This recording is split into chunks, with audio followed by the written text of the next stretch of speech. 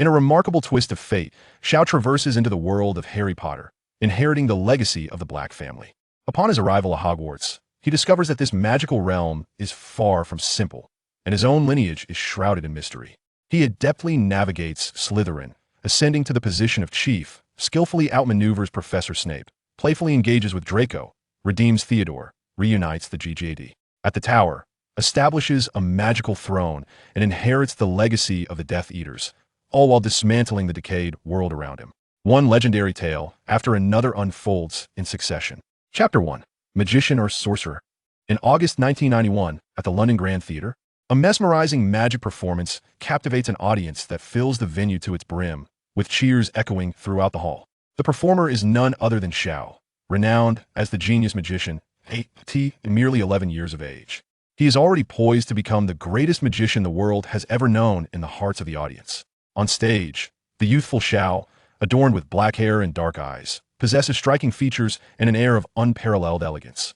Clad in a tailored black tailcoat and topped with a high hat, he appears far from diminutive. Surrounding Shiao are over 200 assorted playing cards, seemingly ordinary, yet animated like butterflies, dancing gracefully in the air. Enhanced by the vibrant lights above, the scene is nothing short of spectacular. With his hands raised, his slender fingers move with the grace of a pianist, orchestrating the flurry of playing cards that revolve around him, forming astonishing shapes that defy belief, an enchanting display akin to magic itself. In truth, it is not entirely inaccurate to call it magic, for these cards are deftly manipulated through what Shiao refers to as psychokinesis.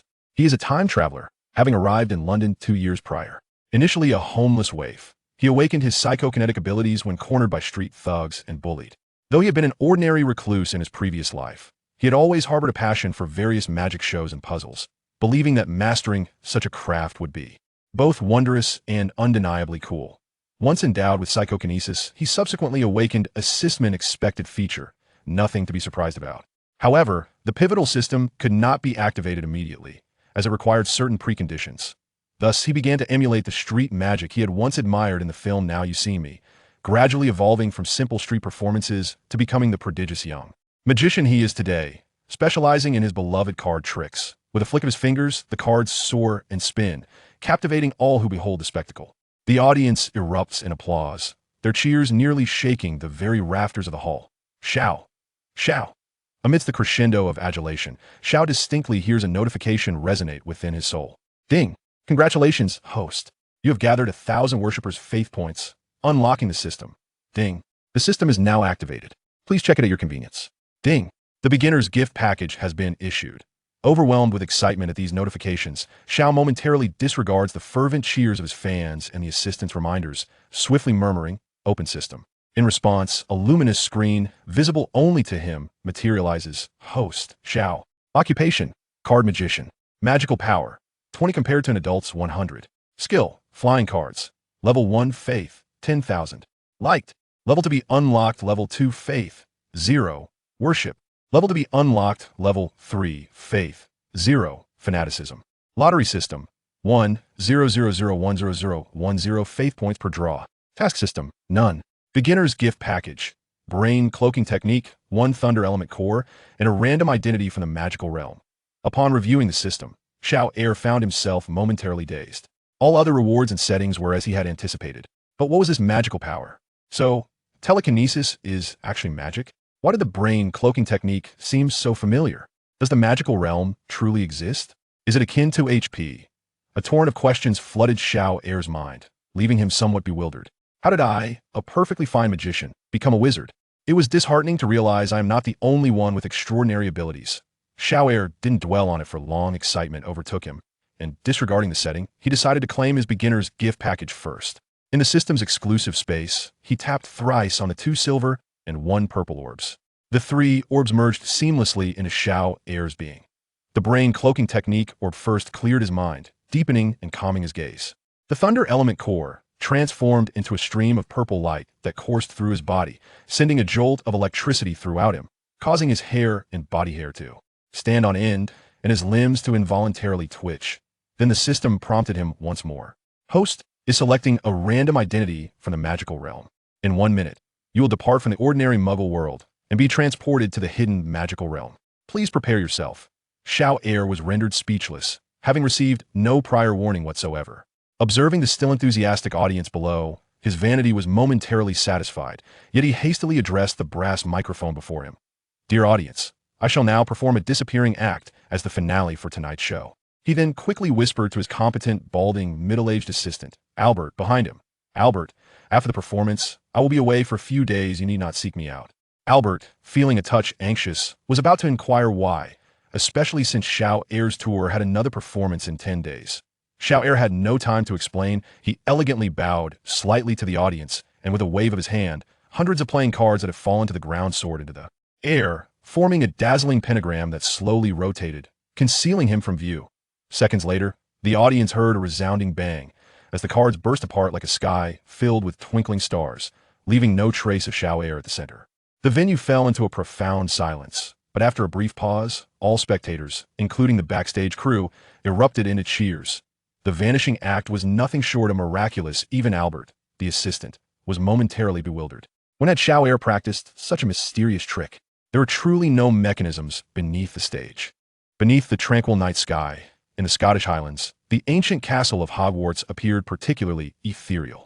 The greatest living white wizard, Albus Dumbledore, was in his office, penning the letters of admission to be sent out. Suddenly, an invisible and formidable surge of magic rippled from afar, causing dark clouds to gather ominously in the sky, accompanied by flashes of lightning and the rumble of thunder. Within a towering structure on campus, a rhythmic pulse resonated profoundly. Dumbledore's expression changed instantaneously, his form blurred. In a burst of fire, he materialized inside the tower from which the pulsation emanated. Inside, an ancient tome bound in black dragon hide began to open of its own accord, while a faded quill, stirred by the silver ink bottle beside it, leapt from the vessel and began inscribing upon the parchment. This was none other than the admission book, which encompasses all of England, selecting young wizards for enrollment, accompanied by the acceptance quill. Dumbledore gazed at the name that emerged upon the parchment, his pupils dilating with astonishment. Shor Black. Dumbledore pronounced the name slowly. "Aside from Sirius, who is imprisoned in Azkaban, I never anticipated that the Black family still had a legitimate heir wandering in the world." At that moment, the deputy headmistress, Professor McGonagall, who had also sensed the surge of magic, hurried to his side. "Albus." Before she could finish her sentence, Dumbledore had vanished from the tower, leaving only a directive in the air. "I shall pursue the trail of magic to uncover the truth. Please continue to write the admission notices for the young wizards." McGonagall sighed, exasperated that she had finally managed to get Albus, the notorious slacker, to attend to some serious business, only to have him slip away again on some pretext. Yet upon seeing the name inscribed in the admission book, she too momentarily lost her composure. Meanwhile, in Austria, at the towering fortress of Nurmengard, the words "for the greater good" above the entrance appeared particularly worn and faded. In a sparse cell at the pinnacle of the tower, an emaciated elder sat with his knees drawn close, feigning slumber. Suddenly, as if sensing something profound, his silver eyes sparkled with visions of the future. After a moment, the elder murmured to himself, "It is different now. Everything has changed." From despair, a glimmer of hope has finally emerged. This was followed by a hearty laugh from the elder. "Albus, I have not yet lost." Chapter 2. The First Encounter with Dumbledore. On a tumultuous coastline in England, where dark clouds perpetually shroud the sky and waves crash violently against the jagged rocks, there lies a concealed cave, a location difficult to discern. Suddenly, a radiant purple light flickers, and a boy clad in a tailcoat unexpectedly materializes on the rocky shore beside the cave. The already heavy clouds churn ominously, and the purple light flashes erratically. Shaw is violently thrown to the ground, feeling as though he has just been expelled from a drain. After gasping for breath on the stony beach, he recalls a fragment of memory that has just flooded into his mind. After a brief moment of contemplation, he sits up abruptly. "Good heavens, I have truly arrived in the world of Harry Potter, and I have become a descendant of the Black family, with Regulus as my father? Am I here to pay homage to my father?" He coughs, pondering how the system has twisted the narrative into something rather melodramatic. With a sigh, he reflects on the fact that he has become a wealthy heir. Having multiple surrogate fathers does not seem like a disadvantage. In the future, he could vindicate Regulus, thus fulfilling a filial duty. As he revels in the prospect of abundant galleons at his disposal, he contemplates the system's lottery. The recent performance has garnered him several hundred points of level 1 faith value. This faith value is categorized into 3 tiers, suggesting that the lottery pool varies accordingly. Is this absurd system attempting to turn me into a heartthrob? Presently, he possesses 400 points of level 1 faith value, sufficient for 10 draws. He wonders what treasures might await him in the lottery pool, hoping for grand spells like a blue gas stove or fire goddess guidance. Reluctant to expend his hard-earned points, which took him 2 years to accumulate. He recalls his journey from a child known for charming little girls on the street for applause to a performer gracing the grand theaters of London, all of which required considerable effort. Gritting his teeth, he closes his eyes, preparing for a tenfold draw. Will he emerge as a dragon or a mere insect, striving to carve a niche in the magical realm, or will he return home to inherit the Black family legacy? This draw will determine his fate. I aspire to be the lucky one. However, before he can press the lottery button, a thunderous explosion resonates nearby, followed by a flash of red light. A white-bearded old man clad in a moonlit robe and adorned with crescent-shaped glasses appears before Shaw. Shaw stares in astonishment at this unexpectedly benevolent figure, finding him oddly familiar. Upon realizing he is in the world of Harry Potter, he is about to exclaim the old wizard's name when the elder speaks first. Greetings, young man. You must be Shaw Black. Shaw deduces that the man is indeed Dumbledore. Although he is perplexed as to why Dumbledore is present in this location, he feels considerably more at ease knowing he possesses a mental shielding spell. Yes, sir, I am Shaw Black. May I inquire as to your identity? Having exchanged pleasantries, a task is promptly issued by the system. Task issued. Deceive the White Lord, Dumbledore, into sending you home. Reward, 2,000 points of level 1 faith value. Shaw's lips twitch slightly. This system is rather absurd. Albus gazed at the exquisite boy with ebony hair, noting the striking resemblance he bore to the other two Blacks. A hint of nostalgia flickered in his eyes as he spoke gently. I am Albus Dumbledore, Shaw. May I inquire as to your presence here? Where are your parents? Shaw had performed commercially for 2 years, captivating audiences of thousands with his magic, and was no longer the socially anxious recluse. He had cultivated a considerable amount of courage. Moreover, the system had paved a secure path for him, one that could withstand scrutiny. The mental shield had not detected any incursions into his mind, indicating that the old bee was still quite principled. I am an orphan, Shaw replied. I have come here to pay tribute to my father, but I have been unable to enter the cave and can only reminisce from outside. Oh, what a pitiable child. May I ask your father's name? Regulus Black. Upon hearing this name, Dumbledore felt a surge of astonishment mixed with a dawning realization. He could not help but glance back at the cave, suddenly aware that Sirius's younger brother, the long-missing Death Eater Regulus, had silently perished here. He extended his formidable magical senses toward the cave behind him, immediately encountering a powerful barrier. No wonder the young boy could not enter. The dark magic that had set the barrier was all too familiar. As Dumbledore's alertness heightened, so too did his curiosity. What had transpired here, and why had Regulus met his demise in this place? Observing Dumbledore's eager demeanor, Shaw quickly adopted a pitiable facade, shivering in the cold wind for the sake of his mission. Sir? Dumbledore paused, smiling warmly as he cast a warming charm upon Shaw. He knew he must first ensure the comfort of this young boy, for he had many questions about him as well. Shaw, do you understand why your father perished in the cave? Have you lived in the Muggle world all these years? Shaw was reluctant to delve into such discussions with Dumbledore, aware that too much conversation could lead to missteps. However, considering Dumbledore's esteemed identity and formidable prowess in the magical realm, he feigned sorrow. My father claimed he betrayed his leader to protect our family from retaliation, which is why he placed me in the Muggle world at a young age. I only recently learned some details from my father's belongings. Dumbledore observed the sadness etched on Shaw's face, and a wave of compassion washed over him, temporarily suppressing his suspicions. The events of the day felt chaotic, yet he began to piece together the mystery surrounding the cave. If the truth were to be revealed, Regulus would emerge as an unsung hero, and thus, it was imperative to ensure the well-being of his son. Shaw, you have experienced a surge of magic before. You cannot remain in the Muggle world any longer. How about I take you back to your ancestral home? There should be more remnants of your father there. Amidst his sorrowful expression, Shaw felt a spark of excitement. He realized that his fully developed mental shield could fabricate emotions and memories, allowing him to deceive the old bee for the time being. Is this truly possible, sir? Could you retrieve my father's body from the cave? I wish to give him a proper burial. What a kind-hearted child you are. It is indeed possible, but it will require time. Shall I take you home first? Once I locate your father's remains, I shall inform you at the earliest opportunity. Very well, thank you. Dear sir, you are truly a kind soul. Dumbledore nodded, his mind immediately turning to more pressing matters. He had little inclination to delve further into the peculiar surge of magical energy from earlier, attributing it solely to Xiao's exceptional talent and overwhelming sorrow in honoring his father. After all, the young lad would soon be attending Hogwarts, where there would be ample time for exploration. Come, grasp my arm. You may experience a slight dizziness momentarily. Understanding Dumbledore's intention to use apparition, Xiao took hold of the elder's arm. As he did so, a surge of electricity coursed through Xiao, causing Dumbledore to shudder involuntarily. He glanced down at Xiao, his gaze deepening with intrigue. a curiosity that he had previously suppressed now reigniting. After a moment of contemplation, he imparted gently, "It appears your gifts surpass my expectations. You are a remarkable child, and it is imperative that you harness your talents wisely." Shiao felt a jolt of surprise. Had he truly discharged electricity towards the old wizard? His expression shifted as he queried, "Is that so? I have been able to emit electricity towards certain objects before. Does this qualify as a unique ability?" Dumbledore's eyes, framed by blue spectacles, glimmered with significance as he remarked, "Indeed, quite unique. Another genius has emerged from the Black family." Suppressing the urge to roll his eyes, Shiao noted that Dumbledore seemed disinclined to probe further, perhaps adhering to the principles of the righteous side. He cast a glance back at the cave behind him, hesitating to disclose to Dumbledore that the Horcrux within was a counterfeit, lest he encounter unnecessary trouble.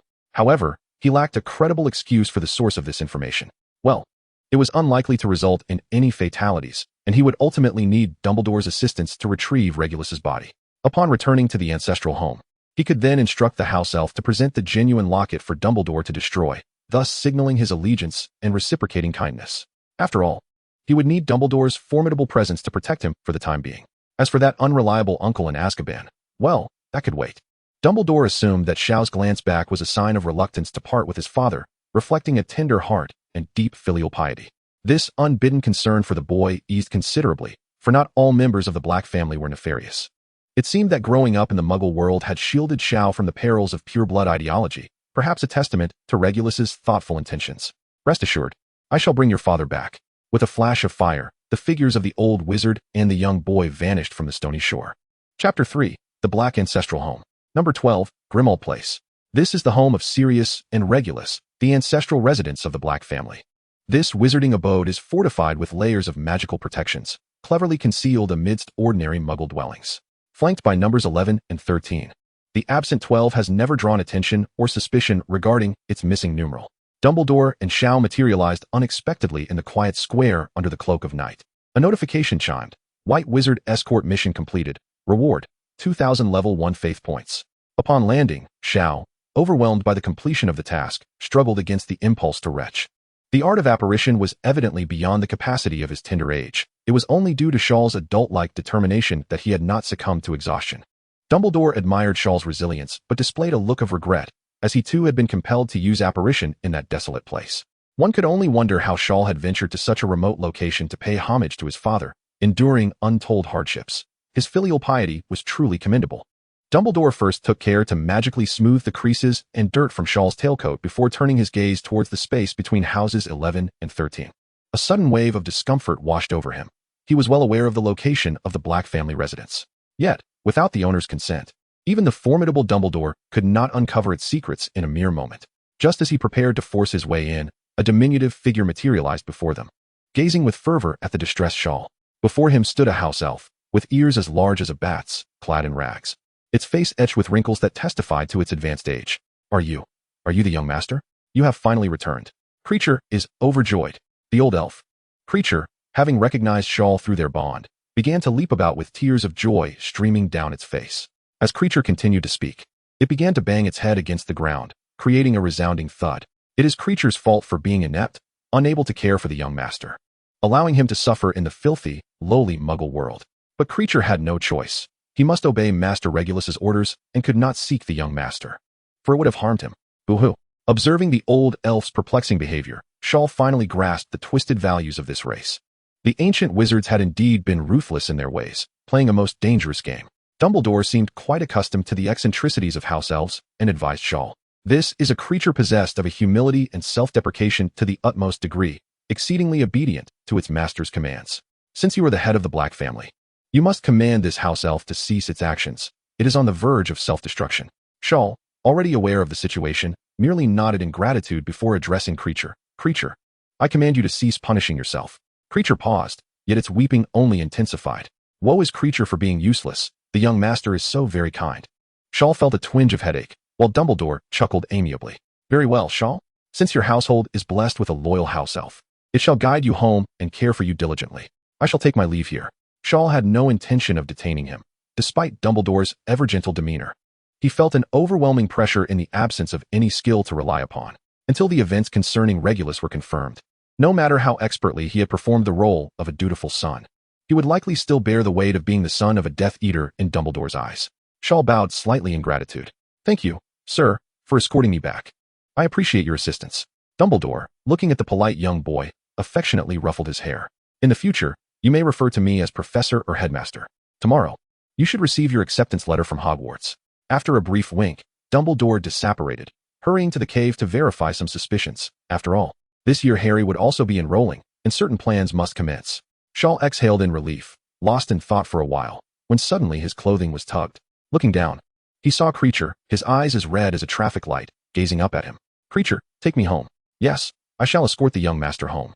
With a snap of his fingers, the jubilant Creature made Shaw feel as though time had shifted, and in an instant, they found themselves in a dimly lit room.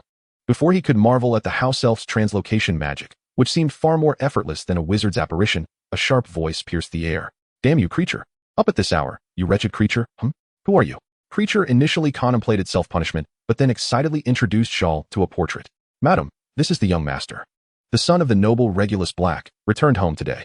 Shaw felt a slight headache as he gazed at the portrait of the elderly woman. Elegantly attired, yet with a distorted expression, drool lingering at the corners of her mouth. The frenzied woman's forced smile was even more unsettling. Has my grandson returned? Splendid. Regulus is wonderful in every way, but why send you to that filthy, lowly muggle world? Dear, what is your name? I am your grandmother, Walburga Black. Grandmother, hello. I am Shaw.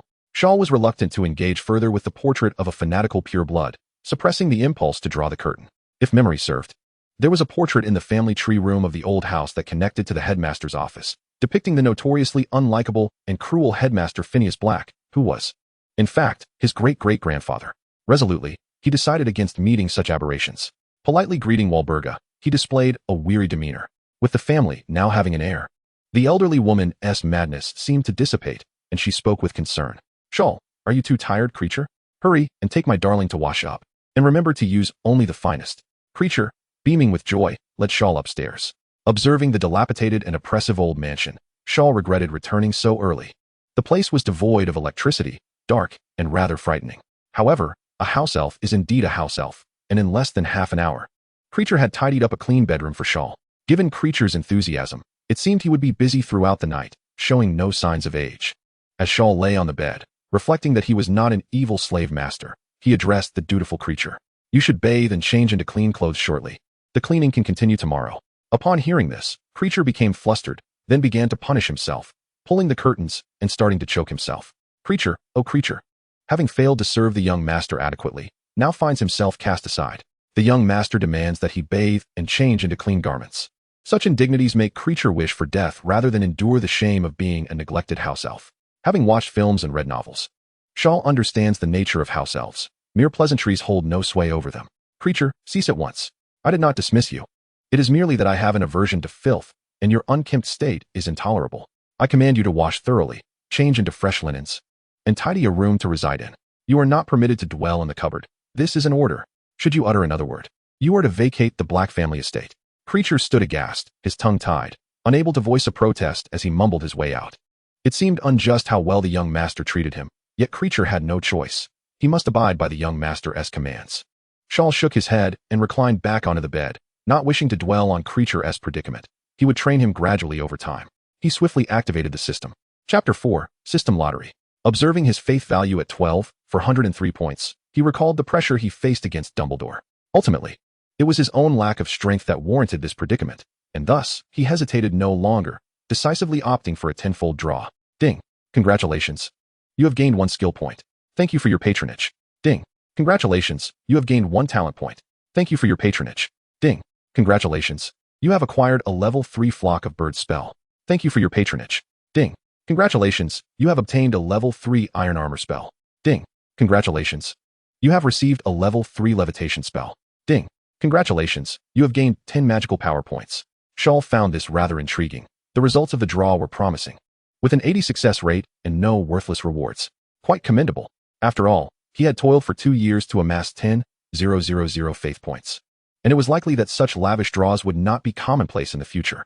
In total, he acquired 3 level 3 spells, 2 skill points, 2 talent points, and 10 magical power points. This was merely a level 1 lottery. One could only imagine the treasures awaiting in level 2 and level 3 draws. Undoubtedly, the path ahead would lead him to become a captivating figure. Upon accessing the system interface, he discovered it had been comprehensively updated. System: Host Shor. Occupation: Wizard Card Magician. Magical Power: 30, Adult Standard: 100. Talents: Lightning Element Affinity. You are the child of the lightning element. Dark Magic: 6, Exceptional Talent. White Magic: 3, Transfiguration: 3. Potions: 3, Decent Talent. Herbology: 2, Magical Creatures: 2, Mediocre Aptitude. Alchemy: 0, Divination: 0, Abysmal. Abandon hope, for without significant fortune, activation is impossible. Skills: Mental Sealing Technique. Flock of Birds Level 3, Iron Armor Level 3, Levitation Level 3. Skill Points: 2, Talent Points: 2. Level 1 Faith Value: 2, 403. Level 2 Faith Value: 1, to be unlocked gradually. Level 3 Faith Value: 0, Lottery System: 10,000 faith points per draw. Task System: None available. As Shor observed the fully updated system interface, he was momentarily dazzled. Yet, he pondered why his dark magic talent was so remarkably high. Did he truly exude an aura of malevolence? With lips as red as cherries and teeth as white as pearls, one would indeed attract much admiration. Yet, it would be prudent to first delve into the matter of skill enhancement. Those who have traversed the realms of gaming in their past lives understand a fundamental principle: focus on amplifying a particular attribute to its utmost potential. Thus, Shor allocated both of his skill points to the Flock of Birds ability and invested both of his talent points into the realm of dark magic. The Flock of Birds had reached level 5, castable without a wand or incantation, while dark magic stood at level 8, Azkaban. As Shor gazed at the evaluation of Azkaban, a sudden urge to slap himself arose. What if, during the sorting ceremony, he was indeed placed in Azkaban? Would he then share a cell with Sirius Black? Curiosity piqued regarding the evaluations for levels 9 and 10 of dark magic. Shor pondered how to acquire the legendary points required. Observing that his level 5 Flock of Birds could now be cast silently and wandlessly, he decided to experiment. With a casual gesture of his hand towards the air, he willed his magic to flow, and a surge of power erupted from his fingertips. In an instant, a cacophony of golden birds materialized, swirling around him in jubilant flight. This sensation bore a resemblance to his previous manipulation of playing cards, yet in the next moment, those golden birds seemed to respond to his thoughts, transforming into shimmering, spinning cards, their surfaces crackling with arcs of electricity. The ease with which he controlled them surpassed anything he had achieved previously with telekinesis, and the visual effects were nothing short of spectacular. Shor found himself momentarily stunned. Was this the essence of a level 5 spell? It appeared to blend elements of transmutation and lightning affinity. Given his familiarity with playing cards, he reveled in this newfound power, relishing the identity of a magician even now as he embraced the role of a wizard. However, it was not appropriate to have the golden cards wreak havoc within the confines of his room. He resolved to seek a suitable location to test the might of Flock of Birds the following day. As the magical energy waned, the golden cards dissipated into the ether. Shor continued to explore the system, noting a slight increase in his level 2 reverence. After some contemplation, he surmised that this increment stemmed from Cleesh's contributions. Beyond that, he was uncertain. Some matters were best left for tomorrow. He decided to conserve the over 2,000 faith points for future needs. Feeling rather fatigued from the day's exertions, he succumbed to slumber. Meanwhile, after a restful night, Cleesh, having tidied himself up and donned a fresh pillowcase, peeked through the crack of the door at Shor, then resumed his household chores, muttering softly to himself while playfully admonishing his own actions. Cleesh, you must heed your young master's wishes, or face punishment, he mused. But I must ensure that he enjoys a clean and comfortable abode, for he has treated me with such kindness. How could I allow myself to rest? The following day dawned bright and clear. Shor, having slept soundly until 11 o'clock, was roused by a persistent tapping at the window, rubbing the sleep from his eyes. He noticed an owl pecking at the glass with its beak, a letter bound to its talon. Puzzled, he wondered how the owl had managed to bypass the protective enchantments surrounding the old estate. It was indeed a fascinating creature. Rising, he approached the window and opened it, only to receive a peck on his arm as the owl expressed its dissatisfaction, lifting its claw to signal him to retrieve the letter. Shor took the envelope and was about to stroke the owl's head, but the creature, sensing the absence of treats, pecked him once more before flapping its wings and taking flight. Shor chuckled softly, rubbed the back of his hand, and turned his attention to the letter. Upon noticing the shield emblem and the intricate design of a griffin, serpent, and badger on the envelope, he immediately recognized the sender. His excitement surged as he opened the envelope to read its contents. Headmaster of Hogwarts School of Witchcraft and Wizardry, Albus Dumbledore. President of the International Confederation of Wizards. Chief Warlock of the Wizengamot, and first-class Wizard of the Order of Merlin. Dear Mr. Black, we are pleased to inform you that you have been granted admission to Hogwarts School of Witchcraft and Wizardry. Enclosed is a list of required books and equipment. The term commences on September 1st. We await your Al.'s reply by July 31st. Yours sincerely, Deputy Headmistress Minerva McGonagall. Though well acquainted with the contents of the admission letter, Shaw read it multiple times. Who hasn't he experienced the fervor and innocence of youth, brandishing a stick towards the sky and shouting Avada Kedavra?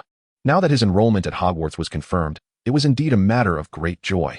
As Shaw pondered the timeline, he realized that this year coincided with Harry's entry into Hogwarts, and a rueful smile crept across his face. Never mind. I would much prefer to join Slytherin rather than Gryffindor, steering clear of the chosen one. A little mediocrity might just prolong my existence. Shaw set himself a small goal when he heard Kreacher's voice from behind. Young master, you are awake. Kreacher has prepared breakfast. Turning around, Shaw noticed that Kreacher no longer appeared as filthy as before. His long ear hair had been neatly trimmed, and he donned a fresh pillowcase. While still somewhat unattractive, he was at least passably presentable. Very well, Shaw nodded in agreement, donning the freshly laundered tailcoat that Kreacher had prepared overnight. He tidied his tousled hair, contemplating a trip to Diagon Alley to purchase a few garments. Perhaps, he mused, he might also visit Gringotts to ascertain the extent of his inheritance. Chapter 5. The Slytherin Locket Box. Stepping out, Shaw beheld the transformed corridor, now adorned with a pristine cashmere carpet and radiant wall sconces. The previous scent of decay had vanished without a trace. Descending to the sitting room, he found it meticulously arranged. The antique furniture gleamed with a polished sheen of tung oil. Although the dominant color remained black, an air of classical elegance enveloped the space. Remarkably, in just one night, Kreacher had rejuvenated the old estate, truly a testament to the diligent loyalty of a house elf. As Shaw seated himself at the dining table, he gazed at the steaming breakfast laid out on silverware and could not help but exclaim, "Kreacher, this is splendid." Hearing this simple praise, Kreacher was overcome with emotion. Wah! Kreacher has once again received the noble Black's commendation. It is Kreacher's hope that after his passing, the young master will sever his head and hang it upon the wall. Shaw nearly retched upon hearing the latter part of Kreacher's statement after taking a bite of the sausage, quickly retorting, "Silence." Subsequently, I found myself accepting the notion of a quality education characterized by the principles of 5 virtues and 4 beauties, devoid of the condescending attitude typically associated with true nobility. Perhaps, I could even glean a modicum of 3rd-level faith value from Kreacher. Thus, I commanded, "Kreacher, do join me at the table. Do not punish yourself. Neither now nor in the future is such an action permitted. This is an order." Kreacher hesitated, rooted to the spot. After a moment, under the scrutinizing gaze of Shor, he reluctantly perched himself on the edge of the chair, trembling hands reaching for the toasted bread that Shor had pushed towards him. With each bite, an overwhelming urge to chastise himself arose. Shor cast a fierce glance in his direction before attending to his own meal, the taste neither remarkable nor abysmal. After 2 years of British cuisine, one comes to understand that this land lacks the soil for culinary delights. Now that stability had been achieved, it was time to consider the needs of his own palate. After consuming what could only be described as a haphazard amalgamation of breakfast and lunch, Shor finally recalled pressing matters. He did not hasten to Diagon Alley, but instead inquired of Kreacher, "Before my father passed, did he entrust you with a locket box?" Kreacher's gaze flitted about nervously, yet under Shor's persistent questioning and orders, he reluctantly agreed to retrieve a locket box inscribed with letters. "I perceive your desires. Open your mind, and I shall impart upon you formidable magic. Power, status, wealth, beauty, anything you yearn for, I can bestow upon you. Child, I see your innermost ambitions. You crave the adulation and reverence of the masses. Embrace me, and all of this shall be yours." Holding the locket box, Shor's expression became momentarily vacant, gradually morphing into one of avarice and fervor. Yet, in the next instant, clarity returned to his eyes. Gazing at the locket box, he murmured, Voldemort's Horcrux is indeed sinister. Once I released my mental barriers, I found myself stirred. So, I am ultimately just a mere mortal." Kreacher, visibly anxious at the sight of the young master's well-being, contemplated striking his head against the ground, fearing he had nearly brought harm to him. As if anticipating this, Shor immediately interjected, reiterating that self-punishment was forbidden. He paid no heed to Kreacher's quiet murmurs about his own excessive kindness, instead deliberating on how to handle the Horcrux. Ding. Detection of an evil soul. Would you like to filter and absorb it? Caught off guard, as he lacked both the Fiendfire Curse and Basilisk Fangs, Shor was astonished to discover this feature within the system and promptly chose to absorb it. Such a trinket as Voldemort's Horcrux deserves to perish post-haste. Ding. Absorption commencing. Suddenly, a piercing roar erupted from the locket box, and thick clouds of black mist surged forth, enveloping Shor in an icy, malevolent sensation. He seemed to glimpse within the depths of the dark mist a pale, snake-like visage devoid of a nose, resembling a dual-pronged plug. In the next moment, the black mist dissipated entirely, evidently having been thoroughly absorbed by the system, and the insidious whispers that had once lured souls were silenced. Eagerly, Shor accessed the system to ascertain any alterations since the prior state. Indeed, a comparison revealed notable advancements. His magical power had increased by 10 degrees, now standing at 40 degrees, at the first level of the Water Element Affinity Talent and the second level of the Avada Kedavra Curse, as well as the first level of Parcel Tongue. Shor found it unsurprising that he had acquired the Deadly Curse and the Serpent's Tongue. Such developments were to be expected. However, the unexpected addition of the Water Element Talent piqued his curiosity. Previously, his full-value Lightning Element Talent had been a gift from the system, allowing him to imbue his spells with an electrical attribute. Now, the Water Element Talent appeared to be something he could glean from Voldemort himself. At that moment, his understanding of magic was virtually non-existent, yet he could surmise from the very depths of his being that elemental talents were indeed precious, likely enhancing similar spells. If he were to specialize in lightning-based incantations, their potency would surely be formidable. Moreover, Hogwarts' 4 houses represented not merely 4 creatures, but also the elements of water, fire, wind, and earth, hinting at a broader significance. It seemed imperative that he prioritize the collection of Horcruxes, as he was determined to elevate his water element talent. Beside him, Creature timidly inquired, "Young master, can you not destroy this accursed locket?" Sobbing, Creature lamented his own inadequacy, feeling he had failed to fulfill Master Regulus's final wish. Shor waved his hand, signaling Creature to silence himself. "Do not be disheartened. I have already obliterated the malevolent presence within the locket. You have fulfilled my father's wish." With tears and mucus staining his face, Creature lifted his disbelieving visage. "Is it truly so? That is splendid news. Young master, you are indeed as noble and exceptional as Master Regulus." After allowing Creature a moment of joy, Shor instructed him that henceforth, should anyone inquire about the matter, they must assert that it was Regulus who destroyed the locket, thereby enhancing his late father's heroic reputation. Later, Shor casually explored the old residence, noting its considerable size and the many areas still in disarray, which only deepened Creature's guilt. Unfazed, Shor directed him to tidy specific spaces first, such as his father's chamber, the study, the underground library, and the spell practice room, while indicating that the remaining areas could be addressed gradually. In the afternoon, Creature transported Shor via apparition to the entrance of the Leaky Cauldron. Due to the muggle-repelling charm in effect, ordinary passers-by paid no heed to the shabby, narrow wooden door. Shor had a considerable shopping list, although the household items were antiques and Creature had kept them meticulously clean. He found the dark decor of the Black family unappealing and intended to undertake a significant renovation. Thus, a visit to Gringotts to withdraw funds was essential. Upon pushing open the door of the Leaky Cauldron, a bewildering lang of odors assaulted his senses, accompanied by a cacophony of voices. Inside the cramped, dimly lit tavern, the walls were worn and mottled, with various wizards gathered around rickety wooden tables, casually sipping butterbeer and engaging in animated conversation. A hunchbacked, bald-headed old man, clearly the proprietor, greeted all with a toothy grin. As Shor entered, several patrons paused, taken aback by the sight of this refined young man, pondering how they had not encountered him before. Nevertheless, no one voiced their thoughts, as it was understood that those who traveled with house elves hailed from pure-blood families. The bar owner, Tom, was indeed acquainted with Creature, as Creature too required sustenance and would occasionally frequent the Broken Cauldron over the span of a year or so. Thus, when Tom observed Creature respectfully trailing behind an individual, he surmised the identity of the dark-haired boy. Unable to endure the peculiar atmosphere, Shor and his companions hastily navigated through the throngs toward the entrance of Diagon Alley. Once they departed, someone turned to Tom and remarked, "Old Tom, it seems you know that dark-haired boy from before. Which pure-blood young master is he? How does he dare to venture into Diagon Alley alone?" Old Tom chuckled heartily, affirming that indeed, he was a scion of a pure-blood family, likely a new student at Hogwarts this year, and possessed of a notably noble lineage. Those who had previously taken advantage of him were destined for misfortune. The others continued to inquire, yet Old Tom remained tight-lipped, merely stating that they would soon discover the truth. Chapter 6, Wealth Awaits. At the entrance of Diagon Alley, Shor witnessed Creature tapping a few points on a wall, and he was immediately treated to a renowned scene from the Harry Potter universe. The brick wall split down the middle and rolled aside like a curtain, the stacked bricks coming to life as if animated, an exhilarating sight that stirred Shor's emotions. Inspired, he envisioned an alternative scenario using playing cards, imagining it would be even more spectacular. Once an archway appeared, it revealed a cobblestone street that wound ahead until it vanished from sight. Along the street, various shops lined both sides, many of which exhibited the architectural style of the Victorian era, dating back centuries. The peculiar display cases showcased an array of wares, from cauldrons to pets to books. Wizards clad in pointed hats meandered through the streets, and the medieval ambience left Shor somewhat awestruck. Though magic was wondrous, the wizarding world felt insular. A certain thought quietly took root in his mind. Shor and Creature casually perused the bizarre shops until they arrived before a strikingly white building. Young master, this is Gringotts. Ever since Shor had destroyed the Slytherin Locket, fulfilling Regulus's last wish, Creature had begun to refer to him as young master, omitting the diminutive.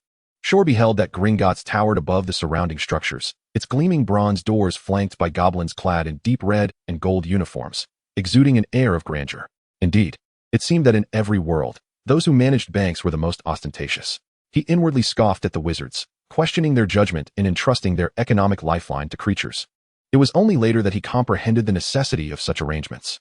Disregarding the warnings posted beside the entrance, Shor strode into the opulent marble hall, glancing at the elevated service counters that required him to look up, which only added to his discomfort. This arrangement undoubtedly hinted at the goblin's underlying sentiments.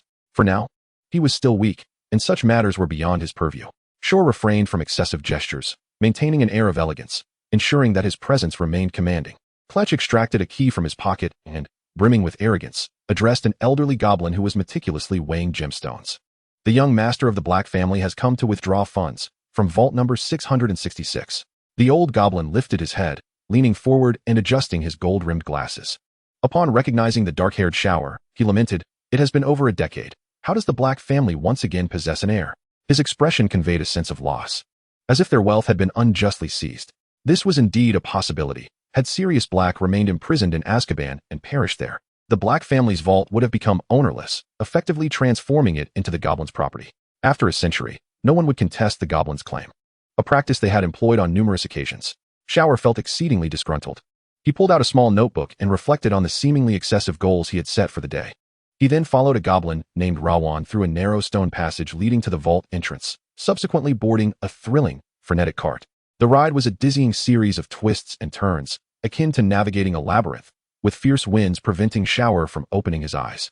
He pondered that this might serve as a security measure, as obscured vision would hinder one's ability to remember the route. The goblins were exceedingly cunning.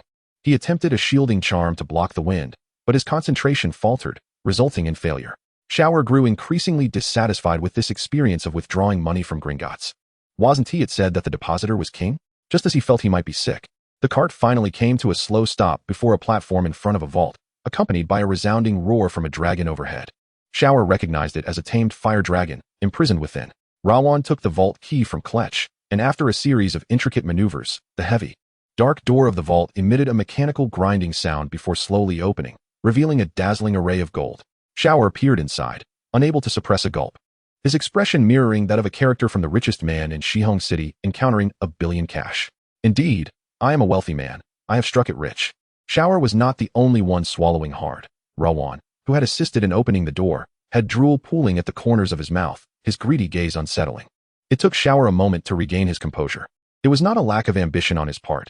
Who wouldn't he exhibit such awe when suddenly encountering wealth after prolonged poverty?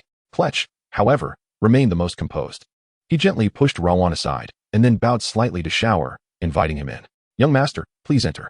Taking a deep breath, Shower stepped forward. In the center of the vault stood a towering heap of galleons, dazzling to the eyes. Various magically infused alchemical products and precious alchemical materials were displayed on the surrounding iron shelves, with a large ebony chest at the back. "Kletch, how many galleons do you think are here?" Shower inquired. "Young master, I cannot say for certain, but I estimate there are at least 200,000 to 300,000 galleons." Well, Shower couldn't help but inhale sharply. He was acutely aware of the purchasing power of galleons in the magical realm. Typically, the salaries of Ministry of Magic employees range between 50 and 100 galleons a month, much like the Weasley family. Arthur Weasley works in the Muggle Misuse Office at the Ministry of Magic, earning a monthly salary of 60 galleons sufficient to support an entire household. For instance, at Ollivander's, a wizard's indispensable wand costs merely 7 galleons. Even without the student discount, it would not exceed 15 galleons. It is no wonder that Sirius later gifted Harry Potter a Christmas present, a firebolt worth 1,000 galleons, without batting an eye. With a grand flourish of his hand, Sirius commanded, "Creature, fill the bag. Start with a few thousand for pocket money." Creature had no objections.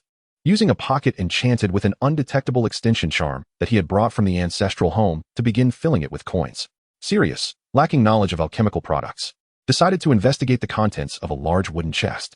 Upon opening the chest and inspecting its contents, he gleaned that it was filled with various magical contracts, some of which he could not comprehend, others written in foreign languages, and some appearing to be in runes. He perused the contracts he could understand, discovering agreements related to shop ownership, real estate estates, and certain alliances with other pureblood families. The investments included full shares and partial stakes in commercial districts like Diagon Alley, as well as remote potion cultivation and dragon breeding areas, all yielding dividends for the Black family, with some even being total investments.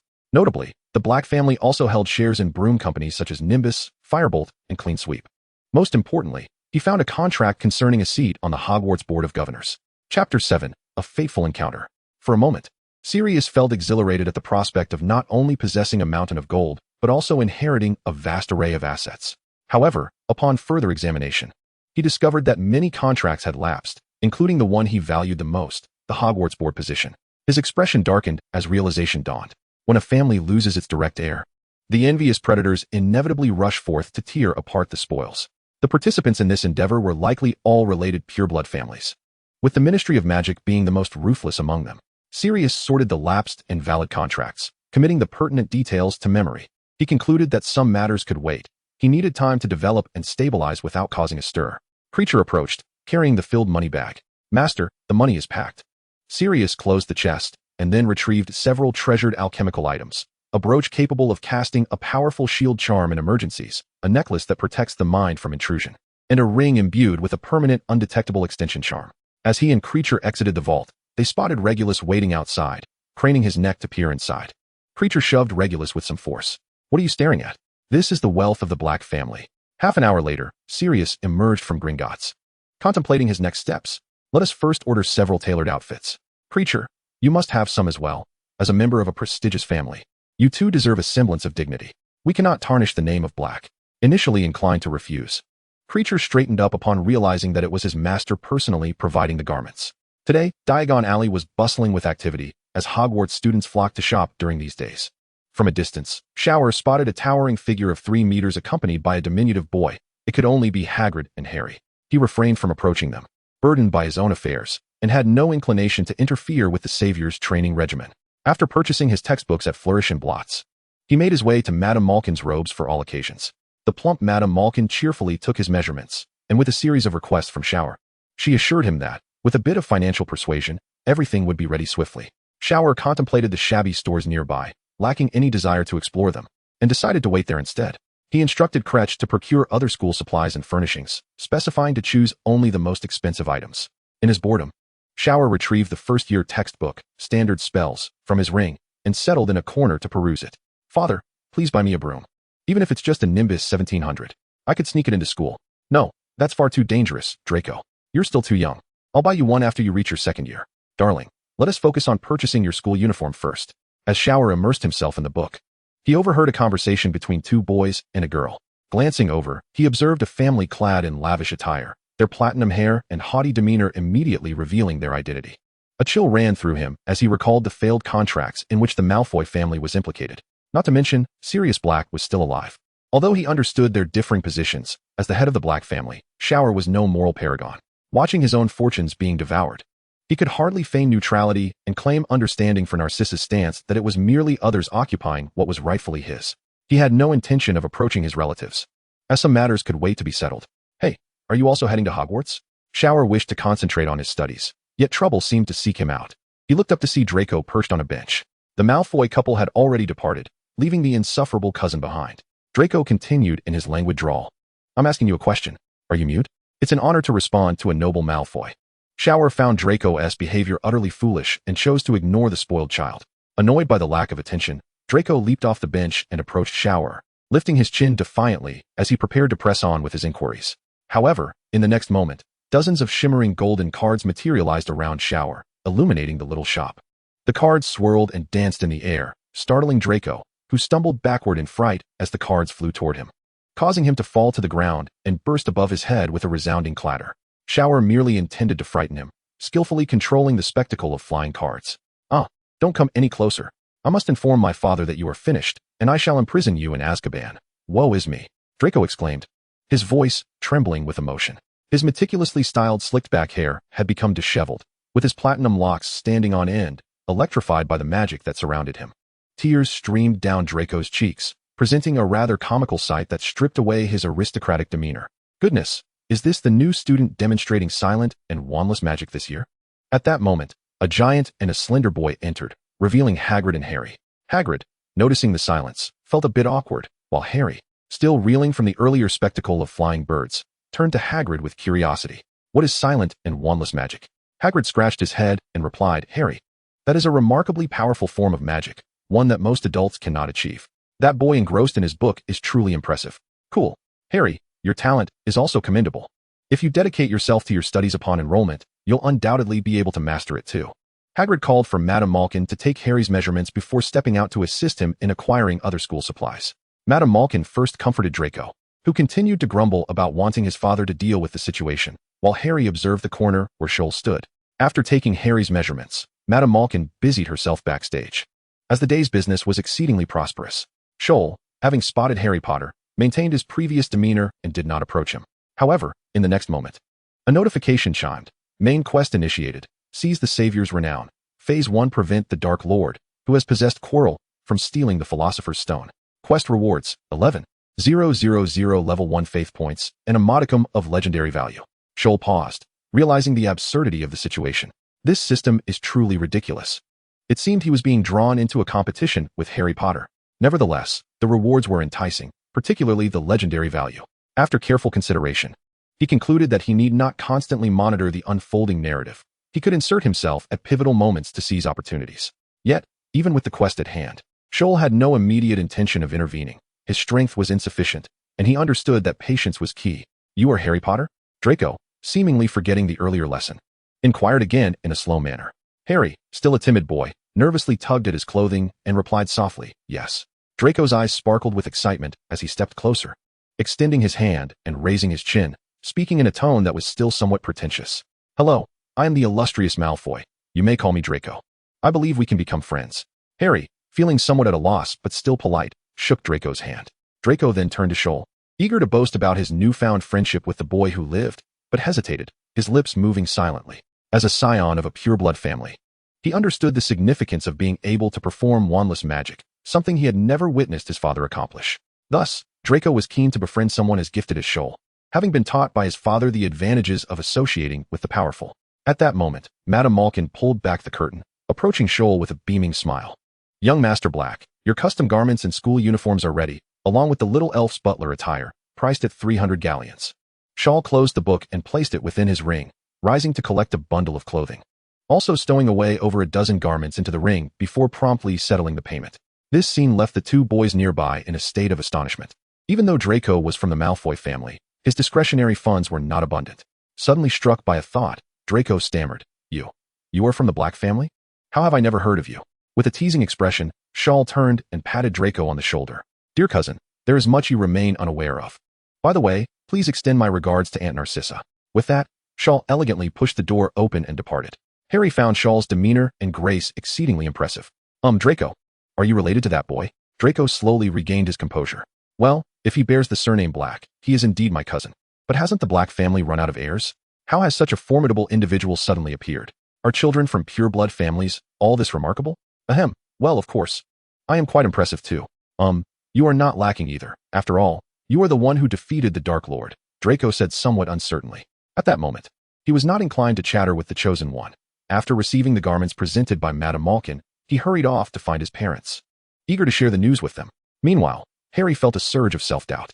Upon arriving at Diagon Alley, everyone marveled at his identity, which made him feel somewhat lightheaded, as his upbringing had instilled a sense of inferiority within him. But now he pondered, was this what it meant to truly be a prodigious youth?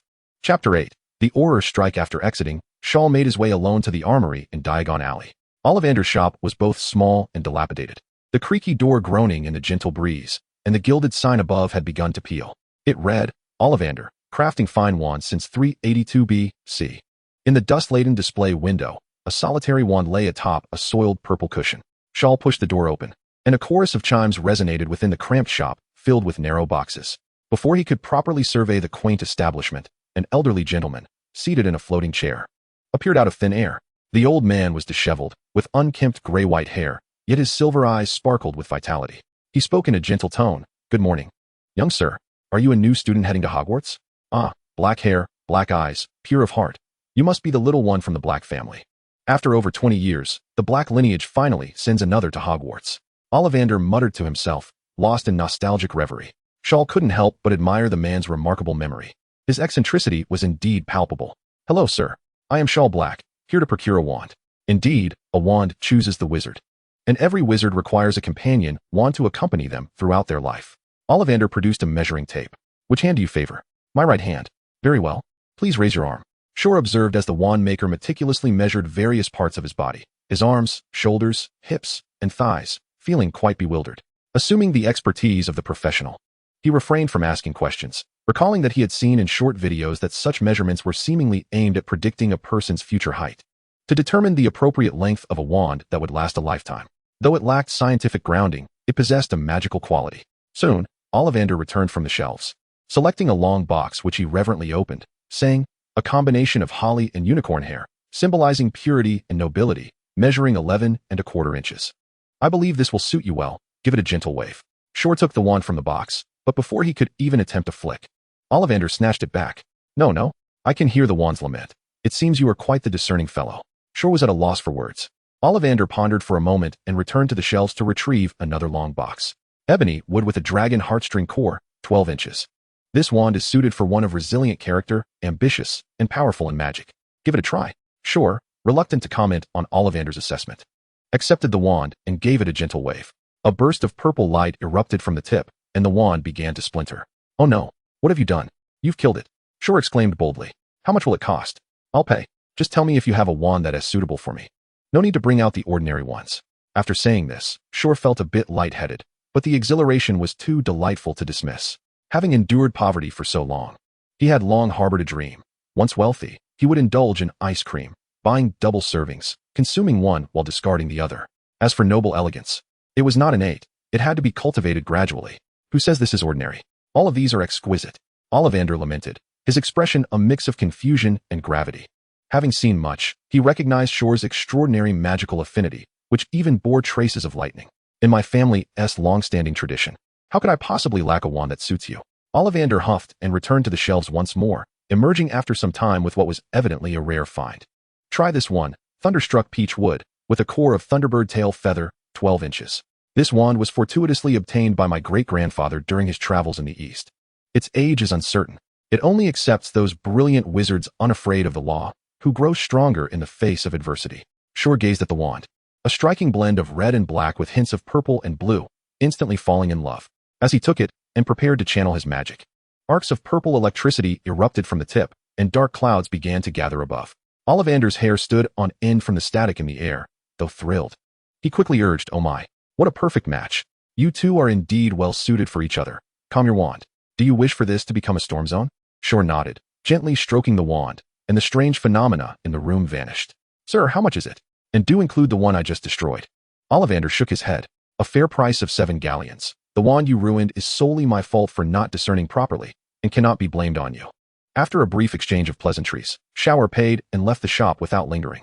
Ollivander, observing the refined young man with dark hair departing, could not help but muse over the emergence of yet another exceptionally gifted wizard, pondering whether his presence would prove a boon or a bane for the magical world. Once outside, Shor contemplated a myriad of thoughts and called out for Creature, who promptly appeared.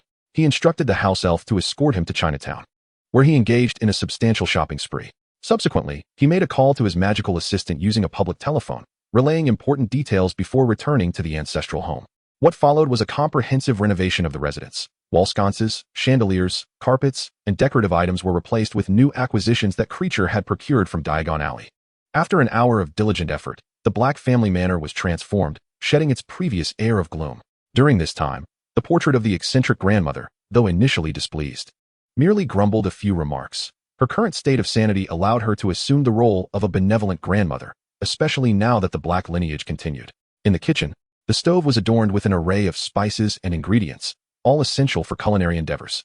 Shor instructed Creature on the proper methods for preparing various dishes, emphasizing the importance of bleeding the chickens and ducks beforehand, and boiling the meat in hot water with ginger to eliminate any undesirable odors. "Today, I will teach you to prepare a few home-style dishes: twice-cooked pork, lion's head meatballs, and mapo tofu.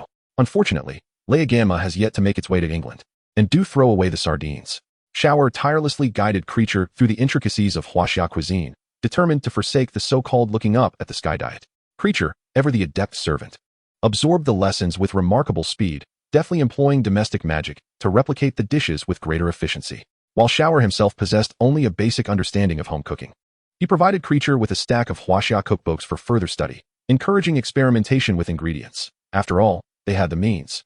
In the dining room, Shor indulged in a hearty feast at the grand table, while Creature, refusing to join him at the table once more, was relegated to a small exclusive table in the corner.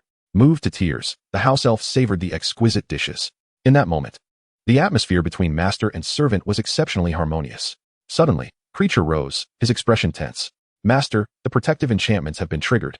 Shor dropped his silver fork and hurried to the window, where he beheld a group of 7 or 8 wizards wielding wands in the square, likely aurors. These aurors were collaboratively casting spells, probing the protective magic surrounding the estate. Shor realized that their presence was a direct consequence of his earlier appearance in Diagon Alley. They were not there to apprehend him, but rather to pursue Regulus, the Death Eater. Although Regulus was deceased, his warrant remained active, and the aurors would require Shor's cooperation at the Ministry of Magic for their investigation. Remaining composed, Shor approached the entrance with an air of nonchalance and addressed the lead auror in a clear voice. May I inquire as to the reason for your intrusion upon my family estate? The leading, robust auror approached with a slightly limping gait.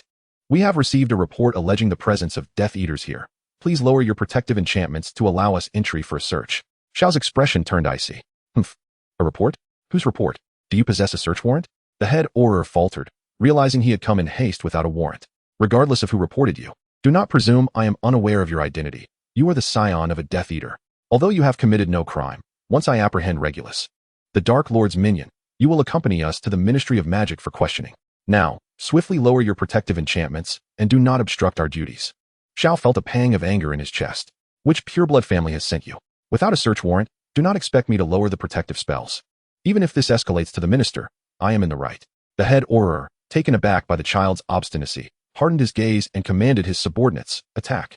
Tear through his defenses. Instantly, a flurry of crimson and azure spells struck the transparent barrier, illuminating every corner of the old residence with magical brilliance, creating ripples and subtle vibrations. Xiao's eyes twitched in exasperation. This was too much. He drew his wand, prepared to counterattack. Suddenly, a melodious phoenix call resonated, and a phoenix patronus, radiating a pearly glow, appeared before the aurors. They halted their assault, and the phoenix addressed the head auror. Scrimgeour, Regulus is deceased. Do not disturb the young one. Once I ascertain the facts, I shall clarify matters with the ministry. Scrimgeour, watching the slowly dissipating patronus, recognized it was a message from Professor Dumbledore. Contemplating Dumbledore's esteemed reputation and assurance, he reluctantly waved his hand and commanded a retreat. The 7 or 8 aurors then vanished in a flurry of apparition. Xiao's expression fluctuated between hope and despair. He was not surprised that Dumbledore was aware of the situation. The Ministry of Magic was akin to a sieve, allowing anyone to infiltrate. Pureblood families, Death Eaters, and even the Order of the Phoenix had their ways. Xiao's concern was not this. He had just felt powerless, and without Old B's intervention, even a desperate stand would have proven futile, ultimately leading to his disgraceful apprehension by the ministry. Inheriting the noble legacy of the Blacks came with immense advantages, yet it also bore numerous complications. The ministry and pureblood aristocracy were not easily navigated, and future encounters would demand both wit and courage. These aurors were likely sent by certain pureblood families to intimidate him. Sighing, he acknowledged the need for rapid growth. Old B had been considerate, granting him another opportunity for gratitude. When the mountain does not yield, let the water flow. Patience in small matters can preserve greater plans. Though Xiao felt vexed, he returned to the old residence to continue his meal. Chapter 9, Self-Studying Spells. After dinner, Xiao resumed his review of the first-year textbooks, realizing that to avoid further indignities, he must enhance his abilities, an undeniably simple truth. Since his arrival, his memory had proven formidable. If not photographic, at least he could grasp the essence after a few readings. Previously, during a visit to the bookstore, he purchased the textbooks for grades 1 through 7 of standard spells, intending to study them in advance. After perusing the first-grade textbook, Xiao encountered a perplexing issue. Theory and practical application were entirely disparate realms. For instance, despite articulating the petrification charm clearly and executing the corresponding gestures with precision, after hours of practice, he achieved no results whatsoever. Ultimately, the little white mouse he had used for experimentation was inadvertently obliterated by his lightning elemental magic. Xiao gazed at the mangled remains of the mouse in silence for a prolonged moment. Could it be that my aptitude for white magic is too feeble? Surely, I cannot delve into the dark arts at this juncture. Although I have mastered the killing curse, I have refrained from attempting it, fearing the taint of negative emotions upon my psyche. Nevertheless, Shor remained undeterred, recalling a scene from a film where Miss Know-It-All instructed Ron that spellcasting required a nuanced cadence, with certain syllables elongated. Clearly, self-study of spells posed considerable challenges. Unwilling to concede defeat, he set aside his book and proceeded to the basement. Home to the Black family library, he had previously glimpsed its contents, and, true to its legacy of millennia, it boasted a vast array of tomes, rich in both light and dark magic lore. He selected several general spellbooks adorned with annotations, which promised to be far more enlightening than the blank slate textbooks. After an extensive search, he also procured a few volumes containing references to lightning magic. Even with the wealth of the Black family library, it took considerable time to locate these specific texts. It seemed that lightning wizards were a rarity in this world, though the reason remained elusive. As Shor made his way back, he inadvertently spotted a volume titled Decoding Cutting-Edge Dark Magic. Intrigued, he pondered that aside from his lightning elemental talent, he could simultaneously experiment with his dark magic abilities from Azkaban, potentially circumventing the pitfalls associated with improper spellcasting. He casually took a seat and delved into its pages. Skipping over the more obscure content, he directly engaged with the section on curses, eagerly learning the first dark spell. 10 minutes later, he waved his wand with nonchalance and intoned the incantation, Corrosive Mist. In an instant, a hissing green fog erupted from the tip of his wand, scorching the nearby bookshelf with a multitude of small craters. Realizing the outcome, Shor promptly ceased the flow of magic. Indeed, it was clear that this dark magic talent was truly reminiscent of Azkaban. Momentarily exhilarated, he soon reflected that it was perhaps unwise to pursue such paths in the current environment. However, mastering a few dark spells for self-defense seemed prudent. In dire circumstances, even the killing curse could serve as a last resort. After sifting through Decoding Cutting-Edge Dark Magic for some time, he selected 2 additional spells, Transfiguration Torture and Blade Throat, alongside the previously acquired Corrosive Mist. This arsenal would suffice. After an hour of meticulous contemplation, Shor rose and entered the adjacent spell practice room, preparing to rehearse his incantations. He faced a practice dummy and began to recite the spells, Transfiguration Torture, Blade Throat. Observing the dummy, he watched as its joints grotesquely contorted before it was cleaved in two. Noticing that all 3 dark spells had reached level 1 within the system, he couldn't help but shake his head in astonishment, exclaiming, the talent for dark magic is remarkably formidable. Shor contemplated that his most formidable talent was, in fact, his affinity for the element of lightning, and he realized he should not lose sight of this. Consequently, he ceased his experiments with dark magic and began perusing several tomes that bore the mention of thunder. After reading through these volumes, he found himself perplexed, for none contained spells of the lightning variety. The sole meteorological incantation merely conjured storms through the manipulation of moisture into clouds. Was this not a squandering of his innate gift? Was he to forge his own lightning spells? Yet, as a neophyte in the realm of magic, Shor's understanding was rather rudimentary. Merely wielding existing spells with proficiency was a commendable feat, let alone creating his own. He had no desire to risk his life in such reckless endeavors. Luna's mother, Pandora, had perished while experimenting with new spells, a cautionary tale that lingered in his mind. Shor sighed, acknowledging that fortune rarely smiled upon those who sought it. At that moment, Creature appeared in a flash. Master, an owl from the Malfoy family has delivered an invitation, requesting your presence at the family dinner tomorrow. Shor paused, then let out a cold laugh. How intriguing. He casually accepted the invitation from Creature's hand and glanced over it. The signature indicated it was penned by Narcissa. The letter was cordial, inviting him to visit Malfoy Manor, while subtly insinuating that his uncle and aunt had neglected their familial responsibilities, allowing him to languish in the outside world for many years. Moreover, it mentioned that young Draco held him in high esteem, suggesting that once Shor entered Hogwarts, their cousinly bond would entail mutual support. After perusing the letter, which made no mention of family wealth, Shor shook his head and tucked it away. Regardless of whether Narcissa's intentions were genuine in rekindling their familial ties, he would not foolishly visit the Malfoy estate while still lacking strength. That would be akin to wagering his life on the sincerity of others. Furthermore, it was not that he placed undue value on material wealth. Rather, his discontent stemmed from a desire for influence derived from controlling economic enterprises. Influence, after all, often equated to power. Master, shall we send a reply? Creature inquired. Convey that I am engrossed in my studies and am unavailable for visits, and I must decline any guests. Creature hesitated, looking at him with concern. Miss Narcissa is a Black family heiress. She is your cousin, and the Blacks and Malfoys have been allies for generations. Shor waved his hand dismissively, his impatience evident. Do as I instructed. Yes, master. Once Creature departed, Shor retrieved the ancient wand left behind by one of his ancestors from the Black family, which he had been using. He resumed his practice of spells. engaging not only in a few dark magic incantations, but also honing the killing curse alongside the previously learned flock of birds and shield charm. He did not overreach.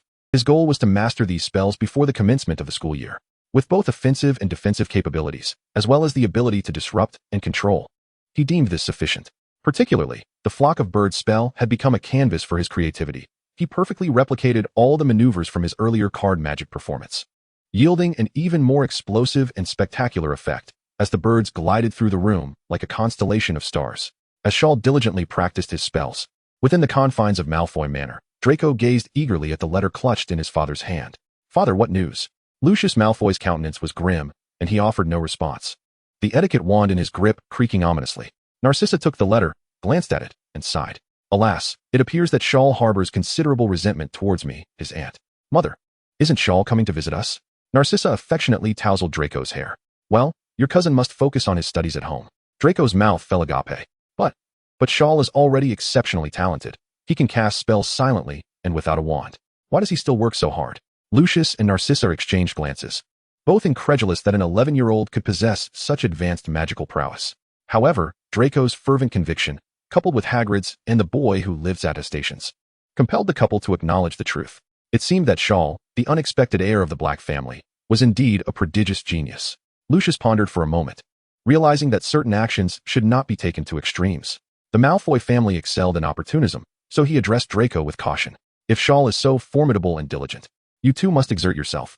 Once you arrive at school, it is imperative that you cultivate a good relationship with him." Draco nodded vigorously. I understand.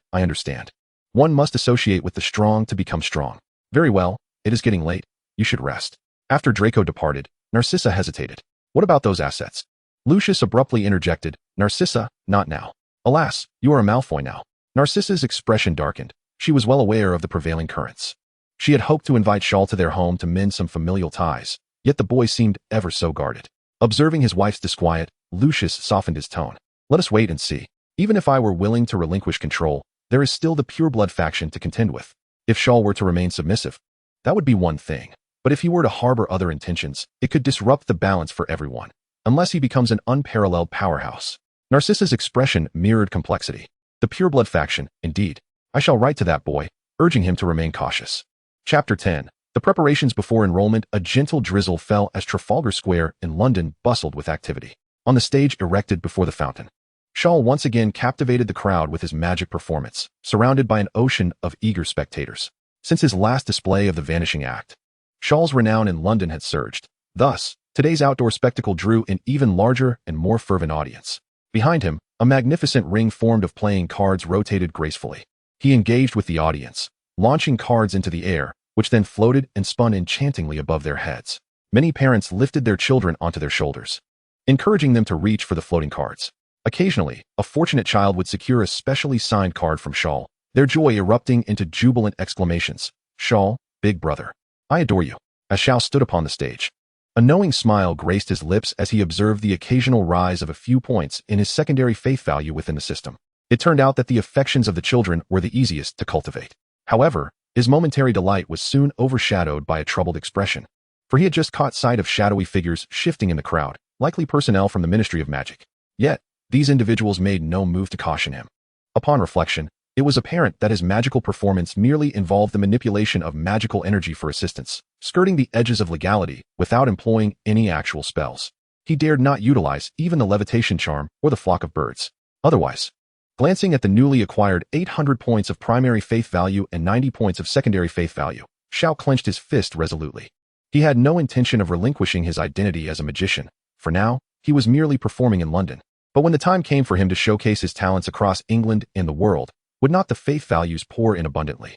Nevertheless, the greatest obstacle impeding his continued performances was the international statute of wizarding secrecy.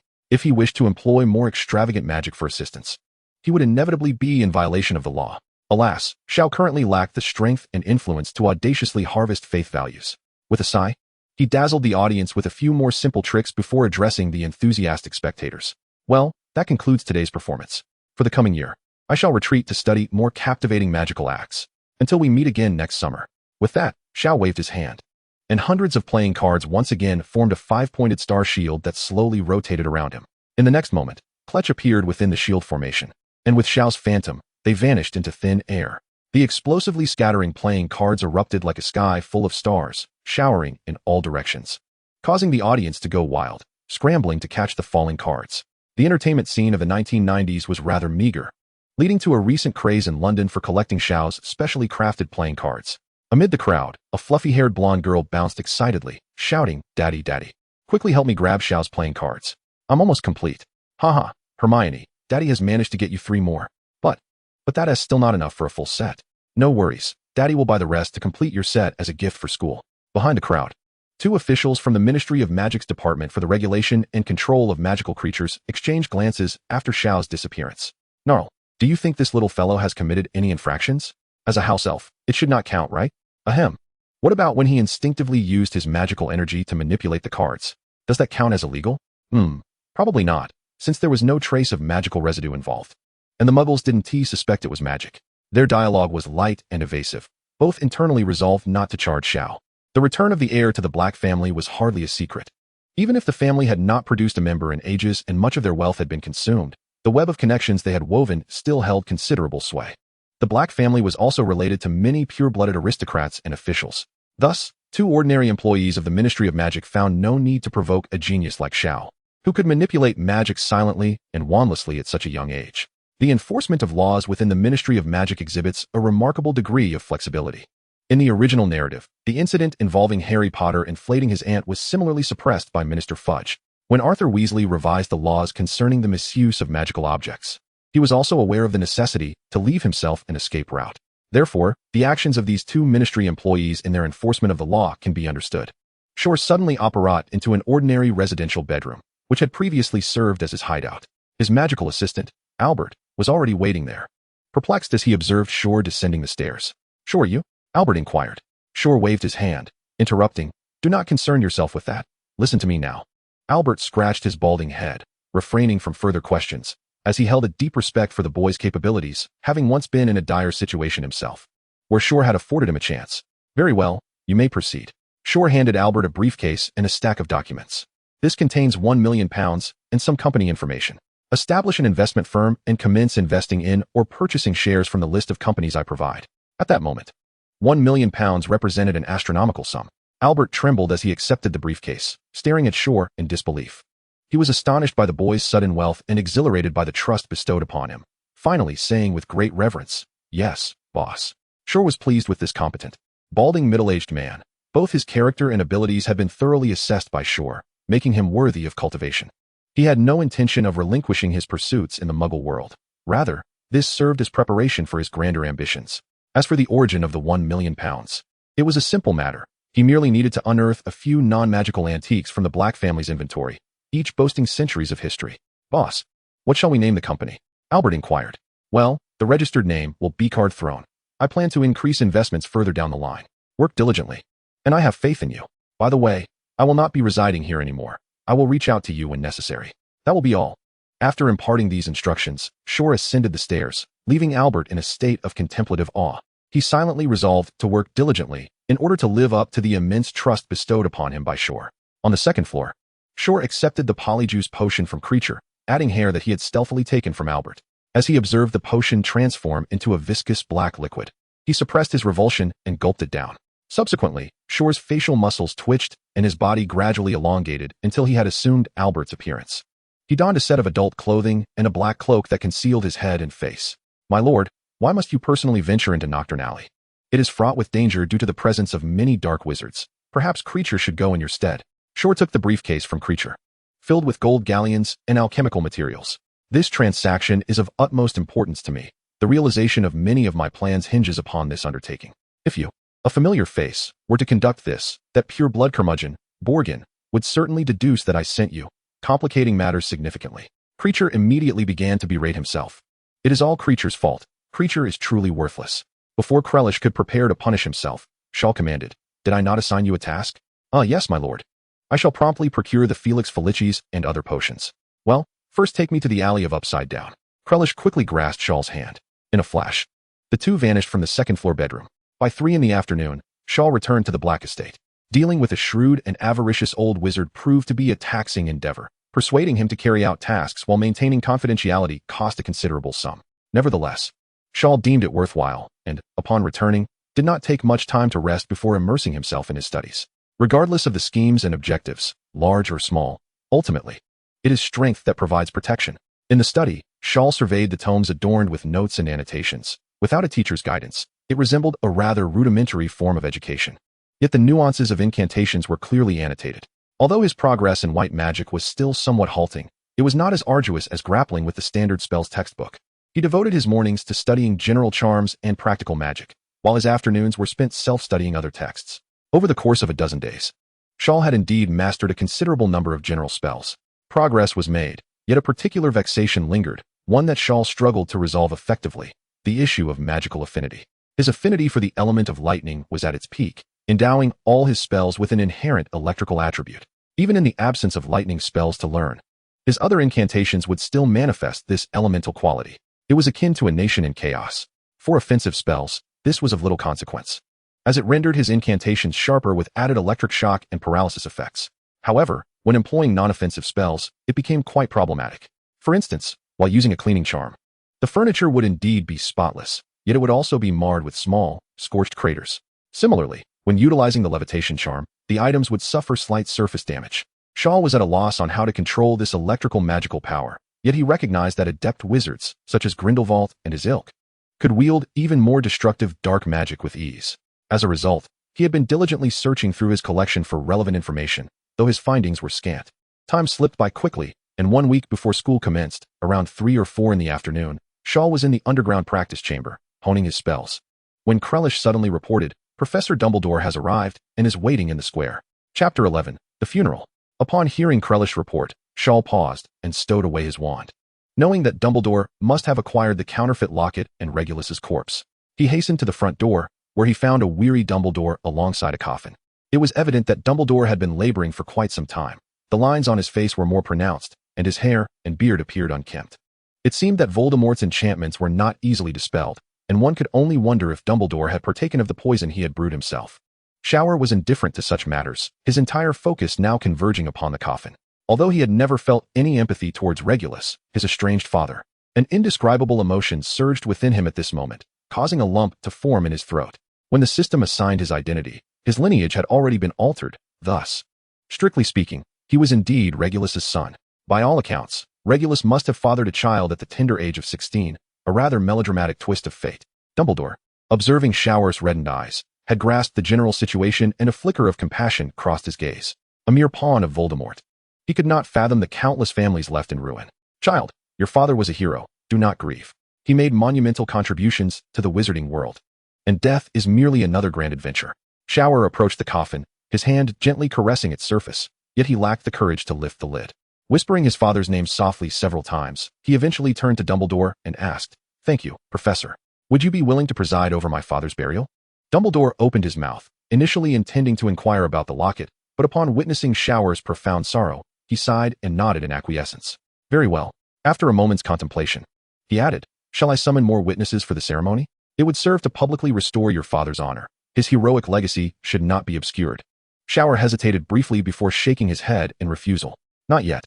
My father died because of Voldemort, and as Voldemort yet lives, I must first eradicate him entirely before I proclaim my father's greatness to the world." Even with his steadfast demeanor, Dumbledore was momentarily shaken by this revelation. "Shor, what do you know?"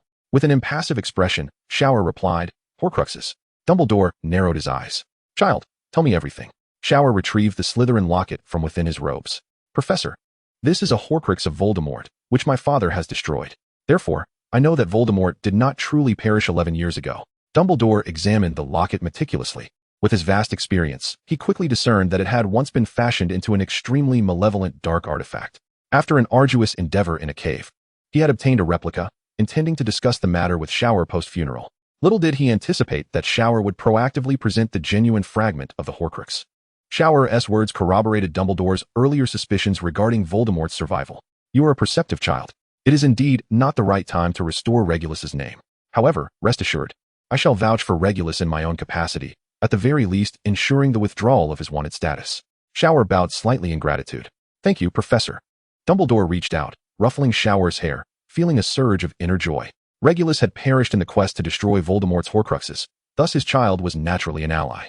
Previously concerned that this exceptionally gifted child might stray from the right path, Dumbledore now felt a sense of relief, resolved to guide him wisely and shower him with affection, ensuring that no further mistakes would be made. Beneath the evening sun, in a secluded yet picturesque countryside, lies the exclusive cemetery of the Black family. Shaw placed a bouquet of white lilies before Regulus's grave, vowing silently to take action, while Clutch had already dissolved into inconsolable tears. Dumbledore observed the dimming sky and gently patted Shaw's shoulder. "Ah, my child, it is time to return." "Very well, Professor." In an instant, the three of them apparat back to Grimmauld Place, where Dumbledore handed Shaw the counterfeit Slytherin locket. "Take this as a keepsake. I require the genuine one to remain as evidence to vindicate your father. Moreover, regarding the matter of Horcruxes, I implore you to keep it confidential." Shaw made no objections, quietly placing the locket into his pocket, and politely extended an invitation. "Professor, do visit my home. In my youth, I worked at a Chinese restaurant, where the kind proprietor taught me a few culinary delights from my heritage. Given all you have done for my father and me, I wish to prepare a meal to express my gratitude." Dumbledore shook his head, interrupting. "Another time, perhaps. The school term is fast approaching, and as the headmaster, I have already been absent for quite some time. If I do not return soon, Professor McGonagall will be on my heels." "Very well. Then it shall have to wait for another occasion." Before departing, Dumbledore winked at Shaw. "The Black family possesses a vast library. At your tender age, I advise you to refrain from delving into tomes on dark magic, as it would be detrimental to your growth. Farewell, my child." Watching Dumbledore vanish in a swirl of magic, Shaw couldn't help but chuckle at the elder's final admonition.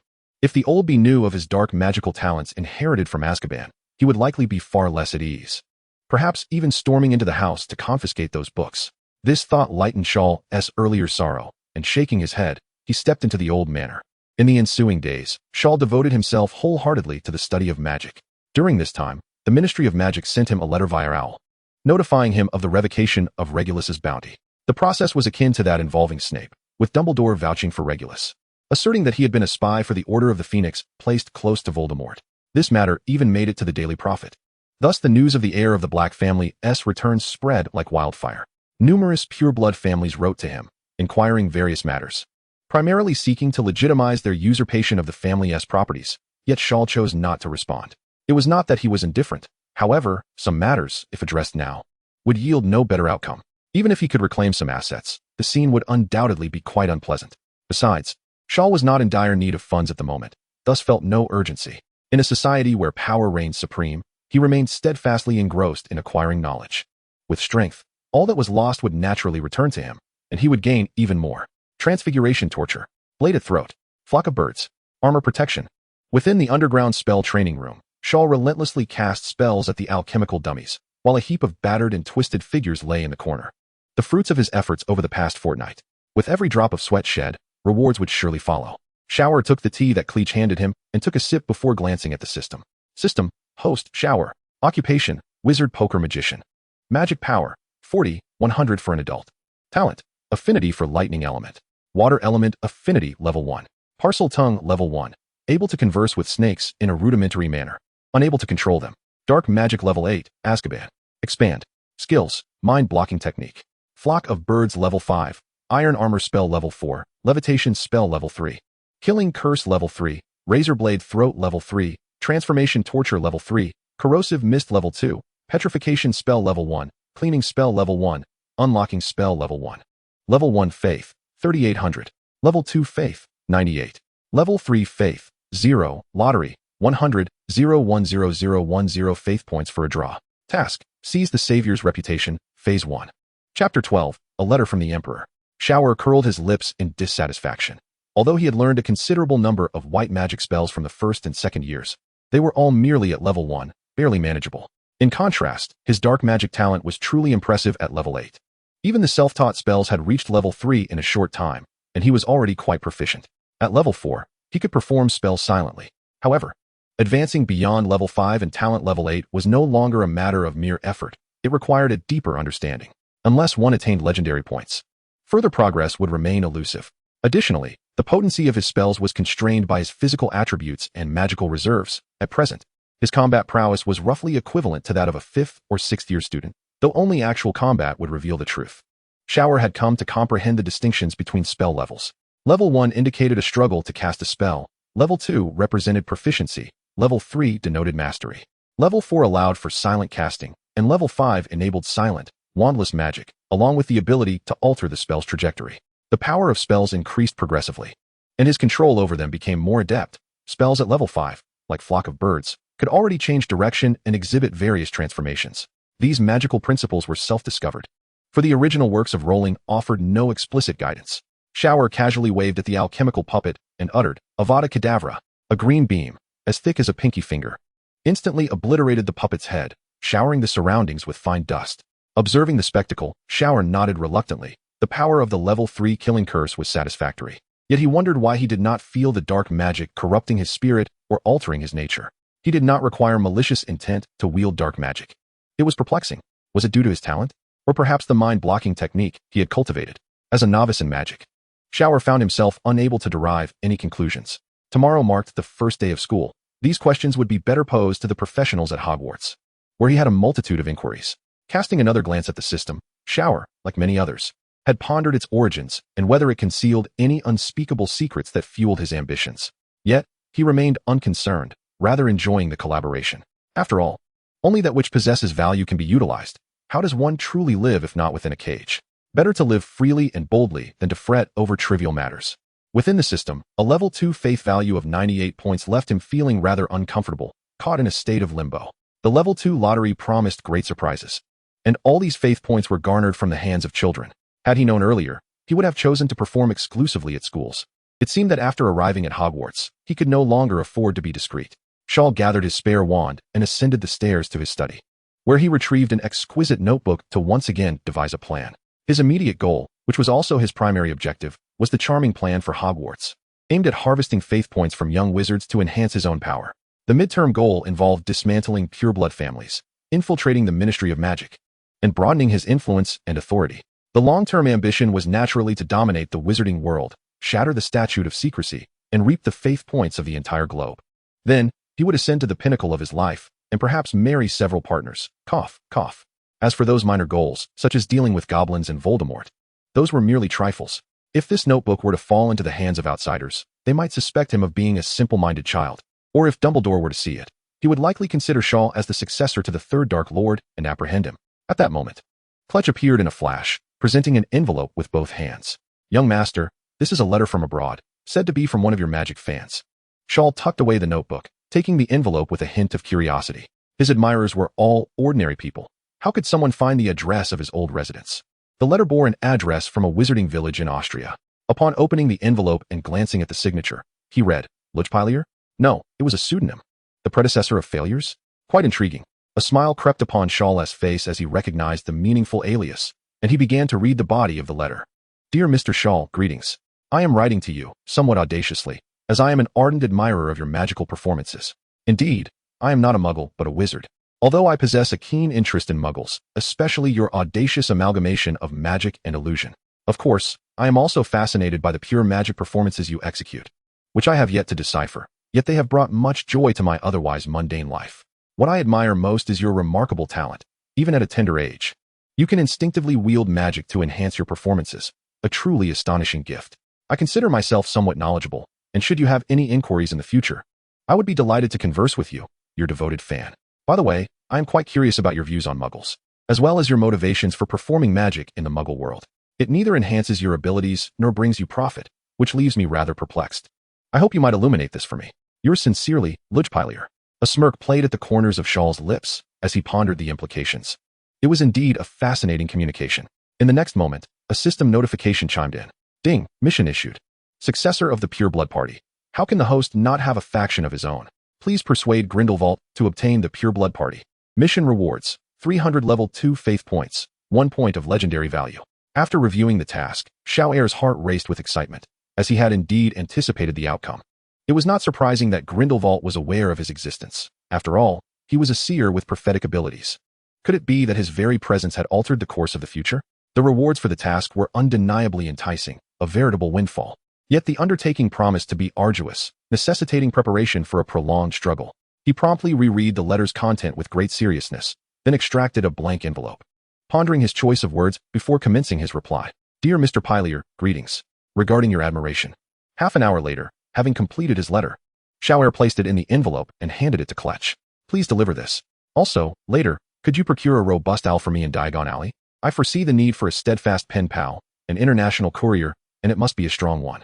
Kletch accepted the envelope with a respectful nod, affirming, "At your command, sir," before vanishing in a puff of smoke.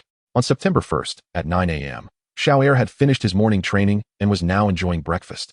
A delightful assortment of Chinese delicacies that Kletch had meticulously prepared. There were soup dumplings, pan-fried dumplings, deep-fried dough sticks, and soy milk. Though the flavors were not entirely authentic, they were certainly preferable to a monotonous diet of sandwiches. After sipping his soy milk, Xiao addressed Kletch upon my arrival at school. "Ensure you take good care of the house. Also, in due time, use the compound potion to sell some non-magical antiques, and send the proceeds to Albert. We must not sever the flow of funds at his end." Kletch, momentarily forgetting his food, coughed before responding, "I can accompany you to Hogwarts. And I can handle the other tasks you mentioned in due course." "Oh, you still have free access to Hogwarts?" "Indeed, the Hogwarts kitchen is staffed with many house elves. I can join them temporarily, as long as I inform the head elf." "How could I not be at your service, sir?" Xiao stroked his chin in contemplation, ultimately conceding, as he indeed required an assistant for certain plans. "Very well, you may accompany me, but you need not board the train with me. Simply apparate directly to Hogwarts in the evening."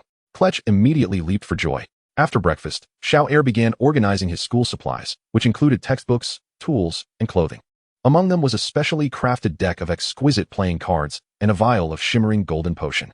The back of the custom cards depicted a throne suspended above a pentagram, radiating a mesmerizing blend of red and blue hues. This was the result of his previous visit to Diagon Alley, where, disguised as an adult through the compound potion, he commissioned the unscrupulous alchemist, Boggins. The Boggins family was renowned in the wizarding world for their alchemical expertise. Xiao had not only spent a considerable sum, but had also provided valuable alchemical materials and recipes, ultimately signing a confidentiality agreement regarding the secret formula. The unique playing cards, aside from being sturdy enough to serve as throwing darts, possessed the remarkable ability to store a spell. In the alchemical section of his family's library, he stumbled upon a remarkable technique that ignited his desire to conjure a spell akin to the legendary 10,000 swords returning to one. Imagine, in a fierce confrontation, with a graceful flick of his wrist, he could send dozens, if not hundreds, of playing cards swirling behind him, only to unleash a torrent of spells upon his adversaries in the blink of an eye. Ah, such a beautiful vision. However, reality proved to be far more unforgiving. Once Xiao acquired the specially crafted playing cards, he soon realized that inscribing storage spells onto them was a formidable challenge. His current understanding of magic was disappointingly rudimentary, and after half a month of effort, he had managed to etch only 5 cards, each inscribed with the familiar spell of the flock of birds. While his grand dream of an overwhelming barrage of spells was temporarily unattainable, these cards could still serve as a useful contingency. The potion he possessed was a precious elixir known as the Fortuitous Potion, believed to bestow good fortune upon its user. Kletch had expended considerable effort to procure even a small amount, ultimately costing him 700 gallons. He also purchased several temporary enhancements for agility, physique, and perception. After all, Xiao was wealthy. It was wise to be prepared. Especially with Voldemort lurking in Hogwarts this year, he was not one to act recklessly. If he could vanquish his foes through monetary means, why not seize that opportunity? "Sir, it is time to head to King's Cross Station," announced Kletch. Xiao nodded, placing a small gift intended for a rather stingy professor into his ring, a trinket he had asked Kletch to retrieve from the house where Sirius had resided before his imprisonment. Finally, Xiao grasped the birdcage and declared, "Let us go." Chapter 13, The Hogwarts Express. In a secluded corner of King's Cross Station, 2 figures materialized.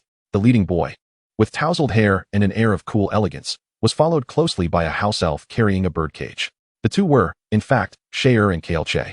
Dressed in a tailored black suit, topped with a gentleman's hat and adorned with intricate gold embroidery, Xiao exuded an aura of undeniable nobility, complemented by a brooch bearing the crest of the Black family. Kletch, too, was impeccably attired in his butler-esque uniform, appearing both alert and polished. "Kletch, hand me the birdcage. You may return home or proceed directly to Hogwarts," Xiao instructed. "Sir, how could I allow you to carry that? Perhaps give me the birdcage." "And be off," Xiao commanded. Kletch hesitated, muttering under his breath before finally relinquishing the cage to Xiao, who then watched him disappear in a flash of self-reproach. Xiao, bemused, sought to be courteous, yet the servile nature of the elf dictated a certain distance. He then began to stroll along the platform in search of platforms 9 and 10, the birdcage in hand. Along the way, many cast curious glances at the refined young man walking his bird. Some even recognized Xiao as the prodigious magician, but just as they approached for an autograph, he vanished into platform 9, leaving them to marvel at his seemingly magical disappearance. As he traversed a dark passage, akin to gliding through water, his vision cleared, revealing a scene reminiscent of an early 20th century train station. He couldn't help but glance around, observing the multitude of parents offering various instructions and farewells to their children, creating quite a lively atmosphere. Of course, the most prominent sight was a steam train, the Hogwarts Express, resting on the tracks. Just as Shower was about to board, a surprised shriek pierced the air. Shower! He turned to see a family of 3, all sporting golden hair. It was the Malfoys. Confusion washed over him. How could Narcissa, being a member of the Black family, not have black hair? Before he could dwell on this, Draco had already scampered over with his little legs. Shower! You're here too. By the way, this is my mom and dad, your uncle and aunt, which makes our blood relation quite close. Lucius, leaning on his cane with an air of arrogance, spoke in a nonchalant manner. Shower, a fine lad. Make sure to study hard at school. Shower felt a wave of exasperation. He didn't appreciate the pretense of superiority. However, Narcissa, with a complex expression, gently nudged her husband and turned to Shower with warmth. Child, you have endured much over the years. As she spoke, she handed him a bag. This contains clothes and some pastries. You may eat the pastries on the train if you get hungry. Hogwarts is situated in the Highlands, where temperatures remain low. Do remember to wear these sweaters. Shower froze momentarily, unsure of how to respond. If they had all been haughty and unreasonable, he could have reciprocated with politeness. But Narcissa's genuine warmth left him somewhat at a loss. The atmosphere became awkward. Ultimately, it was Draco, the master of ceremonies, who broke the tension. Shower, take this. Mom knitted the sweaters, and they're really warm. You may not need them now, but come winter, you'll appreciate them. Shower accepted the bag from Narcissa, forcing a smile. Thank you. Narcissa reached out as if to pat Shower on the head, but hesitated and withdrew her hand, just as Lucius was about to inquire about Regulus. Narcissa pulled him back and continued, You boys must look out for each other at school. Draco, especially you, make sure to learn from Shower. If you encounter any trouble, remember to write to me. Draco patted his chest confidently. I understand, Mom. You two should head back. Shower and I need to board the train. Shower, not wishing to linger, nodded slightly to the Malfoys and walked toward the train. Draco, still needing to fetch his trunk, called out, Shower, wait for me. With a sigh, Shower drew his wand and waved it casually, causing the trunk to levitate, with faint arcs of electricity flickering beneath it. Draco jumped with excitement, running to Shower's side, exclaiming, Haha, Shower, you're amazing. I can do a little jinx now. Behind them, Lucius and Narcissa exchanged glances, their expressions tightening. This was silent spellcasting. Although it was merely a levitation charm, the boy executed it with such ease. Draco had indeed spoken the truth. Shower was undeniably a prodigy. Narcissa felt a swell of pride. Despite her marriage, the blood of the Blacks coursed through her veins. Although Lucius had internally acknowledged Shaw's talent, he still stubbornly remarked, Humph. True genius is only realized through growth. On the Hogwarts Express, Draco called out, Shaw, let us head to the headmaster's compartment. Your family is also a part of the board, isn't it? Shaw narrowed his eyes slightly and self-deprecatingly replied, The Black family is no longer on the board. You may go alone. After saying this, he casually entered an empty compartment. Naturally, Draco would not venture to the headmaster's compartment alone. He followed Shaw into a regular carriage, dragging along a somewhat worn suitcase. Shaw, not surprised, flicked his wand to assist Draco in levitating the suitcase into place. In truth, this suitcase was no ordinary one. It had also been enchanted with the undetectable extension charm, filled with who knows how many items, given that the Malfoys were quite indulgent with Draco. The two settled by the window, and Draco continued to chatter about amusing anecdotes, subtly boasting. Father still hasn't bought me a broomstick, but he promised that if I make it onto the house team next year, he'll get me the latest model. Once at school, we won't have to fear anyone. The Slytherin head is quite close with my family. Mother worries I might not adjust well at school. Shaw felt utterly exasperated at that moment. He regretted not having devoted time to learning some less admirable spells, such as the Muffliato charm or the silencing charm. With no other option, he pulled out a potions textbook to read. Draco, upon noticing, exclaimed in astonishment, Wow, Shaw, is that a third-year textbook? Have you self-studied the first and second-year books? Impressive. Shaw could no longer contain his irritation and coldly replied, Could you be quiet? Taken aback, Draco suddenly recalled the scene from their first meeting. Realizing that Shaw was not one to suffer fools gladly, he dared not speak further, and after a moment's hesitation, he retrieved standard magical theory from his suitcase to read. Before long, two bumbling oafs approached. They were Crabbe and Goyle, Draco's loyal companions since childhood. Draco excitedly attempted to introduce Shaw, but under Shaw's frosty gaze, he could only abandon the idea. The two hefty boys fell silent, intimidated by the atmosphere, resulting in a strangely awkward scene within the compartment. Half an hour later, the train began to move slowly. After a brief moment of silence, Draco seemed to suddenly remember something. He set down his book and stood up excitedly, saying, Shaw, how could we forget about Harry? Shouldn't we go find him to play? Shaw replied indifferently, I want to go.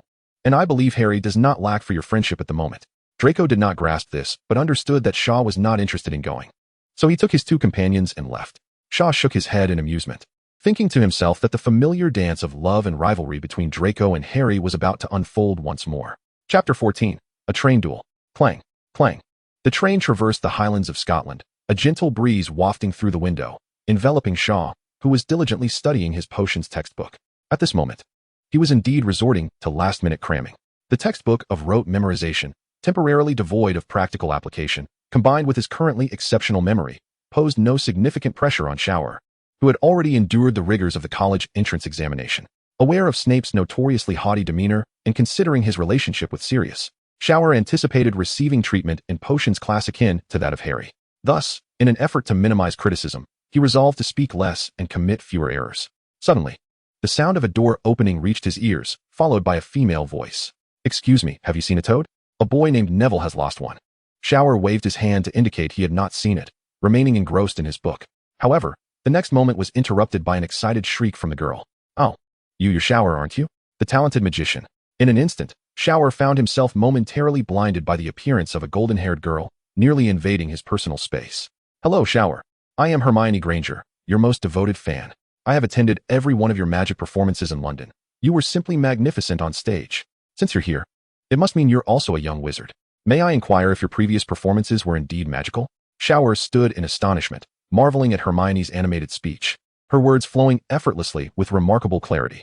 Such lung capacity and articulation were truly wasted if she did not pursue a career in comedy. Stealthily, he shifted closer to the window, awaiting the conclusion of her barrage of questions, and thoughtfully offered her a glass of water. "This lovely and enthusiastic lady. I truly appreciate your admiration for my performances. However, I kindly ask you to calm down." Hermione's cheeks flushed as she accepted the glass, taking a seat opposite him, bashfully admitting, I was indeed rude just now, but I have so many questions about the principles behind your magic." Shor felt a slight headache coming on and quickly raised his hand to halt her inquiries. "Miss Granger, the allure of magic lies in its mystery. Once unraveled, it loses its charm." Hermione tilted her head in contemplation, conceding the point, before producing a deck of cards. "Very well, I won't pry further. Would you be so kind as to perform a close-up magic trick with this deck? It would be even better if you could sign it." Faced with such an ardent admirer, especially one named Hermione, Shor found it difficult to refuse. He took the cards, casually manipulating them in his hands. Discovering they were the specially designed cards he had previously used in performances, it was evident that Hermione was indeed a true fan. As she observed the cards fluttering in Shor's hands, resembling a peacock spreading its feathers or a waterfall cascading down, she felt as if the cards had come to life. Shor was undeniably cool, and her excitement was palpable, her palms reddening from applause. Just as Shor was about to demonstrate a few close-up card games for Hermione, the compartment door was abruptly thrust open. "Ah, the most noble and ancient of the Blacks is here, amusing himself with a muggle. Everyone, come and take a look." Shor faltered, the cards slipping from his grasp and scattering across the floor. Hermione shot a fierce glare at the intruder before bending down to retrieve the fallen cards, her concern evident. Shor abruptly turned around and beheld a buck-toothed boy leading a group of students clad in the Serpent House attire, gathered in the corridor. Hermione, puzzled, inquired, "Shor, what does mudblood mean?" Without offering an explanation, Shor silently rose to his feet and coldly stared at the buck-toothed boy, stating, "I advise you to be courteous and depart swiftly before my patience wanes." The buck-toothed boy arrogantly laughed, "Ha ha. We merely came to see what the heir of the Black family looks like. Who would have thought that the oldest pureblood would befriend muggle wizards and resort to tricks for favor? The Blacks have truly fallen. It's a disgrace to purebloods." Shor restrained Hermione, who was about to confront them, understanding that these students' behavior was merely an extension of their family's will. Ding. Task issued. Conquer Hogwarts. Phase 1. Become the king of Slytherin. Only the strong can carve their path. Progress 0. Task reward. Phase 1. 1000 level 1 faith points. Shor was taken aback. He initially found these little brats bothersome and thought ignoring them would suffice. However, the system deemed it futile to reason with such individuals and had issued a series of tasks to motivate him. "Very well. It seems I must win them over with virtue." Thus, he replied indifferently, "In the magical realm, disgrace is determined by one's wand. Bucktooth, let us duel." The buck-toothed boy was momentarily stunned, then erupted into laughter along with the group of Slytherin students behind him. "Ha ha. Who would have thought the heir of the Black family is a fool? Does he think he is a reincarnation of Dumbledore? A mere freshman daring to challenge upperclassmen? TSK, the Black family has indeed fallen. My father instructed me to confront him, but it seems utterly unnecessary now. Who cares about an imbecile? Shor ceased his banter, drawing his wand and pointing it at the group outside with a piercing gaze. Will each of you come forth to meet your demise? Or shall you come as a collective, or are you merely a gaggle of blustering fools? The Slytherin group was instantly incensed. Marcus, step aside. Let me teach this little brat a lesson. Haha, quite audacious indeed. Hermione anxiously tugged at Shor. Shor, don't be impulsive. We haven't even taken spell classes yet. We cannot possibly be their match. Just watch, Shor replied, dismissing Hermione back to her seat. Observing that the squabble was leading nowhere, he resolved to take action without further ado. Thus, he elegantly raised his wand. Flock of birds. A brilliant golden light burst forth, momentarily blinding everyone, prompting someone to shout in alarm. He.s. attacking. Marcus, get out of the way. In the next instant, a swarm of golden birds materialized, transforming into spinning cards that bore purple and gold flames, lunging fiercely at the group blocking the doorway. The powerful impact sent them flying far away. As the cards exploded with a cacophony, everyone was caught in the chaos, their hair singed and faces covered in soot, some crying out in pain. Particularly Marcus, who bore the brunt of the assault, was knocked unconscious, his arm fractured, suffering immensely. Ah, it hurts. Damn it. How could he be this formidable? Stand up, everyone. Let us take him on together. Although Xiao'er's flock of flying birds could cast spells silently, their power was significantly amplified with the use of a wand. However, when attacking a group, the force was diluted, allowing the individuals to rise again and draw their wands. Hermione was astounded. She had never anticipated Xiao'er's prowess. Truly, he was worthy of being her idol, and the young girl's eyes sparkled with admiration. Xiao'er calmly stepped out of the compartment, only to be met with a barrage of spells. Disarm. Petrify them all. Xiao'er remained unfazed, deftly deflecting two weaker spells with a flick of his wand, while the brooch on his chest illuminated a protective shield that absorbed the remaining spells. Petrify them all. Flock of birds. Relying on his alchemical artifacts, Xiao'er focused solely on offense, swiftly bringing down those students below the 5th year. However, as more 6th and 7th year students joined the fray, they too wielded the shield charm, gradually solidifying their defense. In this first real combat, Xiao'er felt exhilarated, almost wanting to shout, Avada Kedavra. Yet, to avoid sharing the spoils with Sirius, he restrained himself. The situation became a stalemate, with both sides exchanging spells, albeit with careful restraint to avoid high-damage incantations. A strange thought flitted through Xiao'er's mind. He had not expected to stand against many at this moment. It was evident that under Dumbledore's joyful pedagogy, the combat prowess of Hogwarts' young wizards had considerably waned. The older students wore expressions of dismay, realizing they were unable to subdue a mere first year like Xiao'er. They marveled at his magical talent, regretting their decision to follow him and provoke a genius. They sensed that in the future at Hogwarts, they might struggle to hold their heads high, especially with students gathered at both ends of the carriage to witness the spectacle. Draco, particularly animated, pointed at the valiant Xiao'er in the center, exclaiming, "That is Xiao'er, my cousin. How impressive." Harry, who had recently experienced a tumultuous relationship with him, stood nearby. "Indeed, quite impressive," Draco remarked, lifting his chin. "Harry, I've told you, you must learn to make friends. If you associate with the wrong crowd, you will only appear foolish." Ron, with his fiery red hair, fumed, "You little blonde. What did you say?" Harry, exasperated, intervened between the two about to clash, urgently stating, "It seems Xiao'er is struggling. Should we go help him?" Chapter 15, The Emergence of Talent. Upon hearing Harry's concerned words, Draco quickly glanced back. Indeed, in the heat of battle, the older students, frustrated by their inability to subdue Xiao'er, exchanged glances and unleashed a series of powerful spells. Shatter them. Flames ablaze. Xiao'er's protective shield flickered with blue light before shattering, the blue barrier fracturing inch by inch. He was compelled to switch to active defense. Armored protection. Armored protection. Xiao'er cast several shield charms in quick succession, his earlier graceful demeanor dissipating as he rapidly repositioned himself. Several blue shields appeared in succession, barely managing to block the onslaught of fragmented magic unleashed by the upperclassmen. Xiao'er narrowed his eyes. Relying solely on defense would soon deplete his already limited magical energy.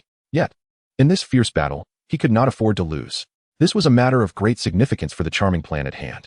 Gritting his teeth, he extended his left hand, retrieving 5 alchemical playing cards from his pocket and tossing them into the air. The 5 cards arranged themselves in a star formation above his head, glowing with red and blue auras as they were infused with magic, causing a radiant golden light to erupt once more within the corridor. In the next moment, the upperclassmen of the Serpent House were met with an overwhelming flock of golden birds, countless in number, descending upon them with great force. Each wave of these avian manifestations was undoubtedly more potent than the casual spells Xiao'er had previously cast. Panic ensued as they fled in terror, colliding with numerous onlookers who had gathered to witness the spectacle. Ultimately, 7 or 8 unfortunate souls were struck, collapsing in the corridor. Their charred and tattered clothing evidence of their misfortune, their bodies convulsing on the ground. Shor exhaled deeply, surveying his handiwork with satisfaction. The thrill of striking back was indeed exhilarating. The avian swarms, empowered by the cards he had intricately inscribed in his leisure time, harnessed a greater infusion of magic. While primarily intended for disruption, had they been purely offensive spells, the casualties would have been far more severe. The spectators in the distance looked on in astonishment at the spirited Shor, marveling at how this year's freshman seemed capable of nearly dismantling the Serpent House single-handedly. If such a person were to join their own house, they would be virtually invincible, able to intimidate whomever they pleased.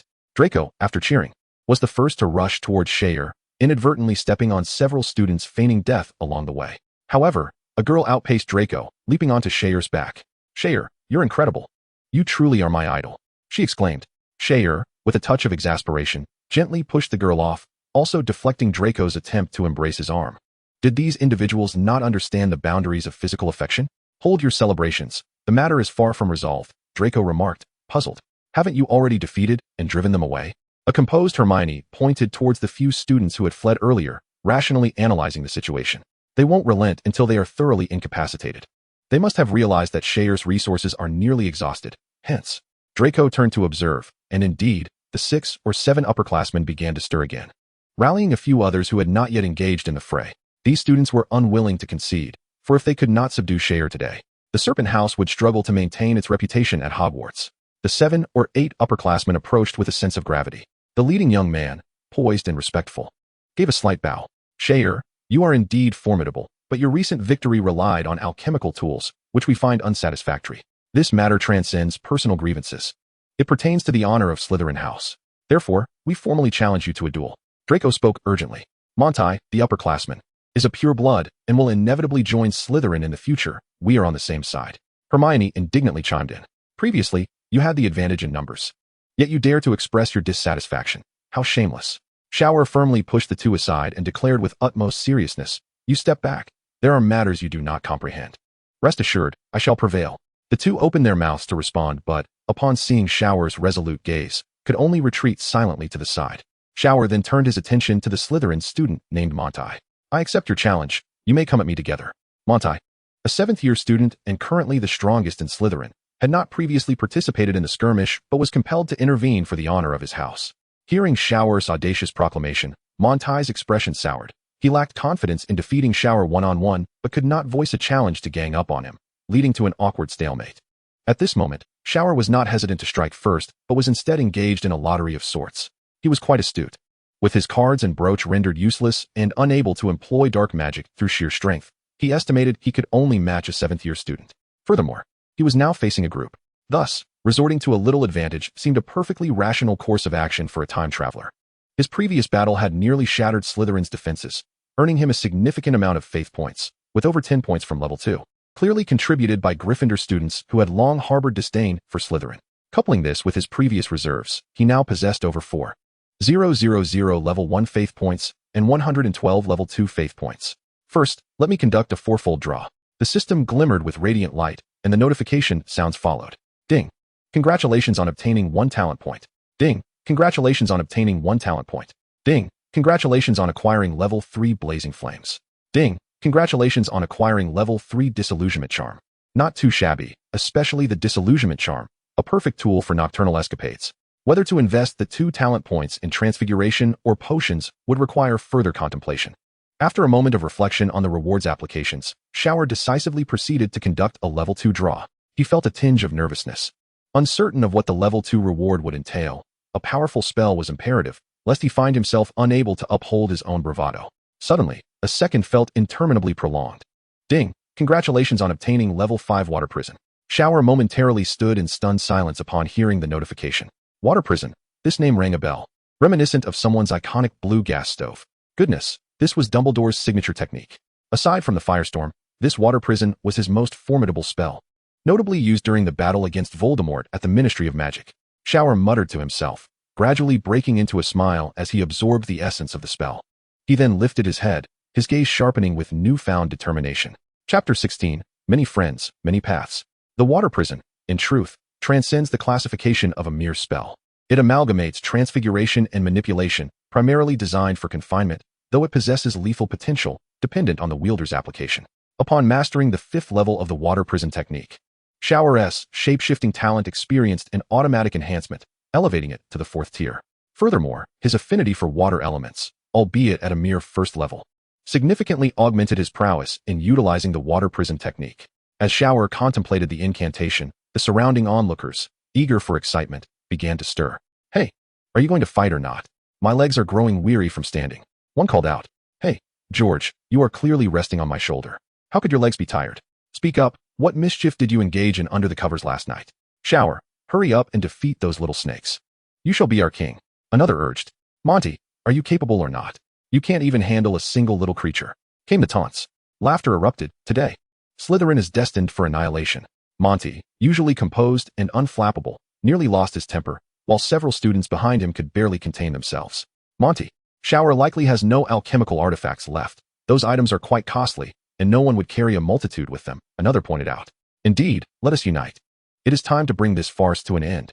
Yet before Monty could nod in agreement, Xiao had already lifted his head, revealing a mischievous smile as he raised his wand. "Since you are uncertain in your choices, allow me to assist you in making one." As fate would have it, the train was passing over a lake, conveniently saving Xiao the effort of expending magical energy to summon water. With a graceful flick of his wand, a colossal column of water erupted from the lake outside, spiraling upwards as if manipulated by an unseen force, forming a vividly lifelike water python.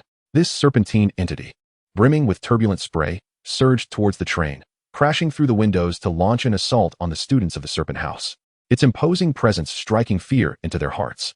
Monty, witnessing the unparalleled ferocity of the spell, realized the gravity of the situation and shouted, "Everyone, brace yourselves. Let us fortify our defenses."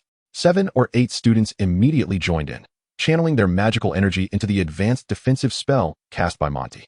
However, the freshly conjured blue shield was soon besieged by the water python, measuring 8 meters in length and a meter in diameter, which unleashed a relentless barrage.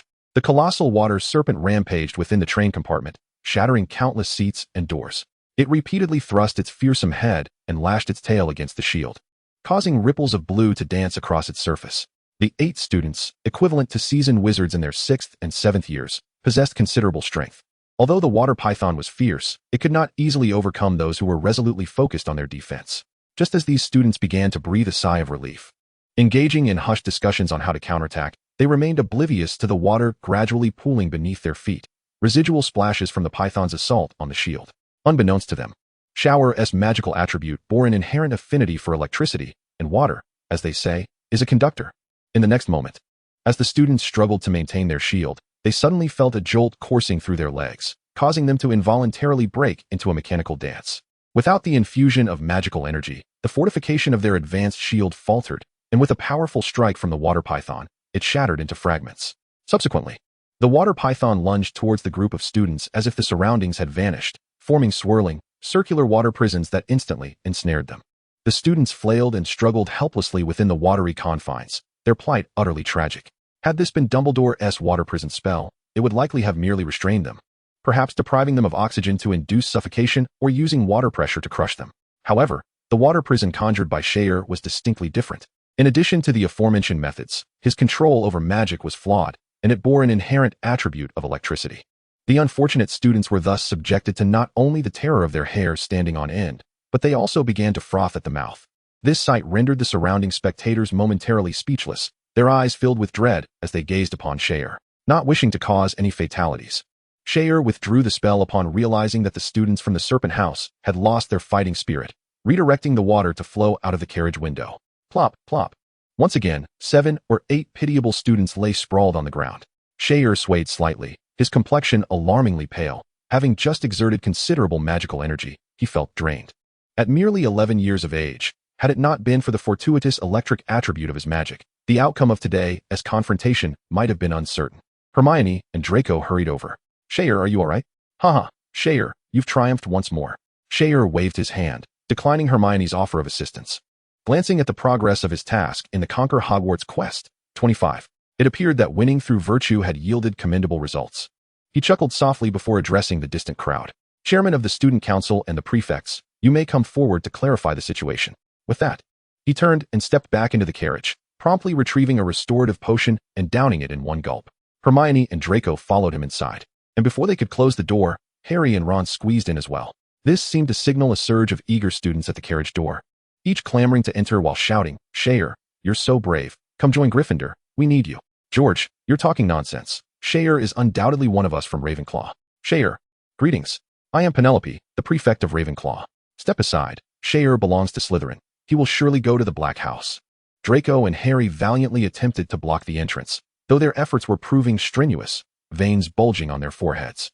Initially in good spirits, Shor found himself increasingly irritated by the ruckus, and after taking a sip of water from Hermione, he turned and spoke coldly. "The Sorting Hat's decision is beyond my control. Please leave." The fervor of the crowd remained unabated, their clamoring relentless. Shor, feeling exasperated by their insistence on compelling him to win them over, summoned the last vestiges of his magical power, waving his hand with a flourish. A golden radiance erupted, and a golden bird materialized, soaring above his head, poised to strike. The onlookers, recalling Shor's earlier display of prowess, were struck with awe. Those with more discernment recognized this as a silent, wandless spell, causing the crowd to scatter in all directions. However, aside from Draco and his companions, two graceful and exquisite female students remained. One was Penelope, the previously introduced prefect of Ravenclaw, and the other was a stunning girl donned in Slytherin robes, who had, until now, refrained from intervening. Penelope did not persist in her entreaties, but earnestly extended another invitation to Shiao to join Ravenclaw, seemingly confident that as long as he was willing, he could choose from any of the four houses. Once Penelope departed, a Slytherin girl spoke up, her voice cool and melodious. "Shiao, greetings. I am Alice FLI, here to offer my apologies." Shiao narrowed his eyes, intrigued, for he was aware that the FLI family was also one of the Sacred 28, yet remained remarkably discreet. "Are you representing Slytherin?" Alice shook her head. "I do not represent Slytherin. I am here to apologize on behalf of my family. 11 years ago, the FLI family was involved in the appropriation of the Black family's assets. I shall pen a letter shortly, urging my grandfather to return what was taken, and I hope to earn your forgiveness." Shiao stroked his chin, scrutinizing the girl before him, noting her decisive shift in stance over what was merely a skirmish. The FLI family, though understated, had evidently raised remarkable children, and such individuals were the most perilous. He pondered for a moment, realizing that her actions were indeed within his expectations, albeit occurring sooner than anticipated. It was said that contemporary Slytherin students were adept at navigating the currents of circumstance, and there was some truth to that. Alice maintained her composure, casting a glance at the uncertain Draco, and spoke slowly. "This too demonstrates my discerning insight. I wonder, Shiao, whether you would accept the FLI family's apology and friendship." Rising, Shiao extended his hand politely. "The more friends, the more paths. From you, I sense the warmth of the FLI family's friendship. Henceforth, we shall be friends." Alice beamed, grasping Shiao's slender hand in return. "Then may I invite you to Slytherin now, without seeming abrupt? The true academic spirit of Slytherin requires individuals like yourself to set it right." "Very well. I look forward to your guidance, Senior Alice." The pair smiled, radiating warmth, leaving the other four onlookers in a state of bemusement. Chapter 17, A Lesson in Humanity. As Alice concluded her words, she departed with graceful strides. Draco, unable to contain his excitement, exclaimed, "Shiao, I knew you would choose Slytherin." Hermione voiced her concern. "Shiao, you just nearly annihilated the Slytherin team. If you join Slytherin, won't you be ostracized?" Draco disdainfully shot a glance at Hermione, the muggle-born witch, and drawled in a slow, mocking tone, "What would you know, you filthy mudblood?" Before he could finish, a playing card flew across his cheek, blood swiftly trickling from a small cut. Draco stared at Shiao in disbelief. Shiao retracted the spinning card, his gaze darkening as he addressed Draco coldly. "Draco, I would prefer you refrain from using the term mudblood. Discrimination does not signify your superiority. It is best left unspoken in school." Draco's face paled as he nodded slowly. I understand." Hermione, bewildered, inquired, "What does mudblood even mean?" Meanwhile, Ron, who had remained largely unnoticeable, spoke up weakly. "That was an exceedingly derogatory term, akin to calling someone a base mongrel, a term of scorn used by purebloods to insult muggle-born wizards." Hermione gazed incredulously at Draco, her eyes ablaze with indignation. However, recalling that he had already been chastised by Shiao, she refrained from saying more. At that moment, Harry inquired, "After listening to you for so long, I realize Hogwarts is divided into houses. Shiao, if you are going to Slytherin, may I join you?" Hermione eagerly nodded in agreement. "Yes, if my idol is going there. I shall go as well." Terrified, Ron quickly interjected, "Harry, all the students from Slytherin become dark wizards after graduation.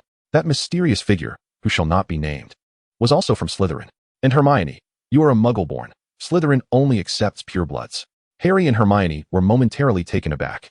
Just as Draco had finished tending to his facial wounds, He could not help but scoff at Ron's words. You, the poor Weasley, as a disgrace to pure bloods. How dare you insult Slytherin? Ron was immediately incensed. Damn Malfoy. Just as it seemed Ron and Draco were about to come to blows, a sharp voice pierced the air. Silence. Shaw's voice commanded immediate stillness within the compartment. He chose not to elaborate further, unwilling to waste his time adjudicating the petty squabbles of these ignorant children, and resumed reading his potion book. The other four exchanged glances until Hermione mustered the courage to speak. Shaw, am I truly not allowed to go to Slytherin? Has the discrimination in the magical world reached such depths? Shaw paused in his reading, letting out a sigh. The world is never as beautiful as we wish it to be, yet beauty can be crafted by our own hands. Hermione, I suggest you pursue the wisdom of Ravenclaw, where knowledge awaits to strengthen you. Shaw's words struck Hermione deeply, yet she finally comprehended why he, despite having the option to attend other houses, ultimately agreed to go to Slytherin with Alice. Her idol was destined to accomplish something great, creating beauty with his own hands. Resolutely, Hermione nodded vigorously. I understand now. I will go to Ravenclaw, and in the future, I shall assist you. Shaw glanced at the determined Hermione, recognizing that she had grasped his intent. His recent persuasion to guide her towards Ravenclaw had been somewhat mischievous, aimed at preventing this clever young witch from being ensnared by two ineffectual men. Now he deemed the idea splendid. Hermione should remain his devoted admirer and, in time, become an invaluable ally. Shaw retrieved a basic book of universal spells from his ring. This is a collection from the Black family, containing excellent annotations, superior to the standard textbook. Consider it alone. Hermione's eyes lit up with joy as she eagerly accepted it and began to study intently. Meanwhile, Harry was left perplexed. At this age, the influence of role models is paramount, and he could not fathom why someone as powerful and graceful as Shaw would choose to attend Slytherin, a house notorious for its many villains. After a moment's hesitation, he finally asked, Shaw, which house do you think would suit me best? Ron interjected. Gryffindor is indeed the finest of all houses. The greatest white wizard of this century, Dumbledore, hails from Gryffindor. Harry disregarded Ron's opinions, fixating intently on Shaw. Shaw had no desire to involve himself in the trivial matters of Harry and his companions, as he had his own multitude of concerns. However, he found Ron's persistent attempts to assert his presence quite irksome, reminiscent of his past frustrations while watching films. He didn't mind imparting a lesson on propriety to Ron. Out of the corner of his eye, he noticed Ron's rat, Scabbers, peeking curiously. It was not yet the time to clear the uncle's name. Yet, the thought of Ron constantly mingling with a balding, lecherous old man only intensified his disdain for Ron. Harry, Shaw remarked, there's a saying by Draco, befriending foolish individuals only serves to diminish your own intellect. Ron, was it? Ignorance is not a fault, but to be unaware of one's own ignorance, now that is truly foolish. Go home and study the history of magic. Once you have comprehended the notable figures who graduated from Slytherin, then perhaps you may offer Harry some advice. You leave this place. Upon hearing this, Ron's face flushed crimson as he stood up, pulling Harry along. Harry, let us depart. We are clearly unwelcome here. Shaw dismissively waved his hand, causing the carriage door to swing open. Ron found himself involuntarily levitating, letting out a yelp before tumbling out with a thud.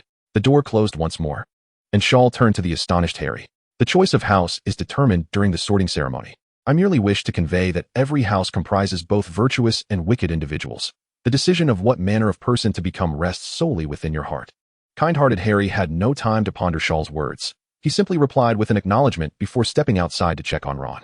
Upon exiting, he not only witnessed Ron groaning on the ground, but also spotted two chubby boys standing by the door, seemingly Draco's lackeys. Inside the carriage, Draco burst into laughter. Shaw, splendid job. It is fitting to teach the impoverished Weasley a lesson.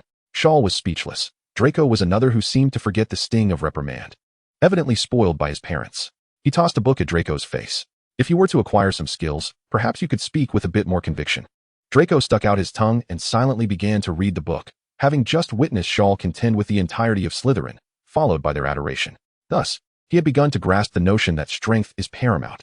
After that, aside from Hermione occasionally seeking Shaw's insight and Draco indulging in a plethora of snacks, no further incidents arose. Well, except for the occasional infatuated girl peeking through the door to observe Shaw. Consequently, Draco refrained from openly deriding Hermione, resulting in a pleasant atmosphere within the carriage. The sky gradually darkened, and indeed, the Hogwarts Express was remarkably swift. It traversed an entire day and yet arrived at Hogwarts far quicker than riding an electric bike. An announcement echoed throughout the carriage. In 10 minutes, we shall arrive at Hogwarts. All students, please change into your uniforms and place your luggage within the carriage. It will be delivered to your dormitories. Shaw gathered his books, stood, and addressed Hermione. My lady, might I request that you step outside for a moment? We need to change. Engrossed in her reading, Hermione was suddenly thrown into a state of panic. Oh no, my suitcase isn't in this compartment. And I completely forgot my promise to help Neville find his toad. After Hermione hurriedly departed with her book clutched tightly, Shaw and Draco changed into their plain school uniforms. As they had yet to be sorted, their uniforms bore no insignia, and the sleeves and scarves remained unaltered in color. Upon exiting the carriage, Draco spotted Goyle and Blaise standing idly, while Shaw wore a smirk.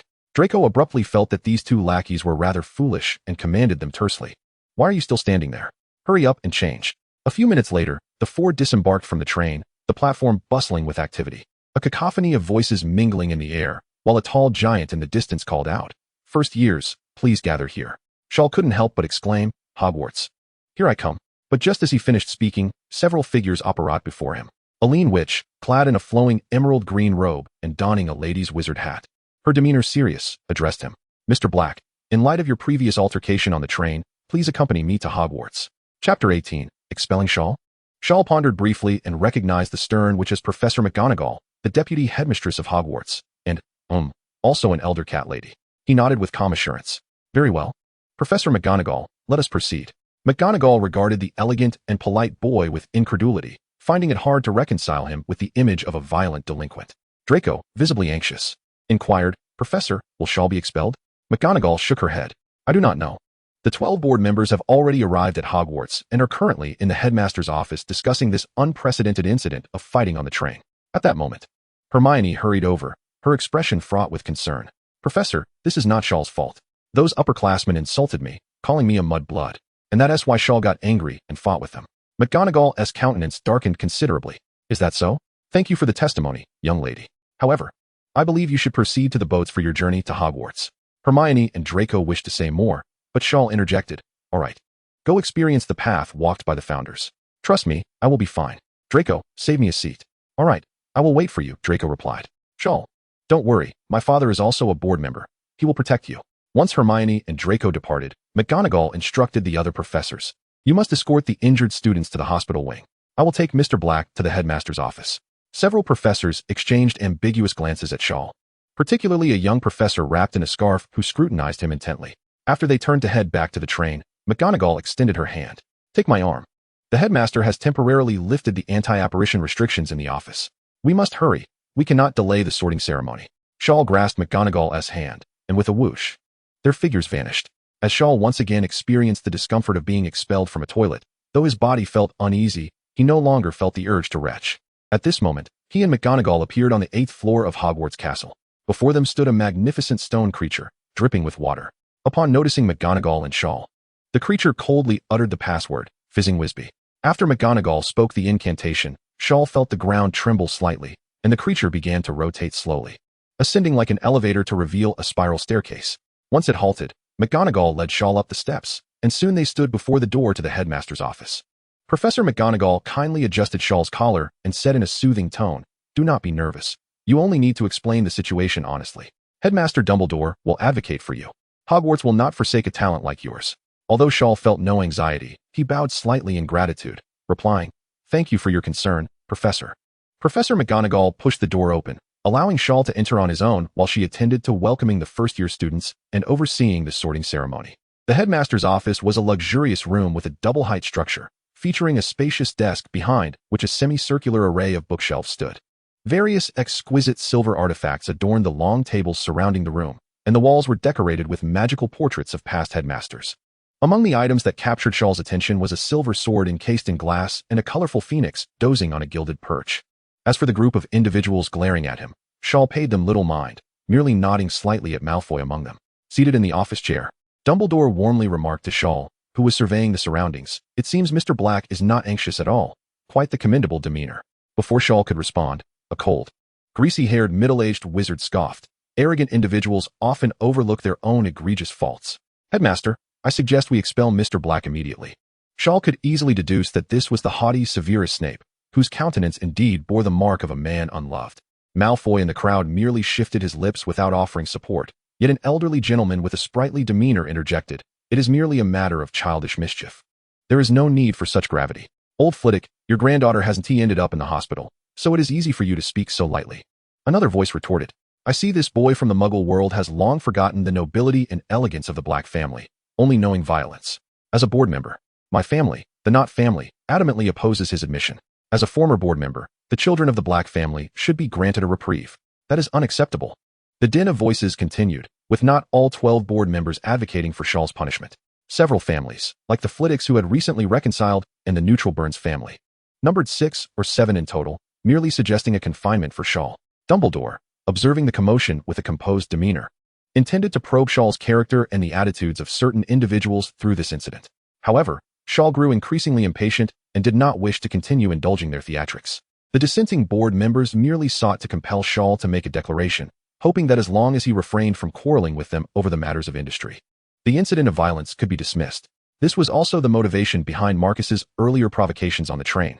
Although these families did not anticipate the outcome would unfold in such a manner, the Slytherin students were nearly obliterated, serving as a quintessential example of hubris leading to a slap in the face. Although these individuals were now in a frenzy, they could also leverage the opportunity to pressure Shaw. After all, their children could not be allowed to endure such an unprovoked beating. It is evident that these families, accustomed to their own pride, had their judgment clouded by self-interest, failing to recognize Shaw's immense potential. Given that Shaw had the audacity to retaliate, it was natural that he possessed means of counteraction. Without hesitation, he approached the desk and handed Dumbledore a note. Professor, I believe it would be prudent for you to peruse this before considering my expulsion. I am convinced that Hogwarts still requires my presence. A flicker of intrigue crossed Dumbledore's eyes as he scrutinized Shaw through his blue-tinted spectacles, accepting the note and unfolding it. However, upon reading its contents, his expression grew serious, and he refrained from further inquiries into Shaw's specific circumstances. An unspoken understanding passed between them, effectively sealing a tacit agreement. Dumbledore then rose, addressing the still bickering 12 board members. The feast to commence the school year is imminent. I kindly ask you to disperse. Any disciplinary action regarding Shaw will be handled by his future head of house. Naturally, the most vociferous dissenters, including Old Nod, were unwilling to concede. They could not leave empty-handed. Dumbledore, we board members possess the authority. Before they could continue their retorts, a formidable aura emanated from Dumbledore, as if the very air had thickened. It was only then that they recalled Dumbledore's stature as the greatest wizard of the century. When he chose to be courteous, he was indeed affable, yet when he became serious, he was akin to a formidable White Lord of Darkness. Without needing to discuss the opponent's prowess, his influence alone could render them powerless.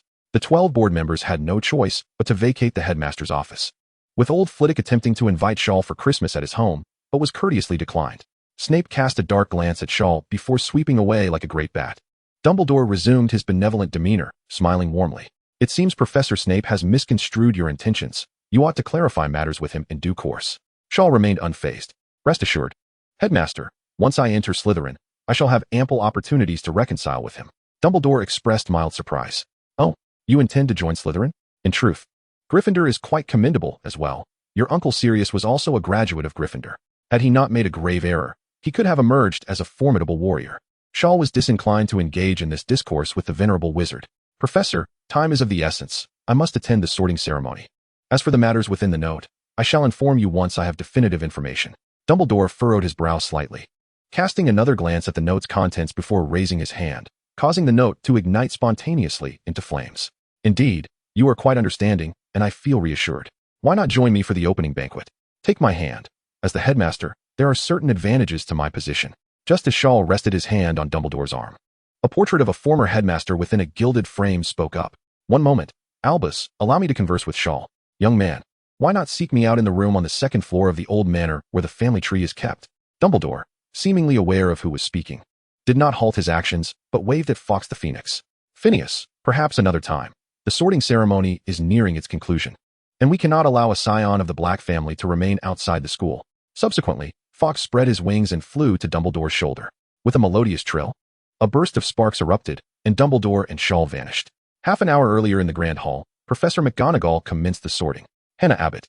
At this moment, aside from the anxious young wizards awaiting their fate, everyone's attention was drawn to the individual who had toppled Slytherin.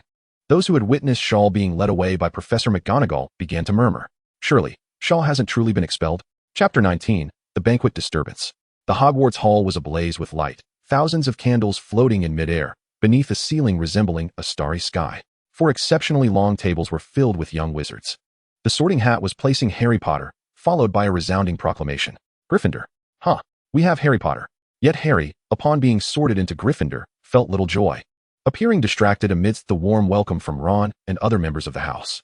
Before long, Professor McGonagall was sorting the last young wizard.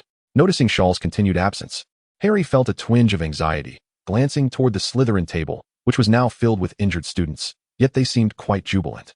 Draco, sorted into Slytherin, was engaged in a heated argument with some older students, his jealousy palpable. Harry's gaze shifted to the Ravenclaw table, where he spotted Hermione, equally anxious and restless. Observing Harry's demeanor, Ron exclaimed in frustration, "Harry, you and Shaw are not of the same ilk, and he may very well have been expelled by now." Harry remained silent, suddenly realizing that Ron might indeed not be a suitable friend, his narrow-mindedness evident. He quietly recalled his earlier conversation with the Sorting Hat. Despite his inclination toward Slytherin, why had the Hat deemed him more suited to Gryffindor? Earlier on the boat, Harry had overheard Hermione mention that, although Shaw was pure blood, he was also an orphan who had grown up in the Muggle world and had experienced hardships even more severe than his own. Yet, Shaw thrived in the Muggle realm through his own merits, and now, in the magical world, he was equally remarkable. Hermione had also conveyed that Shaw's intent in joining Slytherin was to transform the minds of potential dark wizards, a noble pursuit. Harry felt that Shaw embodied the person he aspired to become, a true role model. Once again, Harry recalled the words spoken to him by Shaw, whether one becomes a good or bad person solely depends on the heart within. Harry had initially intended to follow Shaw to Slytherin in order to assist him in realizing his ideals. However, the Sorting Hat ultimately placed him in Gryffindor. Sighing, Harry suddenly sensed someone in the classroom staring at him. Turning his head, he saw a professor with a grim expression fixedly gazing in his direction. A sharp pain struck his forehead, prompting him to cover it with his hand. Yet, before he could ponder further, a melodious and ethereal bird song resonated throughout the hall, and a brilliant flash of fire erupted at the center of the teacher's table. In the next moment, Dumbledore and Shaw emerged from the flames, plunging the entire hall into silence. Particularly on the Slytherin side, the atmosphere was noticeably tense, with many bandaged individuals wearing exceptionally grim expressions, as if mourning a great loss. Instantly, the students from the other three houses erupted into cheers, and Harry excitedly rose to applaud. Dumbledore patted Shaw on the shoulder, remarking that he seemed quite popular, and everything was just right for the sorting. Shaw nodded slightly, gracefully accepting the applause and cheers as he approached Professor McGonagall. Professor McGonagall wore a complex expression but also exhaled in relief, gesturing for Shaw to sit on the stool. Once seated, Shaw regarded the patched and dull hat in McGonagall's hands with a hint of disdain. However, he refrained from making any remarks about washing the hat. He had already garnered enough attention for the day, and further ostentation would be excessive. As the sorting hat was placed upon his head, a hoarse voice echoed above him. "Young man, your mastery of the mental occlusion spell is commendable, but do please open your mind. Otherwise, how can I assist you in your sorting?" Shaw's eyelids twitched. If he dared to relax his thoughts, not only might the hat discover his time-traveling secrets and the system he possessed, but if it were to learn of his dark magic aptitude, it could very well proclaim Azkaban as his destination. Thus, he candidly declared to the sorting hat, "I wish to be placed in Slytherin." The sorting hat found this amusing. "Oh, so you are teaching me how to do my job? You believe that merely because you are pure-blooded, ambitious, and enamored with glory, you should be sorted into Slytherin? Humph. Do you think I will simply comply with your demands? Are you not concerned I might place you in another house?" Feeling utterly exhausted by the capriciousness of the hat, Shaw decided to take matters into his own hands. With a flick of his wrist, a blue orb of water, a meter in diameter, materialized and began to rotate swiftly above the sorting hat. In the audience, Dumbledore, who had initially been smiling, narrowed his eyes, a flurry of thoughts crossing his mind. When had his secret technique been revealed? Professor McGonagall, astounded, first marveled at Shaw's silent, wandless spell-casting and magical talent, then admonished him in a hushed tone to dismiss the spell. Shaw feigned ignorance, unabashedly threatening the sorting hat. "You see, if you place me in another house, I shall embarrass you further, perhaps even give you a bath. Just so you know, my water carries an electric shock effect. Dozens of students have already experienced it on the train today. Care to try?" The sorting hat gaped in astonishment, struggling to respond. After a millennium. You remain the first to threaten me. I am a relic of the founder, immensely precious and worth a fortune. Cease, do stop." The sorting hat intended to maintain its facade of authority, but upon contact with the swirling mass of water, it immediately quailed, exclaiming, "Slytherin." As this declaration echoed, a hush fell over the hall, though not entirely, for three individuals promptly leapt onto the long table in celebration, namely, Draco and his ineffectual companions. We have Shor." Shor dispelled the spell, rising to offer a slight bow of apology to the irate Professor McGonagall before making his way to the Slytherin table, nodding in acknowledgement to Hermione at the Ravenclaw table. "What madness is this? How did Shor end up in Slytherin? He is the very one who humiliated those individuals. Darn it, The Sorting Hat must be senile. The other three houses erupted once more in a chorus of commentary and lamentation, voicing various opinions. Draco excitedly jumped down from the table, pulling Shor to sit beside him, and began to ramble incoherently. I thought you would be expelled. Was it my father who saved you? Just moments ago, I had a spat with those you defeated. You have no idea, they dared not retort. Now that you are here, we shall dominate Slytherin together. Shor, disinterested in Draco's self-aggrandizing, chose not to expose Malfoy's shenanigans. Seeing that Shor was settled, Dumbledore stood and tapped his silver goblet, producing a clear chime. The students in the hall, eager to show respect, quieted down, turning their attention to the headmaster's address. As we embark on a new year, there are several important announcements to make, particularly for the first-year students. It is strictly forbidden for students to venture into the Forbidden Forest. Should you wish to avoid a painfully tragic demise, please refrain from visiting the 4th floor. Finally, welcome to Hogwarts. I shall conclude with a few words: fools, crybabies, rascals, twist. With that, he bowed slightly and waved his hand. The feast officially commenced, and the previously empty long table was suddenly adorned with an array of delectable English delicacies. The famished young witches and wizards eagerly took to their meals, one hand grasping a chicken leg and the other a steak. The Slytherin table maintained a comparatively refined manner of eating, with the first and second-year students near Shor somewhat idolizing him, cautiously attempting to befriend him. Beside him, Draco, with knife and fork in hand, sliced into a piece of steak, but suddenly noticed that Shor's utensils appeared quite different.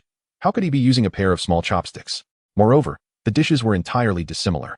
There were golden meatballs, a platter of fish seasoned with unknown spices, and even the staple was a bowl of milky white rice. Shor, what are you eating? Why is it so different from ours? Shor sipped his tomato and egg soup, then casually replied, Oh, I am not accustomed to English cuisine, so I had my house elf prepare some Chinese dishes for me. Draco leaned in to catch a whiff, overwhelmed by the enticing aroma, and swallowed hard. May I have a taste? Shiao gazed at the array of huaxia dishes before him, feeling that even he could not consume them all alone, and thus nodded in acquiescence. Go ahead and eat. Draco, brimming with excitement, speared a piece of braised pork with his fork and knife, and after a few chews, his eyes sparkled with delight. However, Shiao was appalled to see Draco attempting to use the saliva-laden utensils to pick at the dishes, and quickly fetched a large plate to serve each dish onto, allowing Draco to indulge on his own. Oblivious to anything else, Draco dug in eagerly, his face reddening from the spice of several fiery dishes. Yet he continued to devour these unfamiliar culinary delights, shooing away Goyle and Crabbe who sought to sample them. At that moment, he felt that the various exquisite dishes he had previously enjoyed were utterly subpar. No wonder Shiao had mentioned he was unaccustomed to them. He too would come to feel the same. Just then, Alice approached. Shiao, may I sit here? What is it that you are eating? Chapter 20, Secrets of the Pure Blood Society. As he beheld the beautiful Alice, Shiao was reminded of old Mr. Flea, who had previously spoken on his behalf in the headmaster's office. Both exuded an elegance that seemed to flow from the same lineage. He discreetly kicked Draco, who was engrossed in his meal, under the table, prompting Draco to look up, bewildered. What's the matter, Shiao? Why don't you go eat over there? I need to discuss something with the senior. Draco glanced between Shiao and Alice, and with a knowing expression, he shuffled over to Goyle, taking his large plate along with him. Once Alice had gracefully taken a seat and cast a glance at the exotic dishes, although the aroma was enticing, she paid it no further mind, for she was one capable of restraining her desires. She then lowered her voice to speak of serious matters. My grandfather just communicated through the two-way mirror about the movements of the pureblood families. Would you like to know? Shiao paused in his meal, took a napkin to dab his mouth, and replied, I have no desire to know. It is merely a matter of trivial squabbling, unworthy of concern. Alice, though sensing that Shiao was perhaps boasting, acknowledged his confidence and pondered before responding. Very well. The tactics of the pureblood families are typically limited to intimidation, framing, and suppression. As long as you remain at Hogwarts, you will face no issues. But have you heard of the Pureblood Society? Shiao was momentarily taken aback. The Pureblood Society? An alliance formed by all pureblood families? Alice nodded, then shook her head. It might have once been an alliance of all pureblood families, primarily aimed at preserving bloodlines and wielding power. However, when the Dark Lord sought to control this organization, the Pureblood Society fractured. All neutral and law-abiding purebloods withdrew. And now the society is dominated by those families that espouse pureblood supremacy. They wield over half the power within the Ministry of Magic and control a significant portion of the British magical economy, granting them immense influence. This is also why so many Death Eaters escaped legal repercussions in the past. Shiao was taken aback, yet found it within the realm of reason. Oh, and then what? Alice cast an exasperated glance at Shiao, who remained unfazed, unsure if he was genuinely oblivious or merely feigning ignorance. What I mean is that with your current strength, you are not in a position to provoke those families. My grandfather instructed me to convey that enduring temporary grievances is inconsequential. Enhancing your power is paramount. He will assist you in navigating these matters, ensuring they do not. Shor waved his hand and chuckled lightly. Thank you, grandfather, but I have my own plans. Alice clenched her fists, yearning to deliver a punch to the arrogant Shaw, questioning whether she had made a mistake by placing her bet so hastily. Shaw found it amusing to see Alice struggle to maintain her composure. Do you think I am arrogant and conceited?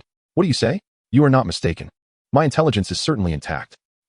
Seeing that he had sufficiently provoked her, Shaw gestured for Alice to calm down. My arrogance has its own rationale. And let me share a little secret with you. I have only been practicing magic for a month. Upon hearing this, Alice was indeed taken aback. If Shaw had truly only been studying magic for a month, he was already stronger than the average adult wizard, comparable to a typical Auror. Just imagine how formidable he would become with 2 or 3 years of steady learning. In the realm of magic, power reigns supreme. Alice had initially recognized Shaw's magical talent, which prompted her to invest decisively, but her greatest hope was merely to get in early on a wizard with legendary potential. At that time, she only believed Shaw had promise. After all, becoming a legendary wizard is no easy feat in a century. There have only been 3, 2 Dark Lords and 1 Light Lord. Yet now, Alice felt that Shaw's talent was truly extraordinary, surpassing even that of Voldemort and Dumbledore. The family's investment in him would undoubtedly need to be amplified. Perhaps the opportunity for the family's resurgence was right before her eyes. In a flurry, Alice rose and hurriedly departed, eager to inform her grandfather. Draco leaned closer, curious. Shaw, what just happened with Alice? Did you reject her confession? Shaw stuffed a chicken leg into Draco's mouth. What do you know, little brat? Can't even keep your mouth shut for something delicious? At the teacher's table, Quirrell dined while occasionally glancing at Harry and then at Shaw. The voice of Voldemort echoed in his mind. Is that Shaw the son of my most loyal servant, Regulus? Quite impressive. I must find an opportunity to meet him. Quirrell whispered, Master, the Daily Prophet has published about Regulus being a spy sent by Dumbledore to your side. Voldemort scoffed. What do you know? Regulus would never betray me. Dumbledore remains as hypocritical as ever, always using his misguided notions of love to deceive the masses. He must have recognized Shaw's extraordinary magical talent, which is why he helped to vindicate Regulus, just as he valued Snape's potion skills and offered his support. Quirrell swallowed hard, not daring to say more. After the feast, Dumbledore reverted to his whimsical self, rising to prompt everyone to sing the school song. He even took on the role of conductor, waving his wand to conjure colorful lyrics in the air. Thus, a cacophony of melodies filled the hall, chaotic yet whimsical. Especially the Weasley twins, who adopted a funeral tune, momentarily stealing the spotlight and leading many young witches and wizards astray. Subsequently, the prefects from each house began to gather the first-year students to guide them to their respective common rooms. The head of Slytherin is the returning Alice. For the other heads do not present a particularly dignified image at this moment. Along the way, most first-year students are clustered around Shor and Draco, with only a few purebloods trailing behind. It is understandable, as even though the sacred 28 families admit students annually, the numbers are not substantial, particularly for extinct families like the Gunter lineage, totaling no more than 28 at most. With some of these students attending other houses, less than half actually enter Slytherin. Consequently, a significant proportion of Slytherin students are half-blood wizards, with a small fraction of purebloods not belonging to the Sacred 28. Thus, the number of individuals targeting Shor is limited to just a handful, yet these few wield considerable influence, making it appear as though many support him. However, once Shor demonstrates his formidable prowess, he becomes more suited to Slytherin, a house that venerates strength, compared to the impulsive Gryffindors, the introspective Ravenclaws, and the loyal yet simple Hufflepuffs. Indeed, Slytherin serves as a fertile ground for cultivating allegiance, particularly for those at levels 2 or 3 of belief. This is precisely why Shor insists on joining Slytherin. He aims to replicate Voldemort's former strategies. As for the few rebellious individuals, a beating would suffice to instill obedience, and if they remain disobedient, further punishment may ensue. Alice continuously extols the glory of Slytherin, refraining from espousing pure-blood supremacy, suggesting that the beliefs of the Fleece family are rather commendable. The Slytherin Common Room resides in the dungeons of Hogwarts, situated beneath the Black Lake, lending it a somewhat damp atmosphere. A group of students wins their way along the spiral stone staircase to a wall, where Alice utters the password, Glory. The stone wall gradually opens, revealing a bright common room, with a roaring fire in the fireplace and torches illuminating the surrounding walls. The windows are expansive, and half of the ceiling is transparent, allowing a view of the rippling depths of the Black Lake, where various unknown fish swim past. As Alice leads the young witches and wizards into the common room, she explains that entrance requires reciting the correct password, which is posted on the notice board every Monday, and sharing it is strictly prohibited. Upon entering the common room, the students see their bat-like headmaster, Snape, emerging from a corner. He casts a cold, hawk-like gaze at Shor before stating indifferently, in accordance with Slytherin tradition. A first year must be elected as the invisible head. The victor shall be esteemed. Let the contest begin. The upperclassmen, not yet retired for the evening, become intrigued and gather around to watch the spectacle. Chapter 21, The King of Slytherin.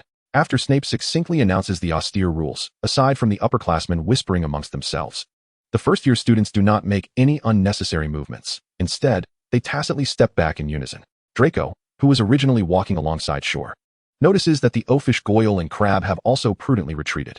He opened his mouth and took a step back, tacitly acknowledging the fact that Shiao was the invisible head of the first year. How disappointing it was to see such timidity in this generation of students. Snape, with a vacant gaze, uttered a scornful remark and then turned his attention back to Shiao. Black, what an ancient and noble family you hail from. Yet here stands such a vulgar wretch. Do you truly believe you are the embodiment of everyone's expectations? Shiao and Snape locked eyes, an unyielding standoff, both calm yet resolute. I am now the head of the first years, so might I inquire, Headmaster, does Slytherin have a tradition of upward challenges? I believe the position of chief should rightfully belong to me. Snape's composed demeanor flickered momentarily as he circled Shiao. Arrogant, conceited. Are you truly the elegant offspring of Regulus? Or perhaps you are merely the illegitimate child of that fool, Sirius Black? The atmosphere in the common room grew tense. All present were silent.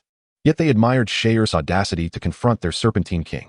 Shiao refrained from responding to the mention of Sirius, knowing that engaging in that topic would only provoke Snape's ire. Instead, he continued, I ask that the headmaster maintain impartiality and summon the heads of the 2nd to 7th years. I wish to challenge them. Snape clenched his fists and snorted disdainfully. I recall that your punishment has yet to be issued. It seems a term of confinement will allow you to reflect. From tomorrow onwards, report to my office after 6 in the evening.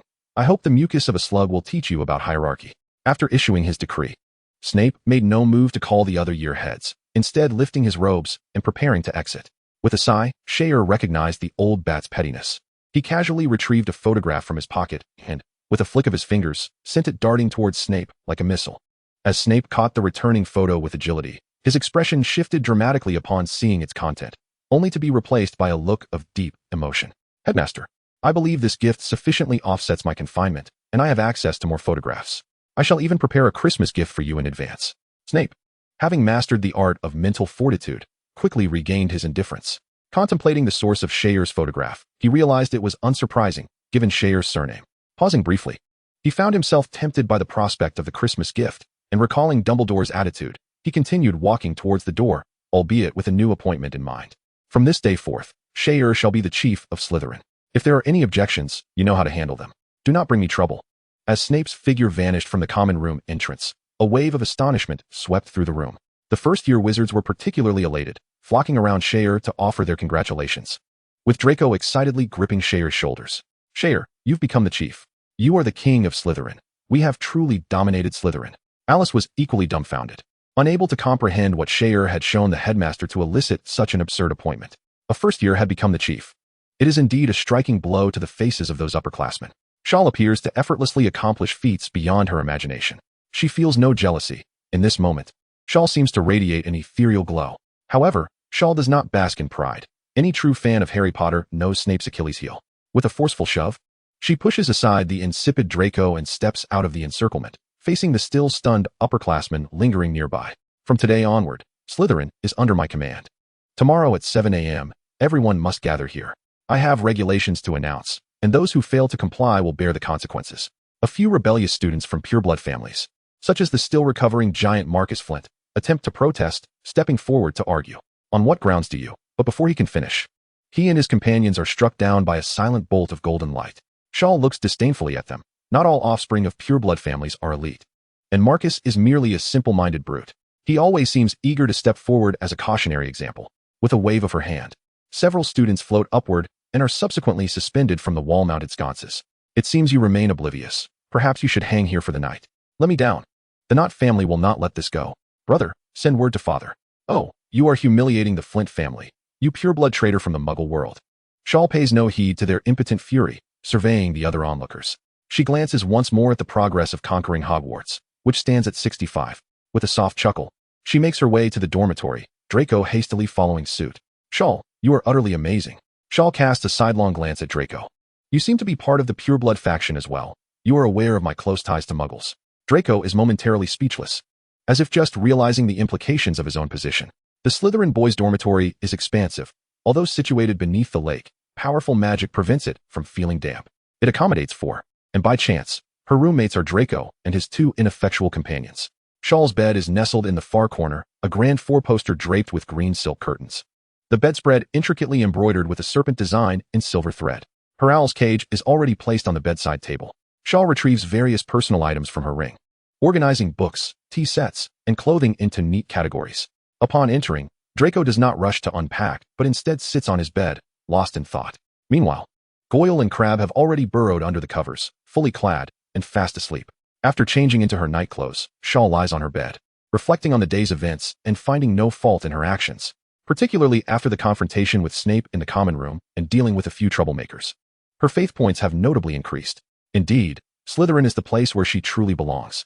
As she flips through a book, Draco suddenly leaps to her bedside, startling Shaw, who instinctively clutches the blanket. "What do you want? Don't climb into my bed." Draco paused, hesitatingly stating, "Sure, with your remarkable abilities, you will undoubtedly ascend to the stature of a formidable figure like the mysterious man in due time. You will surely lead the purebloods to a resplendent renaissance, which should delight the pureblood families. Yet, why do they target you?" Shor sighed, momentarily at a loss for words. "Draco, this is a conflict of interests and ideologies. In truth, if I were willing to compromise, I could easily collude with those individuals." "Then why not?" Draco inquired. Why would I? As long as I possess sufficient strength, the others will heed my command. Power and wealth will be mine to command." Draco was astounded by Shor's bold declarations, finding them remarkably rational, leaving him at a loss for words. After a prolonged silence, he posed another perplexing question. "Then why do you associate with Muggle wizards? You are undeniably pureblood."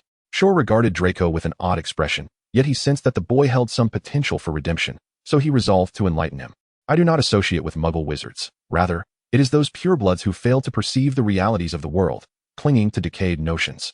I simply refuse to wait for death alongside them." Draco appeared bewildered, his platinum hair nearly curling into a question mark. Shor reached out to smooth his hair and continued.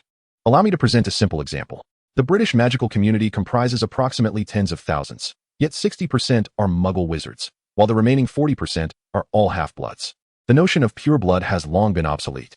Draco immediately retorted, "Impossible. The Malfoy family is the most esteemed of the purebloods." Shor scoffed, "I've heard that the ancestors of the Malfoy family arrived in England alongside Muggle kings and were granted titles, becoming court wizards. You should revisit the Malfoy family tree and ask your father about those expelled from the family. They were either squibs or Muggle wizards." Draco vehemently shook his head, refusing to accept this. Shor delivered a fatal blow. In earlier years, the once pure-blooded Gaunt family, due to intermarriage, produced either fools or madmen, and thus faced extinction. Oh, by the way, their only surviving descendant, Voldemort, is a veritable half-blood. Draco's eyes widened in disbelief as he sank to the ground, speechless for an extended period. The Dark Lord he idolized was, in fact, a half-blood wizard? Wasn't he it ironic that his loud proclamations of pure-blood supremacy were so hollow? And his own family was, indeed, a half-blood lineage.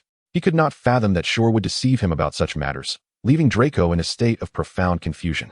Observing Draco's disheartened demeanor, Shor shook his head and cautioned, "The future world will lack the fertile ground for the ideology of pure-blood supremacy. However, one principle will remain eternal. Strength reigns supreme." Chapter 22. Let us send a phoenix to that little fellow. Austria, Numengard. In a chamber within a tower, a dozen elderly gentlemen with graying hair were quietly deliberating. Each was impeccably attired, exuding elegance and sophistication. "Nagel, how many individuals have you contacted?" "A dozen or so. Many old-timers have passed away. Yet their descendants are equally idealistic and eager to join our cause. The situation is rather satisfactory. Although many comrades faced persecution from various magical authorities in the past, they have managed to thrive in the present. The most formidable among them has even ascended to the position of director of the Department of Magical Law Enforcement. When will our master make his grand return?" Miss Vita is unaware of this, yet our master has regained his fighting spirit. She mentioned that she intends to surprise the master, hence her temporary absence. At the forefront stands an elderly man with a serious demeanor, deeply engrossed in thought, contemplating how to persuade the master to emerge from his confinement. He is named Abernathy, once the most trusted aide of Grindelwald, who ascended the ranks of the American Magical Congress and nearly assisted Grindelwald in becoming its president. In the highest tower, the previously dilapidated cell with nothing but a rickety wooden bed has undergone a remarkable transformation. It is now adorned with splendid and exquisite furnishings, and the floor is covered with luxurious Persian cashmere carpets. A circular bookshelf is filled to the brim with books. Behind a grand desk sits a distinguished elderly gentleman, his blue eyes rimmed with silver, exuding an almost divine aura. This venerable figure is none other than Grindelwald, the Dark Lord who instigated the First Wizarding War and the leader of the Pureblood Party. Since the prophecy of a doomed future was altered, this legendary sorcerer has shed his previous despondency. Although bound by an oath to Dumbledore, he remains confined within Nurmengard, yet he no longer wallows in self-pity. While he has not yet summoned his former allies, his loyal followers, vigilantly guarding him nearby, rejoice at the rekindled spirit of their leader, bringing forth an array of delightful offerings. At this moment, Grindelwald meticulously examines a letter. Dear Mr. Perel, greetings. I am truly honored by your admiration. Regarding your inquiry about my choice to perform magic in the Muggle world, it relates to my childhood experiences, which I shall not elaborate upon. The initial motivation can be summarized in one phrase: to satisfy my hunger. However, once I mastered the art of illusion, I discovered a different kind of joy. I revel in the adulation of the masses, and when I perform grand and resplendent feats of magic beyond ordinary comprehension, I take immense pleasure in the way the audience gazes at me as though I were a deity. To be candid, I am a vain individual, deriving enjoyment from the pleasures of power and wealth, lacking in any noble sentiments.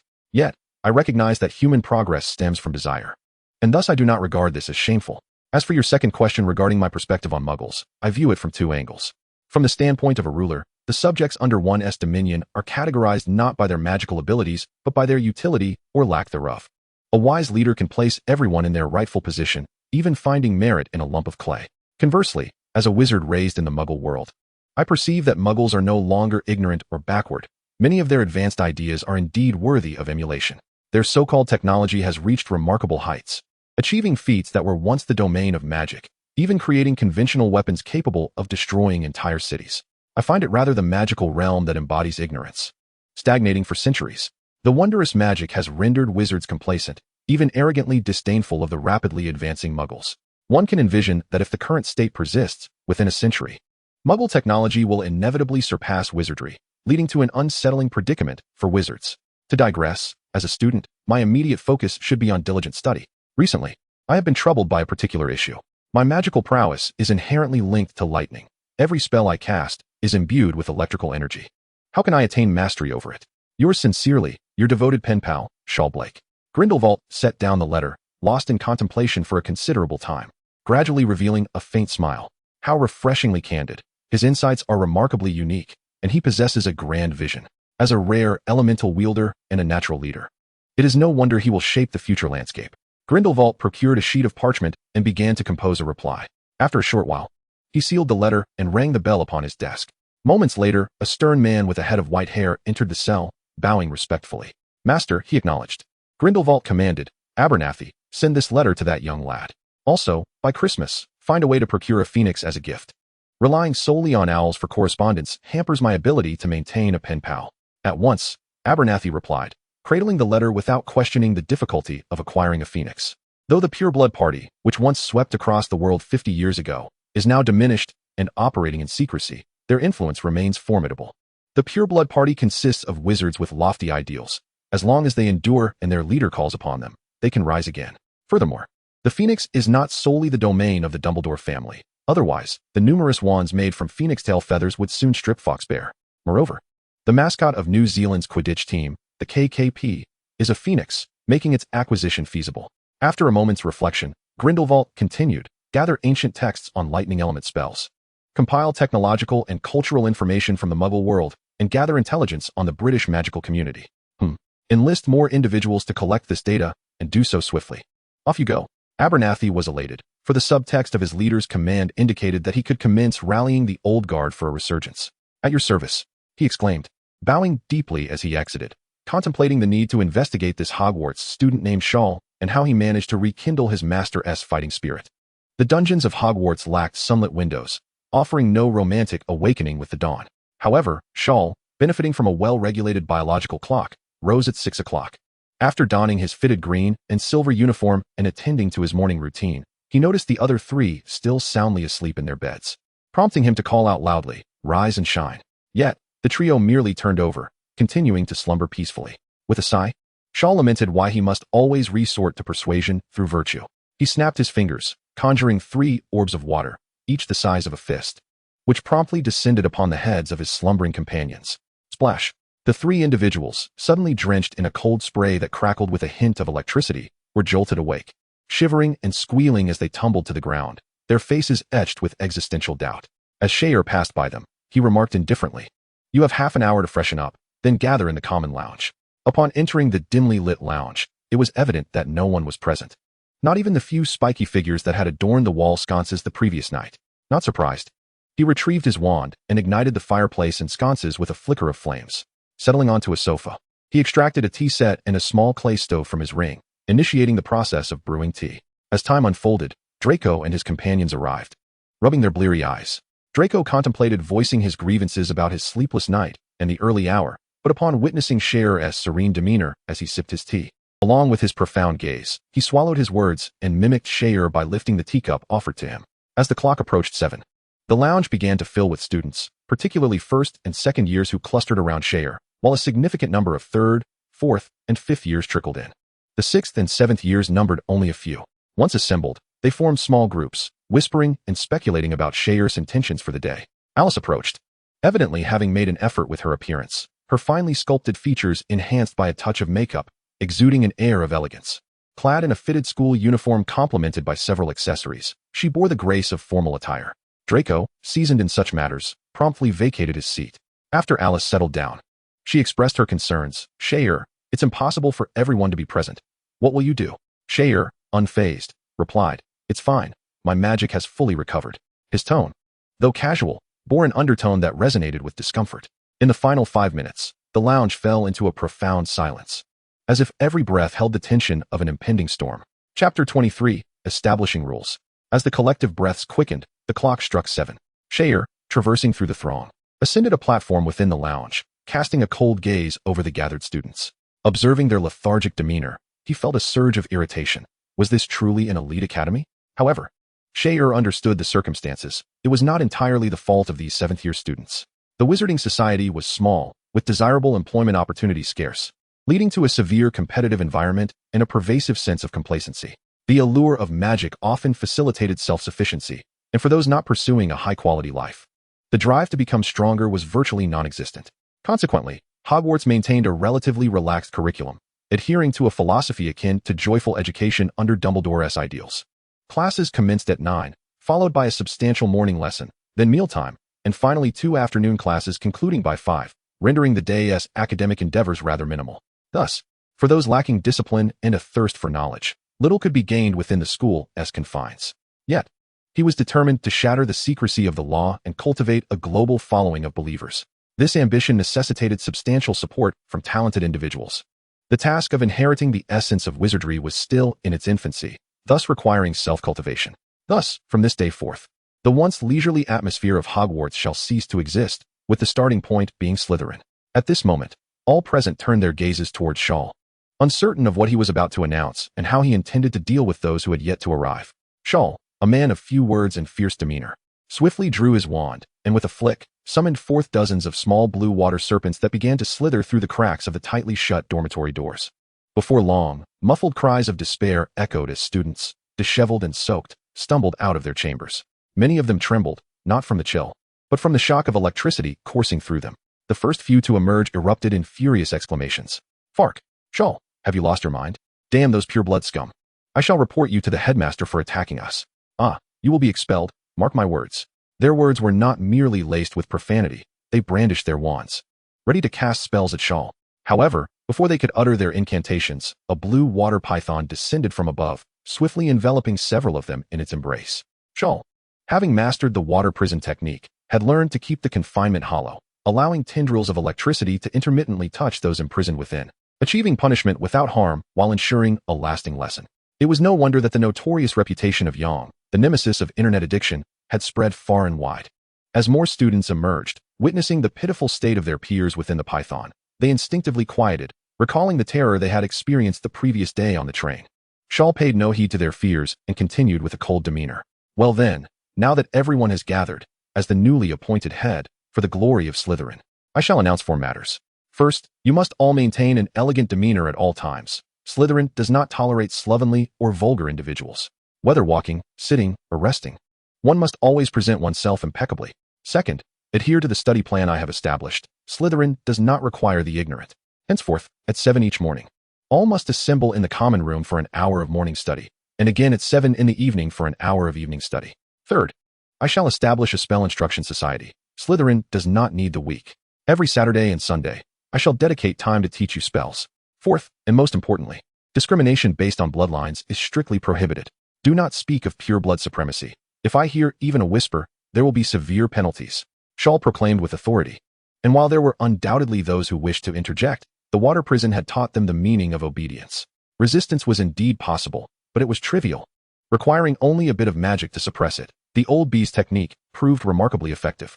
Amidst the cacophony of protests, Shaw continued, in a moment, all year heads, including the invisible year head, shall join me for a brief meeting.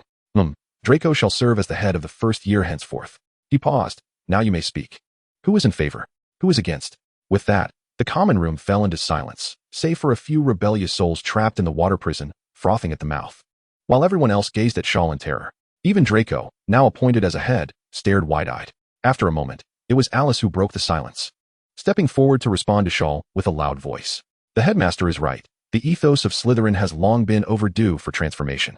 Elegance, strength, and the pursuit of glory are what we ought to strive for, rather than indulging in sheer arrogance, which can only lead to our demise. Draco's expression shifted continually. His fists clenched tightly, as the words spoken by Shaw the previous night echoed relentlessly in his mind. Ultimately, he too stepped forward, raising his voice in a fervent declaration. I support the headmaster. Strength, nobility, and glory are the true essence of Slytherin. Goyle and Crabbe, mere echoers of sentiment, foolishly joined him in the clamorous outcry. Soon, students from the first and second years, with few exceptions, surged forward to rally beneath Shaw's platform. As Draco's childhood companion, the lion-hearted pansy Parkinson felt a surge of alarm and hurriedly approached him. Draco, have you lost your mind? Do you even comprehend what you are doing? Uncle Malfoy will kill you. Draco shook off Pansy-esque grasp, roaring with fervor. I know precisely what I am doing. The glory of pure bloods has long since faded. I must grow stronger. I must restore the honor of my family, rather than cling to decayed notions and await my demise. Pansy found herself bewildered by this version of Draco, who once only summoned his father for assistance. Her heart was in turmoil. With the heir of the Malfoy lineage declaring his support for Shaw, the number of those raising their voices in Shaw's name swelled. Noble, powerful, glorious. Shaw, Shaw, Shaw. The fervent shouts began to push aside those students who remained pale and silent, most of whom were the so-called purebloods and their followers, along with a few rebels who had emerged from the dungeons, around 20 of them, spanning various years. Shaw gazed upon the students with immense satisfaction, noting that the progress of his system task, Conquer Hogwarts, Phase 1, had reached a remarkable 95. It appeared that a few more rounds of discipline for these rebels were necessary. It was likely that the task could only be completed once they ceased their outward defiance. As for the current endeavor of painting a rosy picture, utterly futile, for the Black family had fallen from grace in their eyes, incapable of offering tangible benefits. A more direct approach, overwhelming them with authority and strength, was the swiftest means of accomplishing the task at hand. After a moment of contemplation, he raised his hand to signal for silence among the cheering crowd, then addressed those who remained unconvinced. You may reject my ideals and rules. I do not concern myself with your opinions. However, as long as you are within Slytherin and I serve as your head, mediocrity will not be tolerated.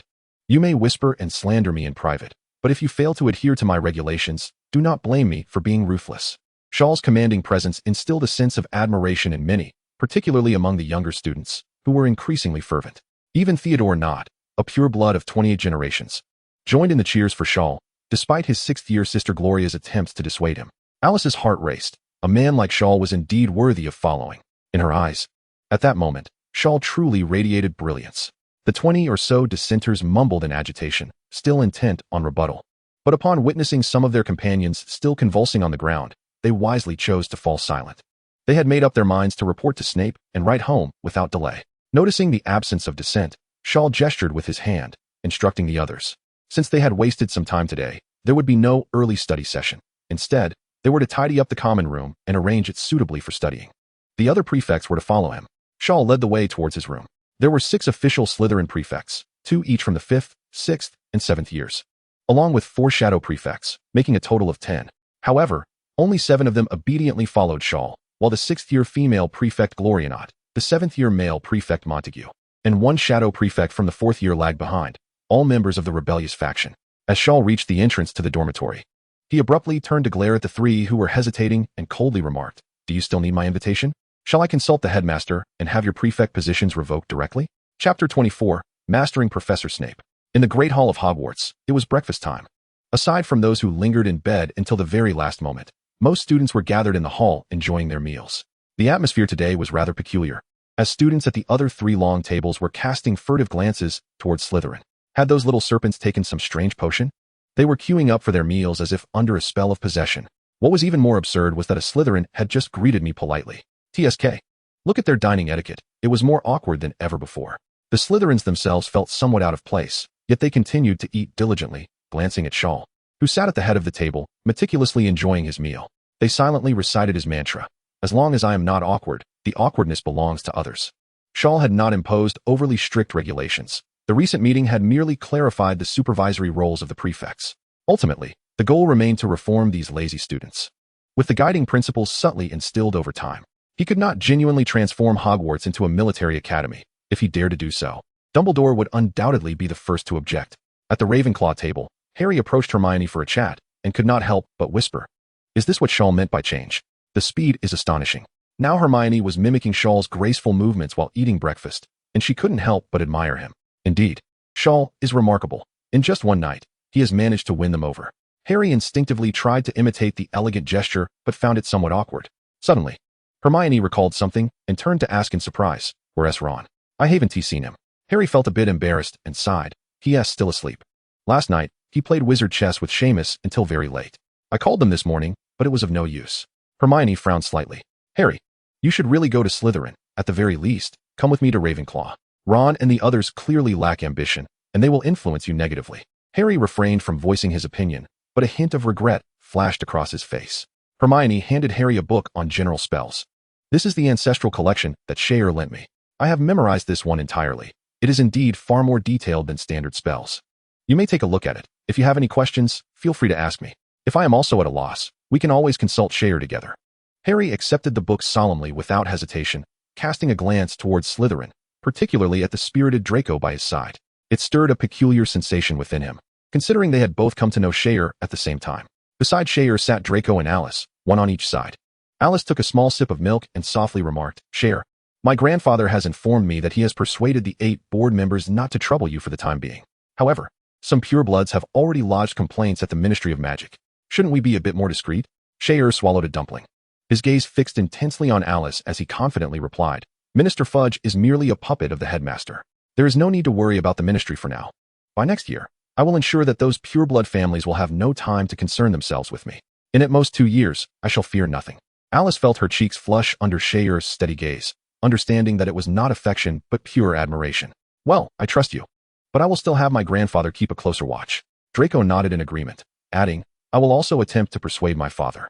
Shiao glanced at Draco, thinking he might be in for a disappointment. At that moment, a swarm of owls swooped in from outside the hall, circling above before diving down towards their target. Chaos erupted in the hall as feathers flew in every direction, but the experienced ones had already finished their meals.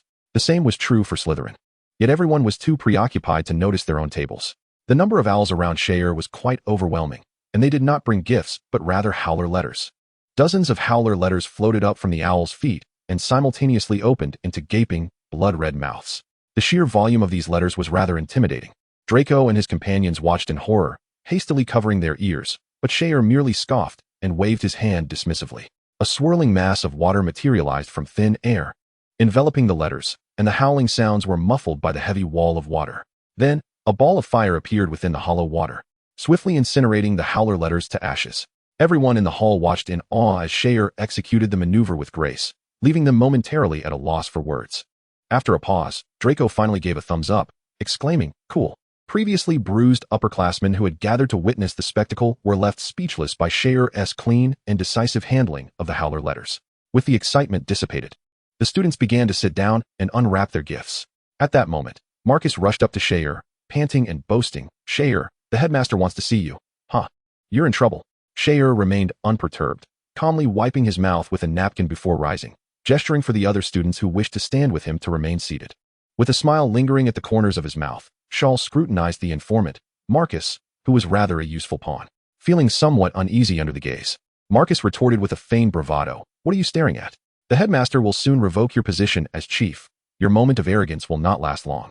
Shaw turned towards Snape's office in the basement, leaving behind a parting remark. Enjoy the delightful moments of this morning, you buck-toothed chicken. The rest of your life will be nothing but nightmares. Draco hastily gathered his and Shaw's textbooks, shot a glare at the snitch Marcus, and followed Shaw's departing figure with his two companions. Marcus and his friends were left scratching their heads. What did Shaw mean? Why was he so composed? Montague, who had been sitting not far from Shaw, sighed and explained, Is your head truly that dense? The headmaster did not take any action against Shaw last night, and he won't today either. Though I am unaware of what he showed the headmaster, it matters not. Just wait to be left hanging like a wall lamp tonight. No one will come to your rescue. As he walked through the dimly lit basement, Shaw pondered why Slytherins seemed to revel in such gloomy surroundings. Perhaps it was a fondness for solitude. Upon reaching Snape's office, the door swung open automatically without a knock. Shaw smiled and stepped inside. The scent within was peculiar, and the temperature was rather frigid. Shelves lining the walls were filled with jars, some containing remnants of various creatures.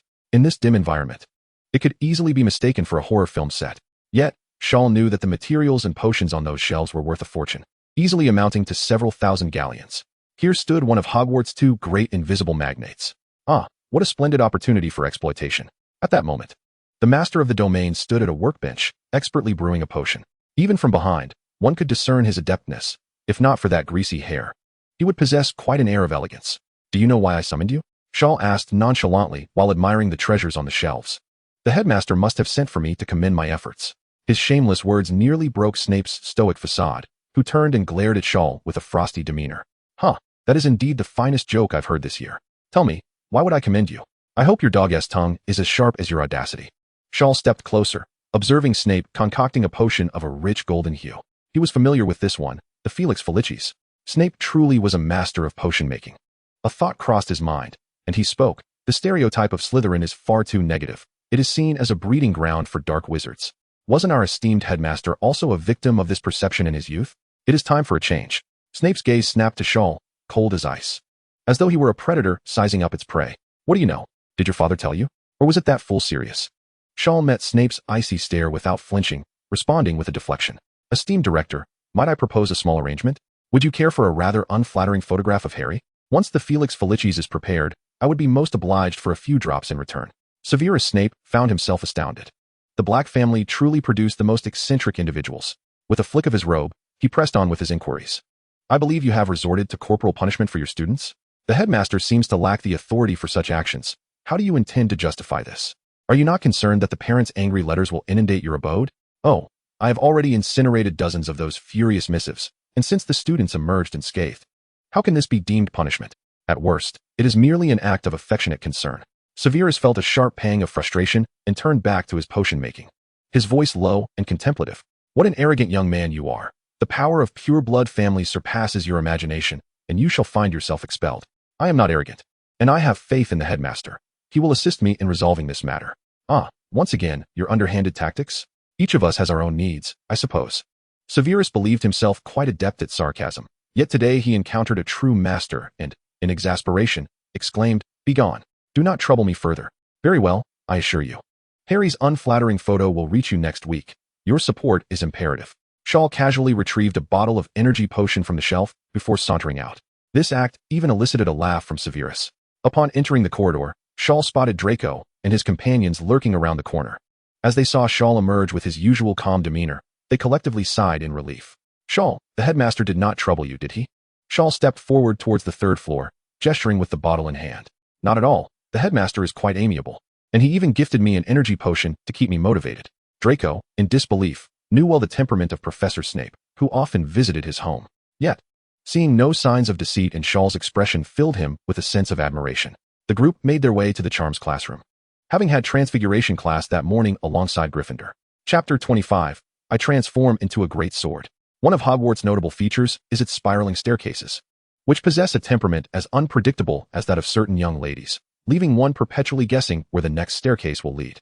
Having emerged from the dungeons, Shaw and his companions intended to ascend to the third floor, only to find themselves inexplicably arriving at the fifth. Draco and the others were momentarily stunned, and Shaw scratched his head, realizing that a lack of prior knowledge is indeed a grave misstep in any battle. Shaw, shall we continue ascending the stairs at random? The class will commence shortly, and I have heard that Professor McGonagall has quite a temper. Shaw glanced back at the entrance to the third floor. Merely a few meters away, gritted his teeth, retreated behind the trio, drew his wand, and shouted. Draco and his companions were bewildered when a sudden force propelled them off the platform, prompting them to scream for their mothers in panic. Shiao quickly followed suit, leaping and, as he descended, waved his wand. Just before they reached the third floor, the levitation charm gently eased their descent, allowing them to float down like delicate feathers. Draco and his friends turned pale, their eyes welling with tears, but once they landed safely, they excitedly embraced one another, shouting in exhilaration. Draco, let us seek out a senior student to record the patterns of the rotating staircases. Shiao, disdainful, evaded Draco's embrace and hastily made his way to the transfiguration classroom. This circular amphitheater was adorned with tiered desks arranged in a fan-like formation, surrounded by numerous pointed window sills, which lent an air of clarity and brightness to the space. Upon entering, Shiao noticed a tabby cat perched on the lectern, and though his curiosity was piqued, he decided it wise to refrain from provoking the mature feline. Approaching the seating area, he observed that most of the Slytherin students had already gathered, while many from Gryffindor were still absent. Harry, seated in the front row, promptly rose to greet him. Shiao, over here. Shiao paused, taken aback by Harry's early arrival, as he had seemed engrossed in his studies moments ago. While his companion Ron was conspicuously absent, Shiao had initially anticipated that after coaxing Hermione into Ravenclaw, Harry and Ron would become even more complacent and wayward. However, the current situation felt somewhat askew. He hoped the main plot line would not unravel, as he still intended to seize the opportunity at the end of term. Taking a seat beside Harry, Shiao inquired tentatively, "Are you here alone?" Harry, being rather forthright, replied without hesitation, "Yes, Ron and Seamus got up a bit late." Shiao noticed a flicker of disdain in Harry's eyes, which caused a ripple of concern within him. Would the benevolent savior be led astray? At that moment, Draco approached, enthusiastically draping his arm over Harry's shoulder. "Hey, good morning, Harry," he greeted. Turning to face Draco, Harry shyly returned the greeting, "Good morning, Draco. And you too. Why do you look so red-eyed?" Draco settled down beside Harry, tilting his head back and adopting his usual tone to boast, "Harry, this is all thanks to Shiao's thrilling ride on our broomsticks. It was absolutely exhilarating. And you wouldn't believe what I've been through with Shiao since yesterday. It has been quite the adventure."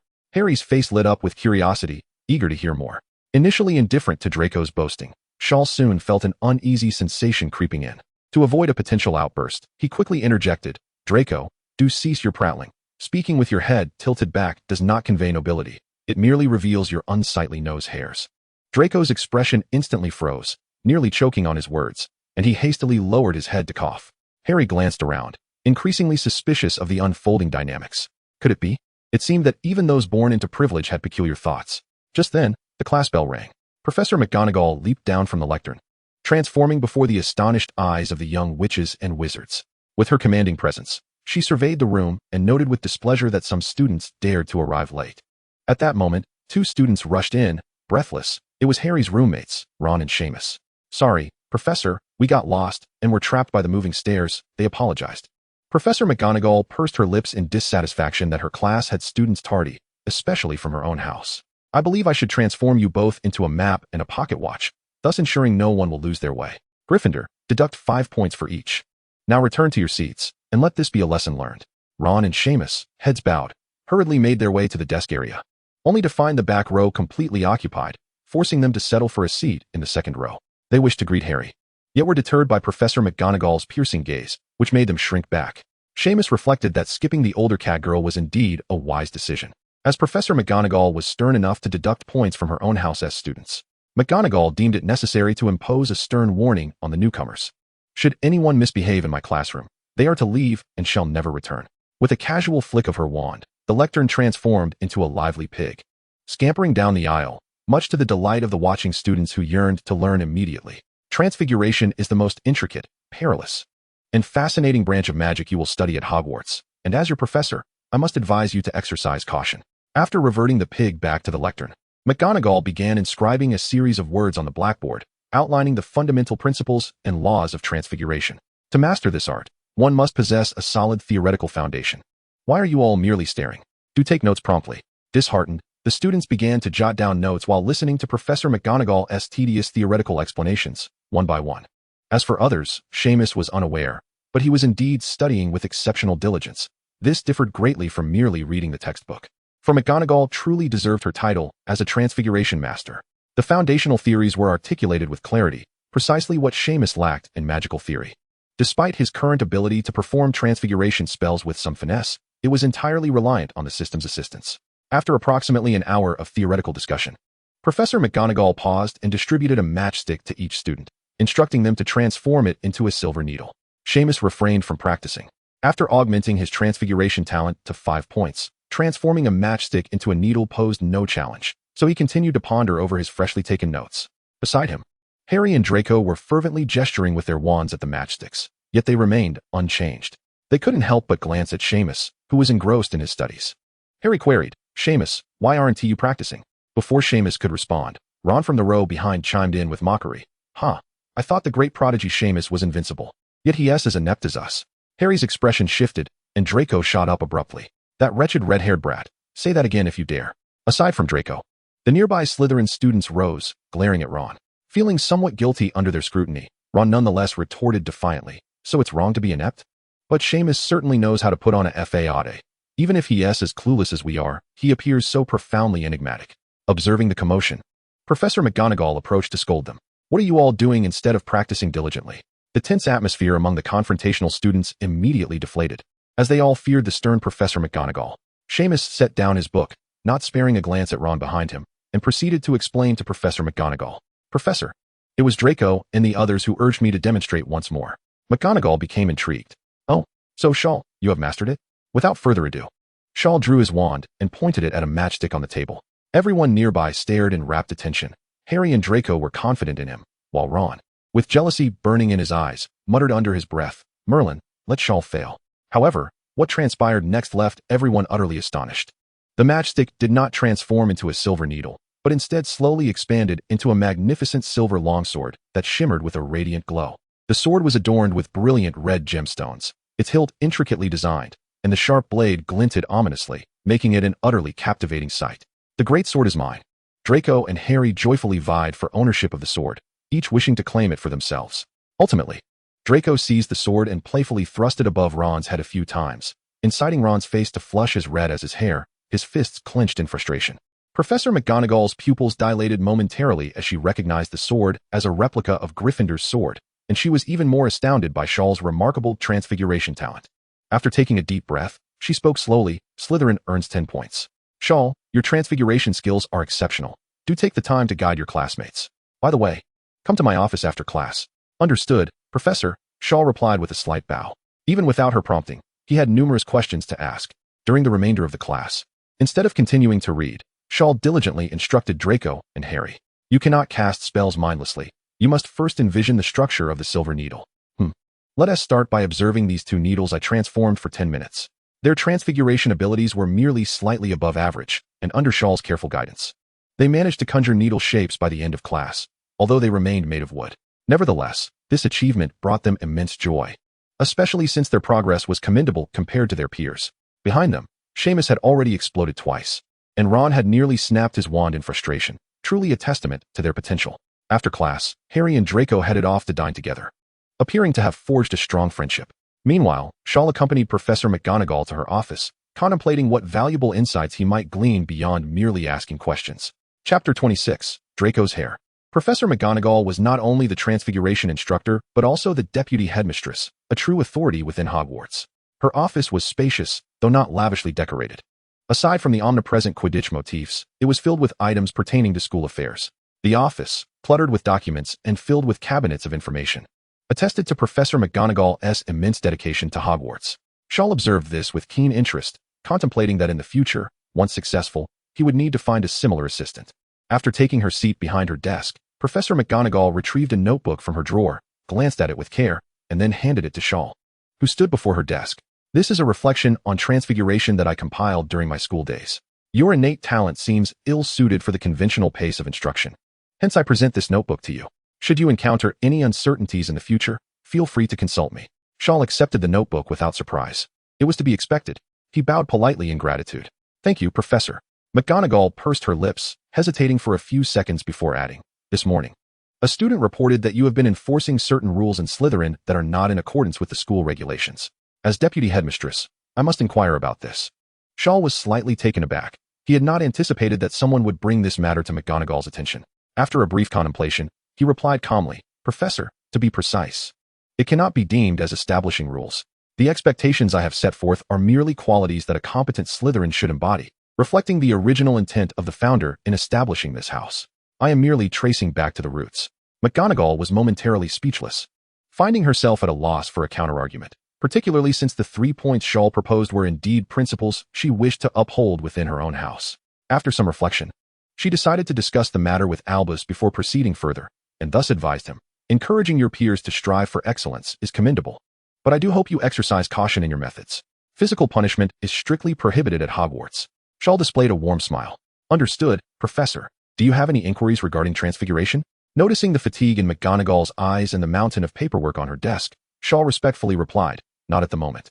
I will consult you again after I peruse the notebook you provided." McGonagall's stern expression softened somewhat. "Well then, go have your lunch. Goodbye, Professor." As he observed Shaw exit with a leisurely gait, McGonagall sighed, feeling an inexplicable contradiction in the boy's demeanor, unable to pinpoint what seemed odd about him. As Shaw passed through the hall, he caught a glimpse of Draco, Harry, and Hermione seated together at the Ravenclaw table. Could this be the new trio? The plot had taken quite an unexpected turn. Shaw chuckled softly to himself, deciding that it was no longer his concern. Foregoing the hall, he returned directly to his dormitory. He nodded in acknowledgement to the passing Slytherins and, upon reaching his room, asked Creature to procure some food. He began to eat, while delving into the insights on transfiguration provided by McGonagall. 2 hours slipped by in a state of engrossed oblivion until Draco came to remind him it was time for Charms class. On his way to the Charms classroom, he continued to ponder. A master of transfiguration indeed elucidated the key points of the art in a manner that was both accessible and profound. It was mentioned that the ultimate essence of transfiguration lies in bestowing life upon inanimate objects. Of course, this life is not a soul in the traditional sense, but rather a form of animation. Yet, it could also refer to a genuine soul. However, Professor McGonagall indicated that this notion remains speculative, a realm that even Dumbledore had not attained. Shaw sensed that regardless of whether it pertains to spells, potions, or alchemy, the pinnacle of all research ultimately revolves around the exploration of the soul in pursuit of immortality. However, these ideas were beyond his current grasp. Instead, they provided him with a clearer path to enhance his mastery of transfiguration. With a plan forming in his mind, he found himself at the Charms classroom before he knew it. The layout of the Charms classroom is remarkably similar to that of the Transfiguration classroom, with the notable exception of Professor Flitwick, a remarkably diminutive wizard who is suspected to possess fairy lineage. During lessons, he must stand upon a stack of books to reach the lectern. Today's Charms lesson consists of 2 consecutive periods, a significant class, shared with Ravenclaw House. Shaw, seated beside Hermione in the front row alongside Draco, finds that Draco, endowed with considerable talent, does not resist this designated area of academic excellence. However, this arrangement proves to be quite uncomfortable for Goyle and Crabbe, who feel as awkward as if they were afflicted with hemorrhoids while sitting in the front. Hermione experiences a flutter of excitement as Shaw takes his seat next to her, but constrained by the professor's presence, she can only manage a polite good afternoon. In this session, Professor Flitwick instructs on the levitation charm, and Shaw remains undistracted, despite having already achieved level 3 proficiency. He is acutely aware that his grasp of magic is rather superficial. The more one aspires, the more one must value the fundamentals. Professor Flitwick, with his high-pitched voice, meticulously dissects the charm's components, exhibiting remarkable patience. He readily answers Shaw's thoughtful inquiries, often illuminating concepts for him in a way that fosters deeper understanding and broader connections. Upon hearing Shaw's insightful extrapolations, Professor Flitwick not only rewards him with points, but also suggests that a student so eager for knowledge rightly belongs in Ravenclaw. The Slytherins, accustomed to such excellence from their head, are unfazed. Meanwhile, Hermione finds herself questioning her own abilities. Although she too contributes points to Ravenclaw, her responses are merely recitations of learned material. Shaw, on the other hand, refrains from answering questions directly, instead posing inquiries that lead to further discoveries and points earned. This conundrum leaves her intent on seeking clarification after class. The second period is a practical session, with each student receiving a feather. As anticipated, Shaw is the first to successfully cast the levitation charm, this time without the aid of the system, relying solely on the correct incantation and wand movement. Shaw has come to understand the distinction between the two methods. Employing the system is akin to scratching an itch with a barrier, whereas casting the spell purely is as exhilarating as scratching the itch directly. After being awarded additional points by Professor Flitwick, Hermione also successfully performs the charm and receives praise. Draco, however, struggles for some time without success, casting longing glances at Shaw. In a moment of mischief, Shaw switches seats with him, gesturing towards Hermione, then resumes his note-taking. Draco's expression is one of profound conflict. Previously, he had dined with Hermione and Harry in the Great Hall, with Harry serving as a buffer. And he had not initiated any conversation with Hermione. Now, with Shor nudging him to seek her help, the proud Draco feels utterly humiliated, his mouth opening and closing in vain. Hermione, fully aware of Shor's intentions, feels a small surge of pride. After watching Draco struggle for quite some time, Shor finally interjects. Draco, seeking assistance from someone more capable is not a sign of weakness. Did you not profess to have abandoned the notion of pureblood supremacy? Why then this inconsistency? Draco's face flushes crimson, a strand of his platinum hair falling delicately, mirroring the turmoil of his heart. Shiao ran his fingers through his hair, thinking that a slicked-back hairstyle would suit him best. Draco lifted his head, exhaling a deep breath, and with a serious expression stated, Hermione, please teach me how to cast the levitation charm. But do not get too smug. I shall surely learn other spells before you. Hermione chuckled softly, suddenly finding Draco rather endearing. She cleared her throat and replied earnestly, I just observed your incantation. Your pronunciation is inaccurate. It should be Wingardium Leviosa, with the M sound elongated and clear. Allow me to demonstrate. Hermione pointed her wand at a feather on the table and intoned, Wingardium Leviosa. The feather gently floated into the air in response. Draco remained silent, merely grasping his wand to practice. Hermione, undeterred, continued her earnest instruction. 10 minutes later, Draco finally succeeded in casting the spell. However, before he could revel in his joy, Shiao interjected, Draco, after thanking Hermione, you should go teach Goyle and Crabbe. Draco's expression of delight instantly froze, his platinum hair appearing even more disheveled. Chapter 27, Interrogation. When Professor Flitwick announced the end of class, Hermione turned to Shiao and inquired, Shiao, why am I? Fearing Hermione's incessant questioning akin to a Gatling gun. He quickly waved his hand. I know what you're about to ask, and it's quite simple. Reading is not merely about rote memorization. To truly grasp a subject, one must reflect deeply and ponder repeatedly. Since human energy is limited, one must make choices in their pursuit of knowledge.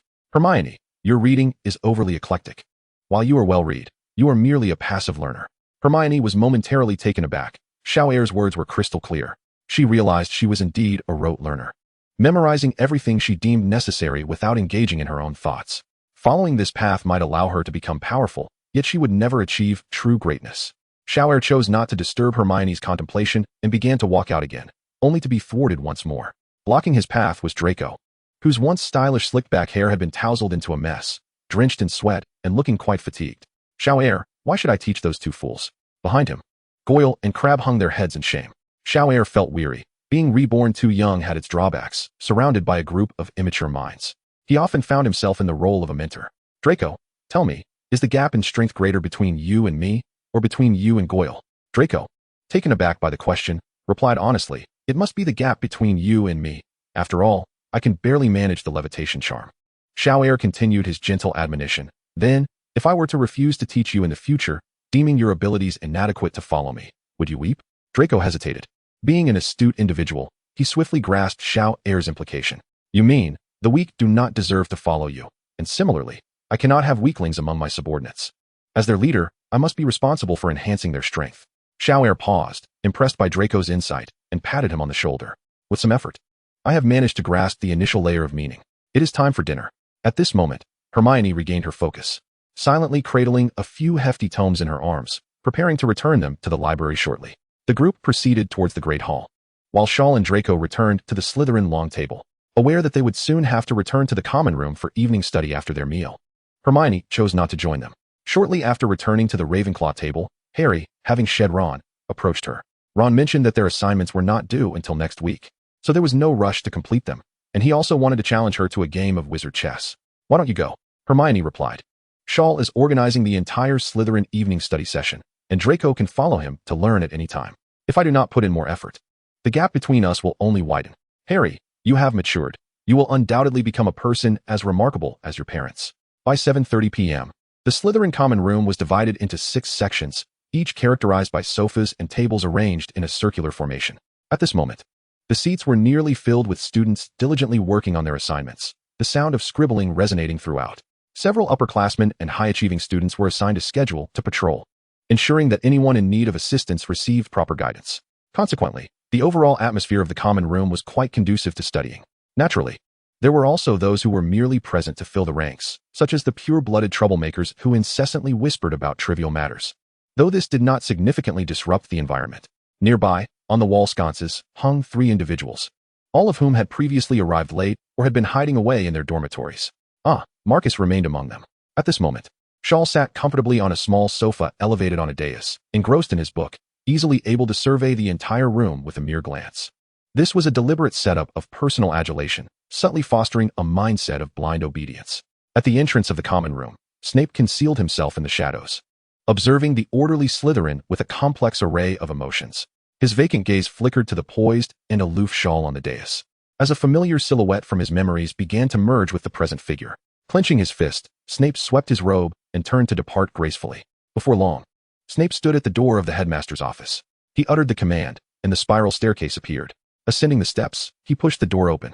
"Ah, Severus," Dumbledore remarked, engaging with Fawkes in front of the birdcage, without turning to face him, recognizing his visitor immediately. Snape wasted no time, directly confronting Dumbledore. "Omnipotent headmaster, why do you assist Shaw in resisting external pressures? He ought to be expelled directly. Do you know what he is currently undertaking in Slytherin?" I seem to witness yet another enigmatic figure. Dumbledore turned to face him, his profound gaze penetrating through his blue spectacles. "Shaw, you ask? As headmaster, is it not my duty to shield my students from the storm? And the potential he possesses is equally a matter that requires our guidance as educators." Snape slammed his fist onto the desk, the resounding thud startling the portraits of former headmasters hanging on the walls. "Observe what he has been doing. He is on the verge of transforming Slytherin into his own battalion. Before long, he will possess his own Death Eaters, much like that individual of your." Within the frame, Phineas Black could not help but exclaim in outrage. "You wretched fool. How could my great-grandson possibly be a villain? He is in the process of restoring the glory of Slytherin, and you are unworthy." With a casual flick of his wand, Snape silenced Phineas, who continued to glare intently at Dumbledore. Dumbledore returned to his desk, speaking warmly. "Hasn't Slytherin House improved? As its head, shouldn't you be pleased?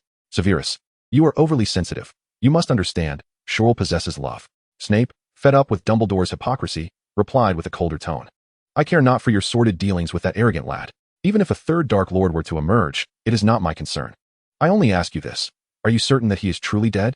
At the mention, Dumbledore's expression grew notably grave. "Severus, I sense he has returned. I can only hope my trap proves effective. Please protect Harry." His eyes bear a striking resemblance to Lily's.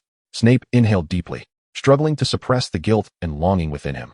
"Very well, I understand." With that, he resumed his icy demeanor, sweeping his robe and departing like a great bat. Slamming the door behind him, Dumbledore gently tapped the surface of his desk, lost in contemplation. Upon the desk lay a letter from the International Confederation of Wizards, detailing reports of the remnants of the pureblood party stirring. Alas, Tom seems to have returned, and Gellert is causing trouble again. As for Shor, we shall wait and see. I hope he truly finds the Horcruxes.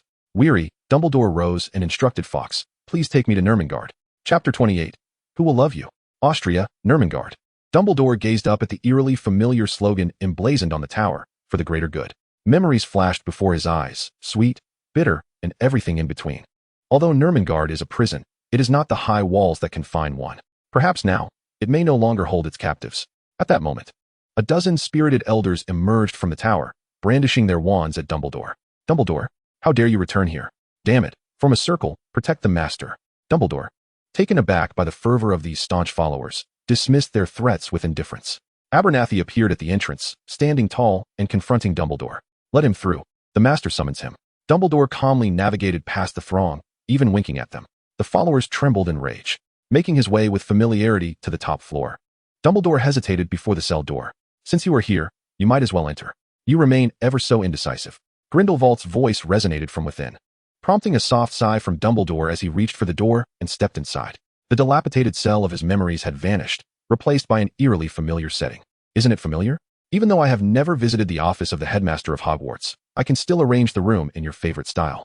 Gellert Grindelwald, gazing out the window, teased, though a careful observer might detect a slight tremor in his voice. Albus Dumbledore approached the desk and took a piece of fudge from the pile of sweets evidently prepared for himself, mumbling, "You are always so understanding. This damned charm." Grindelwald turned back, striding a few steps to stand before Dumbledore, nearly pressing his nose against the other's face. The familiar scent wafted to his nostrils, and Grindelwald could not help but take a deep breath. Although their previous encounters were more of a mental resonance, the 2 months spent together in the valley had long etched each other's essence into their very bones. "Your fragrance remains sweet and intoxicating, yet alas, it does not belong solely to me." With that, he abruptly turned and, regaining his commanding demeanor, sat down behind the desk. "Speak, Albus, what brings you here? Are you here to witness my decay?" Dumbledore rubbed his temples and then returned to his serious demeanor. "Gellert, It is I who should ask you what you intend. You promised me you would remain here forever. Grindelwald adopted a nonchalant attitude. Fear not, I am over 100 years old. I no longer possess the spirit to bring about the world's destruction. I simply wish to live a little better. Have you truly become so cruel as to wish to see me suffer? Dumbledore leaned over the desk, hands pressed down, locking eyes with Grindelwald, his tone imploring. Gellert, please answer me directly. What do you seek? In their close proximity, both could sense each other's breath. Grindelwald could not resist gently adjusting Dumbledore's collar, his heart softening. Oh, I can never refuse your requests. Very well, it is my vision of the future that is altered. Rest assured, Albus, I will not trouble you. Dumbledore closed his eyes. Pondering for a few seconds, they knew each other intimately. Therefore, Grindelwald's words could not be taken at face value, yet he had obtained the answer he sought. Upon opening his eyes, Dumbledore produced a broken necklace from his pocket and placed it on the desk. I shall visit you often, you lonely old man. If you desire anything, do not hesitate to ask. Let those people stir less. After a considerable time, Dumbledore departed, leaving Grindelwald staring blankly at the necklace on the desk. This shattered blood oath hinted that their relationship had irrevocably changed, and Albus would always keep watch over him. A cruel, yet loving fellow, huh? Who besides me could possibly love you? Hogwarts, Slytherin Common Room. It is 8 o'clock. Everyone may disperse. With Shaw announcing the end of the evening study session. A portion of the students erupted into chatter, but upon noticing the others staring at them, they quickly quieted down. Subsequently, they began to tidy up, their movements as graceful as possible. Meanwhile, some remained engrossed in their assignments. As they passed the high platform, most offered a slight bow to Shaw, who politely nodded in acknowledgement. Apart from those still engaged in their assignments, the others returned to their dormitory, where Shiao turned to the 3 individuals suspended from the wall lamp. Are you willing to submit now? The trio, rendered mute by a binding curse, could only nod in acquiescence. Shiao observed that the progress of conquering Hogwarts, Phase 1, remained stagnant at 99. With a sigh, he waved his hand casually, summoning 3 orbs of swirling water the size of basketballs above their heads. He reiterated, will you submit? The 3, eyes wide with terror, nodded more fervently. However, as the progress still showed no movement, Shiao was left with no choice but to resort to coercion, his palm pressed downward. The water orbs promptly descended upon their heads, splashing with electrifying vigor, causing them to stifle groans and tremble uncontrollably, their eyes rolling back. Simultaneously, he heard gasps of shock emanating from the direction of the dormitory behind him. Before he could inquire further about the wall lamp's occupant's submission, he was greeted by an alert indicating the task was complete. Shiao was momentarily taken aback, realizing he may have misjudged the situation. Perhaps the 3 on the wall had already submitted, while someone behind him remained unconvinced. Oh well, it matters not. Ding. Conquering Hogwarts, Phase 1, complete. Reward, 1,000 points of Level 1 Faith value. Ding. New task released. Conquering Hogwarts, Phase 2, win the hearts of students from the other 3 houses. Progress, 12. Task reward, 200 points of Level 2 Faith value, 1 point of Legendary value. Shiao glanced at the new task. The rewards were indeed enticing, particularly the Legendary value. Yet the difficulty had escalated significantly. After all, he was not in a position to operate within other houses. Fortunately, the task merely involved winning hearts, which should suffice with admiration or affection from them. The progress already at 12 was quite indicative. Returning to the present, Shiao noticed the 3 individuals on the wall were frothing at the mouth, and he quickly waved his hand to remove the water orbs. He helped them down, deeming it inappropriate for them to remain suspended for the night in such a state. Ultimately, he was quite merciful. After arranging for these injured parties to be returned to their dormitory, he made his way back to his own chamber. Upon entering, he found Draco vehemently berating Goyle and Crabbe as fools. The 2 chubby boys trembled, casting spells at the feathers on the bed with their wands. Shiao chuckled and approached, patting Draco on the shoulder. Be patient, you must win them over with love. This process will also serve as a test of your character. To achieve great things, a calm disposition is paramount. Draco's face fell, silently grumbling to himself. What nonsense about love? I don't need your guidance. Yet he replied obediently. I understand. Noticing Draco's lack of enthusiasm, Shiao knew that to motivate a horse to gallop, one must first provide it with fodder. Thus, he pulled out a specially crafted alchemical playing card from his ring, waving it enticingly before Draco. Recognize this. Chapter 28, Strengthening. How difficult. Draco's eyes instantly ignited with fervor, following the swaying card back and forth. Yes, I recognize it. This is the alchemical tool you used on the train. It's impressive. Shiao continued to tease the card in front of him like a playful puppy. You want it, don't you? Draco gazed longingly. Can you give it to me? If you were to teach Goyle and Crabbe 10 practical spells, including the disarming charm and the ironclad charm, they would become your own. Draco's interest was piqued. Really? He inquired. Shaw shot him a glance, casually stowing away the playing cards before returning to sit by his bedside. He began to earnestly infuse the card in his hand with the water prison charm in its serpent form. Draco, regaining his composure, elegantly tossed his disheveled hair back and turned to Goyle and Crabbe with a serious expression. You two are not allowed to sleep until you master the levitation charm tonight. Goyle and Crabbe cast a mournful look towards Shaw, their hearts a swirl of conflicting emotions. They understood that Shaw's intentions were to strengthen them, yet their own aptitude. Shaw dedicated 2 hours to perfecting a single playing card, having attended only 1 day of classes, though his speed had improved somewhat. Thus, attending lessons earnestly proved worthwhile. Yet he pondered when he could achieve the card version of the All Swords return to the source technique. After putting the cards away, he intended to focus on just one for the night, and subsequently open the system interface to check his status. Host Shaw. Occupation, Wizard Poker Magician. Magic Power, 40, Adults, 100. Talent, Level 1 Affinity for Lightning Element. Level 1 Affinity for Water Element. Level 1 Parseltongue. Dark Magic, Level 8, Azkaban. Transfiguration, Level 5, Exceptional Talent. Expand. Talent Points, 1, Skills, Mental Barrier Charm. Dark Magic, Level 3 Killing Curse. White Magic, Level 5 Water Prison Charm. Level 5 Flock of Birds Charm. Level 1 Faith Points, 1700. Level 2 Faith Points, 67. Level 3 Faith Points, 0. Quests, Steal the Savior's Fame, Tier 1. Reward, 10. 000 Level 1 Faith Points, 1 Legendary Point. Conquer Hogwarts, Tier 2. Reward, 200 Level 2 Faith Points, 1 Legendary Point. Inherit the Pure Blood Party. Reward, 300 Level 2 Faith Points, 1 Legendary Point. The rewards for the 3 quests were indeed enticing, yet the challenges grew increasingly formidable, and his faith points were dwindling. Shaw sighed. Becoming stronger is so difficult. Gritting his teeth, he contemplated a nocturnal excursion to the room of requirement on the 8th floor, where there was still wool to be pulled. However, upon glancing up, he noticed Draco sternly instructing Goyle and Crabbe. It was not an opportune moment for escape. He could not afford to tarnish the persona he had cultivated. Thus, he abandoned the idea and extracted the transfiguration notes provided by Professor McGonagall for review. The night passed in silence. No, not entirely silent. Draco, until 3 in the morning, exhausted countless brain cells before finally teaching the 2 dimwits. His own levitation charm had nearly reached level 2 proficiency, undoubtedly surpassing Hermione's skill. Suddenly, Draco grasped the second reason behind Shaw's insistence that he instruct the 2 fools. After that, the night truly fell into silence. At 6:30 in the morning, Draco felt as though he had just fallen asleep when he was jolted awake once more. Emerging from beneath his bed, his face adorned with dark circles, he cast a resentful glance at Shaw, who was preparing to leave. Becoming stronger is so difficult, he lamented, his voice tinged with a hint of despair. However, once he had completed his morning routine and, accompanied by 2 followers, made his way to the first-grade study area in the lounge, he immediately reverted to his true nature. With his chin held high, he began to boast extravagantly. You fools, unable to perform even the simplest levitation charm. You are even inferior to Goyle and Crabbe.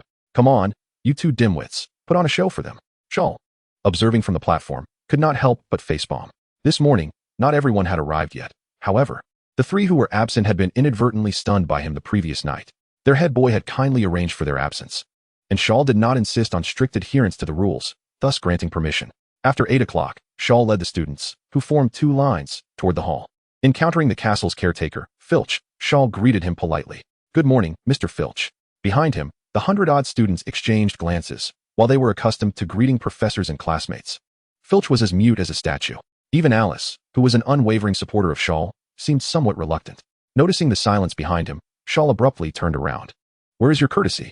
With a sense of resignation, everyone could only mumble a vague good morning, Mr. Filch. Filch, already taken aback by Shaw's greeting, was utterly stunned when he heard the collective salutation from the multitude, causing the broom in his hand to tumble to the ground.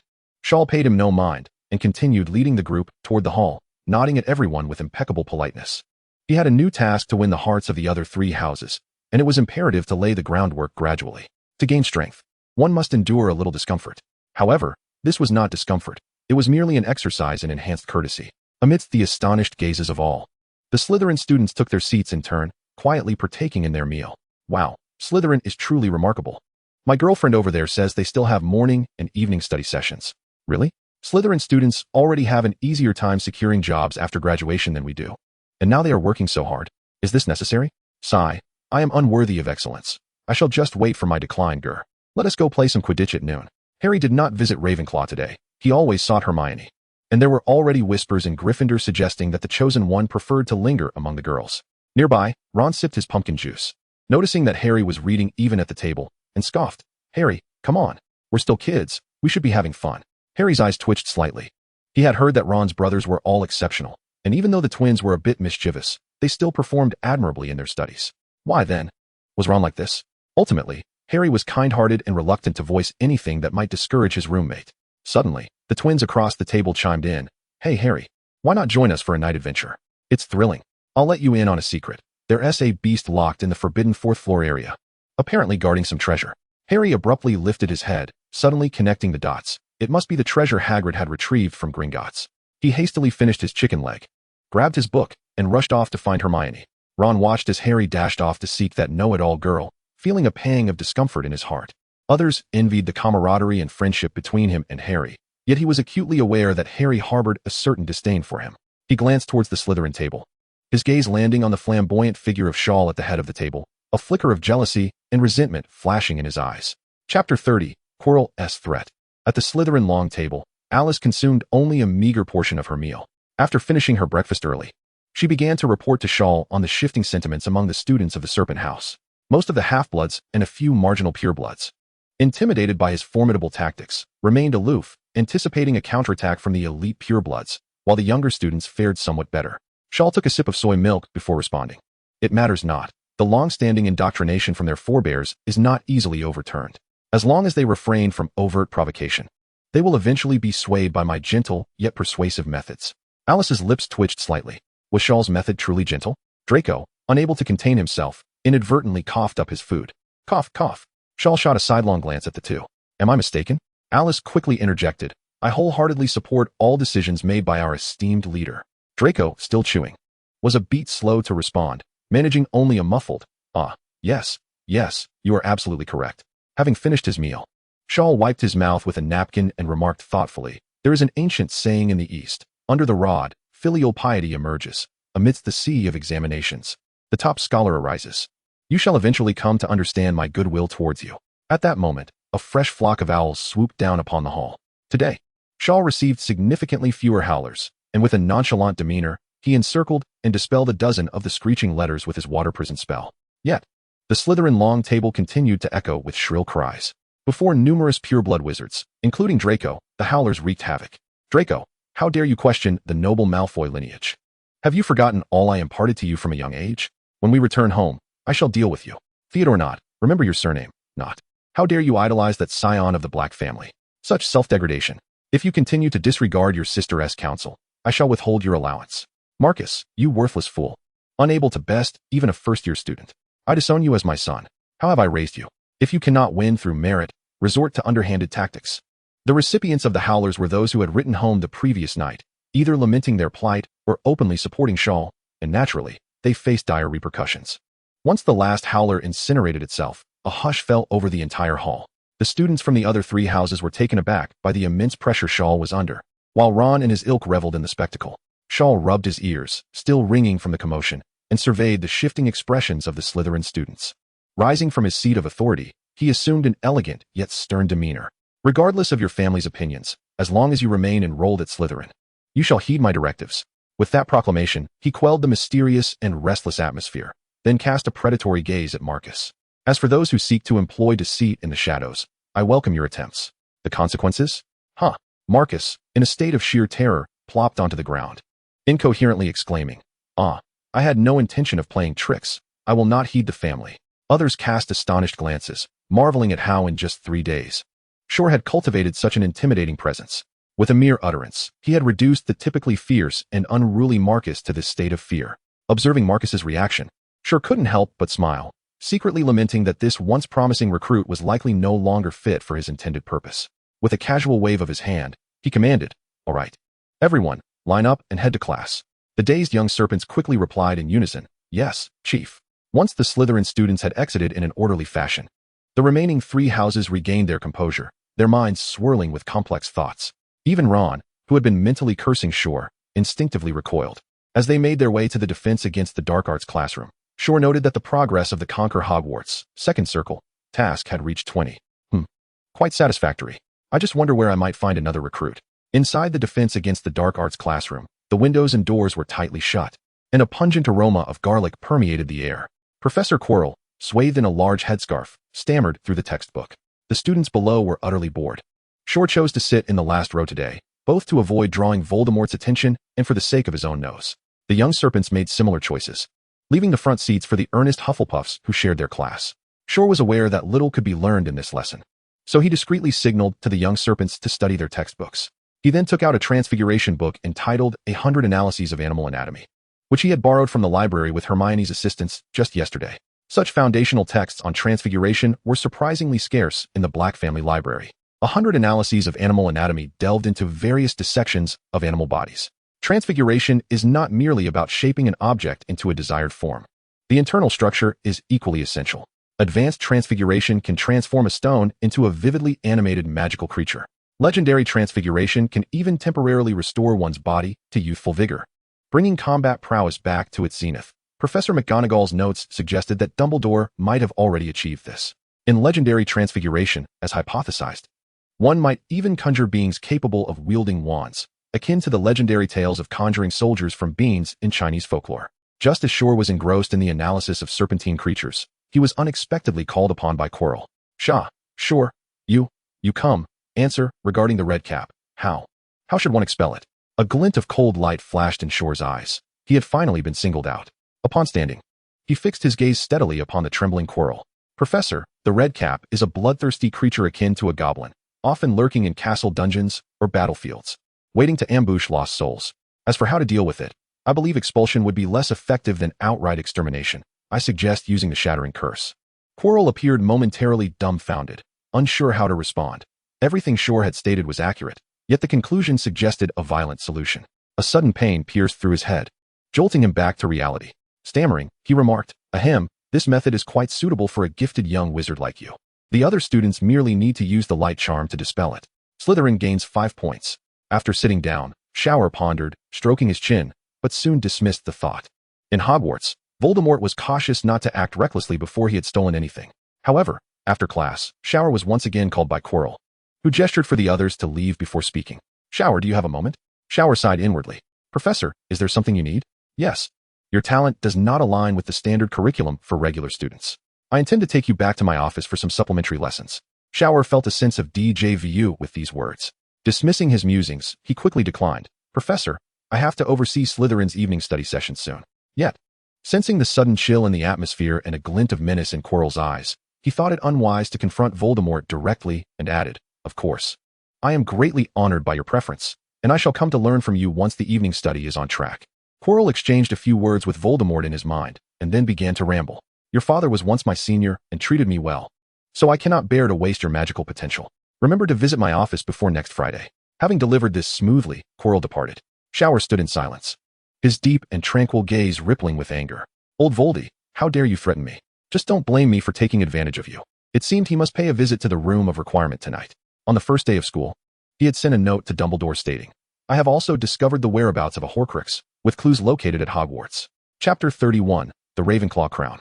Shiao exited the Defense Against the Dark Arts classroom, opting not to return to the hall for a meal, but instead heading directly to the 8th floor of the main building. To ensure discretion, he employed the Disillusionment Charm. The 3rd-level charm did not provide complete invisibility. Moving too quickly left behind a faint trace. However, it was sufficient for traversing shadows or nighttime use. Avoiding pedestrians along the way, Shiao finally reached the 8th floor. Searching for the giant tapestry in the corridor, passing by the headmaster's office, he couldn't help but smile. Old McGonagall was racking his brain for Horcruxes, seeking out old acquaintances and extracting memories for review. Little did he know, one was hidden right at his doorstep. Indeed, the Voldemort of yore was remarkably astute. At last, he spotted a tapestry that seemed suspicious along one corridor. Before he could approach to investigate, an archway slowly materialized on the wall opposite the tapestry, which then swung open. A slender woman stumbled out, clutching a bottle of alcohol. She wore oversized glasses and was adorned with countless chains and beads around her neck. Shiao stroked his chin, deducing the woman's identity. Professor Sybil Trelawney, the divination instructor. He possesses a divine perspective, naturally discerning that this individual is indeed a genuine prophet. Not to mention the accurate predictions made amidst confusion. Even his casual remarks manifest in unexpectedly profound ways. For the time being, Shiao has no intention of engaging with this person. He is an extraneous entity in this world, until he becomes sufficiently powerful or discovers his true prophetic gift. He is unwilling to interact with these enigmatic figures. After the Sibyl departs, he approaches the tapestry, pacing back and forth 3 times, silently intoning. I require a room for concealment. I require a room for concealment. I require a room for concealment. Subsequently, an archway materializes on the wall. Shiao is deeply intrigued by the mechanics of this chamber, though it is regrettably beyond his current ability to explore. The more he delves into this magical realm, the more he realizes that the scant original texts and films he once consumed are of little utility. Were it not for the system, he would be utterly lost regarding the plot. Upon pushing open the door, he is greeted by a veritable mountain of clutter, an accumulation of various discarded items in heaps. Shiao feels he has underestimated the situation. This space is at least the size of 1 or 2 football fields, and even though he knows the Horcrux is affixed to a statue, searching through this veritable mountain of debris seems an insurmountable task. Furrowing his brow, he attempts to wave his wand. Ravenclaw's diadem, come forth. He fears the sudden silence of the air. Biting his lip, he contemplates his next move. Seeking assistance is clearly futile, and consulting Dumbledore would yield no better results. The system's absorption requires personal engagement to elicit a response. Is he left with no choice but to resort to the most rudimentary methods? No. He has previously absorbed Voldemort's Horcrux. If Harry could locate the diadem through the remnants of Voldemort's soul, perhaps he could as well. He then closes his eyes, striving to attune his senses, though no whispers reach his ears. However, a faint, elusive sensation lingers in his heart. Shiao cannot help but ponder that he has indeed forged a peculiar connection with the Dark Lord. He hastily dismisses these errant thoughts and focuses intently on his feelings. Yet his awareness remains vague and nonspecific. Shiao is incensed. He is prepared to unleash his trump card. He retrieves Felix Felicis from his ring, carefully dropping 3 droplets onto his tongue. Felix Felicis is a highly sophisticated potion in the realm of magic, while it does not truly bestow luck. It amplifies the user's senses and judgment. After ingesting the potion, Shiao closes his eyes once more, and the prior sensation intensifies. He instinctively moves in a particular direction, ultimately pausing before a mound of debris. Before him stands a half-buried statue of a wizard, pockmarked and worn, with a faded, ancient diadem quietly resting atop its head. Exhaling a sigh of relief, Shiao does not hesitate. He climbs the heap of clutter, clearing obstacles away before seizing Ravenclaw's diadem. The alluring whispers begin to echo in his mind. I see into your heart. The system's notification chimes in as well. Ding. An evil soul has been detected. Would you like to filter and absorb it? Absorb. Ding. Absorption initiated. The crown in his hand emanated tendrils of dark mist, coalescing into a flat serpent-like visage with an exceptionally sharp chin and lacking a nose. The ghastly serpent face silently roared, attempting to burrow into Shiao's being. In the next moment, the black mist dissipated as if swept away by a fierce wind. Shiao eagerly examined his recent gains, curious about how much he had gleaned from Voldemort. Ah, splendid. His proficiency in the killing curse had ascended to level 4, although he could now cast spells silently. Invoking the killing curse without vociferously proclaiming Avada Kedavra rendered it devoid of essence. His mastery of Parseltongue had reached level 2, water element affinity stood at level 2, and his total magical power now measured an impressive 80 units. These were, indeed, the objectives he had sought. His purpose for being here was fundamentally to enhance his magical capabilities. The water prison technique was undeniably effective, yet it required significant magical energy. He now possessed a reservoir of magical power comparable to that of an adult, greatly enhancing his ability to navigate crises. However, the most significant acquisition was the incomplete Dark Mark. The Dark Mark was a profound piece of dark magic bestowed by Voldemort upon his Death Eaters. It facilitated communication, tracking, and even tormenting others, a quintessential tool for controlling subordinates. He sensed the potential of this skill, yet regrettably, it was flawed. He could only employ the torment aspect at close range against Death Eaters, while the communication and tracking functions remained inaccessible. Shiao's expression of delight gradually settled as he stroked his chin, pondering aloud. There will always be troublesome individuals wishing to harm me. Should I feign a scare to intimidate those purebloods? Perhaps I should test it on Snape first? Would that be inappropriate? A cascade of peculiar thoughts and new plans flitted through Shiao's mind, a somewhat mischievous smile curling at the corners of his mouth. Suddenly, the grumbling of his stomach brought him back to reality. Glancing at his mechanical watch, he noted it was already 7:30. Shiao stowed the crown within his ring, uncertain of its potential to enhance intellect, planning to study it further at leisure. If it proved useless, he would save it for Dumbledore at the end of term. Exiting the room of requirement, he donned the disillusionment charm and swiftly returned to the common room. Observing that the young serpents had not rebelled but were diligently studying and completing assignments, he noted Alice's incessant patrols of the area. Her demeanor was no longer graceful, her expression cold and resolute, exuding a strong and capable aura. Shiao felt quite pleased with their performance, as well as Alice's. clearing his throat. In order to maintain his carefully crafted persona, he stealthily approached the high platform, awaiting the arrival of 8 o'clock. At the appointed hour, Shower's figure gradually materialized, his expression meticulously scrutinizing. This spectacle startled many, eliciting various exclamations. Numerous onlookers silently marveled at his cunning, having narrowly avoided a confrontation with Alice's supervision. Those with perceptive eyes promptly bowed and greeted him. "Good evening, Chief." Others quickly followed suit, echoing the salutation. Shower, satisfied with the response, raised a hand to signal for silence. Recalling the name of the first speaker, was it Theodore not? "I have always been present, and tonight, I have observed everyone's commendable performance. I have taken note of it all. Let us strive for continued excellence." With that, he dismissed them, making his way back to his dormitory, where he sought to organize his thoughts regarding the new plans. Upon reaching his room, he summoned Creature to prepare a late-night snack for him.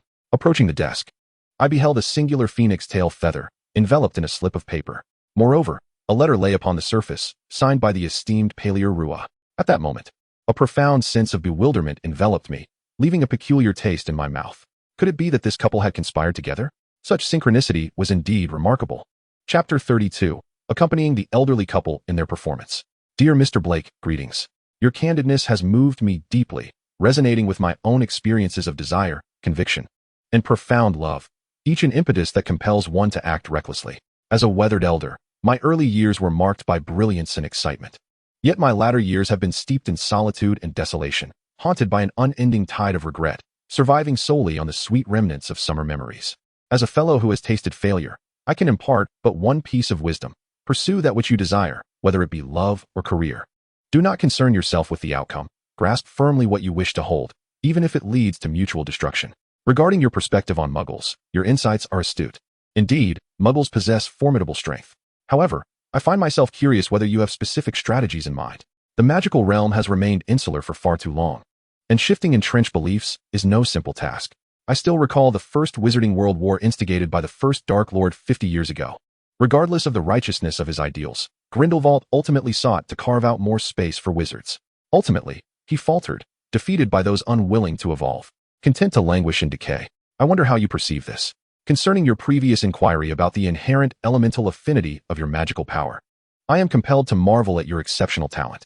To my knowledge, ordinary wizards only grasp the elements after ascending to legendary status, manipulating the forces of nature through their magical essence to conjure formidable spells. Thus, I surmise that your magic does not inherently possess elemental attributes. Rather, your bloodline exhibits a remarkable affinity for the element of lightning. When you cast spells, the lightning elements in nature naturally gravitate towards you. As for solutions, I propose 3 recommendations. First, study lightning spells to imbibe a deeper understanding of the lightning element's attributes. With time, you shall learn to better control them. Second, cultivate a habit of meditation to enhance your mental acuity. The greater your mental strength, the more attuned you will be to your own magic, allowing you to mitigate the interference of lightning elements while casting spells. Third, seek a powerful wand attuned to the lightning element and master it. This wand will aid in filtering out the lightning elements during your spellcasting. While I offer these suggestions, I am fully aware that achieving them is no trivial task. You are still young. Begin with meditation. As for myself, I shall endeavor to assist you in locating a wand of great potency that resonates with the lightning element, as well as powerful lightning spells. Yours sincerely, your devoted admirer, Palier Rua. Setting the letter aside, I wore an expression of incredulity. Grindelwald, portraying an ardent fan of a beloved idol, seemed quite engrossed in his role. It was truly disheartening to deceive a heartbroken elder. Yet, given the extent of his assistance, I resolved that, once I possessed the means, I would fulfill his desires. The fleeting words in the recent letter evoke a profound sense of melancholy. Let us embrace the moment and rekindle the memories of that splendid summer. However, his foremost concern at present lies with the properties of the lightning element. Unbeknownst to him that the solution has long been at hand, Shower hastily retrieved his wand, gazing at the striking red and black lightning-struck peachwood wand. "Hey, buddy, are you there?" Upon his inquiry, the wand indeed responded, emitting a flicker of electric arcs from its tip. "Ah, it truly possesses a spirit. Can you help me filter out the lightning element when I cast non-offensive spells?" The wand continued to emit electric arcs in reply. Shower did not expect it to articulate clearly, so he decided to test a spell on the floor. Cleanse. A gentle breeze swept across the ground, whisking away the scant dust without leaving a trace. Shower was overjoyed. "Buddy, you are remarkable. From now on, I shall call you Collapse of a Nation." The wand seemed pleased with its new name, quivering slightly in response. Shower gently caressed Collapse of a Nation, pondering that should this wand be employed for casting lightning spells, its power would likely be extraordinary. With the tip of the wand directed skyward, he exclaimed, "Thunder Cannon. Unleash your might." Of course, the harmony between one person and one wand requires practice, a matter for the future. Shor then turned his attention to the note sent by Dumbledore. "This is a feather from Fawkes the Phoenix. Squeeze it when you require assistance." Shor smirked. Old B seemed to imply no urgency, yet the reward had arrived prematurely. Alas, these cunning individuals are ever so fond of theatrics. He tucked away the phoenix feather and began to respond to his devoted fan. "Very well, let us play our parts. For the time being, I shall vent my frustrations on your husband, old Dumbledore." In his letter, Shor ruthlessly critiqued the First Wizarding War, enumerating the numerous failures and shortcomings of Grindelwald. One could only wonder if Grindelwald would suffer a heart attack upon reading it. Regardless, he was in high spirits. Once the letter was sealed, he entrusted it to an owl for delivery, sincerely wishing Grindelwald good health. Upon Draco and his companions' return, they observed Shor's myriad expressions at his desk and dared not speak, quietly practicing the petrification charm with flushed faces. Creature, delivering meals, felt equally hesitant to interrupt, repeatedly appearing with freshly prepared late-night snacks. Shor had intended to continue drafting his new plans, yet his hunger became unbearable, prompting him to snap his fingers. "Creature." In an instant, Creature appeared, holding a delicately carved food box. "Master, this is the late-night snack I just prepared, along with hawthorn water." "Yes, place the food box down, and you may retire early." "As you command." Once Creature departed, Shor began to indulge heartily. Not only had Creature's temperament improved under his guidance, but his culinary skills had also become increasingly refined. In particular, a bowl of century egg and lean meat congee was perfectly seasoned and delightfully smooth. From a distance, the sounds of 3 individuals swallowing could be heard. Shor turned to see Draco and his companions casting furtive glances in his direction, their eyes meeting his. "Would you care for some?" 3 little heads bobbed like chicks pecking at grains. With a playful smirk, Shaw downed the porridge in his bowl in one gulp, smacking his lips and letting out a burp. "Excuse me, it's all gone." The 3 stared in astonishment. After their usual banter with the aloof brother, Shaw casually tidied up the dishes before heading off to wash up. Upon returning to his bed, he first drew the curtains to shield Draco and the others from his gaze, then reclined comfortably. He placed the Ravenclaw diadem upon his head, but after a while, he felt no surge of wisdom as promised. Undeterred, Shaw foolishly attempted to recite a spell directed at the diadem. Extraordinary wisdom is humanity's greatest treasure. Realizing the absurdity of his actions, he sheepishly returned the diadem to its ring. Yet, he remained resolute, planning to encounter the noble ghost, Lady Grey, another day. Subsequently, he retrieved a notebook to jot down ideas and sketches, setting new, ambitious goals. Defeat the two-faced Chilo in public, expose and vanquish Voldemort, harvest the faith of young wizards, and advance both tasks. When Voldemort's fragmented soul escapes, use the incomplete Dark Mark. Chapter 33, Snape's Debt Collection. The next day, with no classes in the morning, Shaw oversaw the early study session before wandering aimlessly around the Ravenclaw Tower. He did not encounter Lady Grey. He asked a few young wizards from his house, only to learn that not only were outside students seldom seen, but even Ravenclaw students rarely encountered the house ghost. Some young eagles were entirely unaware of Lady Grey's existence. With a sense of resignation, Shaw turned to Hermione for assistance in keeping an eye out. He then returned to his dormitory to practice meditation. Despite having the wand known as the Nation's Collapse to assist his spellcasting, he sought to bolster his strength through multiple avenues. No one could ever have too many advantages. Shaw's mastery of the mind closure technique had reached its peak, allowing him not only to suppress emotions for calmness, but also to manipulate emotions and fabricate false memories at will. Unlike Snape, whose half-hearted efforts left him perpetually expressionless. Thanks to his perfected mind closure technique, Shaw's meditation progressed smoothly, bypassing the usual days. Seated cross-legged on his bed, he regulated his breathing, resting his palms on his knees, and closed his eyes to turn his senses inward. Suddenly, he felt as if he was observing his own body from a vague divine perspective. Though unclear, he could faintly sense the flow of his blood. Time slipped away during meditation, and before he knew it, it was noon. Draco came to summon him for lunch, interrupting his meditative state. "Shaw, what were you just doing? Why didn't you go out and play?" "Meditation," he replied. "You wouldn't understand." "Where did you go? Did you go on a date with your little girlfriend, Pansy?" Draco's animated expression faltered, and he sighed. "Pansy doesn't understand me. We've long since stopped playing together." Shaw said nothing further, aware that in the original narrative, their relationship did not culminate successfully. Pansy's family had dwindled in status, seeking to resurrect their fortunes through pure-blood supremacy, which was why she had not supported Shaw in his first year. After dining in the hall, Shaw led the first-year Slytherins toward the castle's dungeons. This afternoon, they had 2 consecutive potions classes. Before reaching the potions classroom, Harry hurriedly caught up, panting. He gazed at the neatly arranged line of Slytherins and almost felt embarrassed to approach Shaw. It was Draco who pulled him closer. Hey, Harry, don't feel shy. Harry adjusted his glasses and politely greeted Shaw, then awkwardly searched for a topic. Draco, have you reviewed for potions class? I barely finished the textbook. Draco raised his chin, brimming with pride. Of course, we have study sessions both morning and evening. I truly envy your house for having a leader like Shaw. Draco instinctively shivered at the compliment and began to share the new knowledge they had acquired, with Harry listening intently. That was Draco for you. Living a life akin to that of a workhorse, yet insisting on portraying it as a life of luxury. Thus, Harry and Draco, one bold enough to boast, the other gullible enough to believe. Not far from the Slytherin line, other Gryffindor students lagged behind. Ron whispered to Seamus, Harry is certainly not a typical Gryffindor. We are rivals with Slytherin. Seamus, however, remained unfazed and bluntly remarked, but being friends with Shaw is quite fortunate. Ron's eyes widened in disbelief as he hissed. Harry is the chosen one. He is no less than anyone else. Seamus shrugged. Exactly. So why doesn't he, the chosen one, want to play with us? Ron fell silent. The ambience of the potions classroom mirrored that of its master's office, cold and dark, lined with various jars and containers, many containing specimens that made young wizards tremble in fear. Shaw seated Draco and the others in the middle of the classroom, while Harry intended to join them, but was dismissed by Shaw's words. Harry, establishing rapport with your own housemates is also a form of social skill development. Though Shaw's words sounded grandiose, they were merely a means to avoid collateral damage. However, the naive and kind-hearted Harry took them to heart.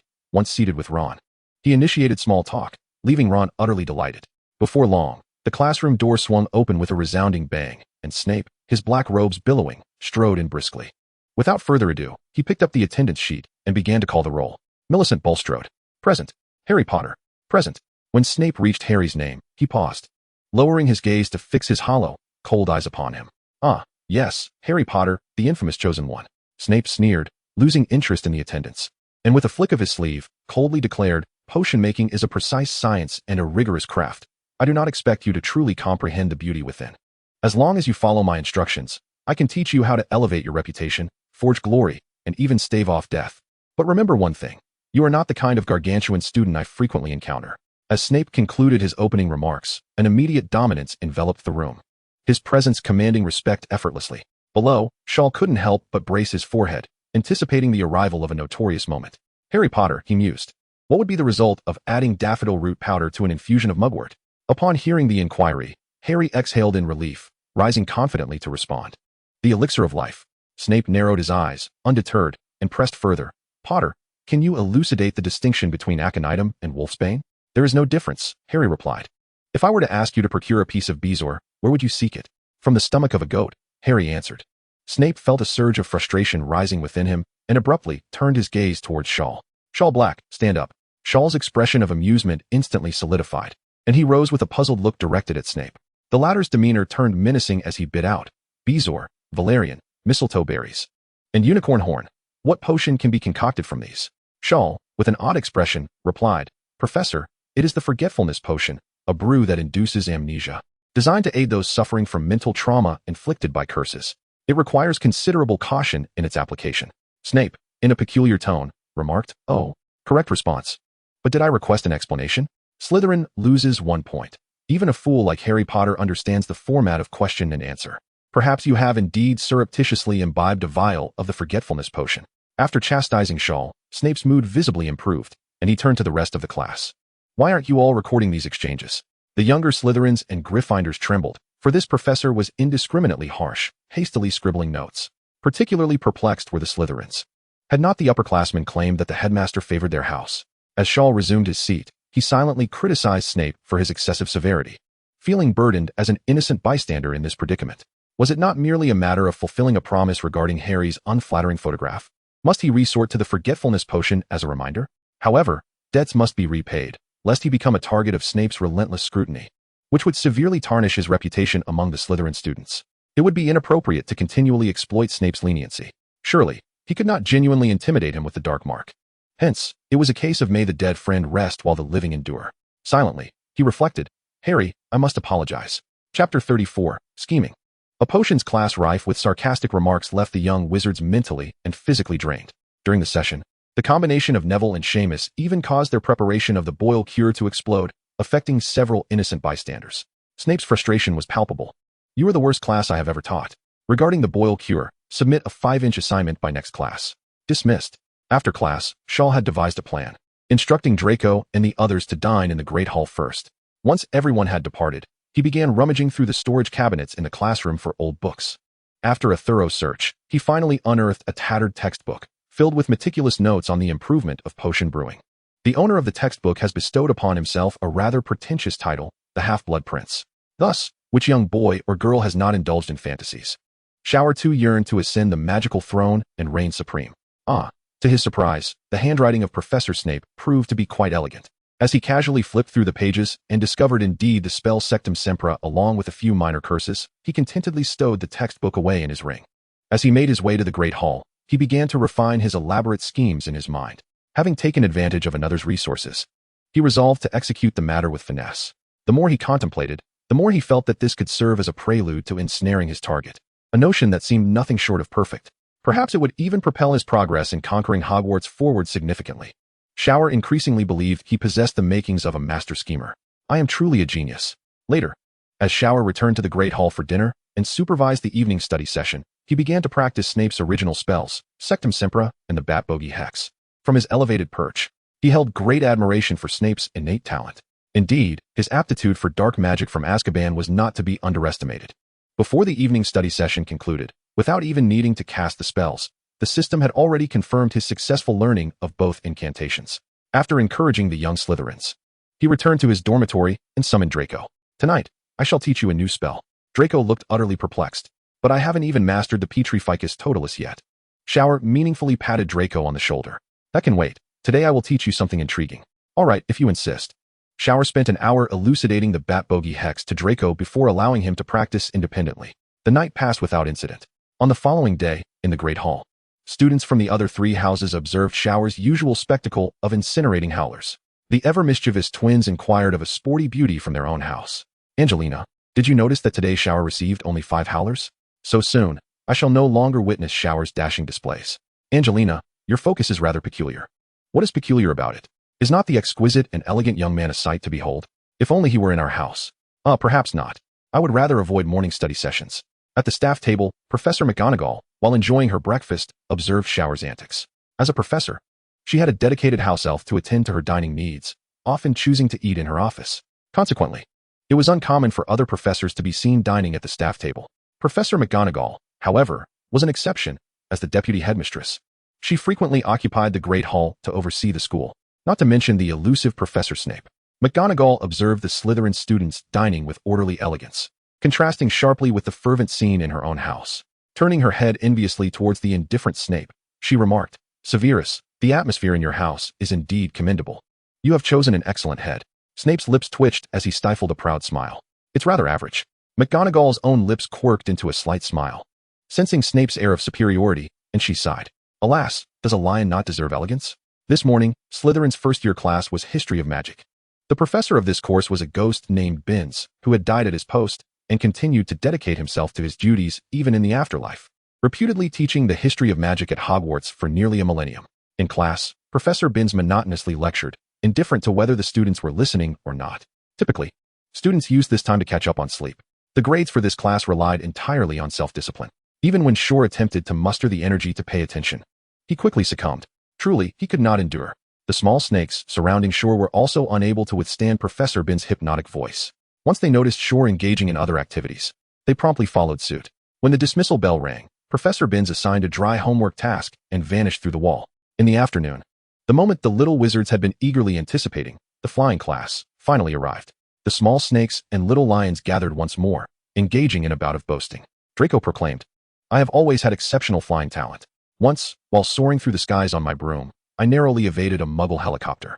Ron scoffed, Please, you're pathetic. I crashed my brother's old broom into a hang glider.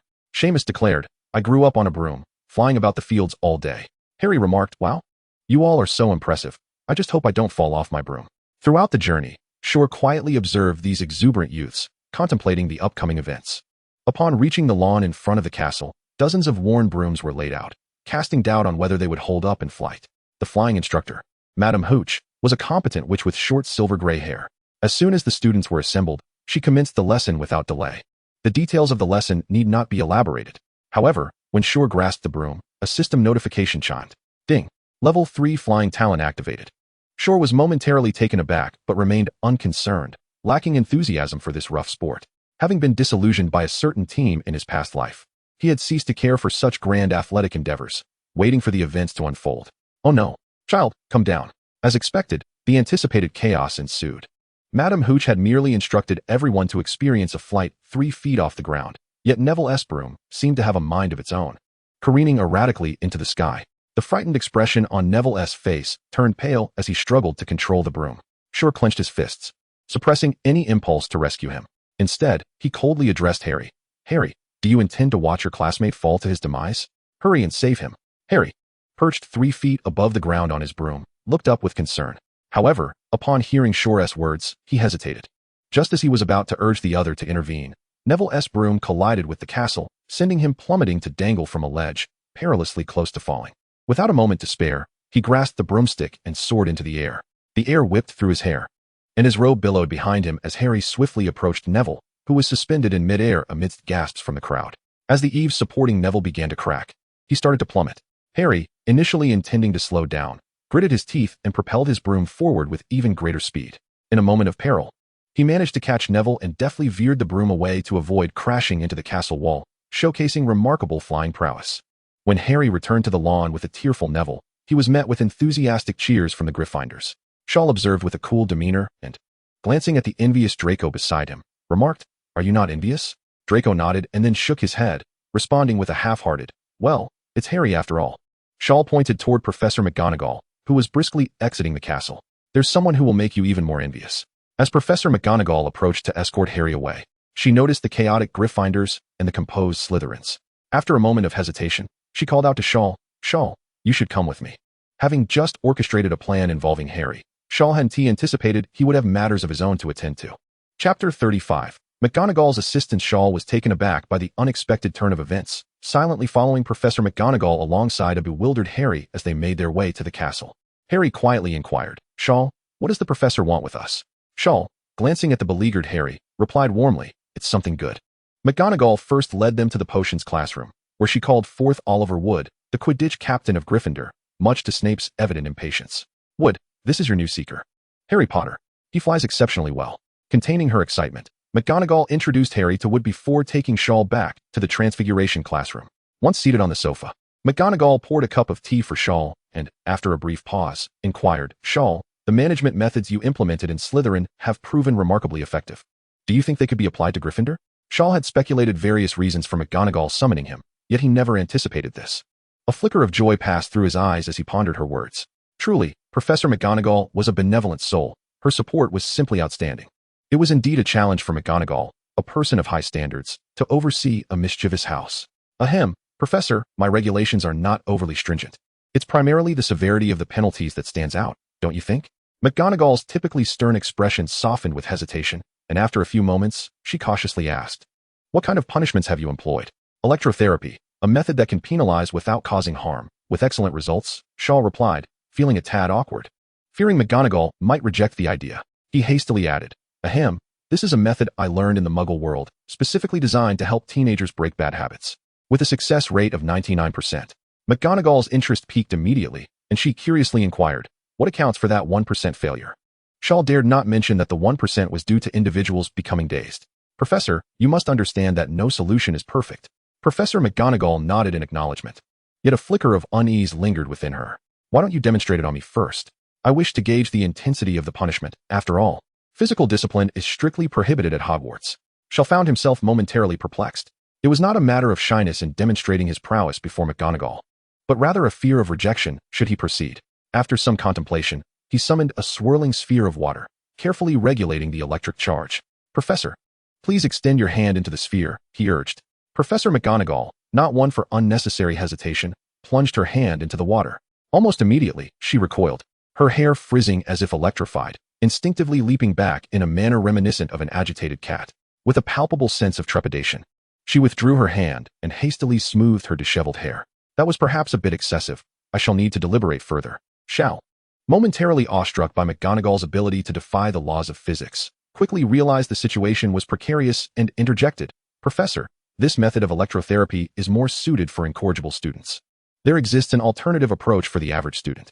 Upon hearing this, McGonagall's teeth clenched in irritation, her thoughts immediately drifting to the notorious troublemakers, the Weasley twins. If there were a means to differentiate the treatment, she would not oppose subjecting those two to electrotherapy. Oh, what alternative method do you propose? That would be the sea of questions technique, which I intend to implement in Slytherin. Some students merely have an excess of energy and need an outlet. Thus, they should channel their vigor into an abundance of exercises. McGonagall pursed her parched lips and waved Shal away, indicating he should return. She needed to ponder this matter thoroughly. Shal exited the office, feeling quite satisfied. He discerned that McGonagall was intrigued, albeit lacking a decisive resolve. Coincidentally, he had just the means to assist her in making that decision. Upon his return to the dormitory, students who had just completed their flying lessons were also arriving. Draco immediately inquired, "Shao, are you and Harry unharmed?" Shao, noting Draco's obliviousness to being but a pawn in this game, got straight to the point. "Harry has joined the Gryffindor Quidditch team as a seeker." Draco was taken aback. "How is that possible? First years are prohibited from joining the team." Shao continued to stoke the flames. "Ah, genius always has its privileges. Are you not envious? Harry has become the youngest seeker in Hogwarts history." Draco's throat felt parched. Though he felt a twinge of envy, he was genuinely happy for Harry. "Well, that's rather splendid. I shall go congratulate him later." Shal was somewhat surprised. He hadn't anticipated Draco's loyalty. It was challenging to maintain his facade of righteousness and elegance. Reluctantly, he pressed on, "Draco, I am pleased to see you considering your friend's feelings. However, I do worry that when you approach Harry, his friends might be rather pointed in their remarks." Draco, blissfully unaware of Shal's manipulations, shrugged it off. "I am the second strongest in the first year. If they dare to provoke me, they shall not find me gentle." Shal patted Draco on the shoulder with a sense of pride. "Indeed, if such a scenario were to arise, do not tarnish my reputation. Challenge them to a duel, stating you shall take on 10, including Harry." Draco's hair had once again transformed into a question mark, leaving him utterly perplexed. "Huh, I can't take on 10, he exclaimed. "And why include Harry?" Shal declared with righteous fervor. "With me backing you, what is there to fear? Your flying skills may not rival the chosen one, yet your combat prowess is undeniably superior. Those who associate with me cannot be inferior to the Savior." The incessant repetition of the term Savior stirred Draco's heart. While friends are indeed cherished, the allure of defeating someone with the illustrious title of Harry was undeniably tempting. It promised glory. Draco began to fantasize about the accolades and fame that would follow his victory over Harry, planning to compensate him later with a lavish gift. The urge to challenge Harry immediately surged within him, envisioning a battle against 10. Shal swiftly restrained the deranged Draco, advising him to perfect his skills before engaging in a duel. Motivated, Draco unleashed his profound talent, finally achieving the feat of hanging a gourd upside down just before slumber. Shal couldn't help but reflect on the madness that accompanies the pursuit of fame and fortune, recognizing that he too was caught in this fervor, thus preparing with great urgency. He gathered a camera, a note to Professor McGonagall, and specially crafted cards for Draco's defense. In that moment, he resembled a cold-blooded schemer. The following day, after attending herbology, Draco sought out Harry. Not long after, he returned in a fury. "Shal, just as you predicted, Harry has become a seeker, and that fool Ron, along with his two brothers, are even more arrogant than Harry. It infuriated me. I nearly confronted them on the spot, and ultimately issued a duel challenge. Though Harry was hesitant, he accepted my invitation. The duel is set for midnight in the trophy room." Shal was exceedingly pleased with the smooth execution of the plan and generously handed Draco a specially enchanted card. "I won't accompany you, but take this.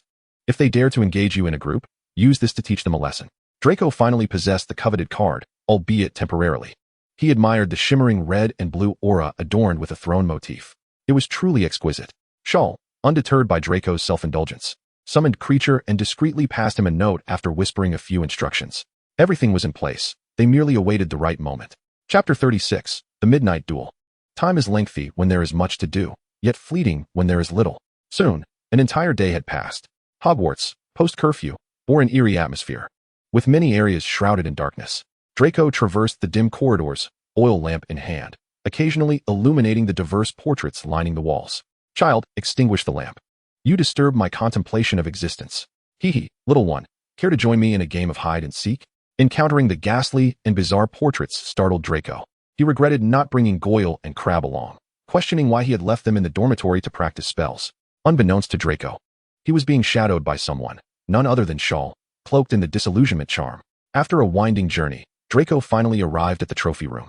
Upon noticing that Harry and his companions had yet to arrive, I gazed fervently at the various accolades achieved by previous seniors. One particular plaque, commemorating James Potter as the seeker who led Gryffindor to 5 consecutive Quidditch championships, caught my attention.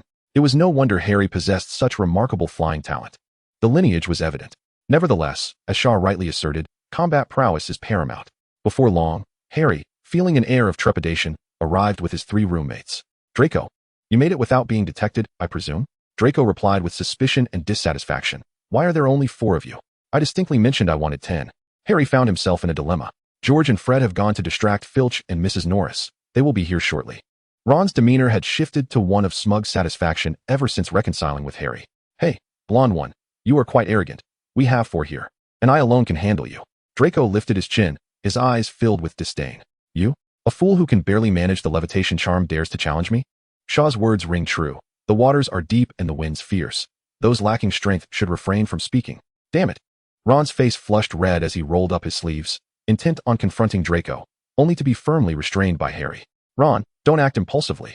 Draco drew his wand, continuing to sneer. How barbaric. Shaw has said we are elegant wizards, not monkeys squabbling in trees. The shift from my father said to Shaw said infuriated Ron further.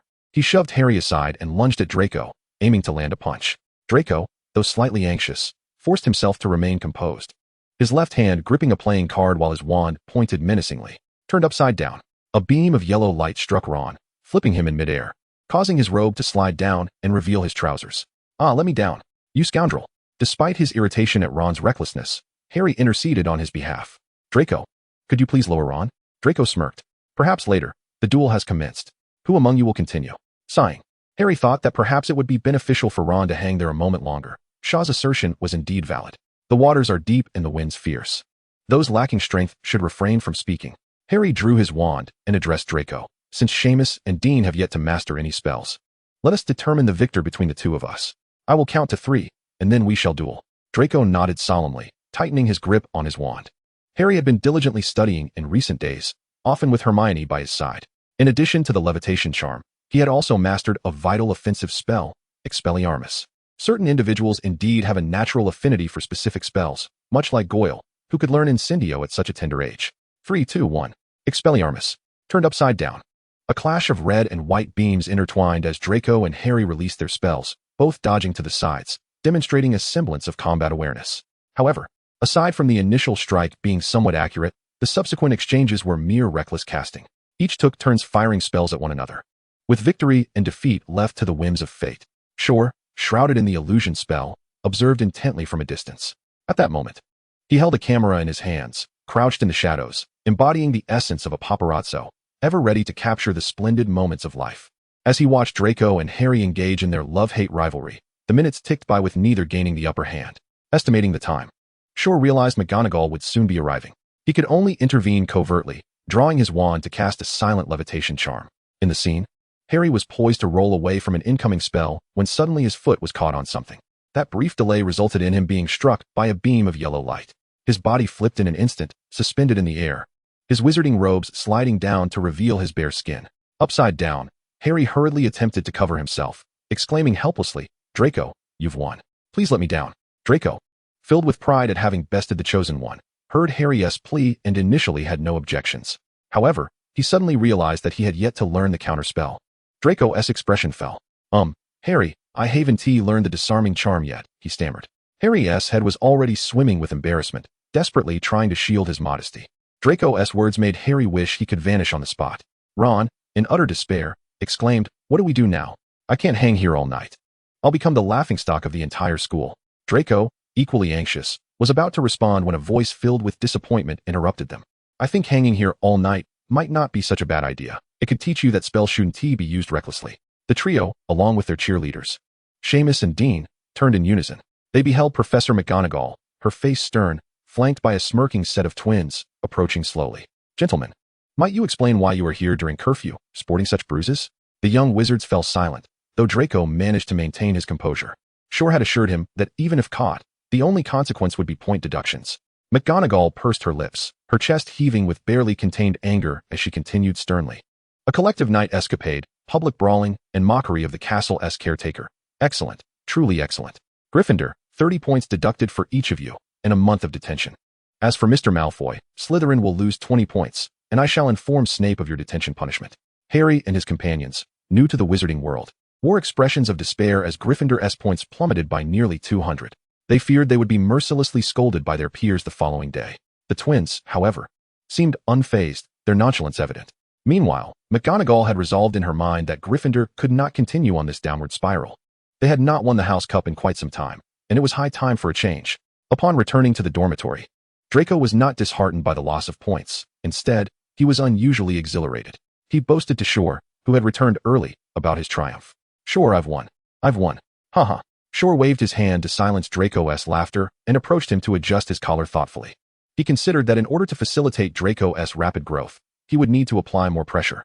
"Draco, when will you learn to be more composed? Such trivial victories hardly warrant boasting.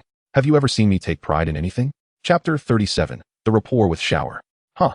Draco appeared as though someone had grasped him by the throat, opening his mouth several times, yet only managing to emit meaningless throat sounds. Internally, he reflected that Shower never boasted of his strength or grandeur. Yet, who could fail to admire him? He subdued his excitement and bowed, saying, "Headmaster, I understand." Shower smiled knowingly, achieving his daily goal of teasing the proud one. Subsequently, he cast a cleansing charm on Draco, urging him to retire early. But who was the proud one? Early the next morning, before the morning study session had commenced, he was already present in the common room. He boasted to everyone he encountered, "Harry's exploding spell is indeed powerful, but I am not to be underestimated either. With elegance, I used my wand to conjure a protective armor and countered with a stunning reverse blow, instantly defeating the chosen one." His tale was met with cheers from the first and second-year young wizards. He then produced an exquisitely crafted playing card. "Look at this. The headmaster provided it for my protection. In the end, those little lions couldn't handle the loss. They wanted to gang up on me. But with a mere wave of my hand, I unleashed this card, and a flurry of golden light sent a dozen Gryffindors reeling. Wow. Is this the alchemical tool the headmaster used on the train? It's truly beautiful. Draco is indeed fortunate to be roommates with the headmaster. I wish I had one. Dream on. That card is clearly priceless." In the distance, Alice noticed Draco holding the playing card high, particularly drawn to the radiant throne design upon it. Stirring something within her, suppressing the thought, she glanced back at the platform, saw that Shower was absent, and rose to commence the morning study session. At that moment, Shower was indeed not in Slytherin. Early in the morning, he received summons from both McGonagall and Snape. In the Transfiguration office, McGonagall introduced a serious-looking boy with red hair and glasses to Shower. "This is Percy Weasley. He will be your assistant in Gryffindor from now on." Naturally, Shower was aware of who Percy was, the most authentic pure blood among the Weasleys. Looking at the neatly dressed and impeccably standing Percy, he extended his hand politely. "Hello, Percy." Percy shook Shower's hand firmly, speaking with admiration. "Shower, I greatly respect your accomplishments in Slytherin. I hope we can work together harmoniously to manage Gryffindor effectively." Shower, fond of having a guiding partner, responded with a warm smile. "Indeed, since Professor McGonagall has such confidence in us, we shall not disappoint her."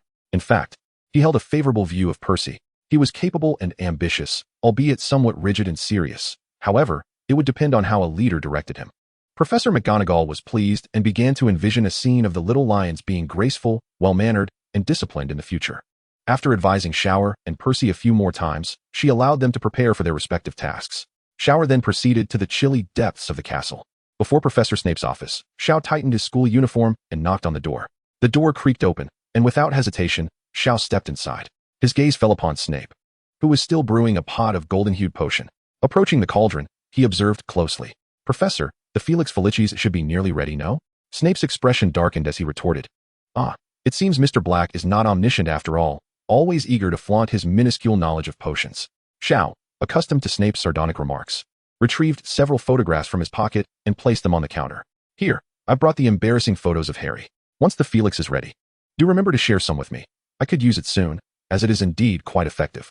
Snape's cold gaze flickered momentarily before he waved his hand, causing the photographs to vanish. "Humph, it appears your arrogance is somewhat justified. The usage of Felix Felicis requires a minimum interval of 3 years. Shiao raised an eyebrow in mild surprise. "Is that so?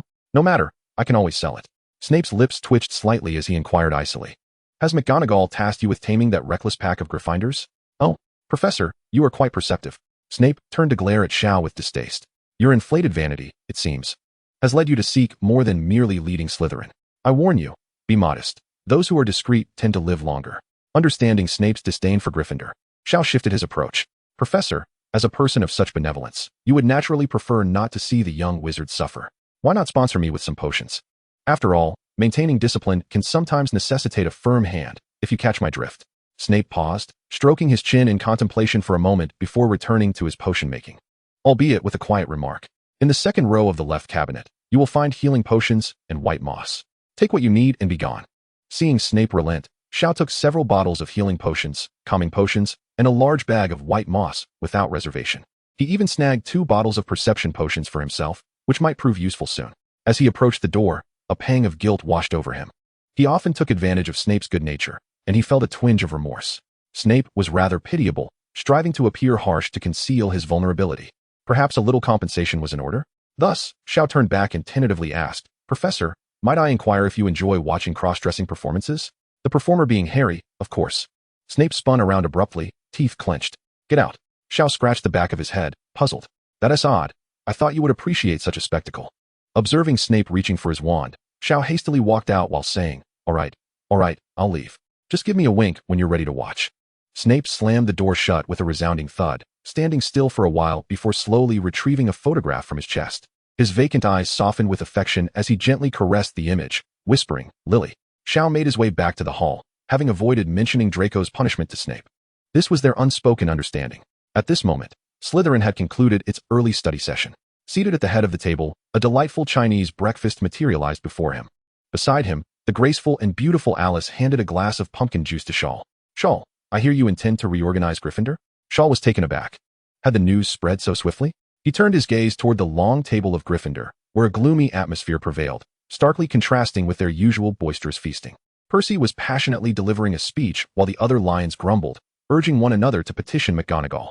Meanwhile, Draco was engaged in some banter with Harry, provoking scornful glares from all the lions except Harry. Shaw couldn't suppress a chuckle and remarked to Alice, "I believe many of us in Slytherin are relishing this misfortune." Alice stifled a laugh, her expression turning serious. "Headmaster, I have a suggestion regarding the alchemical playing cards you utilize." Shaw paused, sensing Alice's earnestness, which prompted him to adopt a more serious demeanor. "Oh, please elaborate." Alice organized her thoughts before speaking.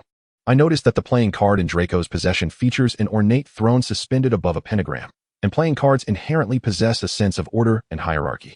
Her eyes sparkled with fervor as she continued, "Headmaster, in pursuit of our ideals, we should establish an organization where you reign as the sole monarch, seated upon the throne of magic, and your followers would take pride in holding a sequential playing card.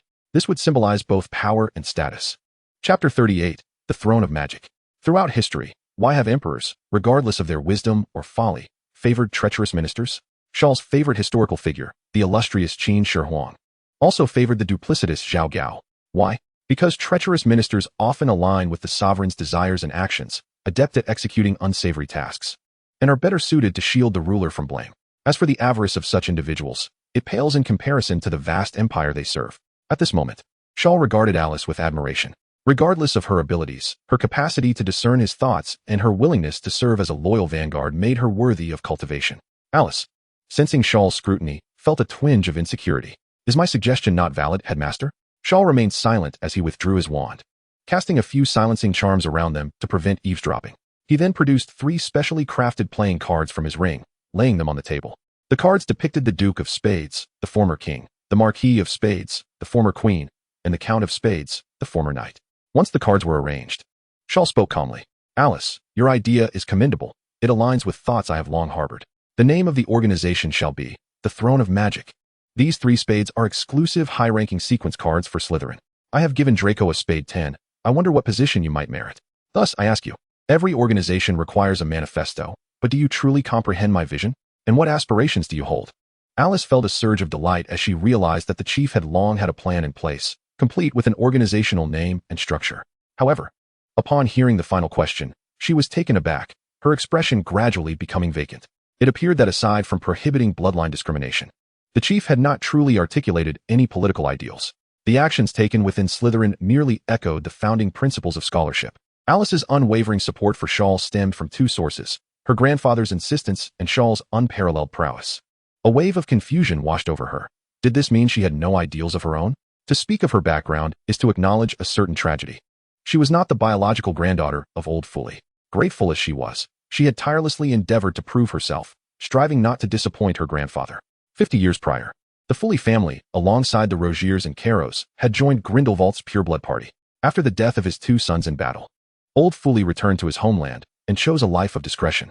He scorned Voldemort, a mere brute who wielded violent tactics, and thus did not align himself with the Death Eaters. Later, he adopted Alice and devoted himself to her careful upbringing, instilling in her the belief that since they were but fools unable to discern the right path, they should follow powerful leaders who could guide them. He often recounted tales of Grindelwald's loyalty to his female assistant, Bitaro Rogiers. As these thoughts crossed her mind, Alice felt a spark of inspiration and earnestly proclaimed, "Chief, I lack ideals, yet my grandfather insists that the world we inhabit is flawed and in need of change. My wisdom is insufficient. I can only follow wise and powerful figures like yourself. I wish to share in your desires, to see as you see, and to follow your path unwaveringly." Her fervor grew, her magic surging as she shattered the silence around her. Rising to her feet, she brandished her wand, pointing it skyward, and fervently declared, "Wherever the tip of the chief's wand points, I shall charge forth." Nearby, a group of young Slytherins, puzzled yet inspired by Alice's fervent enthusiasm, began to draw their wands and point them skyward in solidarity. "Wherever the tip of the chief's wand points, we shall charge forth." The infectious fervor spread quickly, and soon, all the young Slytherins had their wands raised high in unison. Draco, unsure of the commotion, returned to the long table, raising his wand and joining the chorus. "Wherever the tip of the chief's wand points, I shall charge forth." Students from the other three houses observed with bemusement, enviously noting the unity within Slytherin and the esteem commanded by Shor. Speculations began to swirl. Was Shor planning to lead an uprising against Snape, to topple Dumbledore's reign? Shor, noticing the adoration emanating from some of the young Slytherins, felt a swell of vanity, yet he remained clear-headed. Recognizing that this ruckus might invite trouble, he adopted a stern demeanor and commanded, "What are you all doing? Sit down." Once the young Slytherins complied, Shor turned his gaze to Alice, feeling a mix of exasperation and satisfaction. It was essential to have supporters who would play their part. Moreover, his system finally registered a modest increase in the level of belief, indicating the objective, Alice fully fanatical. Alice possesses the potential to become someone like Bella. Shor cleared his throat twice and pushed the Ace of Spades card in front of Alice. "Very well, this Ace of Spades is now yours. I hope you will demonstrate your worthiness for even better cards in the future." Shor pondered for a moment, deciding it was not yet the right time to speak up, as he did not wish to be invited for tea by old Dumbledore, and thus quietly added, "By the way, the matters concerning the organization must remain confidential for now. Observe suitable candidates discreetly." Alice promptly bowed reverently, cradling the Ace of Spades card in her hands. "As you command, Chief." The other unsuspecting little serpents were filled with envy, yet they suddenly realized that the chief was indulging in flattery to express loyalty. Theodore not, who had long been deprived of Shor's attention, suddenly had an epiphany. Draco approached, intending to inquire about something, but Shor stood up and headed towards the herbology greenhouse, as they had herbology class that morning. Draco had no choice but to turn to Alice for answers. "Senior, what were you just doing? Were you planning to attack Gryffindor?" Alice looked at Draco, thinking how fortunate he was to be so oblivious, already an Ace of Spades without knowing it. "You think too much. I was merely expressing my loyalty to the chief. I hope you do not disappoint his expectations," Alice remarked, standing up to lead her fellow year serpents to class. Draco's tuft of hair transformed into a large question mark. Herbology class was quite engaging.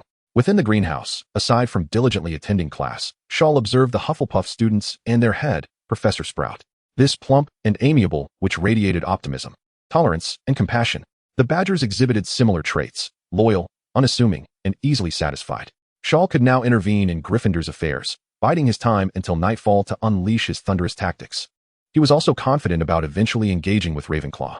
However, he found himself somewhat at a loss with Hufflepuff, as the Badgers were not competitive at all. What temptations could he employ? The ancient spoke wisely. He who desires nothing is resolute. Shor shook his head with a sigh. He certainly would not give up. Knowing that every human harbors desires, he would simply take his time to seek them out. With no classes in the afternoon, Shor began to wander about. Firstly, he hoped to encounter Madame Grey to uncover the secrets surrounding Ravenclaw's diadem. Secondly, he intended to confront Chilo. Of course, this did not mean engaging in direct conflict, but rather rejecting Chilo's invitations.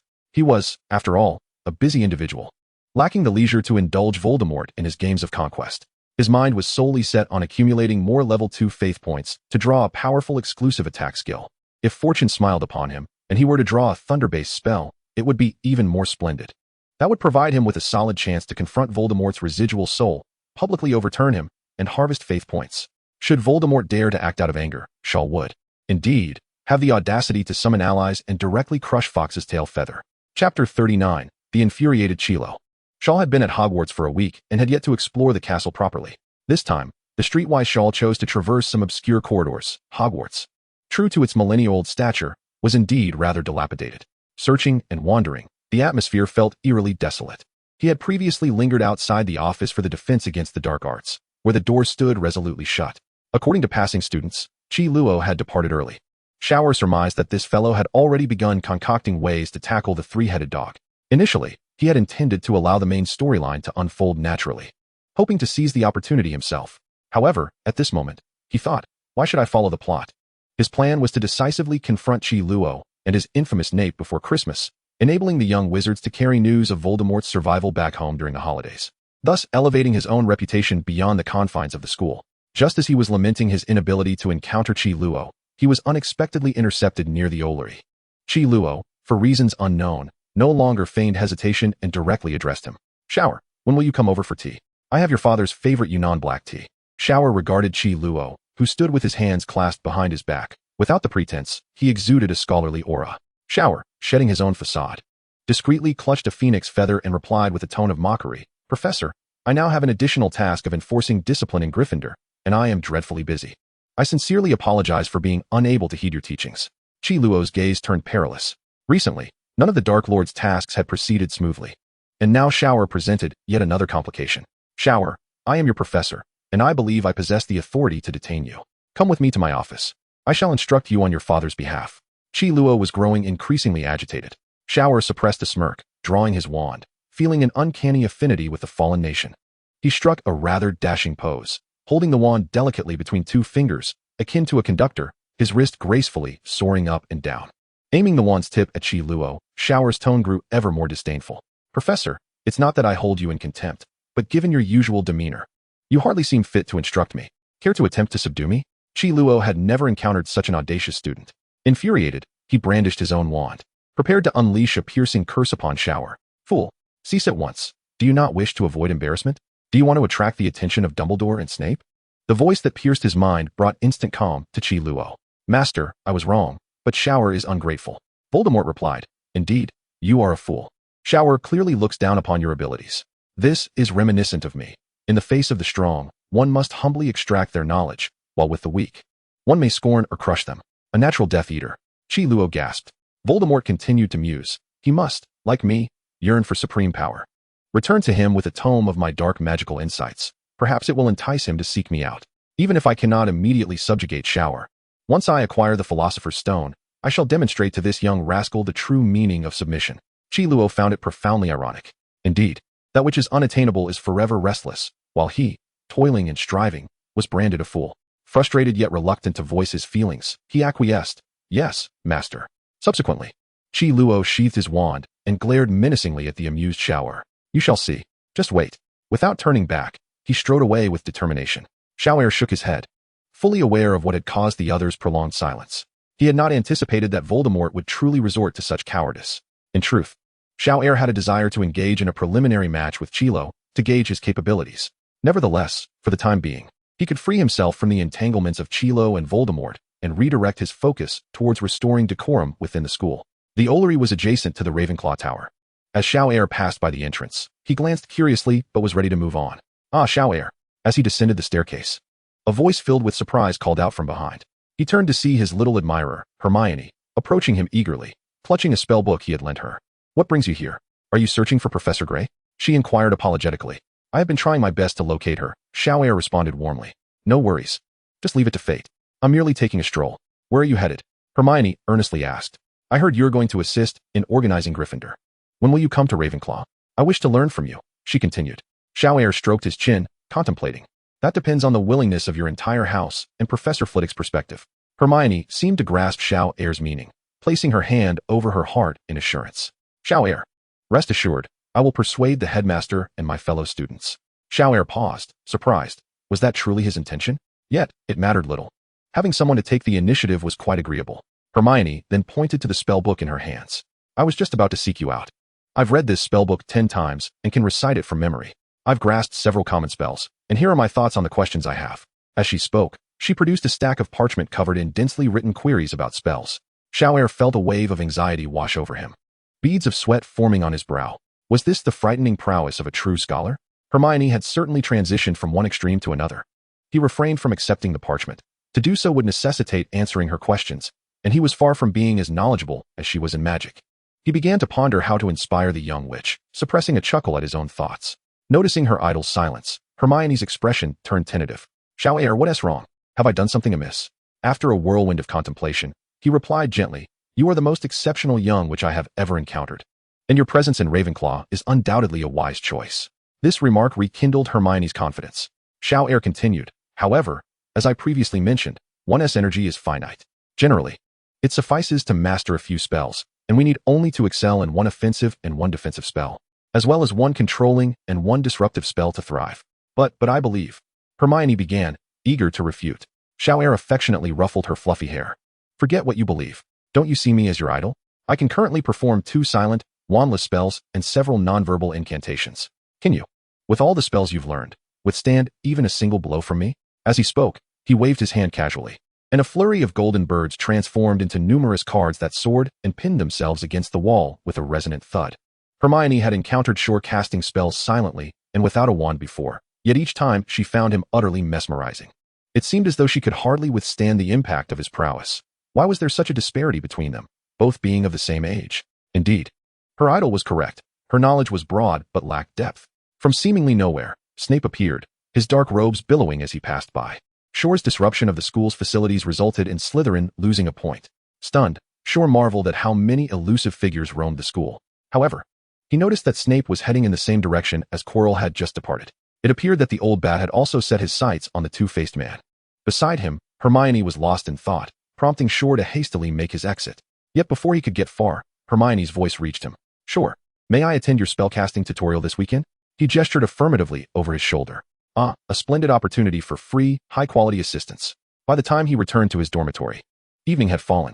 Though it was not yet 7, the entire Slytherin house was assembled, having been informed in advance. Shor ascended the platform and proclaimed, Shortly, I will be addressing the decorum of Gryffindor, and I have gathered you all to select 10 exemplary students who can best represent Slytherin alongside me, showcasing our house's refined scholarly ethos. The little snake's eyes brightened instantly. Chapter 40. The Enthusiast, Theodore. With just that single remark, Shor could sense the palpable excitement among the little snakes. Their breaths quickened, and some eyes glinted with a hint of crimson. Slytherin and Gryffindor had been arch-rivals for centuries, both within the confines of their houses and beyond. Previously, the little snakes had learned that Shor had received Professor McGonagall's nod to address the Gryffindor's conduct, and they had relished the prospect. Initially believing Shor would go alone, parading his superiority, they were now thrilled at the chance to accompany him. The opportunity to directly engage their adversaries was one no one wished to miss. Even Marcus, a staunch member of the anti-Shor faction, looked at him with eager anticipation. Straightening his posture in hopes of being chosen, Monty stepped forward, tentatively inquiring, Chief, what criteria define the most outstanding Slytherin? Observing the eager faces of his peers, Shor couldn't help but chuckle inwardly. In truth, he himself was rather ordinary, having been merely a reclusive gamer in his past life, with little comprehension of true elegance. Yet, in this age of vast data, what could he not know? He even grasped how to savor a fine 1982 law fight, though it required prior experience. Subsequently, Shor articulated his understanding of Slytherin, an ingrained nobility and grace, coupled with an insatiable yearning for strength and glory, truly epitomized the essence of Slytherin. Why is our symbol the serpent? Not due to its cold-bloodedness or terror, but because, even when mired in muck, it remains the most resilient, untouched by filth. It is inherently noble. No matter how decayed and sordid the world may be, the serpent thrives, shining brilliantly. As he spoke, he cast a scornful glance at the pureblood students, those who prattled on about innate nobility, yet lived in chaotic squalor, devoid of discipline. How could they dare to speak of nobility? Many little snakes flushed crimson at his words. Shor, not wishing to linger, waved his hand decisively. Indeed, nobility and elegance can be cultivated, yet, ultimately, it is one's prowess that prevails. Those who can proficiently wield the ironclad charm and at least 3 offensive spells are invited to step forward. Gradually, over 20 individuals hesitantly emerged from the throng of over 100 young serpents, most of whom were ordinary 6th and 7th year students. Draco opened his mouth, yearning to request a privilege, but was coldly rebuffed by Shaw's piercing gaze. Unable to restrain himself, Shaw uttered a scathing remark. Indeed, some individuals merely boast of their superiority. Observe, the truly exceptional are not determined by their lineage. Draco felt a profound sense of shame, nearly wishing to vanish. While the other pureblood elites were equally struck by the harsh reality, Shaw proceeded to critique some of the students who had stepped forward. You are unfit. Your collar is disheveled, and you would bring shame upon me if taken out. You, with your untamed hair, this is not individuality, it is slovenliness. You, well, cough. Your appearance is excessively profound. Perhaps next time. You, turn around. I recommend a visit to a dentist for some orthodontics. One by one, Shaw dismissed over a dozen students, leaving behind 10 well-groomed young serpents. Given that this was a matter of external combat, one must still consider the importance of appearances. Montai, who had been unceremoniously excluded, felt a pang of injustice. Chief, my attire is tidy, my manners impeccable, and I am not lacking in appearance. Why am I disallowed from participating? Are you targeting me? Shaw raised his gaze to meet Montai, who towered over him, and expressed his expectations. Montai, Alice will accompany me to Gryffindor shortly. You will supervise the evening study session. Do not let me down. Montai's face registered astonishment. Although he had not fully aligned himself with the elite purebloods, he had not explicitly supported Shaw either. Had it not been for the chance to confront the little lions, he would have remained inconspicuous. Unexpectedly, Shaw bestowed upon him this opportunity. Was this what it meant to have broad-mindedness? Montai swallowed the non-existent lump in his throat and nodded earnestly. Very well, I shall supervise diligently. Shaw smiled warmly at him.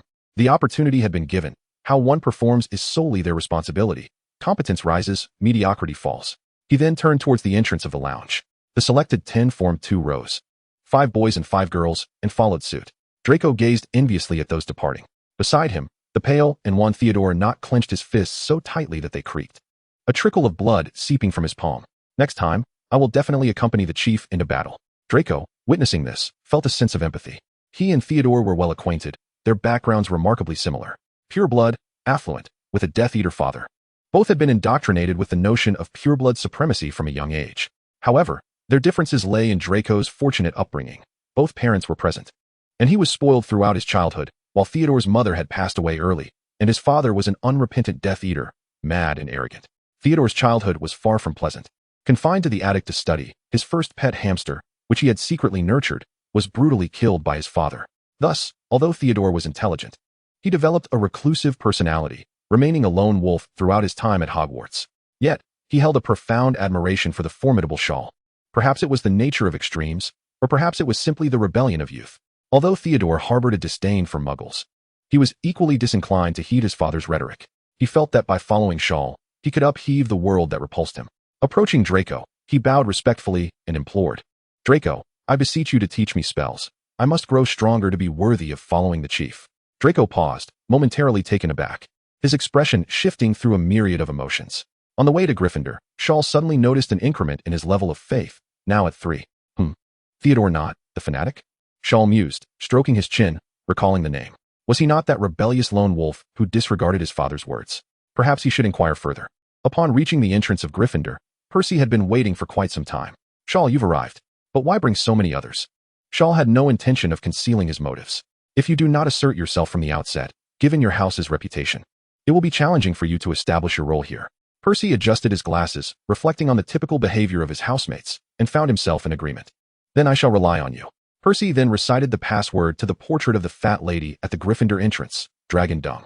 The fat lady opened the door, expressing her bewilderment. What a sight to behold. A Slytherin student boldly wandering into Gryffindor. Shaw led the way, following Percy into the Gryffindor common room, which was in utter disarray, resembling a bustling marketplace.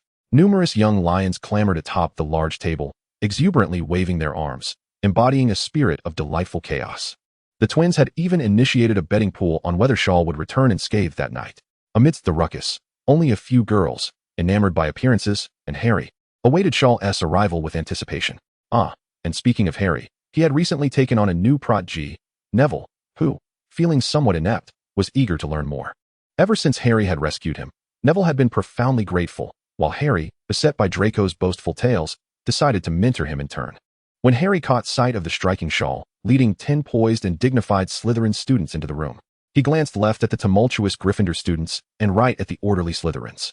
A wave of envy and regret washed over him. He longed to be part of Shaw's entourage, wishing he had steadfastly chosen Slytherin during the sorting ceremony. As Shaw entered, the common room fell silent for an instant, only to erupt in laughter moments later. Merlin's trousers. Shaw truly dares to come here, one exclaimed, while another chuckled. Just wait and see how I trip him up. George had readied a rather unsightly prank, awaiting the signal from his cup.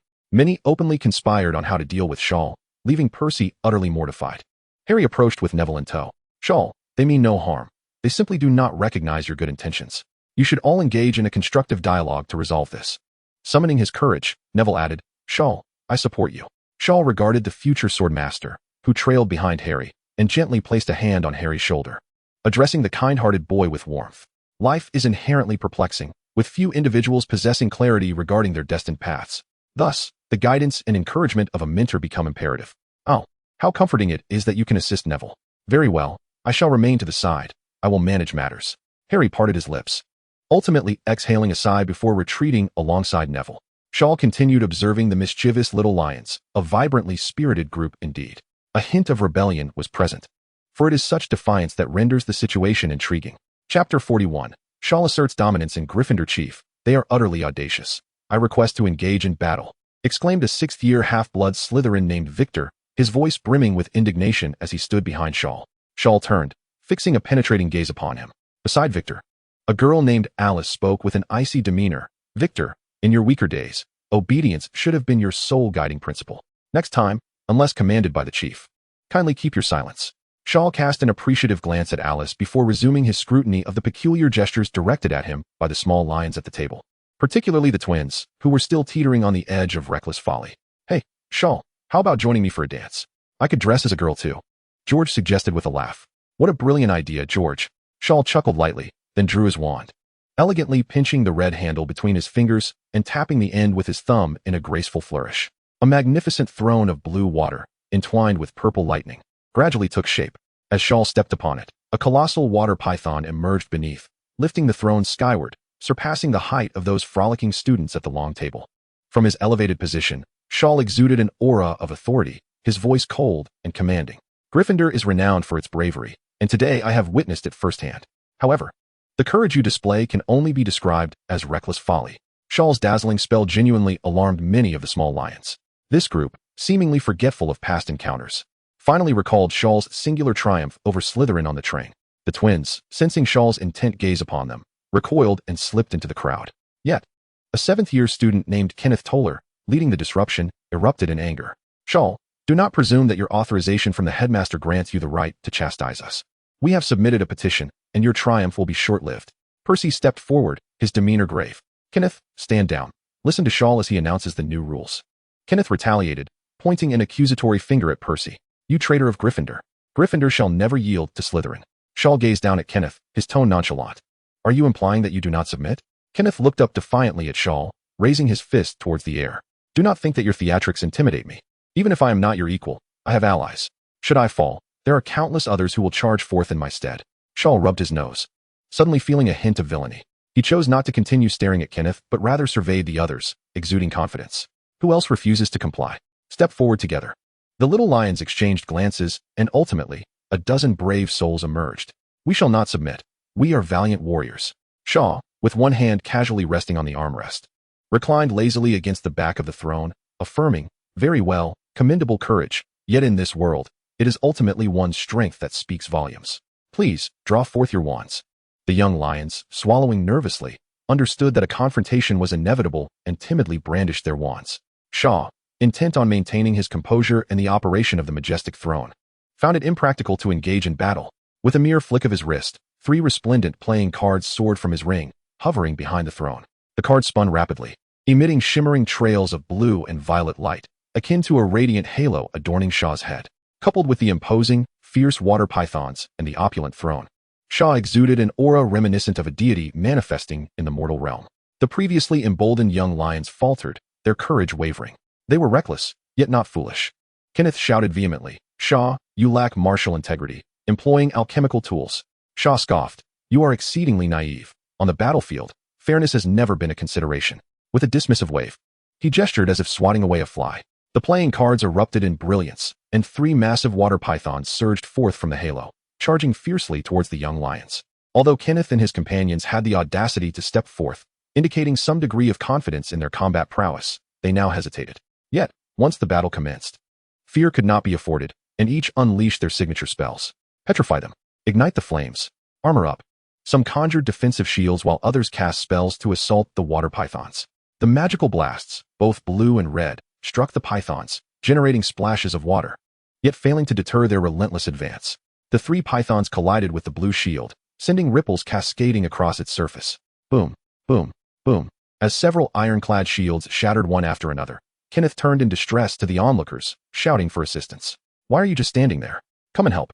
He hastily conjured a protective barrier of his own. This defensive spell was not a transient shield like the ironclad spell, but a durable enchantment capable of being sustained by multiple casters. Its complexity was significant, which spoke to Kenneth's skill, explaining his audacity to instigate trouble. 5 or 6 young lions promptly stepped forward to channel their magic, yet the resistance remained strenuous. After all, they faced 3 formidable water pythons. Suddenly, one young lion recalled something and cried out, "Beware the water beneath us. Cast a platform spell." This was a lesson learned from the previous chaotic incident on the Hogwarts Express. Observing the stalemate, Shaw smiled subtly. He was no gentleman, and thus waved his hand behind him. Onward. Alice and Shaw, having developed an unspoken understanding, instinctively knew what to do. They drew their wands and pointed them skyward. Rallying the other young snakes, where the tip of the chief's wand points, "Follow me into the fray." 9 little serpents were instantly filled with fervor. While even the 4 girls cast aside their poised elegance, their faces flushed with excitement. The 10 little serpents surged forward to the front of the throne, simultaneously unleashing a barrage of spells. Disarm your weapons. Shatter into fragments. 10 vibrant spells darted through the gaps of the water python, striking the blue shield all at once. Clang, clang, clang. Witnessing the shield teetering on the brink of collapse, the little serpents erupted into raucous laughter. "Ha ha, foolish ones, meet your demise. To defy the chief is to court death." Initially concerned for their own academy, the other little lions, seeing such arrogance from their opponents, had 2 individuals discreetly draw their wands from the crowd. Petrify them all. Blast them like a baseball bat. Indeed, one should not be overly confident. As 2 little serpents soon fell victim to the onslaught, Alice quickly instructed her companions to construct a defense. At this point, fairness was a distant notion. As the number of little lions joining the fray increased, Shaw shook his head, realizing he still lacked sufficient strength. He subtly lifted his wand, summoning a stream of water that transported him down from the throne. The throne then merged with the water python, transforming into a colossal serpent over 10 meters long. With an awe-inspiring momentum, the giant python charged toward the opposing side. Having studied the anatomy of pythons for several days, Shaw's personally crafted giant python appeared more solid and lifelike than ever. The gargantuan water python opened its massive jaws, revealing razor-sharp fangs crackling with electric arcs as it bit down on the shield. The blue shield, enhanced with protective magic, quivered violently, on the verge of collapse, leaving Kenneth in a cold sweat. He wished to call for reinforcements once more, but in the next moment, the shield was struck again by the python's powerful tail, combined with the assistance of 3 other water pythons, resulting in a forceful breach. The shield shattered piece by piece, magical fragments swirling in the wind.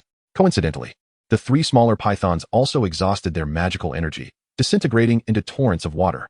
The giant water python, like a dragon returning to the sea, swiftly surged forward, continuously engulfing the participating little lions within its maw. Shaw had not intentionally filtered out the lightning element. Thus, "Abba abba, gurgle, gurgle." The students trapped within the python convulsed, their limbs twitching, hair standing on end, and their speech garbled, having swallowed copious amounts of water. It was a grim ordeal. Shaw emerged among the throng, his 10 little serpents gazing at him with fervent admiration, standing proudly behind him. Shaw contentedly tapped his wand against the palm of his left hand, though he lacked the adornment of a throne this time. His presence exuded an even greater sense of authority. Addressing the astonished students with a chilling tone, he declared, "Now, I shall announce the new rules for Gryffindor. Who dares to oppose or challenge me?" Chapter 42, The Terrifying Consequences of Victory and Defeat. Ron, unwilling to witness Shaw flaunting his power, pulled Simon to remain in their dormitory. The duo was quietly practicing spells, determined to show those who looked down upon them that they too were prodigies. Bang! Well, Simon's hair exploded into a chaotic frizz once again. Ron gazed at his soot-stained clothes and swallowed hard. After spitting out a cloud of black smoke, Simon murmured, "How about we just recite the way Ms. Know-It-All taught us?" Agwameni.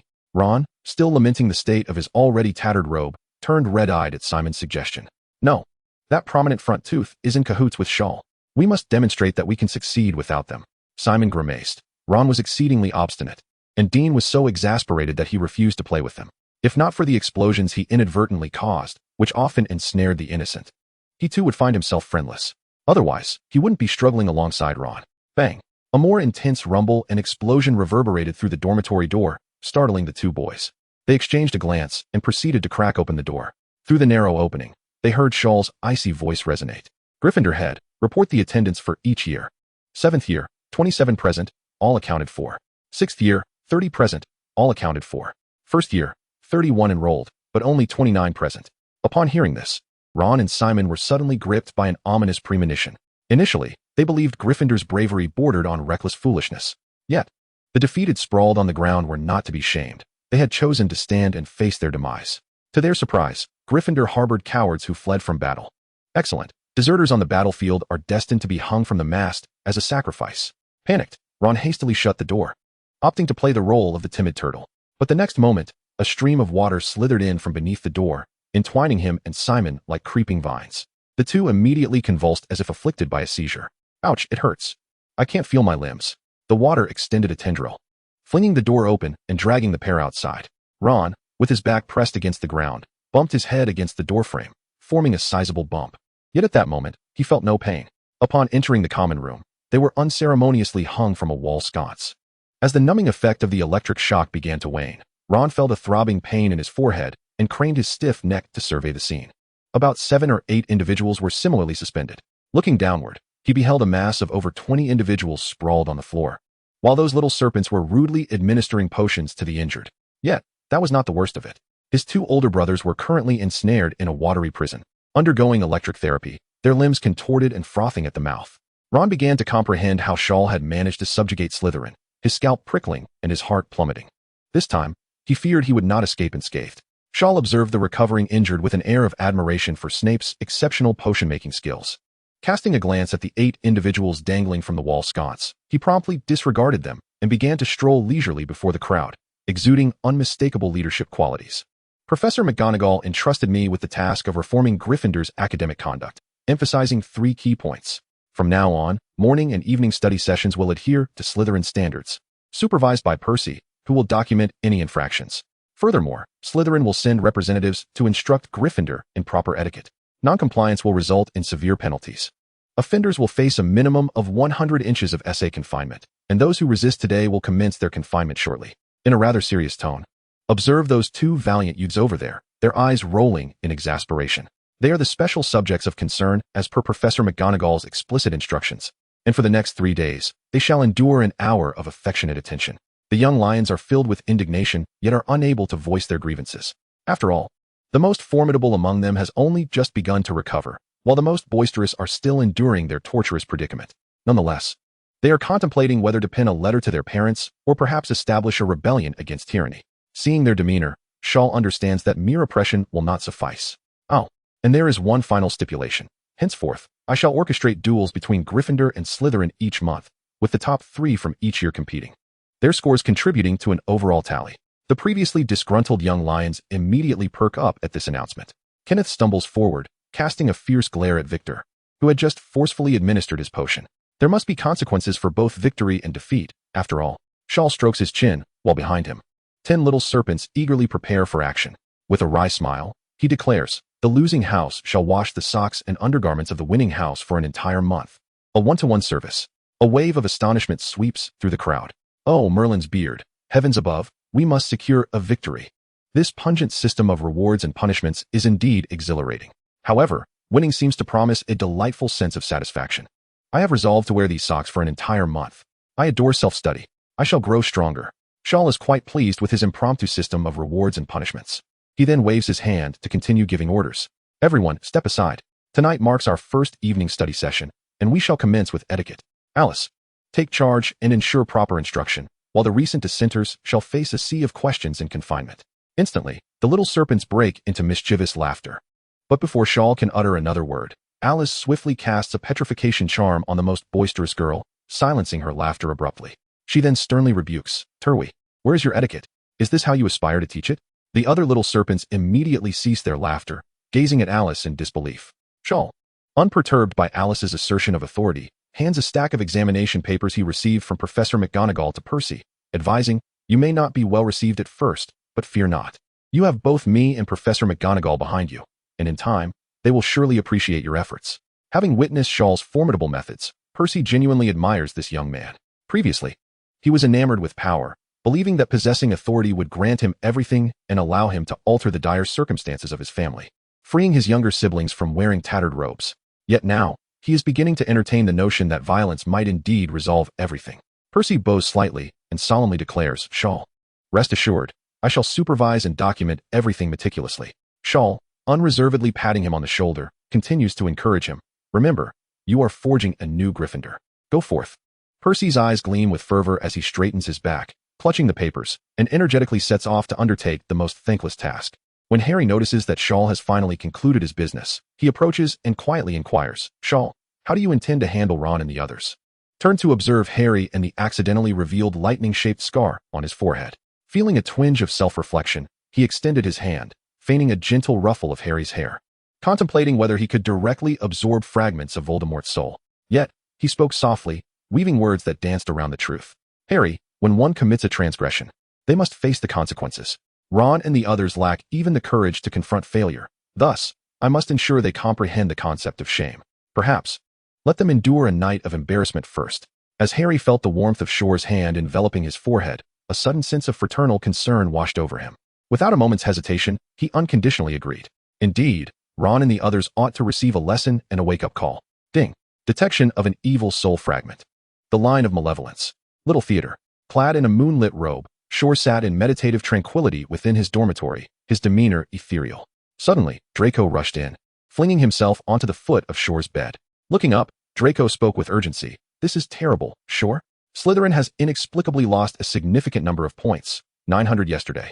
And today we've been deducted 170. Shor narrowed his eyes slightly, remaining calm as he reached out to smooth Draco's disheveled platinum hair, responding gently, do not fret. Perhaps a certain little serpent was caught out after hours by Professor McGonagall or Filch.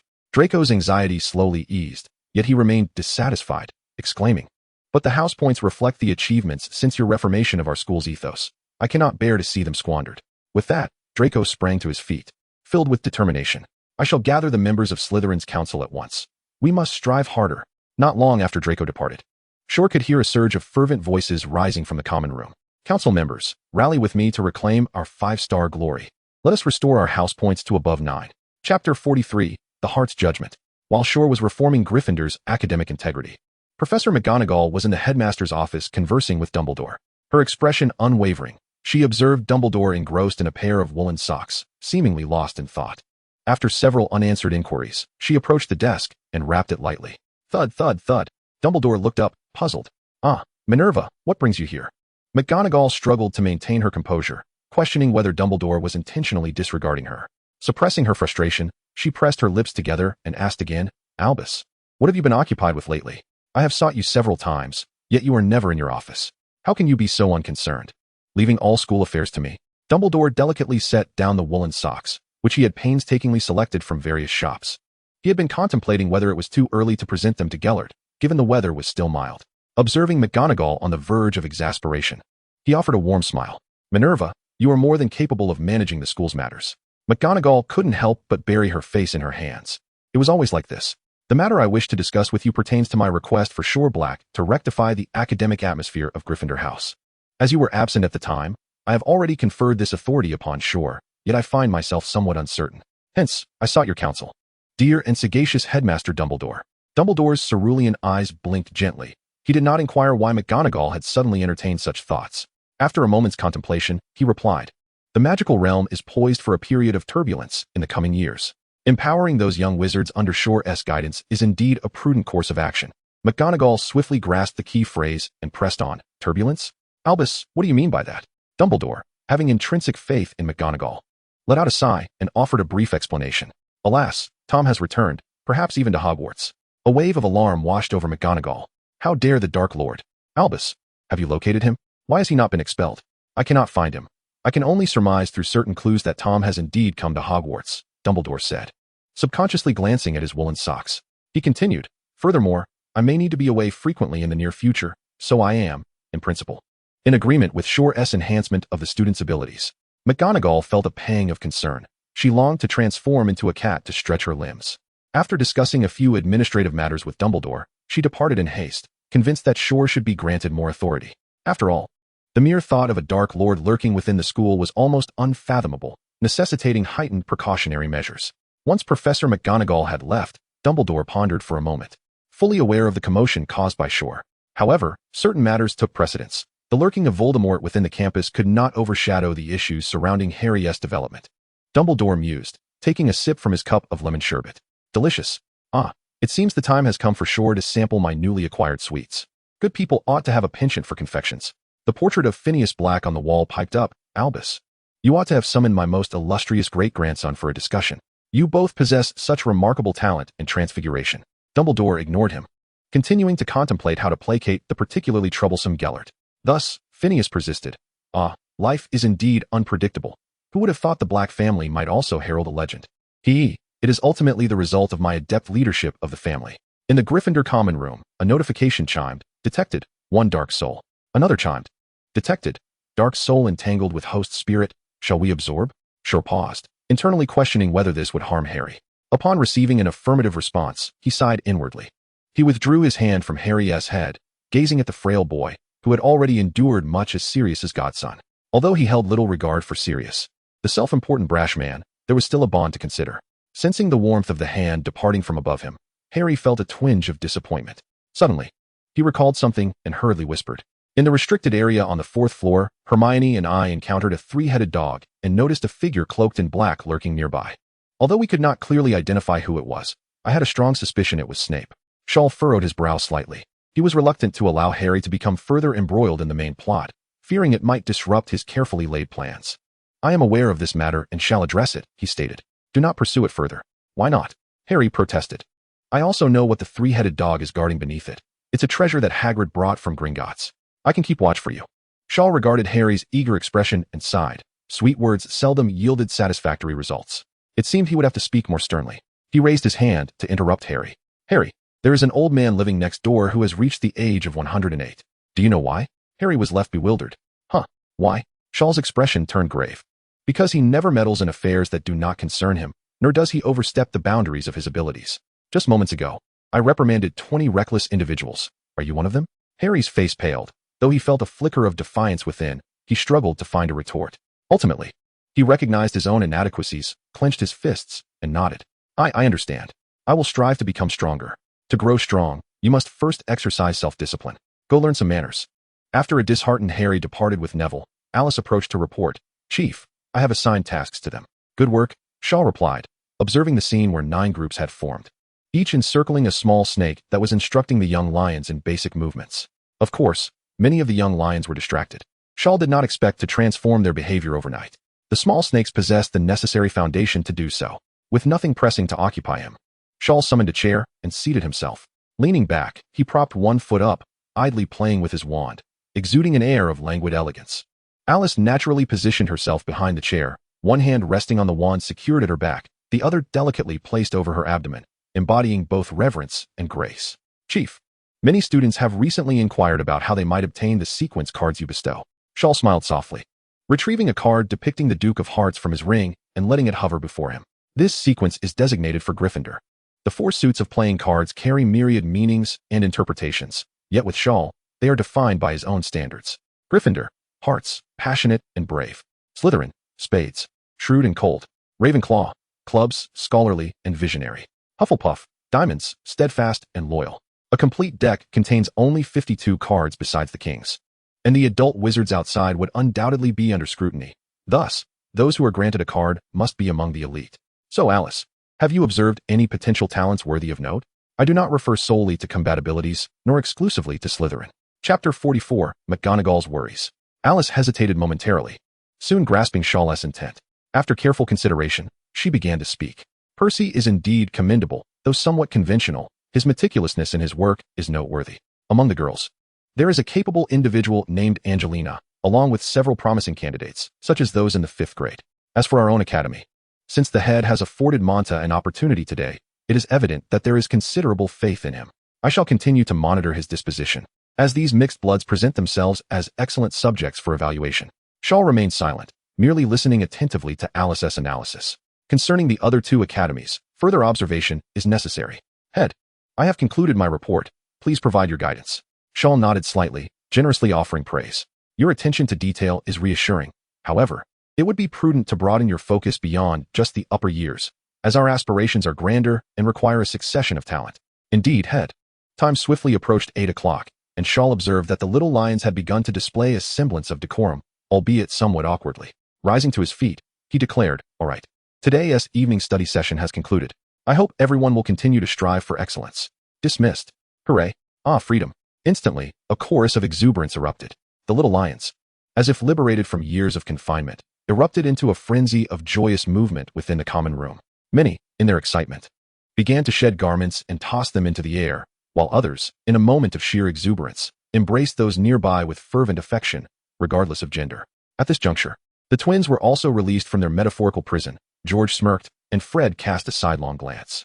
The duo rolled on the ground in laughter, murmuring to one another. Terrifying, yet exhilarating, remarked George. What do you think would happen if we infused that electric shock effect into a dung bomb? Responded Fred. Shaw observed this spectacle with great interest. Suddenly, a spark ignited in the air with a resounding bang. Silence. A commanding shout echoed, instantly quelling the commotion in the common room. This time, it was not Shaw who had caused the disturbance, but the stern and serious McGonagall, who slowly entered the room. All the little lions stared blankly at their headmistress. McGonagall approached the chaotic throng, casting a glance at a few individuals feigning sleep against the wall sconces and the twins who were still giggling after their release. I have been observing from the shadows, feeling both gratified and concerned. Gratified by your progress in decorum and concerned that Shaw's methods may be excessively harsh, she remarked, her tone tinged with disappointment. Yet, merely moments after dismissal, you reveal your true selves. Do lions truly not deserve elegance? All the little lions bowed their heads, unable to meet the disappointed gaze of their headmistress. McGonagall's presence grew formidable as she paced before the crowd, resembling an irate lioness. I am aware of your thoughts, for I too am a Gryffindor. Do you wish to persist in your rebellious, non-cooperative stance? Do you intend to write home to complain? McGonagall surveyed the guilty little lions, speaking with an authority reminiscent of Snape for the first time. Do not indulge in fantasies. I shall personally inform your parents, for I believe they would wish to witness your progress. Henceforth, in my capacity as vice principal, I bestow upon Shor the authority of deputy head of Gryffindor, granting him full oversight of your advancement. The little lions turned pale, their hearts heavy, as if snow fell in July, chilling them to the core. Some even fell to their knees in despair, crying out, "No, no, no." The twins lying on the ground exchanged glances, tears streaming down their faces. Fred, with a sidelong glance, lamented, I am so vexed. Will I suddenly transform into a blubbering fool? George, with a crooked smile, replied, hold on a bit longer. I am devising a plan. We shall endure this humiliation. Fred concurred. Indeed, before one meets their demise, they must first inflate. Shor paid no heed to the troubled Professor McGonagall, who emerged from Gryffindor with a perplexed expression, while the other 10 Slytherins gazed in astonishment at their leader. They sighed, for the head was indeed remarkable, always full of surprises, and even Professor McGonagall supported him unconditionally. As they passed the 4th floor, they encountered Quirrell, who hastily thrust a notebook into Shor's hands without uttering a word and hurried away. Victor, eager to demonstrate loyalty, mused, Alice. Since the head can serve as deputy head of Gryffindor, is it conceivable he could also teach defense against the dark arts? Alice pondered for a moment before shaking her head. Quirrell's class indeed offers little knowledge, and considering the curses associated with it, perhaps it is best left alone. Victor countered. Is the head so formidable that he would fear curses? Shor glanced at Victor, wondering if he intended to lead him astray. Regrettably, no evidence could be found, as Victor's sincerity was palpable. Thus, Shor diverted the conversation, implying, do not underestimate Quirrell. Appearances can be deceiving, and surprises often lie close at hand. The Slytherins pondered his words, sensing deeper meaning behind the head's statement. Upon returning to the Slytherin common room, they dispersed. Upon entering, Shor noticed Draco sitting on his bed, a look of turmoil upon his face, while Goyle and Crabbe were nowhere to be seen. He approached and patted Draco's shoulder. Draco, what troubles you? Startled, Draco glanced at Shor, his eyes darting away. And nothing. Children indeed struggle to hide their emotions. Shor's intense gaze bore into Draco. Feeling uncomfortable under such scrutiny, Draco finally stammered. Just now, Theodore asked me to teach him spells, and I refused. Shor realized, of course, Theodore was one of his fervent admirers. Why not? You are willing to teach Goyle and Crabbe. Draco clenched his fists. I have known him since childhood, and I am aware of his dangerous thoughts, and... Draco faltered, unable to articulate his reasons. Yet, Shor lacked the patience for a child's indecision, and since Theodore was his ardent follower, he insisted. Go summon Theodore. I shall inquire personally. Draco's complexion turned pale, his mouth opening and closing without sound, ultimately resigned to stand up and, with faltering steps, go seek him out. Shor shook his head in disbelief, disinclined to ponder the peculiar thoughts of the young child, and took out the notebook that Chilo had just given him. He intended to ascertain what further plans this individual had in mind. However, within just a few minutes, his brow furrowed, and he involuntarily gasped. Indeed, old Voldemort was quite willing to invest capital. The Black family possessed literature on the Fiendfire curse. Yet this dark magic had a high threshold, requiring one to first master the equally demanding all-spell ending. Otherwise, attempting to recklessly learn Fiendfire would lead to one's own demise, much like that fool who burned down the Wishgranting house. With his talent for white magic, mastering all-spell ending was far beyond his reach. Yet Voldemort's notebook contained information that bypassed the constraints of all-spell ending, offering a fundamental method to control Fiendfire. Before Shor could delve further into the reading, Draco arrived with Theodore not, wearing a face that suggested constipation. Chapter 45. Only I Need to Be Great. On his return from Gryffindor, Shor had inquired about Theodore's general circumstances from Alice. How should one put it? He felt a certain sympathy for this fervent supporter. Theodore was akin to a tragic figure like Sirius, burdened by a dreadful family background, leading to his rebellious nature. His sister, Gloria, bore a resemblance to Regulus. Both were heirs who failed to live up to expectations, forced to shoulder the burdens imposed by their deranged elders. Sirius chose to betray his family at all costs, while Theodore opted to confine himself within his own world. Shor glanced at the pale and emaciated Theodore, who exhibited a somewhat sickly demeanor, exuding a chilling solitude with a hint of concealed madness in his eyes. Under Shor's gaze, Theodore attempted to straighten his back, brandishing his wand skyward as he shouted, "Greetings, Chief. Your most loyal devotee, Theodore, pays his respects." Indeed, the more reclusive an individual, the more fervent and loyal they become upon acquiring a belief. Draco widened his eyes. Having warned him beforehand not to speak out of turn, Theodore, shameless as he was, had the audacity to undermine him and even preempt his lines. Had the words not been so shameful, Draco would have spoken them himself. Shor, however, had no intention of mocking him. After a nod, he bypassed questions about Theodore's painful past and directly inquired, "Theodore, speak your desires." Theodore's expression hardened, and despite his pale and handsome visage, he appeared quite menacing.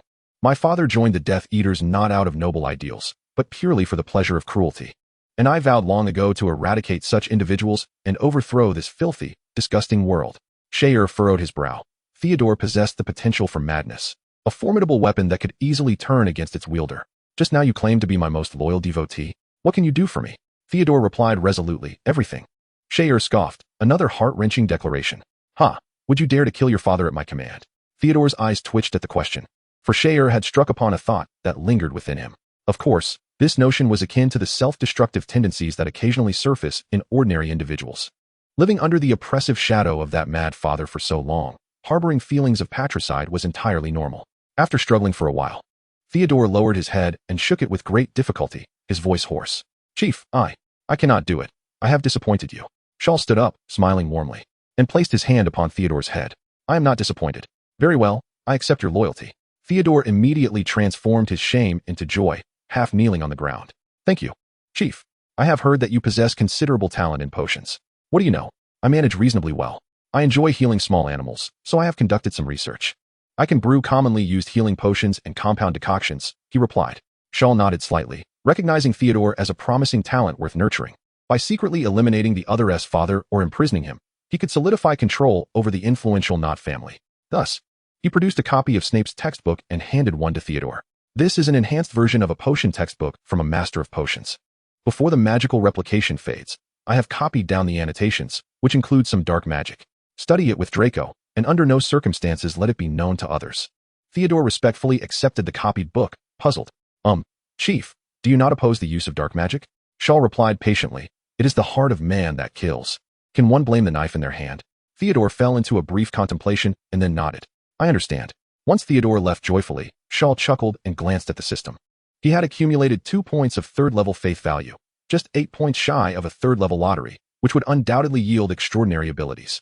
After a couple of days of turmoil, he had acquired over 2,000 first-level faith points and 91 second-level faith points, very close to qualifying for a second-level lottery. Beside him, Draco, who had been holding back for quite some time, stammered, "Shor, why did you ask Theodore if he dared to kill his father? Is that your way of testing his loyalty? You are not planning to make me." Shor interrupted Draco's wild thoughts with a wave of his hand. "Stop imagining nonsense. You have a good father." Yet, he felt a hint of disappointment towards Draco. Despite his care for him, Draco had not contributed even a fraction of fervent faith points to him. Then, with a glimmer of insight in his eyes, he mused over his earlier display of ruthlessness. Grasping a phoenix feather, he stroked it while murmuring a phrase inaudible to others. "Only through ruthlessness can one achieve greatness. Only through emotion can one be exploited. As for my throne, greatness is mine alone." He then busied Draco with his own matters and resumed examining the notebook given to him by Voldemort.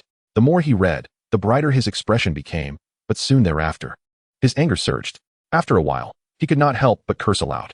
Voldemort, you insipid fool. Coward.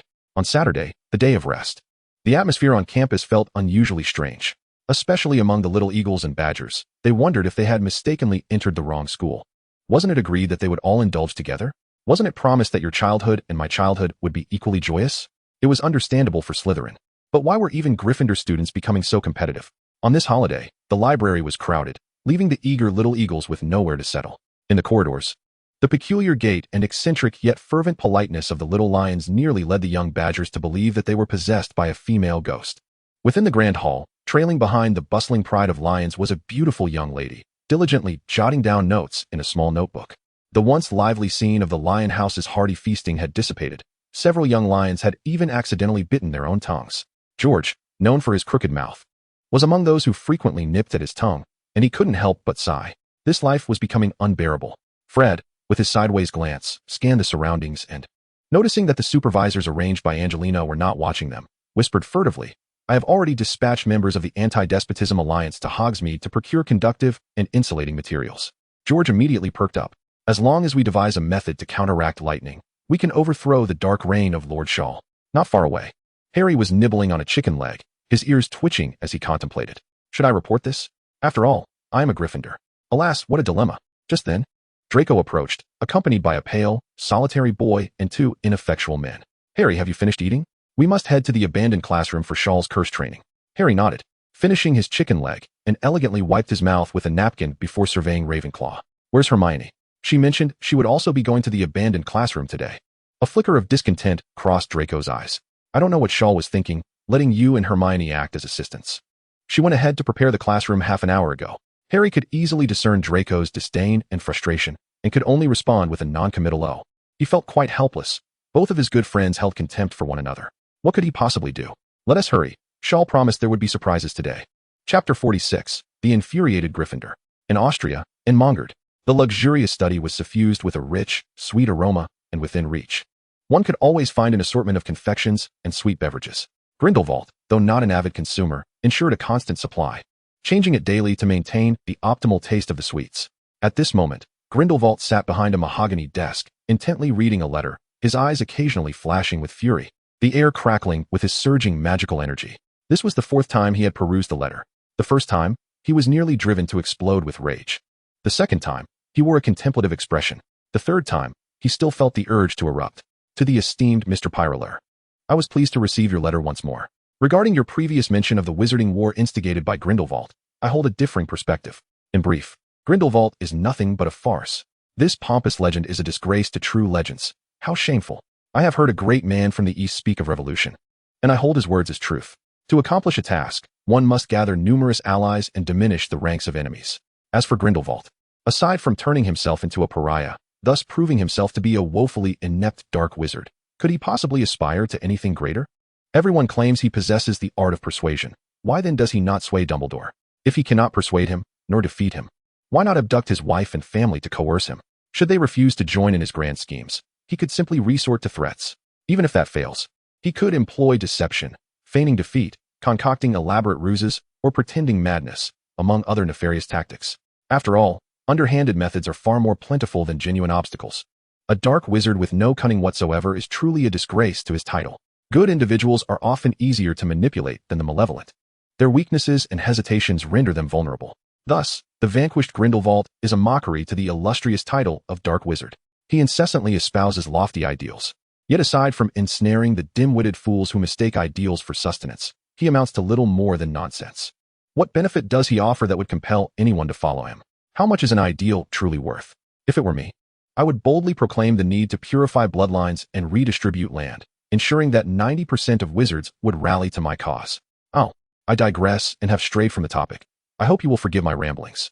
Regarding the treatment of Muggles, I hold 3 primary views. To begin a comprehensive integration of wizards into Muggle society from the top down, absorbing Muggle technology into magic, and gradually manipulating public opinion to lay the groundwork for the acknowledgement of wizards. Of course, this process would be far more complex and arduous, with the most formidable challenge being the unification of wizards' perspectives and the dismantling of the statute of secrecy. On the matter of elemental magic, I must express my gratitude to you, for I happen to possess a suitable wand.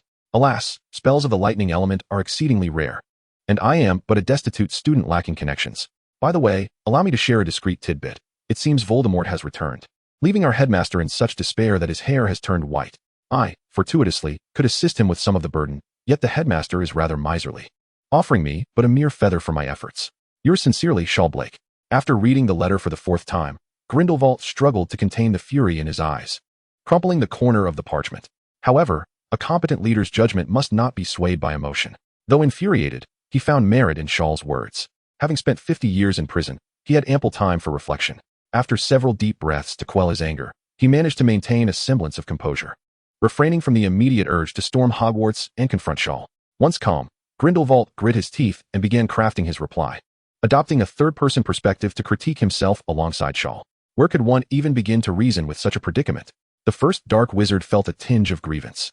Upon completing his letter, he summoned Abernathy once more. Is there any news regarding the Phoenix? Abernathy's expression clouded, beads of sweat forming on his brow. He had previously underestimated the complexity of the situation. Indeed, there are more than 1 or 2 phoenixes, and the Saints have discovered traces of wild phoenixes. Yet capturing one remains a formidable challenge. A phoenix can teleport, is immortal, and possesses self-healing abilities. Its combat prowess is merely the one aspect that is lacking. Otherwise, it would be utterly perfect. However, they are indeed difficult to capture. The Saints have expended considerable manpower and resources, yet have managed to retrieve not even a single feather. Yet Abernathy was acutely aware that his master was a man who sought only results, indifferent to the processes that led to them. Observing the expressions of his subordinates, Grindelwald's countenance displayed a hint of displeasure. His dissatisfaction with the frequency of communication with Shaw had long simmered beneath the surface. The young lad had ignited within Grindelwald a desire to impart his vast knowledge, yearning to fulfill his unachieved aspirations. Fresh from a scathing reprimand, he was still brimming with unexpressed ire. However, before Grindelwald could unleash his admonitions upon his subordinate, a spark erupted in the air, and Dumbledore's figure slowly materialized. Grindelwald immediately masked his discontent, gesturing to the envelope on the table. As was customary, he instructed Abernathy to send along the enchantments. Abernathy silently breathed a sigh of relief, hastily taking the envelope and turning to depart. Resolutely, he resolved that if all else failed, he would capture the Phoenix mascot of the New Zealand Quidditch team. Dumbledore observed Abernathy's departure, a flicker of contemplation crossing his mind. Grindelwald, however, interrupted his thoughts. "Ah, Albus, you have arrived," he greeted warmly, beckoning an array of confections towards him. "These are sweets I procured from around the globe. Here we have nut honey cakes, and this is tiramisu. Oh, you must try this. Known as tonghalu in the East, it is a delightful blend of sweet and sour." Dumbledore, his expression a tapestry of emotions, accepted the offered tonghalu and took a bite. It was indeed a delightful balance of sweet and sour, and he understood the underlying metaphor in Gellert's gesture. Feeling a twinge of guilt, Dumbledore swiftly produced a pair of warm woolen socks from his robe. "Gellert, this is a gift for you. Though it is summer, they should provide comfort as long as you refrain from wearing them in the sun." Grindelwald's demeanor momentarily stiffened, his previously jovial expression turning solemn. With a hint of self-deprecation, he replied, "You ultimately do not believe I would honor my word. I have grown old, enduring years of isolation, and the hardships of imprisonment have taken a toll on my body. I lack the vitality to venture outside. Furthermore, I have long been rendered obsolete by the passage of time, my knowledge perhaps inferior even to that of a first-year student at your school." Dumbledore gazed at Grindelwald with pleading eyes. "Gellert, the magical world truly cannot withstand further turmoil. I genuinely lack the energy for games of charades. Please, promise me." Upon witnessing Albus's earnestness, Grindelwald's thoughts drifted to Shaw's letter, and a gentle smile graced his lips. "Very well. As long as you personally assist me in putting on these socks, I shall remain within the tower." As he spoke, Grindelwald propped his feet upon the table, adopting an expectant posture. "I would be delighted to serve you," Dumbledore replied, unperturbed by any sense of embarrassment or discomfort. He approached the mahogany desk and gently began to remove Grindelwald's shoes and socks. Yet, upon seeing Grindelwald's frail, emaciated feet, his hands trembled involuntarily, and tears began to glisten in his eyes. A wave of self-reproach enveloped him, the strain within him nearly reaching a breaking point. Chapter 47, Level 5 Soul-Sucking Art. Grindelwald felt a hot tear drop onto his foot, and a pang of sympathy for Dumbledore surged within him, prompting him to offer words of comfort. "Albus, please help me put these on. I must admit, as I grow older, my body does not fare as well. I find myself feeling cold even in the height of summer. You are truly considerate to have thought of gifting me woolen socks. If it pleases you, I shall arrange for a fireplace to be installed here in due course." Dumbledore swiftly composed himself, placing the woolen socks upon the table. He gently warmed Grindelwald's icy feet with his hands before proceeding to slip on the socks. Grindelwald's spirits were undeniably lifted. "Albus, a tale has just crossed my mind," he began. In ancient times, there was a general in a distant land, beloved by his devoted wife. Yet, the general, bound by duty to his country, was often away at war. Upon returning from a fierce battle, gravely wounded and partially paralyzed, his wife, instead of despairing, devoted herself tirelessly to caring for her incapacitated husband. However, as time passed, she too aged, struggling to provide for him as she once did. Hence, they resolved to adopt a son. The wife sought comfort in having someone to care for them in their twilight years, while the general harbored hopes that his son would carry forth his legacy and serve their nation. The adopted boy flourished, dutifully attending to the elderly couple while fulfilling the general's aspirations. "Albus, what are your thoughts on my adopting a son?" Dumbledore, having listened intently without interruption, allowed his expression to shift back to one of wisdom interlaced with an undercurrent of resolve. With a deep sigh, he gently smoothed the creases of Grindelwald's trousers and replied earnestly, "Gellert, there is no need to adopt a child. Once I have attended to certain matters, I shall grow old alongside you, sharing in all that life brings. That, dear friend, is my greatest compensation." Grindelwald smiled, choosing not to pursue the topic further, instead encouraging Dumbledore to indulge in some confectionery, particularly the candied hawthorn, urging him to partake in its sweetness. The two began to engage in light conversation, Dumbledore recounting amusing anecdotes from the previous Quidditch World Cup, delightfully sharing how his favored Argentine team triumphed against all odds, while even the defeated side retained their honor. He spoke fondly of the remarkable seeker, Simmel, who had turned the tide of the match. An hour later, Dumbledore took his leave. With a flicker of firelight, he returned to the headmaster's office at Hogwarts. Once seated, he closed his eyes, reflecting on recent events, and absent-mindedly reached for a chocolate from the pile on his desk, savoring its taste. After consuming over 10 of the chocolate confections, clarity dawned upon him regarding his earlier exchanges with Gellert and the subtle implications therein. He pinned 2 notes, one addressed to the Vice President of the International Confederation of Wizards, Bagshot, requesting an investigation into the movements of the Sanctum of Pure Bloods, including correspondence leading to New Mongard, as well as inquiring whether they were gathering information on promising young wizards. The second note was for Shor to come to the headmaster's office, accompanied by a password. Dumbledore summoned Fawkes, instructing him to deliver the messages. Meanwhile, half an hour earlier, in a deserted classroom at Hogwarts, clusters of students gathered. Hermione and Alice had moved a desk to the entrance, allowing arriving students to register the spells they had mastered. Shor stood by the window, seemingly gazing out at the scenery, while secretly engaging in a lottery within the system. Only moments ago, Shor had realized that his reserves and level of white magic were somewhat lacking, rendering him potentially unqualified to instruct the students. The water prison charm and the swarm of birds lacked universal applicability, while dark magic remained off-limits for teaching. Apart from the iron armor charm and the levitation spell, his other general white magic spells may not yet rival those of the more advanced students. Fortunately, he still possesses over 2,000 points of first-level faith value. And after the events of last night, his second-level faith value has finally increased by more than 120 points. Thus, he still harbors hopes that these 3 draws will yield something worthwhile. Otherwise, the promises he made will be in jeopardy. Ding. Congratulations, host, you have received 1 skill point. Ding. Congratulations, host, you have obtained a level 3 disarmament spell. Since the host already knows the level 2 disarmament spell, the proficiency combines, resulting in a level 4 disarmament spell. Ding. Congratulations, host, you have acquired level 5 soul absorption technique. Upon seeing these 2 spells, Shor pondered briefly. He decided to allocate 1 skill point to the disarmament spell, elevating it to a level 5 spell, which would be the focus of his upcoming lesson. The effect of the level 5 soul absorption technique deeply moved him. The distinction between techniques and spells is noteworthy. For instance, the previous water prison technique is a composite spell, integrating both water control and transformation magic. Similarly, the soul absorption technique is a profound composite spell that combines absorption and magical energy extraction. It is indeed a product of the second-level lottery pool, exhibiting remarkable power. As long as there are sufficient magical life forms for him to absorb, he can increase his magical energy reserves by up to 50 scales within a year. The absorption is not limitless, constrained by physical capabilities. The soul absorption technique is effectively a diluted version of systemic absorption. Shor contemplated where he might procure magical creatures to absorb, and in doing so, he could quickly amass a magical energy reserve surpassing that of an adult. In 2 years, even if he cannot defeat a legend, he could at least endure. Should he accumulate enough faith value during this period, the outcome of any confrontation would be uncertain. Shor.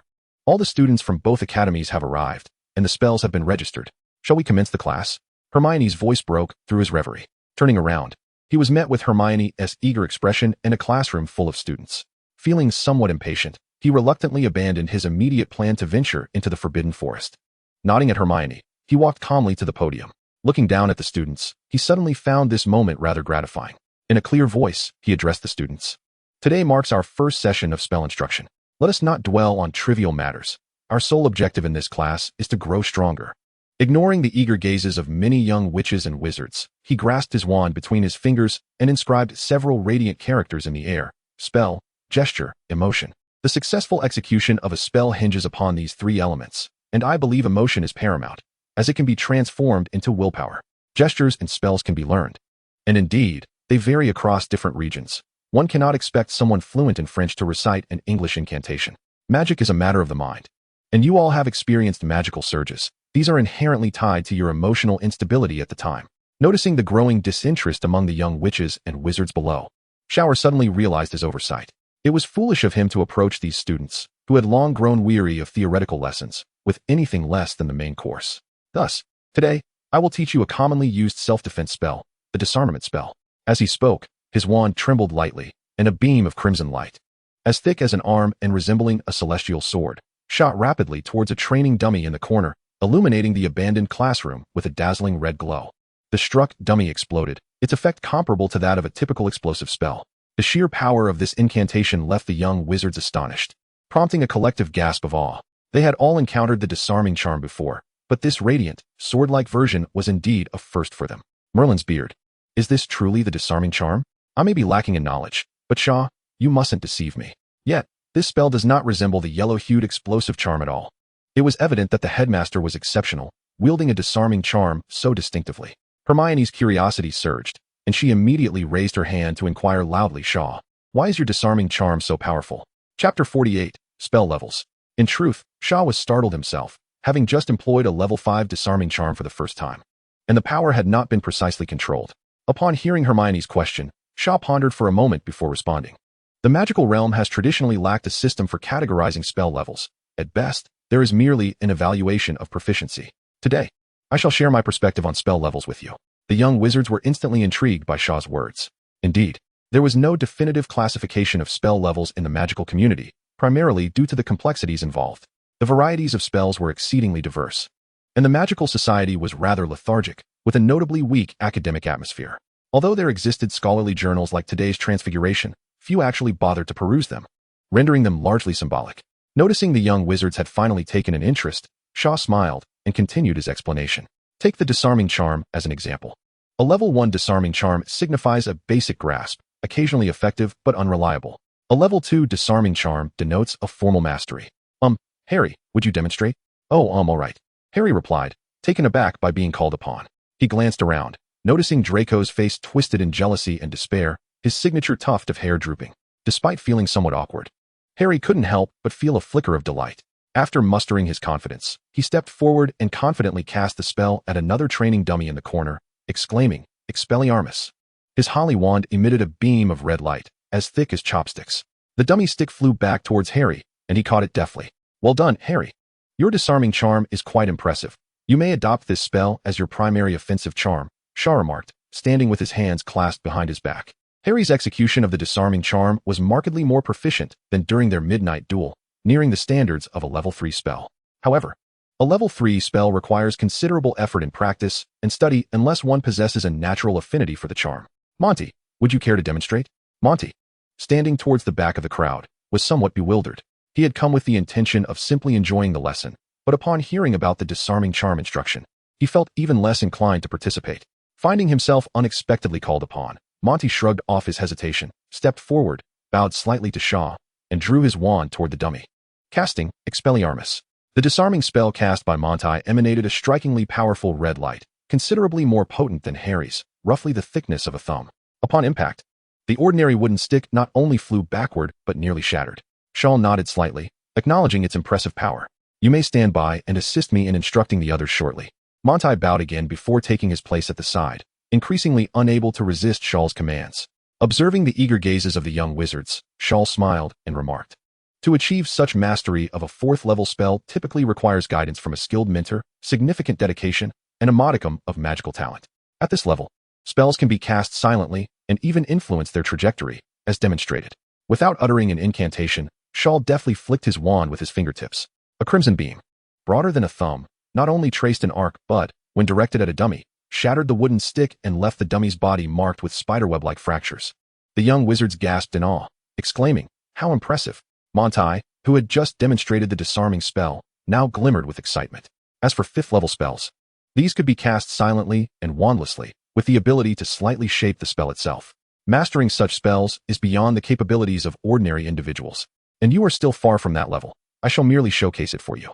With that, Shaw concealed his wand behind him and extended his wandless hand, unleashing a dazzling crimson sword of light from his fingertips. The sword, thick as his wrist and adorned with a vibrant red and blue flame tail, arched gracefully through the air, obliterating a dummy in an explosive display. The force of the sword did not diminish as it struck the heavy wall behind the dummy. Boom. Thud. Two resounding crashes echoed, causing the entire classroom to tremble, leaving all jaws nearly dropping to the floor. Through the remnants of the shattered dummy, they beheld a substantial hole in the wall, surrounded by a web of cracks radiating outward. The older students, including Monty and Alice, gazed with fervent admiration. Wishing to pledge themselves to Shaw as their mentor, his prowess was undeniably extraordinary. Sometimes, it is as such, even though Shaw's water prison spell is more spectacular.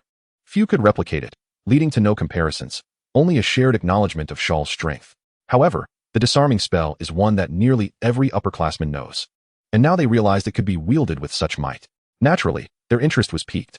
Among the crowd, the twins could not help but swallow hard. George mused, "It seems that even if we could guard against electricity, we might still be helpless against the Dark Lord, right?" Fred chimed in. "Should we disband the Anti-Tyranny Alliance and apologize to Shaw?" Just as the twins expressed their doubts, their dear brother Ron immediately protested loudly, "No, Shaw must have a weakness." The twins instinctively distanced themselves from their foolish brother as many unfriendly gazes turned their way. George quipped, "We don't know this guy? Feel free to do as you wish." Fred added, "Indeed, I am but Vice Principal Shaw's loyal dog, absolutely devoted." At that moment, Ron realized his outburst had been too loud. But ever since being caught overnight, he harbored a deep-seated animosity towards Shaw that he could not suppress. As he observed the gathering of 7 or 8 small snakes and 3 or 4 little lions, he pitifully sought assistance from his 2 elder brothers. "George, Fred, I am indeed your brother." Following the recent display of spells, many young wizards increasingly idolized Shaw. Ron had inadvertently incurred the wrath of the crowd. Shaw, standing on the platform, discerned the unusual atmosphere amidst the throng and coldly uttered, "Enough.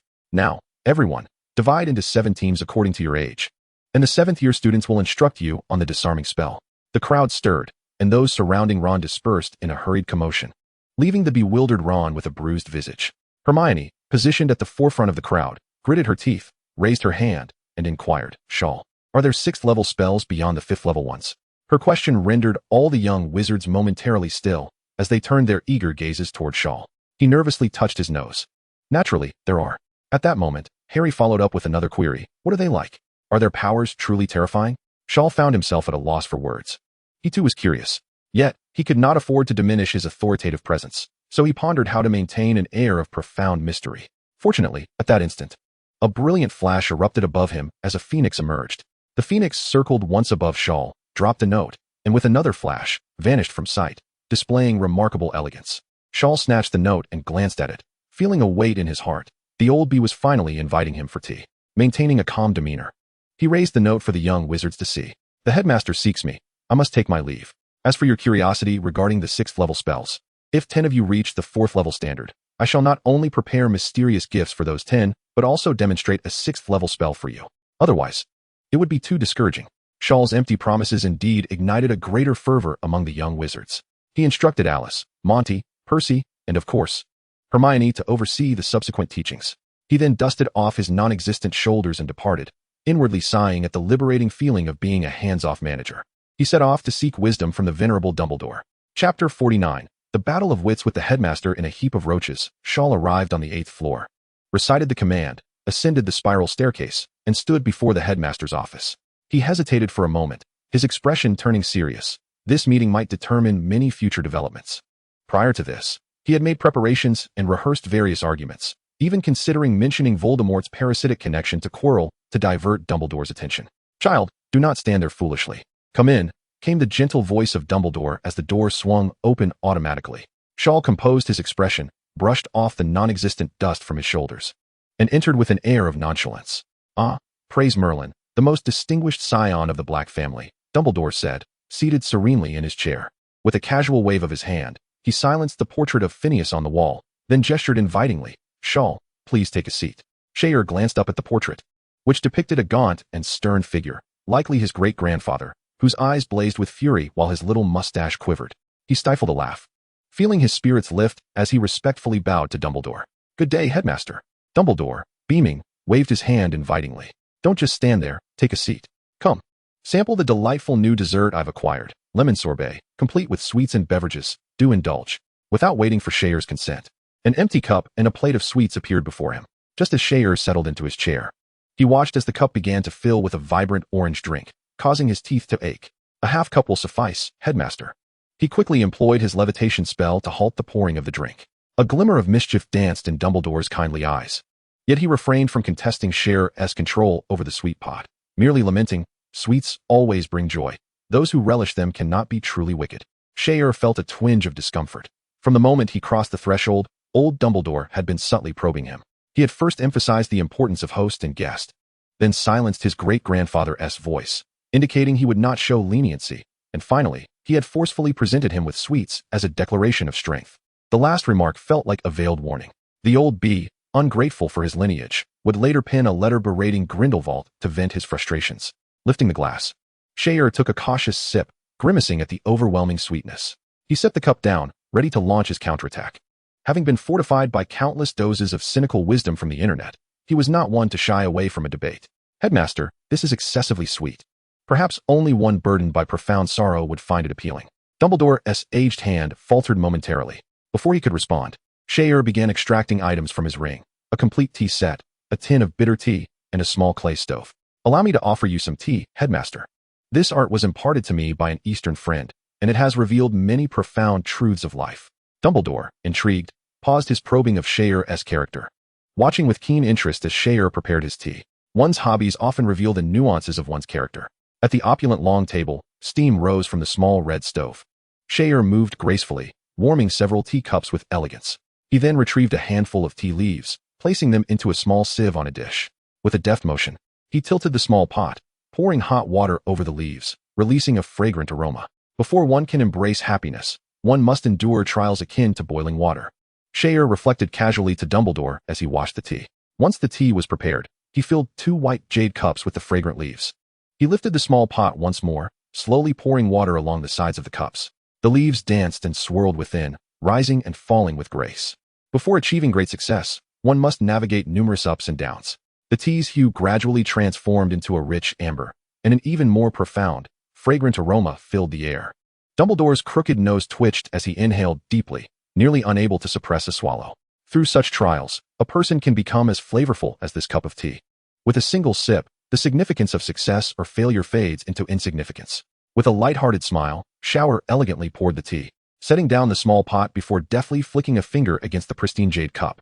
The cup, enveloped in a delicate mist, glided smoothly to Dumbledore's side, perfectly positioned, while the tea remained undisturbed. In that moment, Shiao radiated an extraordinary charm.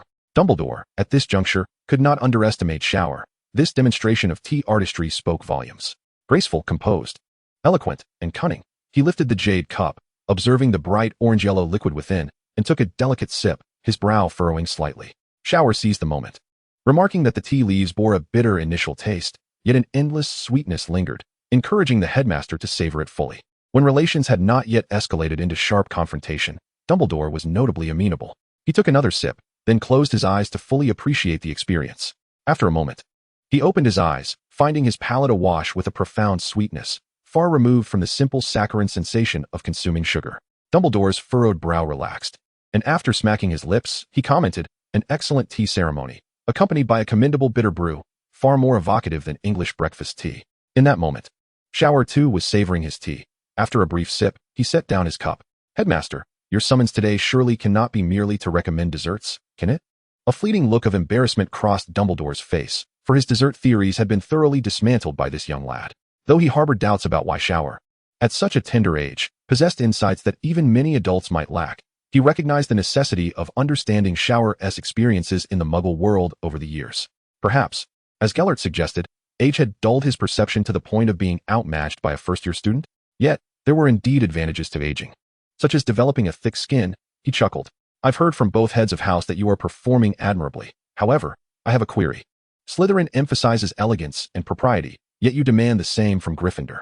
Might this not strip them of their inherent qualities? Shor smiled, refilling Dumbledore's cup and speaking with a subtly mischievous tone.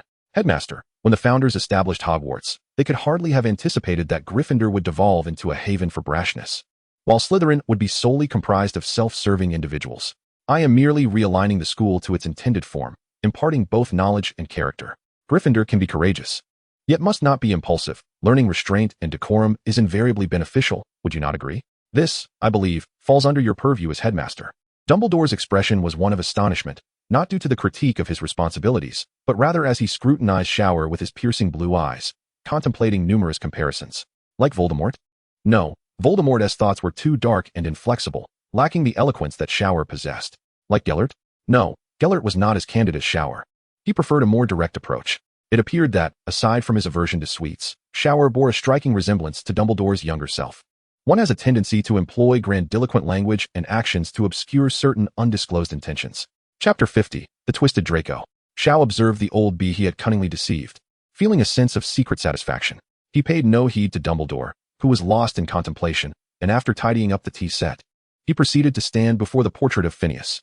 The indignant Phineas, with his exaggerated expressions, persistently gestured towards his mouth, indicating that Shiao should lift the enchantment that bound him. Shiao chuckled softly, choosing not to comply, for the portrait was, after all, merely a painting.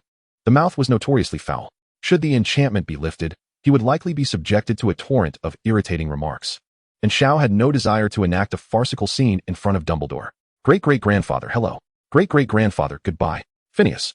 After exchanging pleasantries, Shiao assumed Dumbledore would require considerable time to ponder his affairs, and he was disinclined to linger, making his way outside.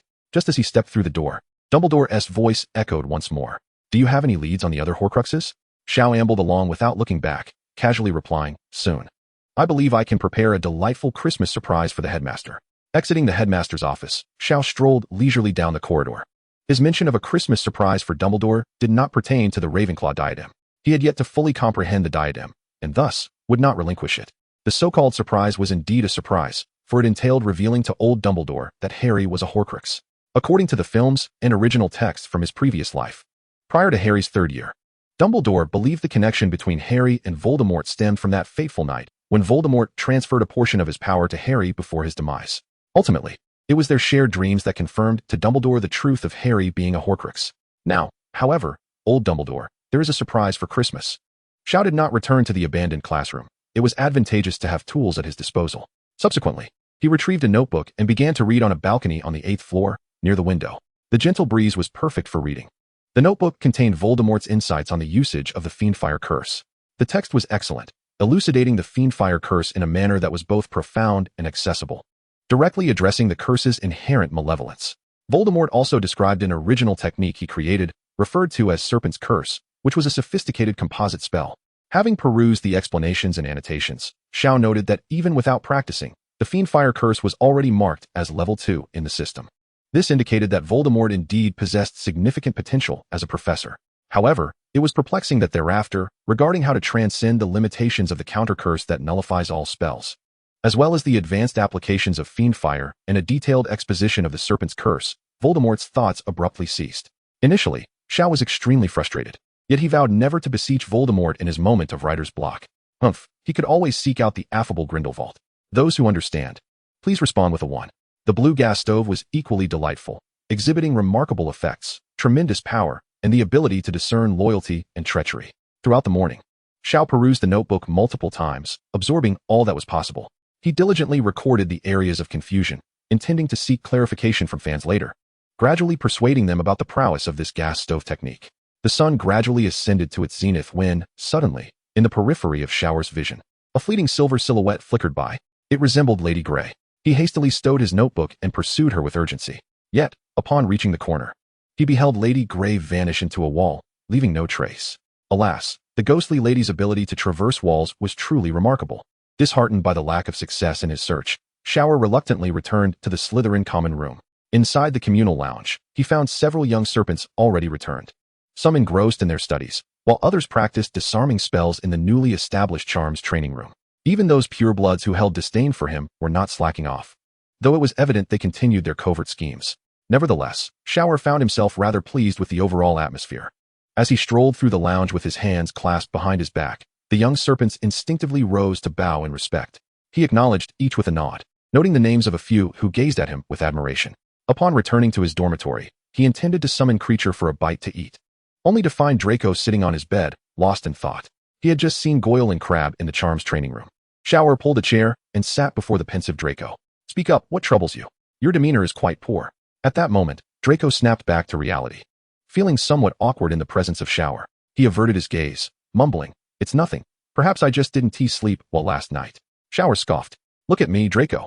You proclaim to the world that I am your closest friend and follower, yet why do I sense confusion in your eyes?" Draco, filled with shame, lowered his head, his platinum hair falling over his face, stripping him of his innate haughtiness. "I'm sorry, Shor." Shor, unable to hide his disappointment, shook his head. This troubled boy was far too conflicted. "Is it that slick father of yours who has pressured you?" Draco nodded, his voice hoarse. "Yes, my father claims I have strayed, forgotten the glory and ideals of the Malfoy family, and he insists on sending me to Durmstrang next year, far from you, the pureblood traitor." A flicker of doubt crossed Shor's eyes. Lucius should not exhibit such behavior. Was he not supposed to hedge his bets? A thought crossed his mind. Had other elite pureblood wizards received similar letters from their families? Draco continued to nod. Yes, it seems so. Shor realized that Lucius was merely following the trend. He extended his wand, gently lifting Draco's chin to meet his gaze. "Then what are you hesitating for? Are you conflicted about resisting your forebear's arrangements? Or do you lack confidence in me?" Draco trembled, feeling an unsettling chill from Shor's icy gaze. Terrified, he hastily expressed his thoughts. I am not conflicted. I do not wish to transfer. I merely blame myself for not being as resolute as Theodore." With those words, Draco's expression twisted with anguish and frustration, and he swiped the wand from his chin, shouting with a voice tinged with tears.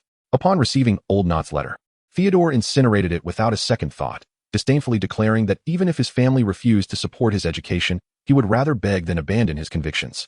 As for me, I hesitated for an extended period before ultimately deciding to disregard my father's wishes. I blame only myself for lacking the courage. I hold myself in contempt. As Shor sheathed his wand, the coldness of his demeanor softened slightly. He addressed the tearful Draco gently. "Draco, individuals possess distinct personalities. The Malfoy family has never produced a resolute figure. You need not compare yourself to Theodore, for your roles are disparate. Well, in any case, do not overthink it." Shor intended to highlight some virtues of the Malfoy lineage, but found himself at a loss for words. With little appetite left, he patted Draco on the shoulder and rose to depart, realizing that his plans required acceleration. He decided to begin with the Forbidden Forest to further enhance his abilities. Just before exiting, Shor contemplated the despondency that had enveloped his brother. It was hardly enjoyable. Thus, he turned back to Draco and offered words of comfort. "Do not dwell on your doubts. Focus on being your true self. After Christmas, everything will improve." Chapter 51.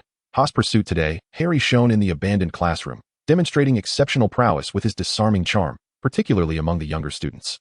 He began to grasp the essence of Shor's assertion that strength is paramount, igniting within him a fervent desire to grow stronger. Without Ron's lackadaisical influence, Harry exhibited a marked transformation. Indeed, the company one keeps can significantly shape one's trajectory. After the charms lesson concluded, he felt little inclination to attend the afternoon Quidditch practice. Instead, he yearned to find a secluded spot to refine his disarming spell. Harry harbored a modest aspiration, to be among the first 10 to master the 4th level of the disarming charm. He sought no extravagant gifts, but merely wished for a fraction of the attention from Shor that his brother bestowed upon others. Beyond the role of a role model, there was perhaps a desire to find some unique emotional solace in Shor's presence. After lunch with Hermione, Harry ventured to the edge of the Black Lake, where they sought a quiet corner to practice their spells. "Harry, your progress with the disarming charm is astonishing, yet your advancement with other spells seems rather ordinary," Hermione noted. "Perhaps, as Shor suggested, I simply resonate more with the disarming charm." Sighing, she pondered, "What spell might I resonate with?" "You should ask Shor. He would undoubtedly have the answer," Harry replied. As they conversed, Harry, despite wearing glasses, maintained keen eyesight and spotted a figure heading towards the Forbidden Forest. "Hermione, it's Shor," he exclaimed. Hermione turned in the direction Harry indicated, though her vision remained somewhat blurred from excessive reading. Nevertheless, she was certain that it was indeed Shor. A devoted fan may not know their idol's precise measurements, but they are always aware of their presence. Moreover, in all of Hogwarts, no one walked with such elegance as their idol. Without further ado, Harry seized Hermione's hand and sprinted toward the forbidden forest. Hermione hesitated, voicing her concern. Harry, it's forbidden for young wizards to venture there. It's perilous, rumored to be home to man-eating creatures. But Shaw is there, isn't he? He might need our assistance. Harry insisted. Indeed, he does. Harry's words, once filled with uncertainty and now brimming with conviction, rendered Hermione speechless. Yet she made no attempt to extricate her hand from his grip. Typically, the disciplined Hermione maintained high standards for herself, but when it came to matters concerning Shaw, her resolve wavered.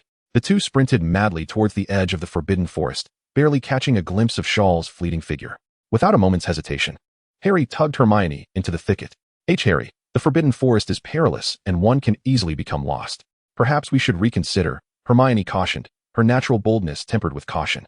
Yet, Harry's curiosity and reckless nature surged forth. He was solely focused on discovering Shaw's purpose in venturing into the forest alone, with no other option. Hermione reluctantly drew her wand, casting wary glances around, hoping to quickly overtake Shaw. Initially, the forest felt relatively benign, sunlight filtering through the canopy, providing a decent brightness. However, as they ventured deeper, the trees grew increasingly large and dense. Vines sprawled everywhere, and the expansive tree crowns transformed the forest floor into a shadowy, isolated realm. Gnarled black-green roots erupted from the earth, intertwining in a labyrinthine fashion, evoking an eerie sense of dread. Even in daylight, a somber silence enveloped the area. Nervously clutching Harry's arm, Hermione's voice trembled as she suggested, "Perhaps we should turn back." Harry swallowed hard, reluctantly nodding in agreement. Yet, after retracing their steps for a while, they realized they had lost their way. The two wandered aimlessly through the forest like headless flies until they stumbled upon the lifeless body of a bird-like creature beside a towering tree. Hermione, with her encyclopedic knowledge, immediately identified it. That's a vile bird. I recognized it from the Fantastic Beasts guide. Its call can drive one to madness. But who could have slain it? She pondered, noting its unmarked body, though it appeared somewhat desiccated. Harry's curiosity went unanswered as Hermione suddenly motioned for silence, placing a finger to her lips. He immediately complied, and the pair listened intently, detecting sounds of a struggle ahead. It could be Shaw, they exclaimed joyously, rushing towards the commotion. As they neared the source of the fighting, they beheld a dazzling green light flickering among the trees. Harry, sensitive to this eerie glow, felt his vision blur, though Hermione remained oblivious to his disorientation. Suddenly, she seemed to recall something and hurriedly pulled the dazed Harry behind a tree, whispering, "Harry, we may be encountering dark wizards. We must be cautious. I've heard that a particularly malevolent curse manifests in green."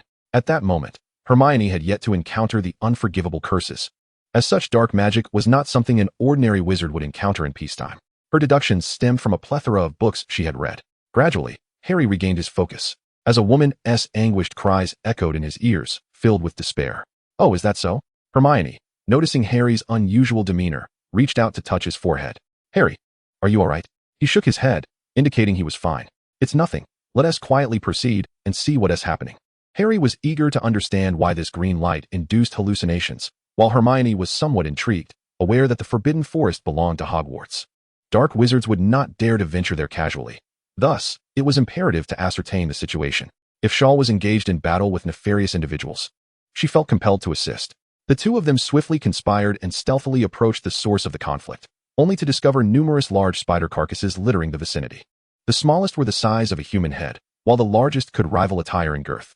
These spiders bore a grotesque appearance, their bodies adorned with a multitude of unsettling eyes, and their formidable pincers were sharp and spiny. The sight sent chills down Harry and Hermione's spines, rendering them hesitant to advance further. The sounds of battle, which had echoed from a distance of over 10 meters, gradually subsided. Crouched behind a tree, Harry and Hermione peered cautiously. They could not see the figures directly, as their opponent was concealed behind the carcass of a spider the size of a carriage. "Harry, your eyesight is keen. Can you discern who it is? Is it Shaw?" Hermione inquired. "No, wait, do you hear that sound?" "It's a crackling noise," Harry replied. At that moment, his complexion turned pale, and he slowly turned his head alongside a similarly terrified Hermione, only to find 8 blood-red eyes fixated upon them. In that instant, all notions of courage dissipated. The two of them clung to each other in sheer terror, trembling so violently that they could not utter a sound. The creature staring at them was a gigantic 8-eyed spider, which opted not to attack with its formidable pincers, but instead unleashed a mass of webbing that ensnared Harry and Hermione completely. As they were swiftly cocooned, the giant spider dragged its prey away, evidently wishing to avoid detection by the lurking hunters. When Harry and Hermione finally regained their composure from the shock, they found themselves repeatedly striking their heads against the ground stones. They began to scream in desperation. Help! Help! It was unclear how much they regretted their predicament, but their piercing cries conveyed a profound sense of hopelessness. They certainly did not believe that the enormous spider was inviting them home for tea. Just as they were being dragged along and on the verge of losing consciousness, a dazzling green light pierced through the gaps in the trees, directly targeting the eight-eyed giant spider. Avada Kedavra, Chapter 52, Averse to being a babysitter. Despite the dense webbing, the chilling green light instantaneously filled Harry and Hermione's eyes. They then heard a desperate gasp. As their vision returned, they caught a glimpse of the massive spider that had been dragging them, collapsing to the ground with a thud. Lifeless and utterly still somewhat dazed, they heard the sound of footsteps crunching through the fallen leaves, approaching at a measured pace. Soon, the webbing that ensnared them was removed, and once they were helped to their feet, Harry and Hermione were finally able to see who had rescued them. What are you doing here? Do you not realize how perilous the Forbidden Forest is? Just moments ago, you nearly perished. Shaw's voice was sharp and cold, chilling them to the bone. Ashamed, the two of them lowered their heads, uncertain of how to respond. Hermione, unable to contain her tears, felt both frightened and aggrieved. Harry, being a boy, lifted his head and began to explain. We just saw you enter the Forbidden Forest and thought. Shaw did not grant him the opportunity to explain, nor was he inclined to listen to such juvenile remarks. One could easily surmise that Harry remained as obstinate as ever. So Shaw interrupted him directly. Fool, have you forgotten the words I imparted to you last time? Oh, it seems the halo of the invincible savior has rendered you blind with arrogance, he scoffed. The disappointment reflected in Shaw's eyes, and the sarcasm in his words caused Harry's face to drain of color, prompting him to lower his gaze in silence once more. At that moment, Hermione stepped forward, her voice trembling with emotion. Do not blame Harry, it was I who insisted on seeking you out to inquire about the most suitable spell. I overestimated my capabilities, thinking I could confront the creatures of the Forbidden Forest. Upon hearing Hermione's defense, Harry immediately became agitated. Shaw, it's my fault. I was merely unable to suppress my curiosity about your purpose in the Forbidden Forest. I realize my error. Observing the teary-eyed Hermione and the flustered Harry, Shaw sighed inwardly. Ultimately, they were but two children who had yet to mature, and perhaps he was at fault for imposing the judgments of adulthood upon them. Yet, Shaw was equally disinterested in playing the role of a nurturing guardian. With a cold snort, he turned toward the lifeless, eight-eyed giant spider. He reached into his pocket and retrieved a specially crafted deck of cards. Placing his wand upon the spider's fluffy corpse, a spark of magical energy flickered at the point of contact, causing the body to rapidly wither. Under Shaw's guidance, a thread of magical energy began to converge within the cards. Absorbing the spider's magic, he accumulated approximately 10 units of magical energy. As for why he could not draw more into his body, it simply lacked the capacity to do so. His current magical total had reached 130, surpassing that of an average adult wizard. Thus, any excess energy could only be temporarily stored within the cards, which was a rather prudent solution.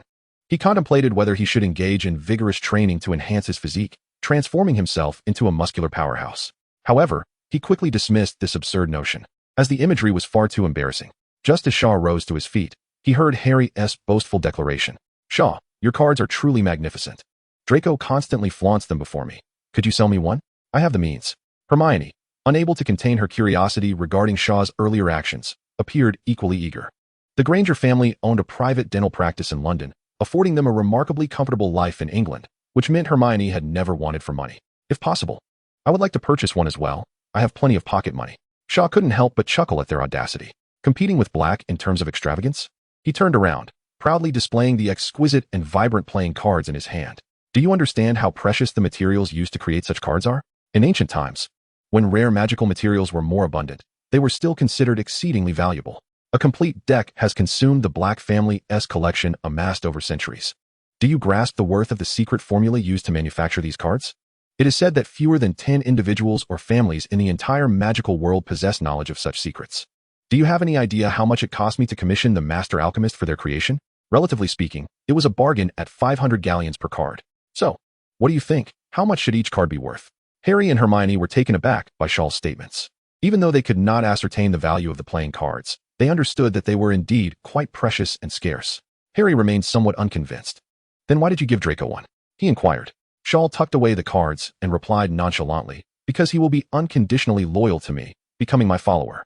With that, he turned toward the Forbidden Forest, leaving Harry and Hermione exchanging glances before hastily following him.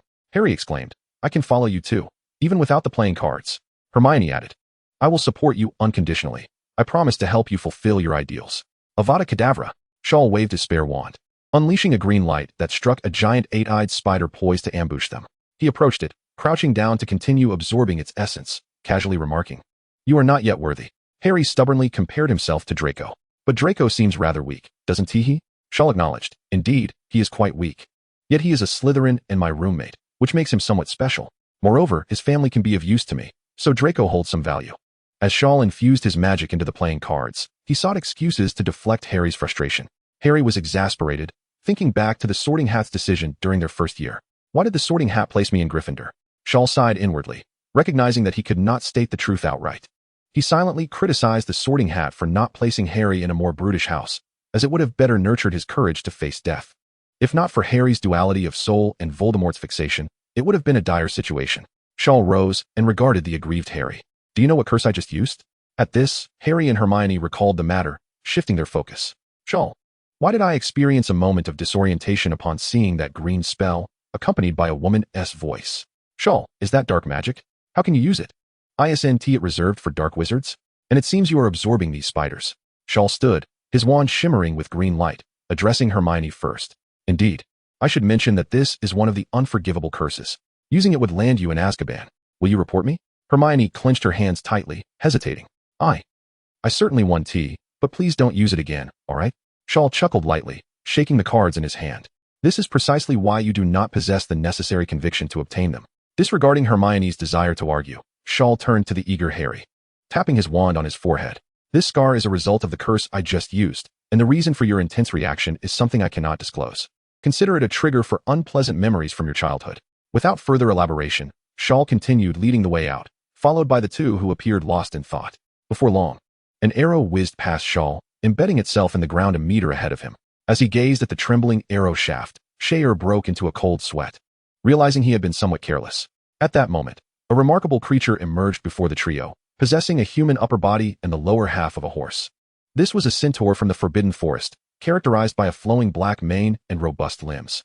Drawing back its bowstring, it aimed directly at Shiao and his companions, issuing a stern warning. "Outsiders, the Forbidden Forest does not welcome you. This is the domain of the centaurs. Depart at once." Chapter 53. Theodore. Whoever the chief commands to be killed shall meet their end. In the face of the centaur's admonition and menacing display of strength, Shiao felt a wave of frustration wash over him. He had long heard tales of the centaur's unruly nature and their difficulty in communication, and today he was experiencing it firsthand. Utterly bewildered, he was clearly making his way out of the Forbidden Forest. Was the creature blind? Why was it shooting arrows at him? Since when had the Forbidden Forest become the centaur's territory? Had the old bees granted their approval? What an absurd title for a young horse. Who was it meant to insult? Shiao's anger flared. He was not one for idle threats. With a flick of his wand, he conjured a lethal blade aimed directly at the centaur. Were it not for the fact that centaurs were sentient beings bound by a contract with Hogwarts, which would lead to complications if he were to slay one, he would have unleashed a killing curse without hesitation. The dark, flickering spell shot forth like lightning towards the centaur, who, as expected of a creature reigning supreme in the Forbidden Forest, demonstrated impressive agility. With a powerful leap, the centaur evaded the spell while simultaneously loosing its arrow at Shiao, showing no mercy as it aimed for his vital points. Shiao countered with a protective iron armor charm, deflecting the arrow. Observing the centaur's nimble movements through the trees, he surmised that he could not afford to engage in prolonged combat with a single adversary. A swift resolution was imperative. Understanding the urgency, he decided to employ a crowd control spell. Water Prison. The centaur, amidst its rapid movements, suddenly found itself ensnared by torrents of water surging from the roots and vines surrounding it. Initially dismissive, the creature attempted to escape before the spell fully manifested, inadvertently stepping into a shallow puddle. In an instant, it stumbled, its hooves slipping as it fell to the ground, trembling uncontrollably. Shiao stood momentarily stunned. He had yet to complete the shaping spell. Was the centaur truly so foolish as to walk into its own trap? Well, his wand was not a mere trinket. The water bore an electric charge, incapacitating the centaur. Unconcerned, he transformed the flowing water into sturdy bindings, securing the creature firmly and drawing it closer. Amused, he observed the once mighty centaur, which was now regaining its senses. After several futile attempts to break free, it erupted in indignation. "Young horse, I advise you to release me. Do you wish to declare war against the noble centaurs?" Shiao had intended to inquire about this extraordinary species, but his interest waned abruptly. With decisive gestures, he cast two spells, Throat Lock and Malleable Transformation. The centaur's eyes widened in shock as its limbs began to contort, its powerful physique writhing as its bones cracked ominously. The centaur writhed in agony, its features contorted in a grotesque manner, its mouth agape yet voiceless.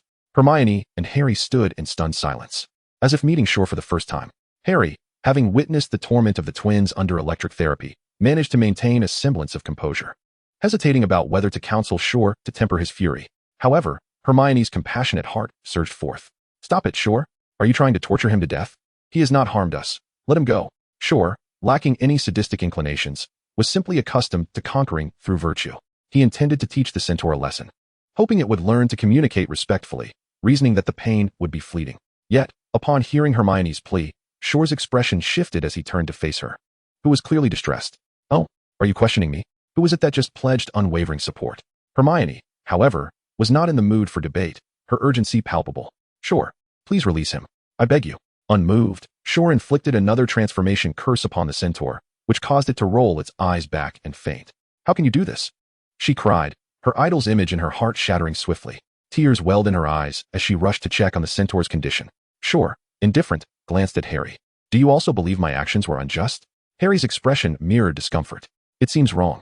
We could have simply defeated him without resorting to torment." Shor smiled, then waved his wand, casting a clumsy first-level oblivion spell upon the centaur's head, ensuring the deed was done without concern for the consequences. He then released the binding waters that had ensnared the centaur.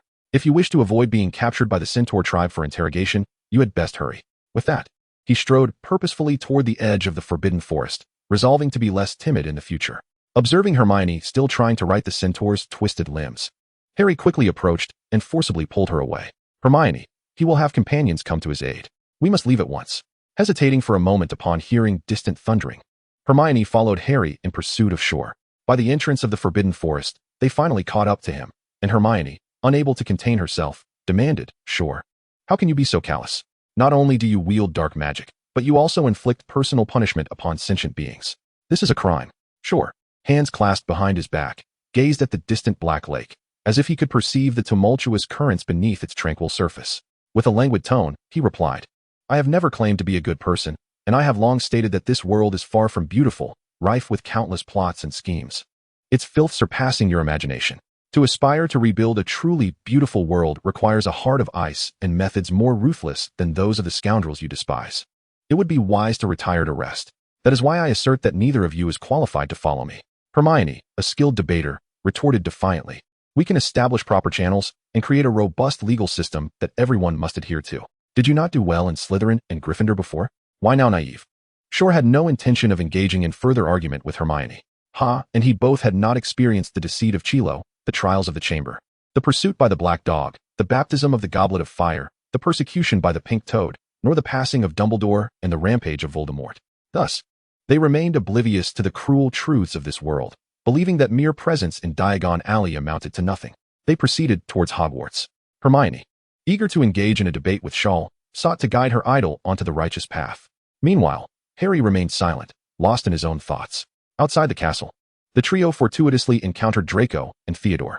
Draco seemed eager to prove something, but was abruptly interrupted by Shor. "Draco, we can discuss your matters later, Theodore." The aloof and striking Theodore stepped forward, standing tall and straight, embodying the essence of a repressed youth. "Chief, what would you do if I commanded you to kill an innocent person?" Theodore's gaze was icy and his tone resolute. "Who is it?" "I shall do it at once." Hermione, indignant, interjected, "Would you kill an innocent? Such an act would land you in Azkaban." Theodore's expression was devoid of any emotion.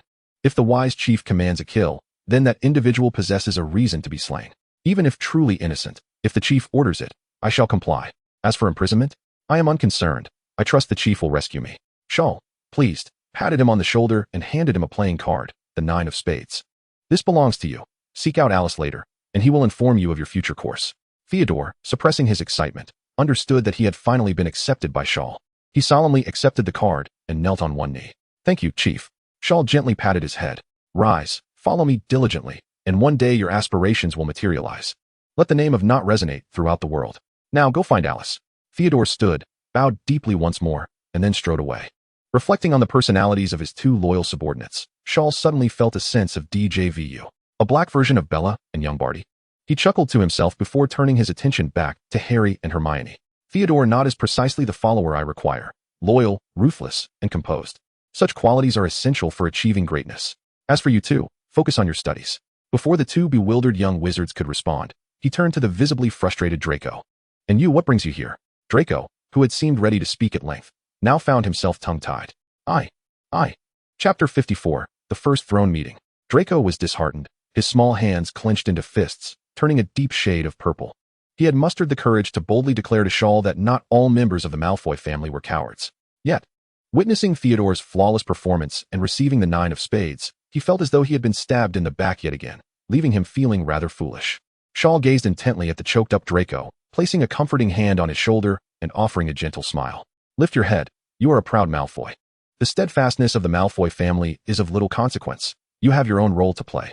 By the way, you should also seek out Alice. Do not let me down." With that, Shaw turned and strolled leisurely towards the castle. Draco found himself plunged into profound contemplation for the third time. It was the start of the school year, and today marked his second instance of such reverie. Hermione, unwilling to relent, pursued the retreating figure of Shaw, dragging the dazed Harry along with her, and shouted, "Why choose violence? Why can't we reason with one another?" Shaw, noticing the movement of his ears, halted his steps, feeling a complexity of emotions. This was a question he had pondered prior to entering the magical realm. Yet it subsequently became evident that winning people over through virtue was the more effective approach. He turned to face Hermione and Harry, who had caught up to him, and began to elucidate slowly. "I am, in fact, a person who values reason. However, it is only effective when all parties adhere to it. Yet, when confronted with those who disregard reason, such as the obstinate and ignorant purebloods, or the centaurs who recently refuse to engage, there are times when I must adopt a more aggressive and unreasonable stance to achieve any meaningful change and fulfill my ambitions. Thus, I opted for violence." "Hermione, the world is not an ivory tower. Your naivety is disheartening." Having assumed the role of a life mentor one last time, Shaw departed without looking back, his mind occupied with reflections on his recent actions. The violent methods employed by Voldemort to dominate the magical world were not entirely devoid of merit. By assimilating certain elements and combining them with Grindelwald's insidious tactics, complemented by absolute strength, he envisioned himself as the epitome of perfection. Meanwhile, Draco had come to a realization, understanding that Shaw had not abandoned him, and he must possess some redeeming qualities. He quickly rubbed his face, shook his platinum hair, and adjusted his collar, transforming once more into the noble platinum youth. With his head held high, he glanced at Harry and Hermione, recalling Shaw's earlier remark that these two were unworthy of being his followers. A flicker of disdain crossing his countenance. Yet, a sigh escaped his lips. Perhaps they would no longer be on the same path in the future. Draco refrained from further disparaging remarks and followed Shaw with graceful strides. Harry and Hermione remained silent, pausing for a considerable time. The events of the day had nearly shattered their worldview, leaving their minds in disarray.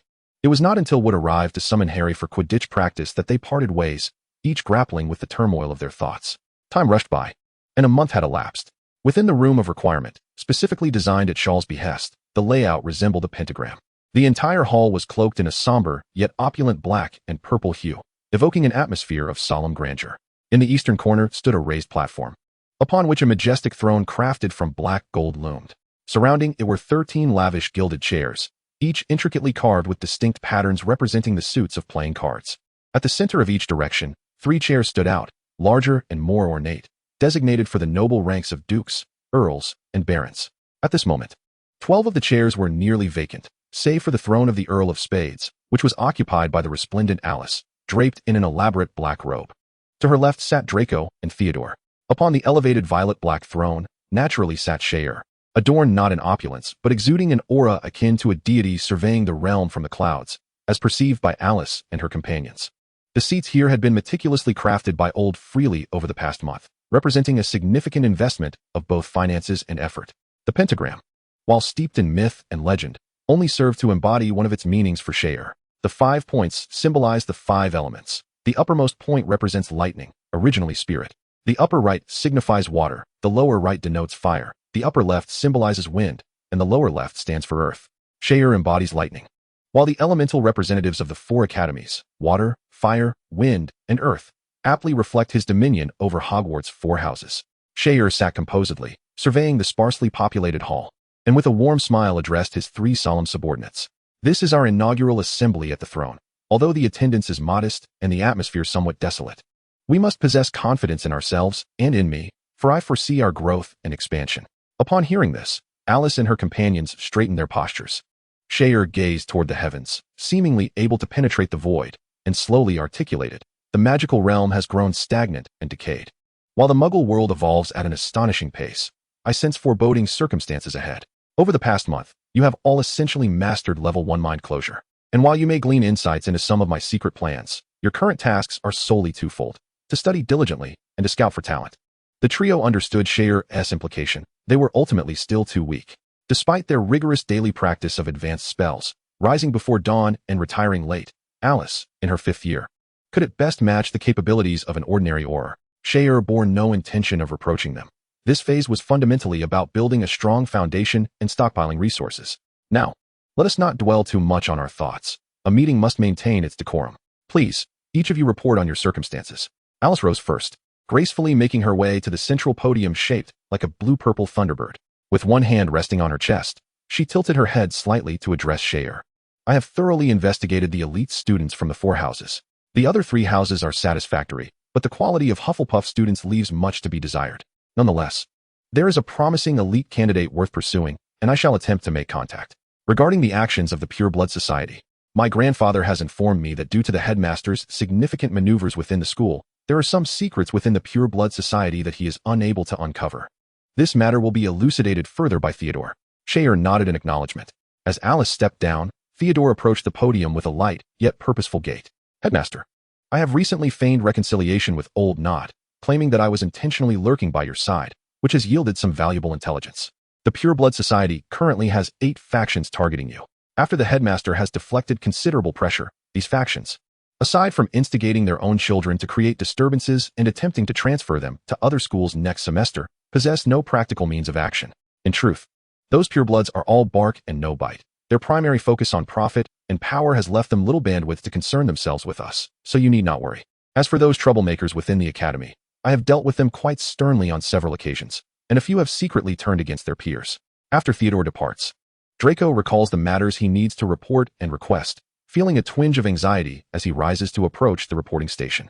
Noticing the beads of sweat on Draco's brow, Shaw offers him an encouraging glance. In truth, Shaw remains indifferent to these matters. He possesses more direct methods, and his current involvement is merely a means to train his subordinates. Draco places his hands upon his chest and begins to speak slowly. Chief, regarding Harry, do you think that? Shaw is taken aback, for Draco's report is not about his extensive social connections, but rather concerns Harry and Hermione. Chapter 55, The Unshared Sorrows and Joys of Humanity. Harry has been enduring a rather unfortunate period lately, as Shaw's aloofness has deeply saddened him. Following the incident in the Forbidden Forest, Harry's condition has been far from stable. During Quidditch practice, he consistently underperformed, leading the entire team to question his capabilities. This is not the worst of it. The students in Gryffindor, particularly the first years, witnessing his estrangement from Shaw, have taken pleasure in it under Ron's misguided influence, imitating his behavior and shunning the once-beloved savior. For Harry, the most distressing issue is the inexplicable disdain that Professor Snape, the potions instructor, seems to harbor towards him.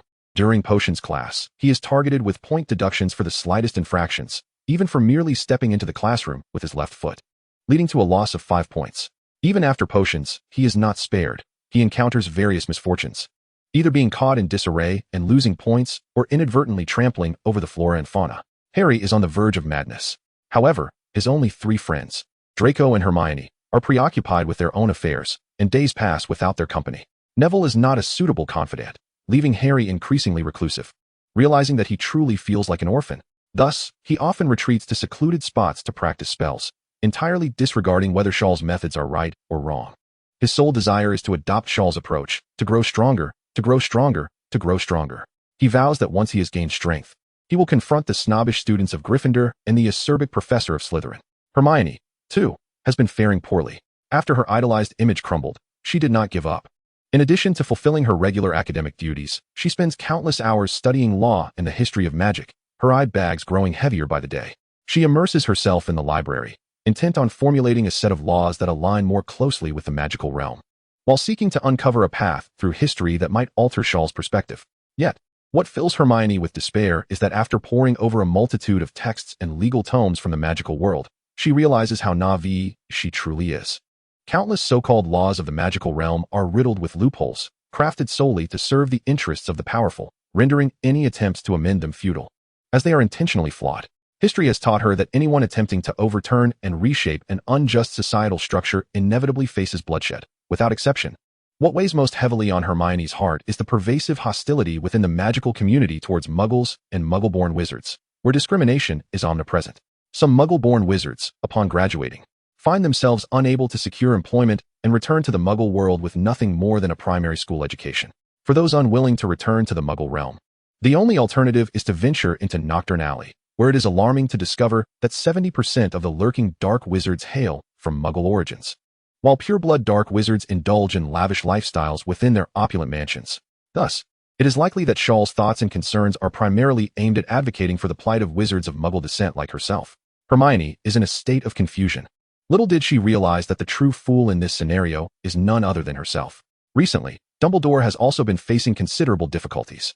The traitor within the school, who is in league with Voldemort, is known, yet the Dark Lord's whereabouts remain elusive.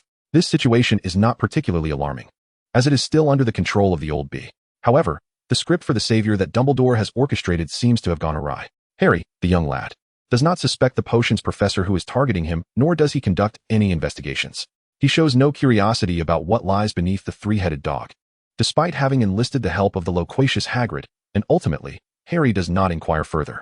Snape, on the other hand, performs his role with great enthusiasm and takes pleasure in it, but this is not the outcome that the Old Bee desires.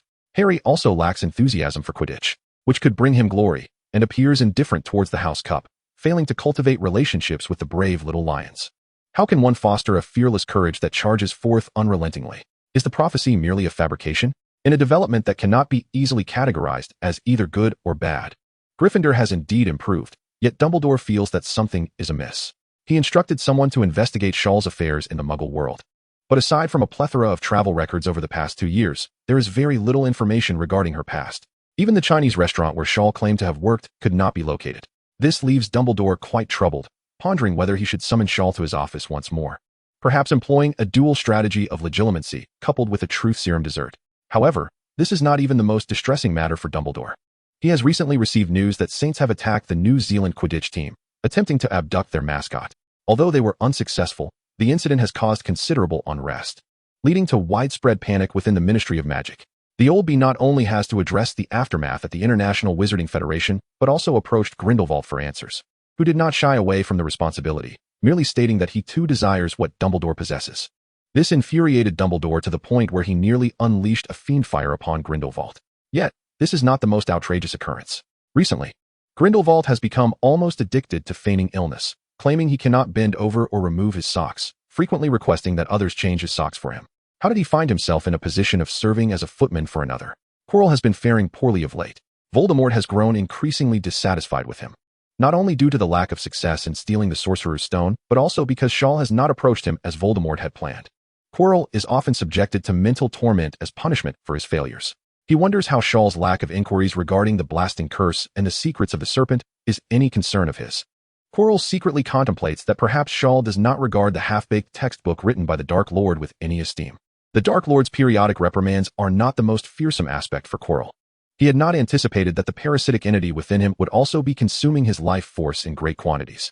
In order to regain vitality, Shiao was compelled to deplete his previous savings to purchase restorative potions.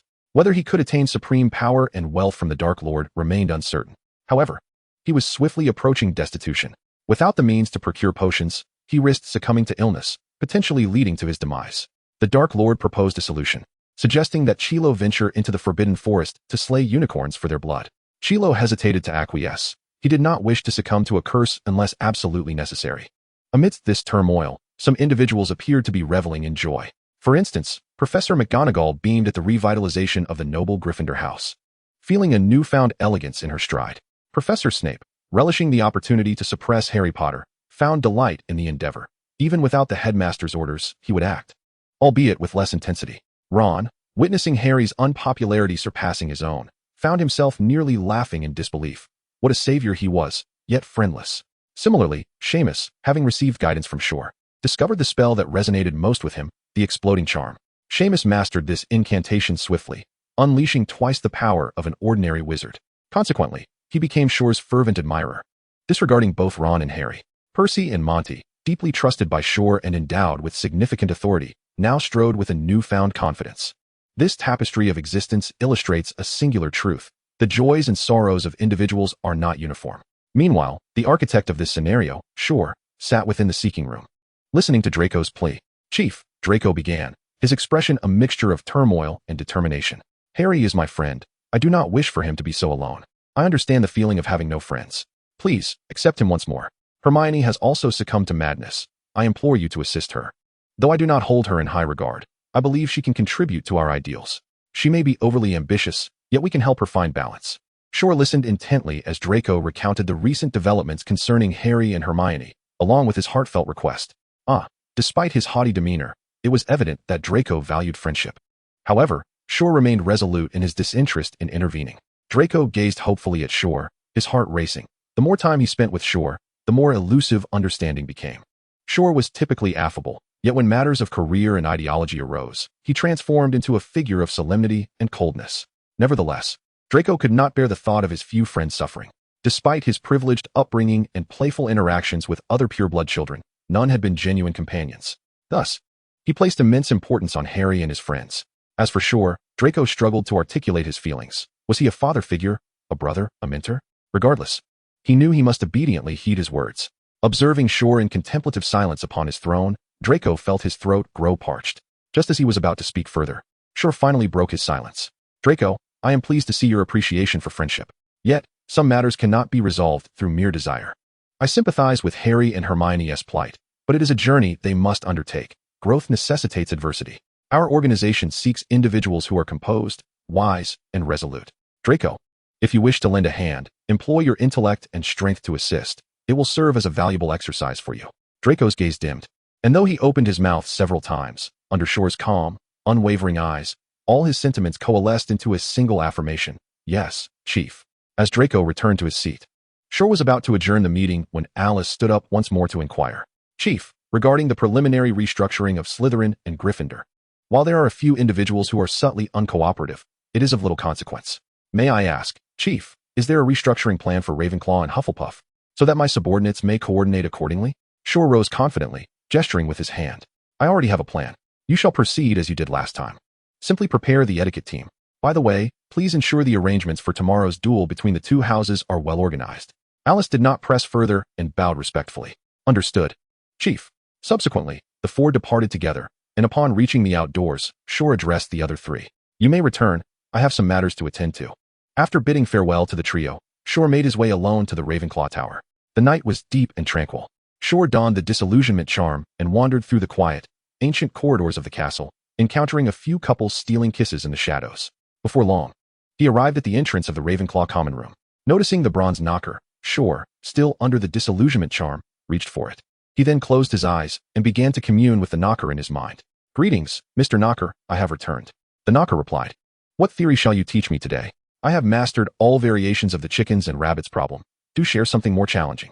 "You are indeed astute, and fortunately, I am prepared. Today, we will explore the problem of filling a pool while draining it simultaneously." "Oh, sure, that sounds intriguing. Do tell." "Today, Xiao Ming wishes to bathe in a private pool of 1,000 cubic meters. The drainage valve releases 100 cubic meters of water per minute, but he forgot to plug the leak, which loses 30 cubic meters each minute. How long will it take to fill the pool completely?" "All right, that Xiao Ming is quite careless, but I cannot deduce the solution. Do enlighten me." Shor diligently played the role of a mathematics teacher for the bronze knocker, a task he had undertaken for a month. The knocker, much like the sorting hat, is an alchemical artifact of the founders, endowed with a degree of intelligence and special purpose. The sorting hat can see into the hearts of individuals, while the knocker can autonomously acquire knowledge. Otherwise, over the millennia, it would not have kept pace with the times. The sorting hat would have run out of new school songs to sing, and the knocker would have ceased to pose new questions and riddles. One cannot perpetually inquire whether the chicken or the egg came first. A month prior, as Shor contemplated how to intervene in the affairs of the Eagle House, he attempted to pose a calculus question to the knocker with a clear outcome. The knocker could engage in dialogue and express a desire to learn these previously unheard of concepts. Ravenclaw's thirst for knowledge and wisdom is equally manifested in her creations. The learning capacity of the doorbell is remarkable. It can apply knowledge after just one mention. Within a month, it has nearly exhausted the foundational principles of mathematics and chemistry below the level of Shiao University. Shiao's sole instruction to it is to await his command, as inquiries will commence tomorrow evening. Shiao's objective is straightforward. He envisions the young Eagles as the scientists of the magical realm, poised to merge magic with technology, with the young Eagles as the driving force. Thus, he has prepared a multitude of textbooks on Muggle knowledge, spanning hundreds of sets covering mathematics and the sciences up to high school level. Initially, many young eagles may struggle to answer the doorbell's queries and find themselves dozing in the hallways. However, such inconveniences are trivial. With time, they will acclimate, and should they not, they will be compelled to master mathematics and science. Of course, Shale's ultimate aim is to leverage this opportunity to engage with the affairs of the Eagle House. At 2 in the morning, Shale imparted the final morsels of trigonometric knowledge to the bronze doorbell. Very well, tomorrow evening, you shall begin posing your questions. Remember to start with elementary problems at the level of first-grade mathematics. Subsequently, I shall provide you with more challenging university courses. Let us enjoy a fruitful collaboration, Mr. Doorbell. After departing from the Ravenclaw Tower, Shale did not return to the Slytherin common room, but instead made his way to the kitchen. Given his plans targeting the Eagle House, it seemed only fitting to devise a corresponding strategy for the Badgers, which, upon reflection, could only revolve around food. After all, the motto of Hufflepuff is, in life, one must never neglect the pleasures of fine cuisine. The Hufflepuff common room could be considered the most joyful location in Hogwarts, with just 2 corners ahead. One reaches the hall, another corner leads to the kitchen, ascending the stairs brings one to the classrooms, while descending leads one to Snape. Near the Hufflepuff common room, there exists a fruit still life painting. By teasing the pairs with a finger, a chorus of laughter ensues, and the kitchen doors swing open. Upon entering the kitchen, one finds it alive with activity. Over 100 neatly attired house elves are busily preparing breakfast provisions for roughly 1,000 students and faculty for the following morning. According to Shale's estimations, these elves will toil until 4 in the morning before resting briefly, only to rise again at 6 to clean the entirety of Hogwarts. It is not that Dumbledore exploits them. The headmaster has instructed them to conduct a thorough cleaning once a month. However, the elves themselves are unwilling to cease their labors. One astute little elf spotted Shale's entrance and bounded over joyfully. Ah, it is the esteemed Mr. Black. Are you here to teach us culinary skills once more? In an instant, the kitchen erupted into a flurry of activity. 100 or so elves set aside their tasks and gathered around, exuberantly greeting him. Sir, are you hungry? The sauerkraut fish I am preparing is the finest here. Sir, your sleeves are dirty. Would you like me to wash them for you? Sir, do you have a new recipe today? We have mastered the dozens of recipes you provided from the 8 major cuisines. Shale felt a slight tingle at the back of his head, yet he wore a smile, raising his hand for silence. All right, my friends, enough with the commotion. I will provide you with the recipes shortly. I am here to deliver a message. Before Shale could finish his sentence, the elves erupted into excitement once more. Oh, the esteemed Black has once again called me his friend. I am filled with trepidation. Yet, this acknowledgement from the noble Black stirs my heart with profound emotion. Sir, please refrain from such flattery. We are but humble house elves, unworthy of your camaraderie. To serve you well is our greatest honor. Alas, the spoon is truly cursed. How can one feel both the joy of having a wizard as a friend while simultaneously desecrating one's own ideals? Shale gazes skyward in silence. It is always this way. This time, however, it is better than before. Initially, when he sought friendship with these little elves, some even contemplated self-destruction. Once the elves had vented their emotions, Shale continued, as per previous instructions, we can commence with the Chinese cuisine tomorrow. Remember to gradually decrease the quantity each day. And if someone approaches you for additional dishes, you know how to respond, correct? The elderly leading elf nodded solemnly. Comparable to the illustrious Helga Hufflepuff, Mr. Black. You are the first in a millennium willing to personally teach us the art of cooking, genuinely respecting us. We shall diligently execute your commands. Shale nodded in satisfaction, retrieving several recently acquired, precious Chinese cookbooks from his ring. Here are a few volumes on imperial Chinese dishes. Take your time to study them. I have not tasted them myself, so I cannot speak to their flavors. Very well, Mr. Black. The elves, as though bestowed with a treasure, immediately began to delve into the cookbooks, lost in the dream of providing superior service to their wizard master. Shale mused internally that these house elves would even make the miserly Zhou Baopi feel compelled to reward them. Innocent, industrious, and selfless. After exchanging pleasantries with the leading elf, he exited with satisfaction. Within the kitchen, Shale not only gained the prerequisite to involve himself with Hufflepuff, but also accumulated 100 points of level 2 faith and 2 points of level 3 faith. The level 2 faith speaks for itself. A modicum of respect for the kitchen elves is now established. The system, however, has not deemed it necessary to assign a quest for conquering the kitchen elves. What a wretched system. As for the level 3 faith, 1 point was contributed by the leading elf, who continuously claimed to embody Helga's benevolence. The other point was contributed by Cleach, who had been forced into slumber by Shale. House elves are truly delightful. I wish we could have more of them. With the gradual increase of the 2 Academy admirers, Shale now possesses 240 points of level 2 faith and 4 points of level 3 faith. As he walked toward the dungeon, he contemplated the task of conquering Hogwarts, Phase 2, currently at 40 progress. For this task, he has truly toiled both mentally and physically. In truth, all four houses tend to espouse a certain ideology or spirit, which Shor cleverly utilizes for his own advantage. Slytherin embodies self-interest, a yearning for strength, and the pursuit of glory, making it both the easiest and most challenging to conquer. He prefers not to dally, opting instead to awaken them with sheer strength. After a thorough beating, the clever little snakes will naturally understand the wisdom of aligning with the powerful, thus easing his burden. As for Gryffindor, rampant individual heroism distorts the very notion of courage, confounding recklessness with bravery and quirkiness with personality.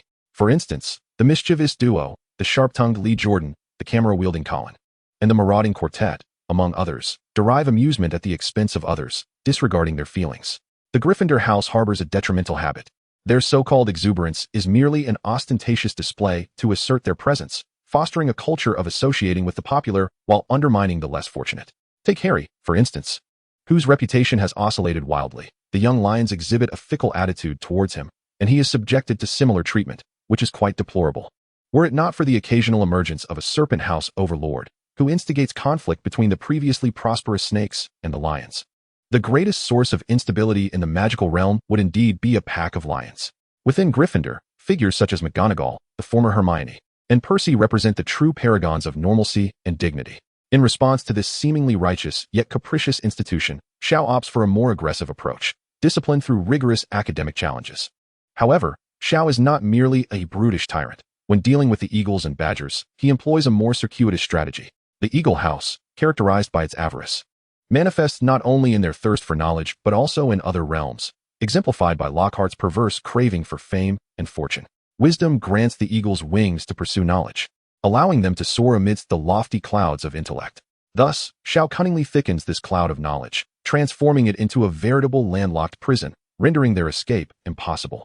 As for the badgers, they are the most unassuming of all houses and the most challenging to manage. The badgers typically remain nestled in their burrows, discreet and hidden. However, by the time the creatures of the savannah realize their presence, the badgers have proliferated in droves. Much like the current state of the magical world, where 70% of the positions are held by graduates of Hufflepuff. Although few occupy high-ranking roles, the realm can do without pureblood supremacy, yet it cannot survive without Hufflepuff. Hence, the badgers pose the greatest threat to the magical community, and Shiao must reluctantly concede that Helga Hufflepuff is the most illustrious founder of all.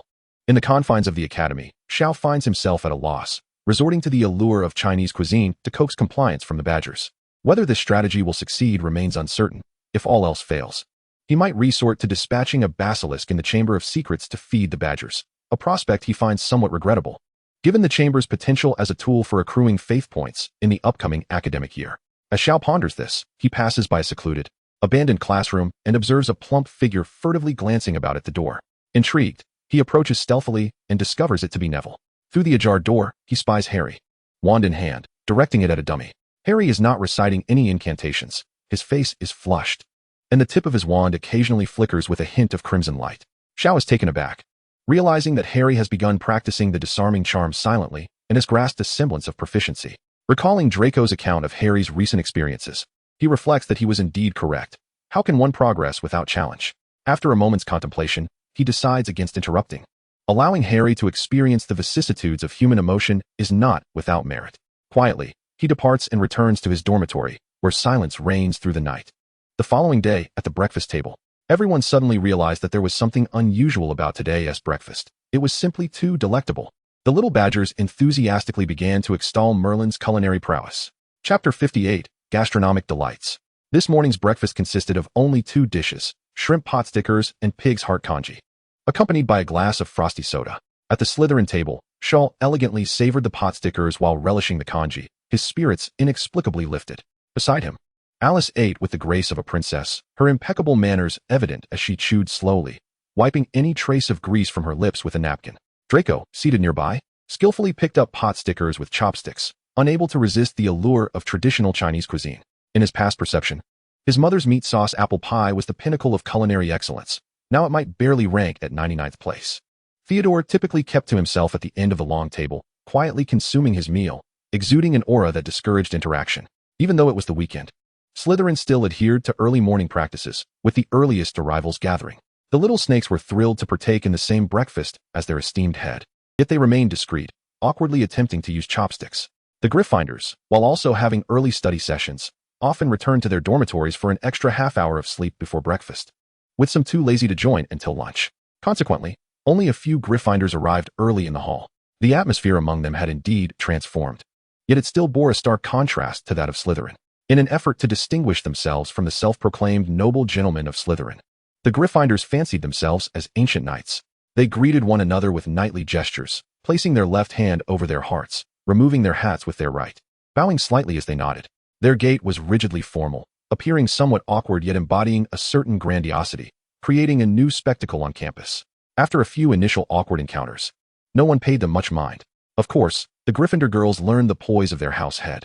As the little snakes neared the end of their breakfast, students from other houses gradually arrived in the dining hall. The young wizards immediately noticed the distinct nature of today's breakfast and tableware, many recognizing them as the customary fare of the Slytherin head. Excitement surged among them. After all, the fragrant aroma wafted through the air daily. Yet the kitchen prepared it solely for Shiao and his close companions. No one dared to approach their table. Shiao's reputation had long been established, instilling a certain trepidation even among the students of Hufflepuff. The chilling tales of Shiao had been updated to the 10th edition, including rumors of him mercilessly whipping female students to vent his frustrations, consuming tin blood puddings nightly, lest the Dark Lord be compelled to bite. At the Hufflepuff table, the little badgers had no fear of dining. They required 8 meals a day, unfazed by the curious glances of others. They would simply use their hands if they could not manage chopsticks, reveling in the company of their friends. Oh, Merlin's golden fork, what exquisite food this is! How delightful! Cedric, cease your attempts at wielding chopsticks and hasten to savor this porridge. It is both delectable and heartwarming. The delightful slurping, oh, even the skin alone is quite exquisite. Paired with this sweet, effervescent beverage, it is truly a delight. It appears that Shor indulges in such culinary delights daily. He must be a connoisseur of gastronomy, and he ought to join us in Hufflepuff, provided he refrains from biting anyone, of course. The badgers feast with abandon. Yet they maintain a quiet demeanor, sharing culinary insights with their fellow companions. Many a badger is already contemplating preparing a similar breakfast. The eagles, too, exhibit a similar demeanor but with a touch more decorum. Yet, they revel in their meals, contemplating whether such delightful fare might grace their dinner table, perhaps even allowing them to take some back to their dormitories as a midnight snack. Everyone extols Shor's benevolence. Shortly thereafter, the tardy lions strode into the hall with a proud bearing, their heavy footsteps echoing resoundingly, asserting their presence. Upon seating themselves, they realized that breakfast no longer consisted of pumpkin pasties and wheat porridge. However, they were well aware of the deputy headmaster's culinary preferences, and they exchanged knowing glances as they began to eat. Their behavior mirrored that of the eagles and badgers, albeit with subtle distinctions. Whenever someone smacked their lips or hastily reached for food, a few elegant girls or Percy would clear their throats. This posed quite the quandary for the lions, many of whom, in their inaugural attempt at using chopsticks, inadvertently found them lodged in their nostrils. Thus, the dining scene at the Gryffindor table bore an air of strangeness, a blend of solemnity and humor. Professor McGonagall remained steadfastly seated at the staff table, observing the late arrival of her lions with a touch of dissatisfaction. Yet, she quickly reconciled herself to the situation. It was, after all, quite acceptable. The only minor drawback was the recent challenge of crafting exam questions, which necessitated enlisting the help of other professors. She suddenly recalled that the twins had lamented to her several times. Oh, it seemed they had not incurred any demerits in 3 days, which brought her some solace. Should she perhaps suggest to Shor a moderation of his disciplinary measures? The electric therapy was rather draconian. Perhaps an increase in the volume of work would be more beneficial. On the Slytherin side, Shor observed the various scenes unfolding in the hall, musing that if everyone enjoyed their meals, they would find even greater joy in the future. A person's hand is short, and one's mouth is soft. Those who partake of my offerings must comply, lest I provoke the chilling legends into reality. Shor also noted the absence of Hermione and Harry, but this thought quickly dissipated. The first to finish her meal, Alice, instinctively offered him a drink after he wiped his mouth with a napkin, then inquired, "Chief, what has prompted this sudden introduction of Huaxia cuisine?" Shor responded with a warm smile. "It is better to share joy than to revel alone. One must be generous in sharing." Alice, not swayed by his whimsical remarks, sensed that his actions carried profound significance, and she wisely refrained from probing further. "By the way, I have arranged the duel for this afternoon. However, upon reviewing our potion supplies, I found them lacking. The weekly charm instruction consumes too many potions, necessitating an urgent external purchase." Shor stroked his chin thoughtfully. "No need. The headmaster is very supportive of my endeavors. I shall seek his sponsorship shortly."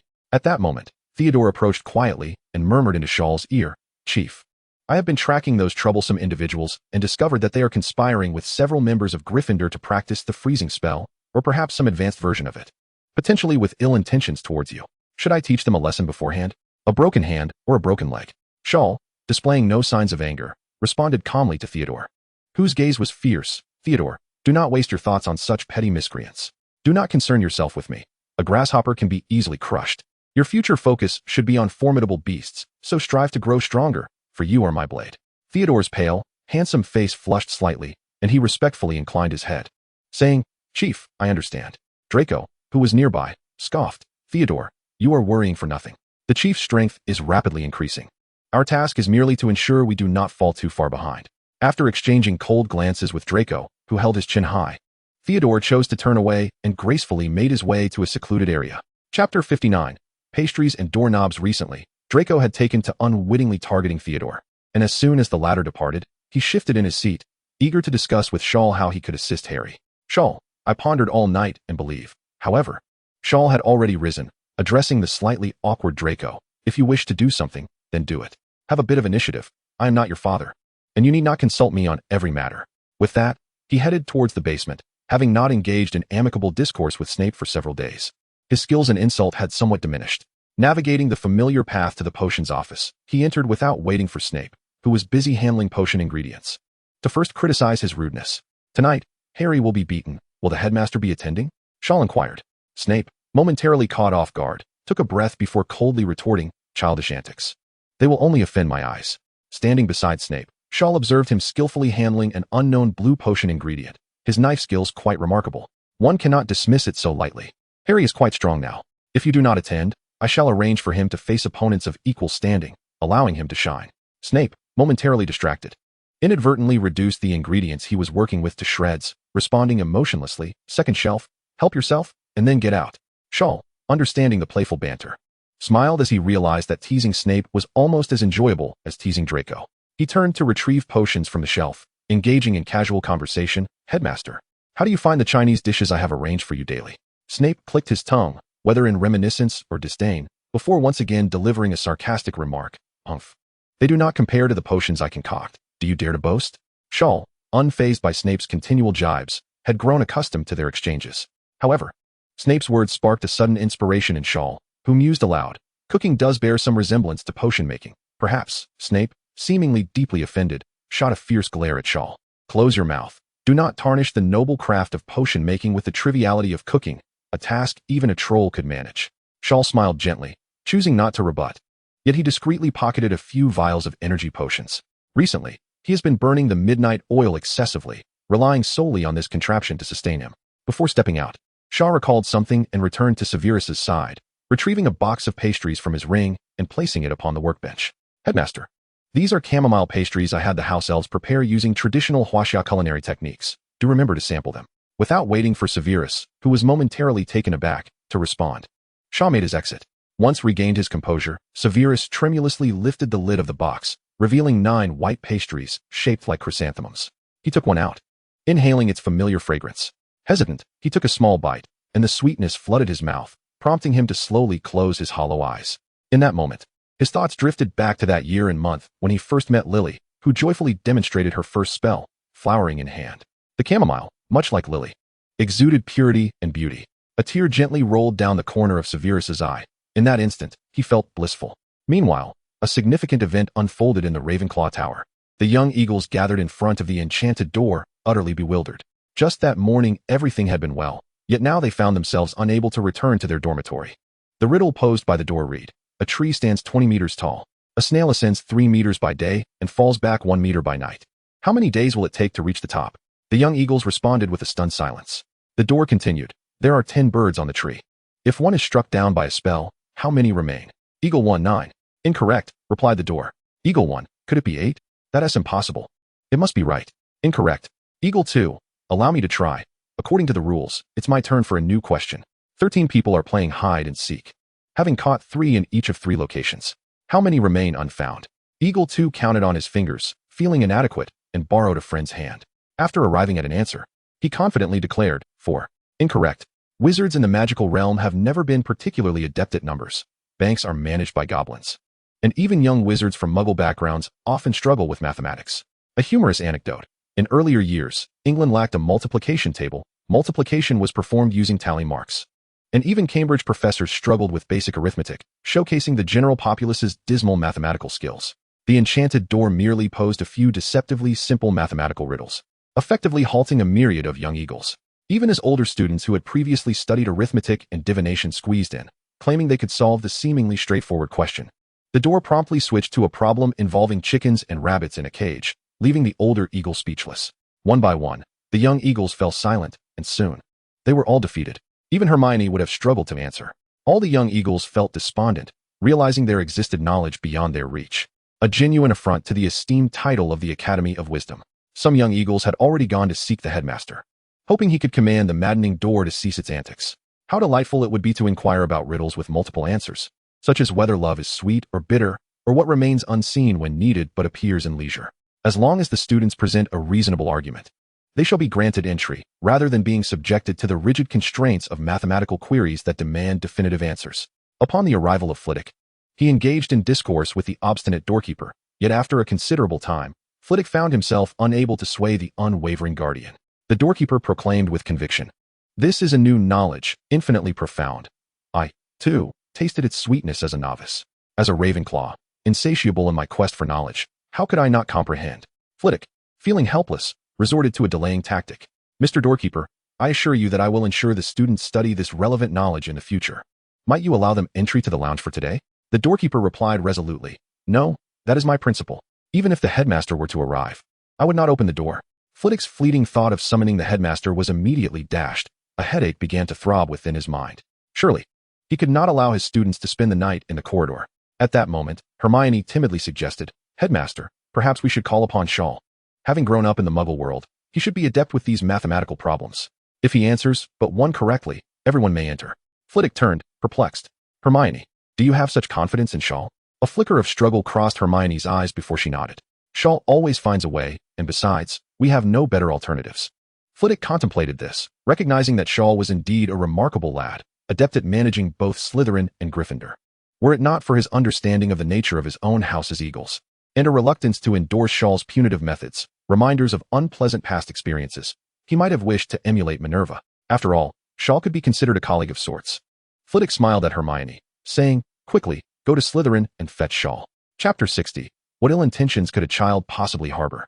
After emerging from Snape's office, Shor did not return to his dormitory, but instead ventured into the room of requirement. Upon entering the chamber typically reserved for spell practice, he withdrew his wand and prepared to hone his magical abilities. The wand vibrated with excitement, as if urging Shor to wield it without delay. With a light chuckle, Shor grasped the crimson wand as one would a sword, and as magical energy surged, a layer of violet luminescence enveloped the wand, swiftly transforming it into a crackling lightning sword. The sword measured 3 feet and 2 inches, inscribed with mysterious runes, its blade shimmering with purple lightning and crackling arcs of energy, exuding a commanding presence. Illuminated by the radiant light of the lightning, Shor elegantly swung the blade towards a robust stone wall in the corner. Dozens of 1-meter-long lightning blades manifested in midair, intertwining to form a vast net of purple energy, which rapidly collided with the stone wall. The net enveloped one side of the wall, effortlessly slicing through its surface. A moment later, the net emerged from the opposite side, gradually dissipating. Meanwhile, the center of the stone wall flickered with radiant purple light, accompanied by the crackling sound of stone dust cascading down as fragments of rock tumbled to the ground. Soon, an irregular yet remarkably smooth opening appeared at the center of the wall. Indeed, Shor had now mastered the authentic lightning spell. As for the source, it is undoubtedly the affable Grindelwald. Over the past month, the two corresponded twice. Shor recalled the previous letter from Grindelwald, nearly breaking into laughter at the self-deprecating remarks. It was indeed a rare sight to witness oneself being chastised in such a manner. And what of the instigator? Shor maintained that he was but a child, devoid of any malevolent intentions. Just a month prior, an ardent fan had sent him a few Eastern lightning spells. The Western world possesses scant knowledge of such spells. Yet this dedicated fan managed to procure 2 commendable ones. The first was named Lightning Blade, and the second, Lightning Ring of Illumination. Shor effortlessly mastered the Lightning Blade, which manifested as a sword of lightning, delivering a rather mediocre effect compared to the elusive and formidable spells. However, endowed with a natural affinity for the lightning element, Shor felt inspired to innovate. After a month of diligent research, he devised a new lightning spell. though he had yet to bestow it a grandiloquent name. Perhaps he would call it the Godslayer Lightning Sword? This incantation not only allowed for close combat, but also unleashed a formidable net of lightning blades, possessing remarkable penetration power. If the opponent's defenses were sufficiently robust, the net would inflict sustained damage. As for the second spell, the Lightning Ring of Illumination, Shaw had not yet mustered the energy to study it, as the month had proven quite demanding. Nevertheless, its practical application was undeniable. It could coalesce into a lightning ring behind him, enabling flight. While the ring itself could be launched as an attack, there was no rush. He was still young. Shaw glanced at the lightning sword enveloping his wand and observed the recent impact with satisfaction. With a flick of his wrist, the lightning sword vanished, only to be conjured once more in a rhythmic demonstration, allowing him to grasp the nuances and principles of the spell. He felt confident that with a mentor to guide him in the realm of lightning spells, he could flourish immensely. Just as Shaw was engrossed in his studies, Draco approached with an odd expression. This room, known to all who occupied the throne, was indeed usable. Draco observed the flickering lightning blade in Shaw's hand, feeling a slight tingling sensation as he drew closer, his platinum hair beginning to flutter.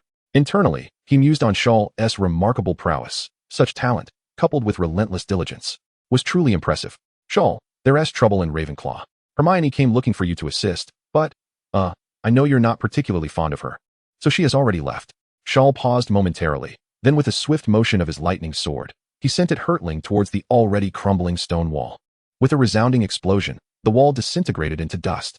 Shaw, still seemingly unsated by the display of destruction, turned to the now wide-eyed Draco. Let us go? Oh, I'm all right. Draco glanced back at the dissipating smoke, inwardly lamenting the instability of those involved.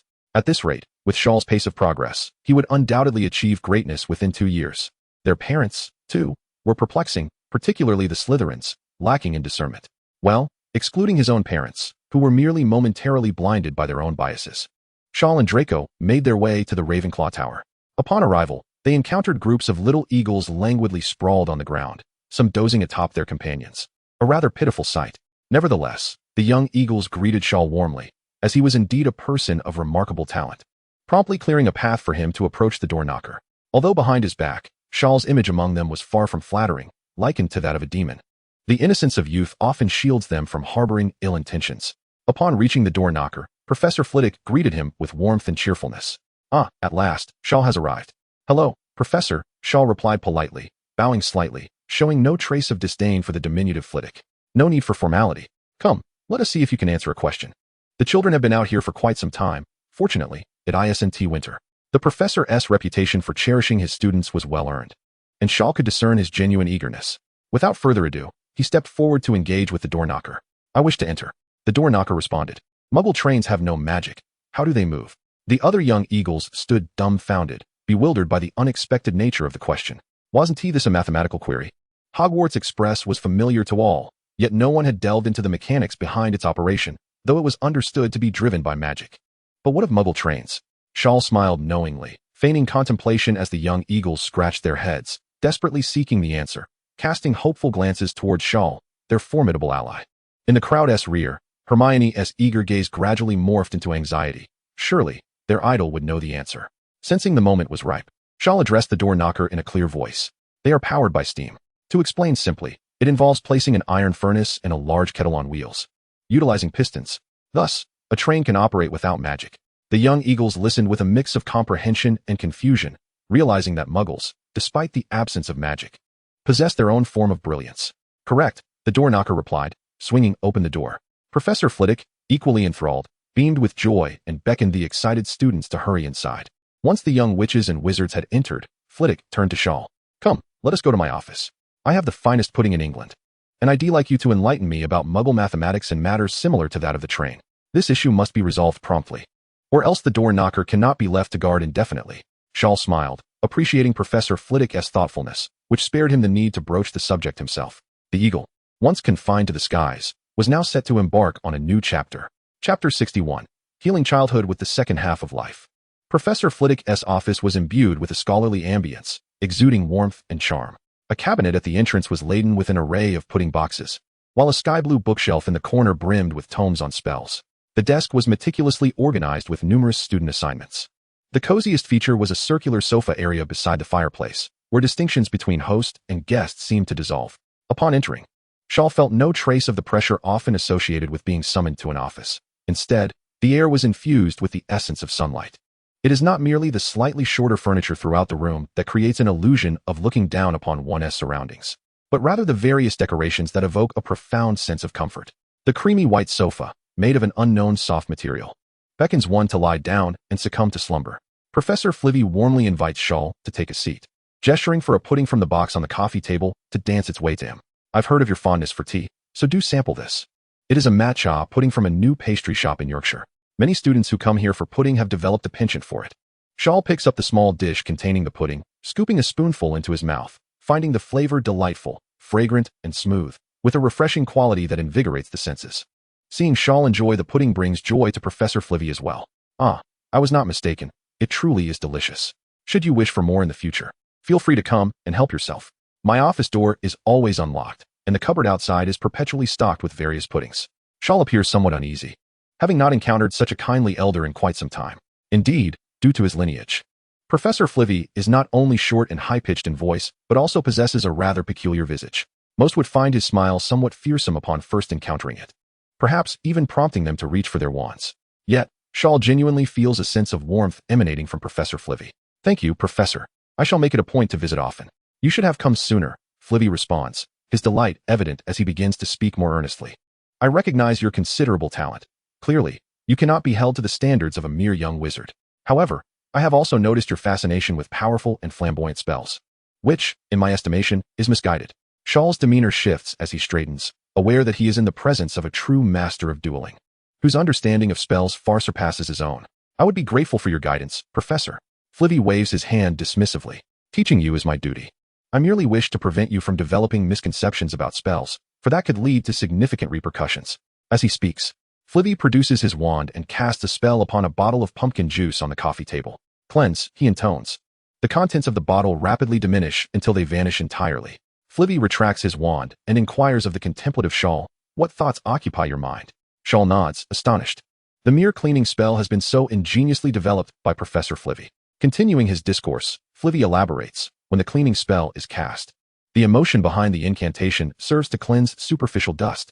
However, if that emotional intent were to be directed elsewhere, such as towards a person's internal organs or blood, provided one's will is resolute and supplemented with certain techniques, this domestic spell could swiftly transform into a lethal incantation. Emotions wield substantial influence over spells. Even the most unassuming incantation should not be underestimated in combat. A formidable wizard, like the headmaster, could find himself mortally wounded by a seemingly trivial spell. For instance, a levitation charm, if executed cleverly in battle, could incapacitate an enemy. Flivy shares his dueling experiences and unique insights into spells, imparting invaluable knowledge to Shaw. As their conversation unfolds, Flivy unabashedly recounts a rather amusing anecdote that leaves Shaw both amused and perplexed.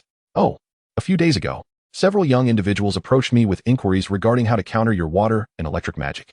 I suggested utilizing freezing spells in conjunction with the swift transformation of animals. Shor offered a wry smile, showing no resentment towards the professor, who treated everyone equally. Nevertheless, the professor's principle of opposing elements indeed holds merit. Yet one must not overlook the transcendence of sheer power over all techniques. This is the essence of nature. Flivy nodded, his expression turning serious. Now, let us discuss why you intentionally allowed the door knocker to obstruct the path. The abrupt shift in topic left Shor momentarily bewildered. Had he inadvertently revealed his intentions? He quickly recalled his demeanor while approaching the tower. Had he been overly composed in the face of the door knocker? Or was his ambition to conquer other academies too conspicuous? Naturally, he could not admit this aloud. Professor, I am uncertain as to what you are referring. Flivy maintained a serious facade for a moment before returning to a more tranquil demeanor. There is no need for denial. As the head of Ravenclaw, I possess a degree of deductive ability, and I am quite confident in my judgment. Recognizing this, Shor ceased to conceal his thoughts. All right, the new knowledge regarding the door knocker was indeed imparted by me. Professor Flivy poured them both a glass of pumpkin juice and sighed. Before I inquire about your specific reasons, might I share a brief tale from my old age? I am all ears. After taking a sip of pumpkin juice, Flivy began to recount. Throughout the history of Hogwarts, there have been many headmasters renowned for their severity, particularly your grandfather Felias and the preceding headmaster Armando. The two consecutive headmasters were notably harsh towards the students. Those who erred were often subjected to public humiliation and corporal punishment, with many of the instruments of punishment still preserved by Filch. From my years of observation and personal experience, I have deduced that, aside from those inherently ambitious. Most individuals who become dark wizards have their school experiences closely tied to their later choices. The physical torment and psychological humiliation endured during their time in school can leave a lasting distortion on their childhood. Some spend their entire lives healing from those early traumas, thus becoming more compassionate. I am one such individual. Yet, many others choose to embrace malevolence, inflicting their nightmares upon others. To this day, I fail to comprehend how the headmaster and Minerva could permit you to administer such vile corporal punishment to students. Though it does not prevent me from obstructing your entrance to Ravenclaw. Flivvy finished speaking, fixing Shor with a steady gaze. Shor's emotions were momentarily complex. Based on his experiences online, he recognized the truth in the professor's words. He remained contemplative while Flivvy patiently waited. After a prolonged silence, Shor offered a different perspective to express his stance. Professor, you are correct. Childhood is the most beautiful and influential stage of a person's life, and it should not be marred by too many nightmares. However, I too bear my own burdens. Flivvy reached out to smooth Shor's furrowed brow, expressing concern. I have a general understanding of your experiences, which resemble my own childhood encounters with discrimination. I know this is not your fault. You bear your own pressures and responsibilities. And it is understandable that you might feel urgency. As Shiao felt the warmth between his brows, a flicker of joy crossed his countenance. He had just been contemplating how to persuade this insightful yet formidable professor. So, Professor Flivvy, have you agreed? Flivvy shook his head. I have stated that I will not allow you to harm my students, and I will also report this to the headmaster. Seeking to abolish your punitive measures in other colleges. Chapter 62. The Master of Psychology, Flivvy. Shiao found himself speechless. Noticing Xiao's astonishment, Flivvy smiled again. Of course, nothing in this world is absolute. It is not impossible for you to gain entry into Eagle House, but you must agree to 2 of my conditions. Xiao's head buzzed, nearly prompting him to leave. This professor was indeed worthy of his position as the head of Eagle House, possessing half a lineage of fairy blood, both clever and shrewd. Compassionate yet cunning. What began as a casual conversation twisted through several convolutions. First, he presented himself as a concerned father figure, inviting closeness. Then, he transformed into a patient mentor, eliciting gratitude. Next, he embodied a saint with unparalleled benevolence, inspiring admiration and blind allegiance. Ultimately, he morphed into a shrewd merchant, laying forth his intentions and boundaries, making refusal arduous. Even the most seasoned of bees could not match his skill. Flivvy was undeniably a master negotiator and a psychological virtuoso. Throughout the exchange, Xiao's emotions were deftly manipulated by Flivvy until the latter finally revealed his true intentions. It dawned on Xiao just how youthful he still was. Upon reflection, he recognized that he alone possessed foresight regarding the narrative's trajectory and held crucial clues to the Horcruxes that Dumbledore could not overlook. Otherwise, he might have fallen victim to the old man's machinations without awareness, likely suffering a fate similar to Harry's, betrayed and left counting others' fortunes. The same applied to Grindelwald. Had he not been forewarned of the adversary's identity, he might have succumbed to persuasion. A few more letters exchanged, and it would have been uncertain who was truly enamored with whom, leaving him to wear the mantle of a congenial interlocutor.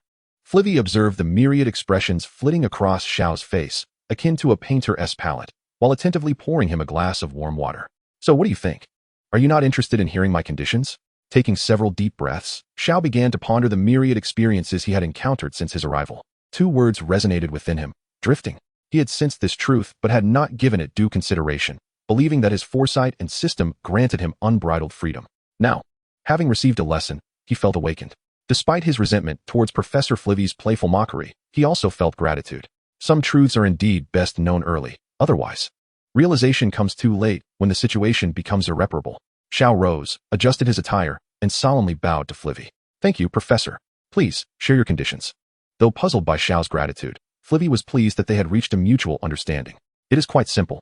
First, you must abolish the electroconvulsive punishment, though, of course, this does not extend to moments of conflict. To show leniency then would be truly misguided. Xiao nodded. Very well, I agree to this. And what of the rigorous studies? Flivvy shook his head. I still wish to see my students enhance their knowledge. A little extra pressure is not a concern. Xiao's admiration for Professor Flivvy grew. In his mind, Flivvy should be the headmaster of Hogwarts, for the old bee was far too lethargic. Please, state your second condition. If it is within my capability, I shall not refuse. Flivvy glanced at Xiao, hesitating before articulating the second condition. The truth is, I have no further demands. Your innate talent assures your extraordinary future. I merely wish for you to approach the world with kindness. Xiao clenched his fist, refraining from making an immediate promise. Under Flivvy's expectant gaze, he wrestled with his thoughts for a while before responding slowly. Professor, I can only concede to half of your request. I can assure you that I am not insane. I have my limits. Upon hearing this, Fravy's expression was inscrutable as he waved his hand dismissively. That is already commendable. Now, let us discuss the primary purpose of today's meeting. Despite the absence of witnesses or oaths, and the vague nature of his promise, Fravy seemed to trust Shiao implicitly. Shiao, who despised deceit, felt a sense of relief at Fravy's acquiescence. Unless absolutely necessary, he wished to avoid resorting to unscrupulous tactics. He promptly produced a collection of meticulously translated textbooks on mathematics, physics, and chemistry, ranging from the most fundamental concepts to those suitable for pre-university students. Fravy, upon seeing the multitude of textbooks, staggered slightly and inquired hesitantly, "So many? This surpasses the entire collection of textbooks at Hogwarts, does it not?" Shiao, feeling a twinge of guilt, cleared his throat and continued, "Professor, you have not experienced the Muggle world.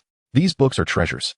There is a saying among Muggles, master mathematics and science, and fear no one." Fravy regarded him with skepticism. "Is it truly that formidable?" Shiao nodded emphatically, gesturing animatedly as he elaborated. "What I previously described, the train that runs without magic, is merely a parlor trick. If one were to grasp this knowledge, one could create weapons capable of devastating entire cities, rivaling even the spells of legendary wizards. In 1945, Muggles utilized such a weapon to obliterate a city in the East, resulting in the deaths of countless individuals. The power was nothing short of terrifying. Fravy listened, astonished, as he realized his limited understanding of Muggle technology. The Muggle Studies class at Hogwarts was, to put it mildly, lacking. The lessons primarily revolved around how to feign ignorance when encountering Muggles, suggesting one might simply claim to be a foolish country bumpkin to allay suspicion regarding one's peculiar attire and behavior. Thus, it was a revelation for Fravy to discover the extent of Muggle advancements. The pursuit of profound knowledge is a hallmark of every worthy Ravenclaw, and Fravy immediately regarded the pile of textbooks as invaluable treasures. "Indeed, Shiao, you are a visionary," he remarked, before entering a contemplative silence. "In that case, I shall first test this within Ravenclaw. If your assertions hold true, I will recommend to the headmaster the dissemination of this knowledge." Shiao increasingly felt that dismissing old Professor B and appointing Fravy as headmaster was a brilliant idea. "The professor is astute." Fravy waved his hand. "I will notify the students shortly about an early meeting tomorrow. When you come to the tower, remember to prepare the introductory materials in advance." Upon hearing this, Shiao promptly retrieved over 100 textbooks summarizing the entirety of elementary mathematics from his ring. Fravy, witnessing this, pointed at Shiao, momentarily at a loss for words, before finally exclaiming with a mix of amusement and disbelief, You. Very well. It seems you are indeed thoroughly prepared." After a while, Shiao emerged from the curse office, thoroughly satisfied. Along the way, he reflected on the entire encounter and his past experiences. Since suddenly acquiring extraordinary powers, he had become somewhat indifferent to the lives and feelings of others. He felt a twinge of regret for having proposed the electric therapy as punishment, recalling the discomfort he himself had endured. Childhood should not be marred by such nightmares, forcing one to spend the latter part of their life seeking healing. However, in his eagerness to persuade Professor McGonagall, he had perhaps been too hasty, influenced also by the twins and the overly compliant purebloods. Failure is not to be feared. What is truly daunting is the failure to learn from it.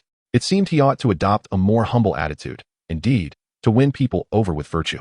Yet, when the situation called for firmness and decisiveness, hesitation was not an option.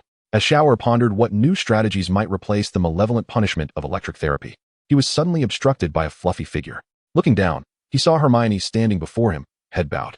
"Hermione?" Chapter 63, I shall maintain your goodness. Noticing Hermione clutching a book in silence, unable to meet his gaze, he recalled his own impatience and insensitivity, and his demeanor softened. "Do you have something you wish to ask me?" he inquired gently. After a moment's hesitation, Hermione replied, "Shiao, I have come to apologize." Shiao stroked his chin, intrigued. "Oh, you have not offended me. What is there to apologize for?" Hermione suddenly looked up, her expression weary, her bloodshot eyes fixed on Shiao. "I failed to recognize your good intentions and misunderstood your motives." Observing the heavy bags under Hermione's eyes, Shiao, though not filled with pity, began to reflect on his approach to handling matters. Nevertheless, he decided to clarify her intentions first. "Oh, does that mean you can understand my violence?" Hermione nodded, then shook her head. "I understand. I have read extensively about magical history and law. They are all steeped in blood. Your ideals are grand, requiring absolute force and a cold heart. However, I still cannot fully accept it." Shiao found himself momentarily perplexed by Hermione's stance. In the original text, did Hermione truly love Ron enough to marry him? He remained skeptical. The plight of Muggle-born witches in the magical world was dire. Upon graduation, they struggled to find good employment and often resorted to marrying into respectable families. Even when marrying into pure-blood families, they often faced various forms of subservience. Hermione's choice, however, was quite astute. Ron, albeit down on his luck, boasted a respectable lineage. Moreover, he was not particularly shrewd, making him easier to manage. And the Weasley family did not discriminate against Muggles. Having endured 7 years of trials, Hermione was no longer the naive girl she once was. She aspired to realize her ideals, and leveraging Ron's familial influence was indeed a wise choice. Of course, this was merely Shower's personal perspective. He sensed that Hermione had perhaps evolved ahead of her time, seemingly no longer needing to compromise her dignity. So, Hermione took a deep breath, her expression resolute. The current wizarding society may be unjust, its ideas antiquated, and discrimination rampant, yet even if you possess the grandest of reasons, claiming it is for the benefit of us Muggles and Muggle-born wizards does not justify your becoming a tyrant. Yet I shall steadfastly support you, even if it means shattering into pieces. However, I must also serve as the bastion of your kindness. Shiao was momentarily taken aback as he noticed a small influx of third-level faith points in the system, contributed by Hermione Granger, fanatic. He could not help but scrutinize this little witch, a paradoxical existence. Indeed, humanity is intricate. When Hermione noticed Shiao merely observing her in silence, a wave of anxiety washed over her, leaving her disoriented. The immense courage she had mustered began to dissipate, and tears began to well in the corners of her eyes. Do you not accept my allegiance and devotion? I assure you, I shall be obedient. Shiao's expression softened further as he reached out to gently ruffle Hermione's fluffy hair. You ought to take care of your hair and appearance, my follower. Elegance is paramount. Hermione's eyes instantly sparkled with joy, and she began to leap about in excitement. You have accepted me. You have accepted me. Shiao chuckled lightly, realizing that a faction cannot consist solely of cold-blooded butchers. It must indeed possess its moral compass. Like a court, where treachery and brutality coexist, there must also be compassion. The path of balance is nothing short of this. After using his wand to tidy Hermione up, he produced a 10 of diamonds and handed it to her. Cease your jumping. This is for you. It shall be yours from now on. And I hope you do not disappoint my expectations. The book in Hermione's hands fell to the ground with a thud as she quickly reached for the exquisite, vibrant playing card, a symbol of trust. Then she recalled something, mimicking Theodore's previous acceptance of the cards, and knelt on one knee. I, Hermione Granger, am deeply honored to become your follower. I wish to walk in your footsteps and personally create a beautiful world. Shiao smiled, pleased with Hermione's transformation and attitude. Rise now, and return to rest. Tomorrow, seek out Alice. She will assign you some tasks. Hermione stood up and requested, I would like to attend the duel for a while. As Shiao stepped away, he left her with a single command. That is an order. Hermione stood frozen for a moment, biting her lip before returning to the common room. Beside the Quidditch pitch, a rudimentary dueling platform had been erected, devoid of any seating. However, the atmosphere was abuzz with excitement, as Gryffindor and Slytherin had been eagerly anticipating this day to settle their rivalry after a month of fervent competition. Some had truly worn their undergarments and socks for an entire month, so much so that they could stand upright upon removal, the pungent odor rising to the heavens. This was all to ensure their opponents would suffer an unending biochemical assault while washing them.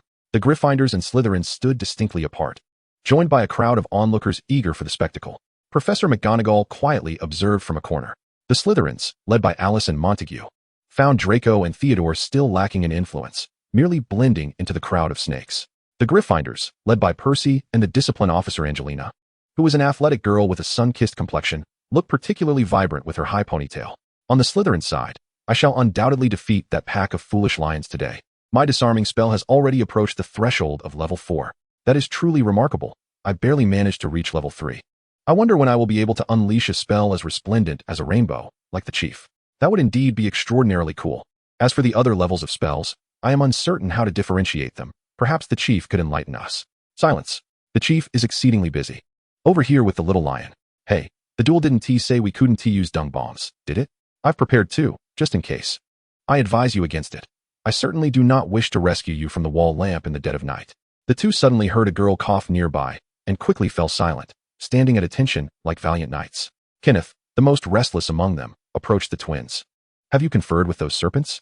I will not tolerate any mistakes in our plan. George and Fred remained their usual crooked-smiled selves. Logically, they should recover quickly after magical healing. However, they believed that this peculiar look added character and would soften the headmaster's heart, so they chose to retain it. Crooked-smiled George reassured, rest assured, as long as our transformation spell goes smoothly, we shall be fine. Crooked-eyed Fred added, hey, what is there to worry about? We are boldly challenging them. If something goes awry, we might just get a beating, but one successful attempt will tarnish the Dark Lord's reputation. In a corner, Harry silently polished his holly wand, observing the eager classmates with a detached gaze. Indeed, He was one of the 3 representatives from the first year. The other 2 were the explosive little prince, Seamus, and a lovely Indian girl named Parvati. Harry suddenly felt someone watching him and looked up to see Draco waving at him from the Slytherin ranks. A flicker of a smile crossed Harry's otherwise cold visage. It is only in adversity that one discovers who truly cares. In Gryffindor, genuine friendships are hard to find unless one shares a common affinity, for the little lions are amiable with everyone. Slytherin, seemingly self-serving, is surprisingly the easiest place to forge friendships, as they are the ones who would stand by you in times of peril. Harry silently mouthed to Draco, "Friend, do not hold back." As the appointed time drew near, everyone noticed Shaw casually strolling from the castle. Chapter 64. The Love-Hate Relationship of Deha. Shaw donned a fitted uniform of deep green with silver threads, simple yet elegant. As he strolled, savoring the surrounding scenery, Hogwarts is perched upon a picturesque highland, encircled by the Black Lake and the Forbidden Forest, serene yet vibrant. All present by the dual platform fell silent, watching the serene Shaw approach with grace. As the warm sun dipped in the west, Shaw ambled across the verdant field, as if emerging from the sun itself. A gentle breeze stirred his shoulder-length black hair, and with a smile gracing his lips, he appeared undeniably radiant and devoid of any malice. Those most familiar with Shaw exchanged glances, sensing an inexplicable change in him after such a brief absence.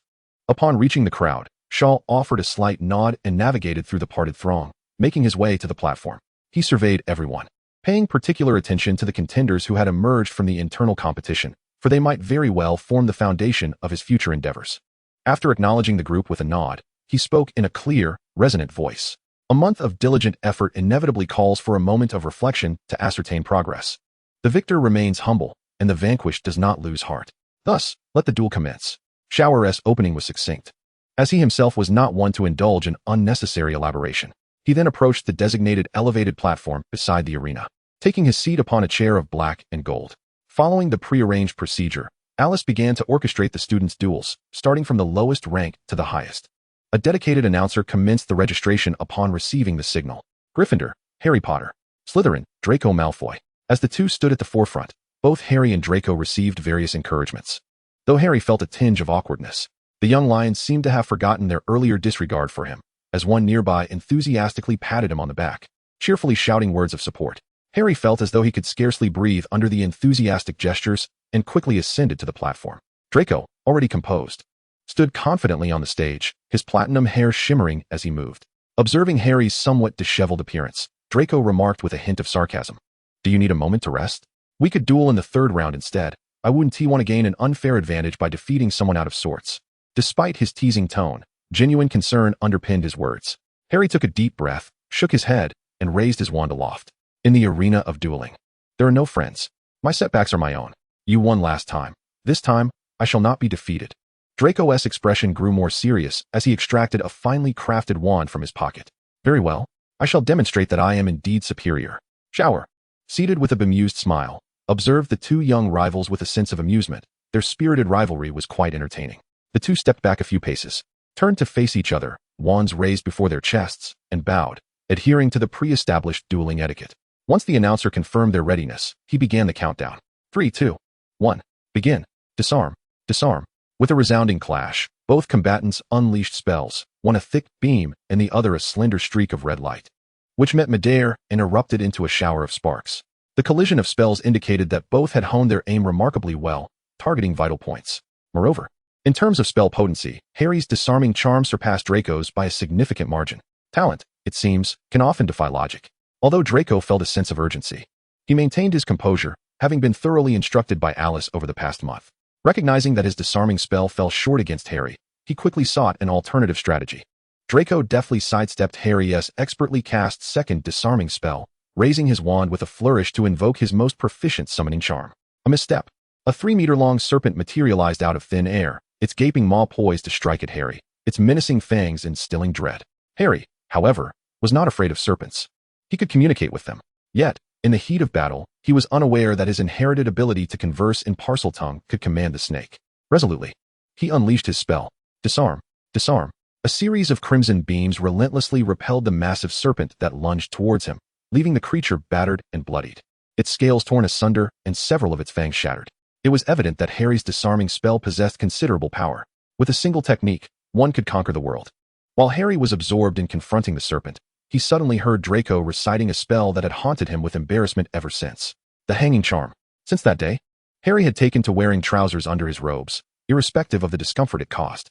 Without a moment's hesitation, he rolled backward, casting a disarming charm toward the source of Draco's voice, albeit without looking. In his urgency, Harry managed to perform the spell silently. Shaw's eyes narrowed in contemplation, mirroring the astonishment of McGonagall in the corner. Draco, reveling in his victory as he had once again embarrassed Harry, was preparing to cast the hanging charm anew. The complexities of this boy's psyche were evident, torn between cherishing friendships and pursuing unparalleled glory. However, Draco was unprepared for the slender, crimson beam of magic that Harry, in his rolling motion, unleashed. With a resounding thud, it sent Draco sprawling, his wand flying from his grasp and landing near Harry. Clumsily, Harry rose from the ground, adjusted his dislodged glasses, and retrieved Draco's wand. Glancing at the still-living serpent, he hastily unleashed 2 more disarming spells. Only when the serpent lay lifeless did Harry let out a sigh of relief. He turned to see Draco sitting on the ground, dazed, and rushed over to assist him, his voice laced with concern. "Draco, are you all right?" Draco, his hair disheveled, shook his head before nodding. "It hurts a bit, huh? Wait, Harry, you just performed that spell silently." Realizing this, Harry's face lit up with elation. "Indeed, I did. I did it." As his joy surged, he involuntarily glanced toward the dais, where Shaw offered him a gentle smile. At that moment, Harry felt the fatigue of earlier dissipate, and the gloom that had lingered for days began to lift. Though Draco had faced defeat, he found joy in his friend's triumph. "Harry, you were incredible. You must be among the first 10 to achieve the 4th level disarming charm, although it seems less powerful than the Chief's." Harry, feeling bashful, scratched his head. "Well, I read a spellbook that mentioned the power of spells is proportional to magical reserves and instantaneous output." "Wow, you know about that." Their conversation continued until the announcer hurriedly urged them to leave the stage, declaring the results. In the first match, Gryffindor triumphs. 1 point awarded. Upon hearing this, Draco's face drained of color, fear flashing in his eyes. Before the match, Alice had warned that any loss for Slytherin would mean they would have to scrub the toilets by hand. While this was trivial, the real source of his anxiety lay in disappointing Shaw's expectations. Harry, wrapping an arm around the swaying Draco, walked toward the audience while expressing concern. "Draco, are you all right?" "I apologize for my lack of control." Not wanting to show weakness in front of Harry, Draco tossed his platinum hair back and raised his chin defiantly. "No, I'm fine. I'm quite strong." "Harry, that's good. Your face is dirty. Let me wipe it for you." In the crowd, the little snakes were enveloped in a low atmosphere, and no one dared to condemn Draco, for their skills were at least at a 3rd-year level, where victory or defeat could hinge on a fleeting moment. Meanwhile, the little lions began to cheer loudly for Harry. In a corner, Professor McGonagall couldn't help but pump her fist, and sensing she had lost composure, quickly glanced around to ensure no one had noticed. At the back of the crowd, Ron watched with gritted teeth, muttering under his breath, "What's so impressive about that? If I were up there, I could easily knock that blonde kid to the ground." As Harry and Draco stepped down, the announcer continued with the next match. Second match, Gryffindor, Simon Finnegan. Slytherin, Theodore Knott. Chapter 65, The Duel of the Two Wests. In front of the Gryffindor team, Simon confidently exchanged fist bumps with the cheering little lions, boasting, "Just wait and see me dominate." The atmosphere among the Slytherins was considerably more subdued. Firstly, the little snakes were inherently like this. They were either hot-blooded like a middle schooler or exceedingly reserved. Secondly, Theodore was inherently a misfit, with only his sister, Gloria, earnestly advising him, "Don't disgrace the Knott family." Theodore's pallor betrayed no emotion, and beside him, Alice spoke up, "Win this duel." Theodore's gaze remained calm as he nodded slightly and gracefully stepped toward the arena, like a delicate feather carried by the wind. Gloria was seething with anger, thinking, "Who do you think you are, calling yourself your sister?" She wanted to glare at Alice, but dared not. Despite Alice's usual elegance and grace, when riled, she was utterly unrecognizable, ready to strike without hesitation. Upon reaching the arena, Theodore, though slender, stood tall and straight like a pine tree. He drew out a silver wand, glistening like bone jade, and pointed it toward the ground, quietly awaiting Simon, who was still frolicking among the crowd. Simon, flushed with excitement, approached the stage and greeted Theodore. "Hey, buddy, why not just concede? My exploding curse is really powerful, but I can't control it well. I'm afraid I might hurt you." Theodore remained silent, merely turning to walk backward, positioning his wand in front of him, his gaze sharpening. The implication of his action was unmistakable. "All right, don't blame me for any accidental injuries later," Simon shrugged, stepping back a few paces and raising his wand. The announcer began the countdown. 3, 2, 1, begin. With a thunderous explosion, Simon unleashed his innate spell, sending a yellow sphere the size of a head hurtling toward Theodore. On the high platform, Shaw calculated it was a 3rd-level explosion spell. pondering that this lad could indeed be trained as a minion. At that moment, Theodore remained unfazed, casually casting his spell. Armored protection. A blue shield appeared, not in front of Theodore, but at the center of the arena, intercepting the explosive spell before it could reach him. Boom. The yellow light erupted, the blue shield shattered, and the shockwave created small craters in the ground. The choice made by Theodore was sagacious. Had he raised a shield before him, he would likely have been caught in the aftermath of the explosion, resulting in a state of disarray, though not outright defeat. The scene of this initial duel left many upperclassmen in the audience aghast. Was this truly a confrontation among first-year students? The ironclad curse, let alone being wielded by a first-year, is a challenge even for many upperclassmen and even some graduated wizards. Yet Theodore executed it with remarkable ease, suggesting not only innate talent, but also considerable dedication and effort behind the scenes. Cedric, witnessing the spectacle, exclaimed, "Impressive." This dashing student from Hufflepuff, known for his prowess, dropped the nut he was eating, suddenly feeling a sense of foreboding. In times when competition was less fierce, even mediocre badgers could be seen to have some semblance of distinction. However, the recent duel between Harry and Draco had already astonished Cedric, and he had comforted himself that it was merely an anomaly, much like his own experiences. Now, however, to witness such caliber in a young wizard left Cedric momentarily at a loss for words. In the arena, Simon, realizing that his explosive curse, comparable to those of upperclassmen, had been so easily countered, hastily recited another spell. With a resounding crash, Theodore advanced rather than retreated, his steps light as he rushed towards Simon, moving with a grace reminiscent of drifting fluff. As he continued along his path, he began to chant a spell of his own. Flock of birds, a multitude of chattering, radiant golden birds surged forth, creating a dazzling spectacle before him. These golden avians, though large in appearance, were not solid, effectively obstructing Simon's line of sight, an aspect of Theodore's cunning strategy. Indeed, as Simon unleashed his explosive spell, his wand faltered, unsure of where to aim, resulting in a haphazard release. Boom. The yellow orb struck the heart of the flock, unleashing immense power that obliterated the golden birds, reducing them to ashes amidst a cloud of dust. Witnessing this outcome, Simon felt a fleeting sense of triumph. Yet the next moment revealed Theodore, his expression impassive, emerging from the smoke with a swift motion of his wand. Disarm. A burst of red light swiftly struck the still grinning Simon, and Theodore's disarming charm, while effective, lacked any further flourish. It simply knocked Simon's wand aside. However, such embellishments were unnecessary. Victory was all that mattered. Theodore returned the disarmed wand to Simon, his voice cool and composed. "You have lost." Simon's face flushed crimson, a stinging heat of embarrassment washing over him. Faced with Theodore's icy gaze, he found himself unable to muster any retort, merely accepting the wand in a daze. Even now, he struggled to comprehend how he had been defeated so swiftly. This was far from the grand narrative he had envisioned, where he would dominate the arena. Theodore cast a final glance at him before turning to descend from the platform, the gentle breeze lifting the hem of his robes, lending him an ethereal quality. Many young girls, who had previously overlooked Theodore's ascetic demeanor, now found their eyes alight with admiration. Simon, dejected, returned to the throng of Gryffindors. "Hey, Simon, looks like your bravado has been deflated. Simon, you've caused us to lose a point. I don't want to be subjected to those sharp-tongued remarks. Simon, you've made me lose another 10 sickles. Compensate me." Harry observed that Seamus was on the verge of tears, feeling a sense of empathy, and promptly stepped forward to pull Seamus aside. "Do not despair. Losing is inconsequential. You can always triumph next time." Seamus nodded in reluctant agreement, though he still appeared quite distressed. Harry, undeterred, continued, "During this duel, I realized that while the talent spells are indeed useful, they lack flexibility. We must learn other spells for assistance." Seamus remained silent, but suddenly, mocking voices erupted from behind them. "Look at Seamus, about to cry. And you, Harry, are merely lucky. You act so confidently as if you were a professor." Huh. A glint of coldness crossed Harry's eyes as he restrained Seamus, who was eager to confront Ron. "Do not act impulsively. They are merely jesters." Ron, looking somewhat constipated, nearly choked on his attempt to retort. On the Slytherin side, upon Theodore's return, he too received a lukewarm reception. His sister was currently disinterested in her rebellious brother.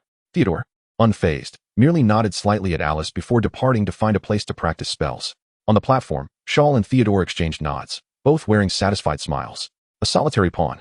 Yet one can entrust their fate. After the announcer declared Slytherin the victor of the second match, garnering a point, he proceeded to announce the next duel participants. In the third match, Gryffindor, Parvati Patil, Slytherin, Pansy Parkinson. The concept of fairness was indeed non-existent, judging by the 3 first-year Slytherin competitors. All were of pure-blood lineage. Although these young wizards typically did not receive formal spell instruction from their parents at an early age, Their exposure had endowed them with a natural advantage that became evident when they earnestly sought to learn. Why did Voldemort slice his soul? It stemmed from his experiences as a lonely orphan. Did other established families not possess tomes on Horcruxes? Yet few dared to employ them. Pansy, while possessing only average talent, benefited from the guidance of older pure-blood students in the anti-shadow army. Thus, this young lioness, in the internal competition, secured third place. Pansy shot a venomous glare at her childhood friend Draco, mouthing the words, "Traitor to failure, watch me." She then strutted toward the arena, chin held high. Draco nearly exploded with anger but restrained himself, sighing internally. Some matters were irretrievable. Parvati, an Indian girl with slightly darker skin, was strikingly beautiful, adorned with decorative piercings that exuded an exotic allure. After exchanging greetings with her friends, she confidently stepped onto the stage, displaying poise indicative of a distinguished upbringing, and greeted Pansy warmly. "I am Parvati Patil. I look forward to your guidance." Pansy disdainfully snorted in response. Humph. Parvati's expression quickly darkened and became serious. She fell silent and began to prepare for the duel. 3, 2, 1. Begin. Chapter 66. Alice, I shall take on 3. Disarm you. With a resounding bang. It was not the clash of two spells colliding, but rather Pansy being forcefully hurled away. In the preceding moment, Pansy, with her head held high, unleashed spells that missed their mark and struck the ground beneath the arena. Meanwhile, the unusually serious Parvati, perhaps incited by anger or some other motive, cast a disarming spell of considerable potency that sent Pansy, wand and all, hurtling through the air. Gasps echoed through the crowd, as it became evident that she had indeed been bested. Instantly, the Gryffindor students erupted in cheers, chanting, "Parvati! Parvati!" Even Parvati herself was momentarily taken aback. According to Shor's prior standards for spells, her disarming spell was at most a level 2.5, yet its effect was undeniable. However, being a girl of sunny disposition, she gave little thought to it, and after her victory, she enthusiastically waved at her fellow students. On the high platform, Shor wore an expression of skepticism, having sensed a flicker of alchemical magic emanating from Parvati. He muttered to himself, an amplification of spell power, or something else. Contemplating the merits of alchemy, such as the abandoned brooch and his own cards, he recognized their undeniable utility. He pondered whether to seek a great opportunity to elevate his abysmal alchemical talent from 0, as his current talent could not be enhanced with mere talent points. But in the next instant, Shor's expression shifted dramatically. "You seek your own demise," he bellowed, swiftly gesturing toward the arena floor. A shield of water formed rapidly behind the retreating Parvati. With a resounding crash, an orange burst of light struck the water shield, creating a gaping hole and sending a spray of droplets into the air. The incantation had come from Pansy, her face contorted in fury, having just been flung aside. She could hardly believe her eyes. She seized her wand from the ground and attempted a sneak attack on the unsuspecting Parvati, employing a spell that had been expressly forbidden for this duel. In her madness, Pansy prepared to laugh triumphantly at the sight of her rival's disarray, convinced she could not be vanquished. However, upon seeing her spell thwarted by the water shield, her expression shifted to one of terror as she glanced up at the platform. There, Shor's face was grim, and with a flick of his wand, he cast the water prison spell, conjuring a triangular blue cell that ensnared Pansy, the impending thunderstorm of punishment looming ever closer. Terrified, Pansy's legs weakened. Having previously endured an electric shock, she was acutely aware of the nightmare that awaited her, nearly losing control of herself in fear. Yet, in the brief moments of stunned silence that followed, Draco instinctively shouted, "Headmaster, no." Shor's eyes narrowed, his resolve shifting, and he refrained from delivering the thunderous punishment that would have surely terrified Pansy further. With a wave of his wand, he transported Pansy before the Slytherin crowd. "Manage her," Shor stated coldly to Draco, who wore a complex expression. Ignoring him, Shor produced 3 exquisitely ornate playing cards from within his ring and flicked them toward the arena above. The cards, trailing flames, struck the air above the arena and began to rotate, casting an intimidating presence. Shor was not merely a figurehead. He was responsible for the safety of both competitors. In a calm tone, he declared, "In this round, Gryffindor prevails. Pansy has violated the rules and will face severe consequences. I trust that no one will repeat such an error in the upcoming matches, or else." Everyone gazed at the swirling playing cards in the sky, shuddering at the crackling sound that accompanied the electric currents. Alice cast a frosty glare at the disheveled Pansy, who was being supported by Draco, feeling that such a display was a disgrace to Slytherin. After being shielded by Shiao, Parvati turned her gaze towards the young man on stage, her eyes filled with infatuation, yearning to rush over and express her gratitude, only to be reluctantly pulled away by her friends. The announcer rubbed his face and resumed his hosting duties. The forthcoming matches for the 2nd and 3rd years promised a more conventional spectacle. Although the spellcasting prowess surpassed that of previous years, it remained within the realm of comprehension. The duel primarily consisted of two young wizards darting around the arena, exchanging spells, devoid of the frequent use of ironclad or silencing charms, rendering the viewing experience somewhat less captivating. Cedric, who had been spectating nearby, finally let out a sigh of relief, thankful that not all contenders were overly eccentric, allowing the badger to maintain its composure. In good spirits, he recalled that his companion had stashed a generous supply of pumpkin seeds in his hat, and he reached in to retrieve a handful to munch on. After 9 matches, Gryffindor led with 5 victories to 4. Professor McGonagall felt a sense of satisfaction, recognizing the improvement in the duelist skills and their enhanced self-defense capabilities. Lost in thought, her imagination began to wander towards the prospect of securing this year's House Cup. Shiao, puzzled, noted that the twins had not made it into the seed selections for the 3rd year. Although they could be troublesome, their abilities were undeniable. From a distance, he observed the two of them, resembling individuals struck by an affliction, conspiratorially whispering amongst themselves at the back of the crowd. A premonition flickered in Shaw's mind, though he dismissed it. As an adage goes, the path of virtue is lofty, while the path of magic is even higher. Indeed, he considered himself the former. It remained uncertain who would surprise whom when the time came. He refocused his attention on the arena, where the 4th-year duelists had begun to establish their combat strategies. Having learned various offensive and defensive spells, such as the Petrification Curse, Obstruction Charm, and Dancing Spell, which they could now combine effectively. Remarkably, 3 students had demonstrated exceptional proficiency with the Ironclad Charm. After yet another defeat, a Slytherin boy found himself on the losing end, causing the score between Gryffindor and Slytherin to shift to 7-5, finally instigating a sense of unease among the usually indifferent snakes. Naturally, the Gryffindors rejoiced and began to celebrate their heroes, with some even jesting about which Slytherin should be tasked with washing a month's worth of dirty socks. Among the 3 5th-year duelists from Slytherin, aside from Alice, the other 2 were visibly sweating. The boy who had lost collapsed in tears after leaving the stage, not out of fear of washing his rival's socks or due to mockery from his peers, but simply overwhelmed with emotion, akin to Draco's feelings after his own defeat. He was a staunch supporter of Shaw and had even received personal guidance from him.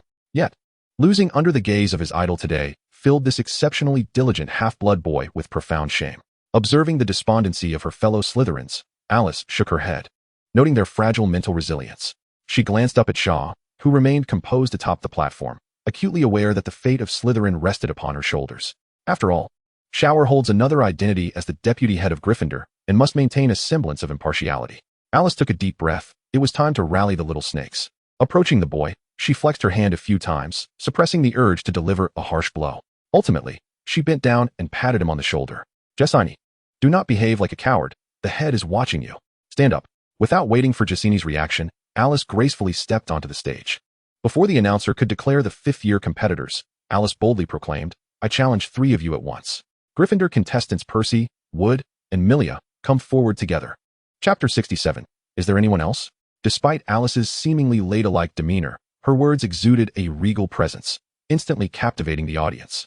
However, Percy and his companions at the front of the Gryffindor crowd were nearly choked with indignation. This was a blatant display of contempt. Percy, usually composed and aware of Alice's abilities, managed to respond decently. Yet Wood, the passionate Quidditch captain, was immediately infuriated, his eyes wide with fury. He pointed at Alice on the stage and admonished, Alice, do not underestimate me. I can defeat you single-handedly. Milia, a relatively quiet Gryffindor, also frowned in disapproval. Alice, arrogance does not equate to strength. Unable to contain himself, Wood drew his wand and raced toward the stage. Alice flashed a smile that would dim the sun. Her wand slipped from her sleeve to her palm, and with a flick, a beam of red light, as thick as a thumb, shot forth from the tip of her wand, exploding into a large hole in the ground before Wood, who skidded to a halt, his eyes widening in disbelief. The silencing charm, he exclaimed. Moreover, Alice's 4th-level spell was significantly more powerful than what Harry had previously demonstrated, and her casting speed was notably quicker. After all, Alice was now in her 5th year, with a far greater reservoir of magical energy and experience than Harry. Wood opened his mouth, wanting to say something impressive, but found himself lacking in confidence. It became evident that strength was far more persuasive than mere bravado. Percy, now serious, led Milia onto the stage. Emily, I acknowledge your strength, but this is a points competition. Even if we win together, we would only earn 1 point. If you defeat the 3 of us, that would be 3 points, which is unfair. Percy was astute, embedding a subtle trap within his provocation. Alice, being clever, understood but remained unfazed. Turning to the 2 disgruntled 5th-year Slytherin duelists below, she calmly stated, I represent you in agreeing that the outcome of this battle will be 3 against 3. The victor will earn 3 points. You have no objections, do you? The two young snakes glared at Alice in anger, but dared not retaliate. Their opponent had recently established considerable authority within Slytherin, not only due to the head's esteem, but also because her strength was widely recognized as second within the academy. They looked up at the high platform, casting hopeful glances at Shor, wishing for a fair resolution. Shor had already begun to feel a headache when Alice made her bold declaration. The inner turmoil of this woman is indeed self-evident. First, she seeks to bolster the prestige of the Serpent Academy. Second, she harbors doubts about the capabilities of the other two, fearing a loss that would further diminish their standing. Third, perhaps she wishes to validate her own strength, instilling fear in the hearts of her adversaries. Observing the pleading gazes of her two companions, she pondered for a moment and declared, "You two shall defer for now. Alice, please extend your apologies and compensations to them afterward. After all, human nature is inherently selfish and partial, and Shor is no saint. Thus he cannot be exempt from such tendencies. He would never admit that he sensed, from a distance, a familiar and unsettling gaze lurking within a thicket, fixated upon him.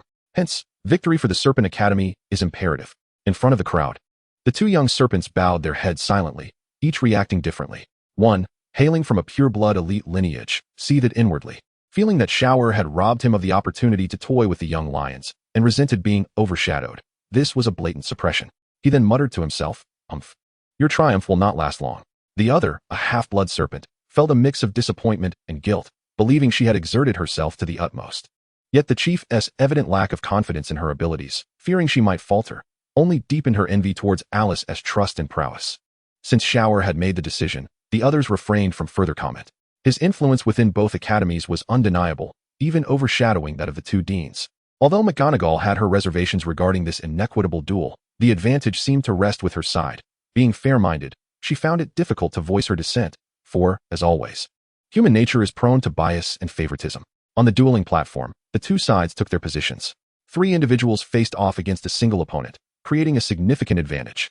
One would expect Alice to be the anxious one, yet she remained remarkably composed, her mindset resilient, a flicker of fervor igniting in her eyes. In contrast, the two males and one female clutched their wands tightly. As the formalities of the duel concluded, the announcer began the countdown. 3, 2, 1, commence. Flames surged forth, all petrified. A disarming spell. As the countdown finished, the trio from the Lion Academy unleashed their most proficient spells, vibrant red and yellow magic beams hurtling towards Alice. Percy, the one who had mastered the 4th-level disarming spell, lacked the potency of Alice, presumably having only just broken through. Alice, however, moved with swiftness, elegantly spinning her wand above her head in a graceful arc, almost regal in her demeanor. A thick fog enveloped the arena. A cloud of black mist rapidly expanded from Alice herself, and just as the mist reached halfway across the platform, the 3 spells struck within it, causing the fog to churn and writhe. Sounds of shattering shields echoed from within as the red, yellow, and blue colors infused the black mist, creating a dazzling display. The spectators below were momentarily rendered speechless, unsure of what they were witnessing. Meanwhile, Percy and his companions had already lost sight of Alice. The trio, possessing commendable tactical intelligence, quickly positioned themselves back-to-back to defend against the encroaching mist. Percy also cast an enhancement spell upon his allies. Super sensitivity. Instantly, the 3 became acutely aware of their surroundings, keenly attuned to the dynamics around them. Yet Alice seemed to have vanished, leaving no trace of her presence.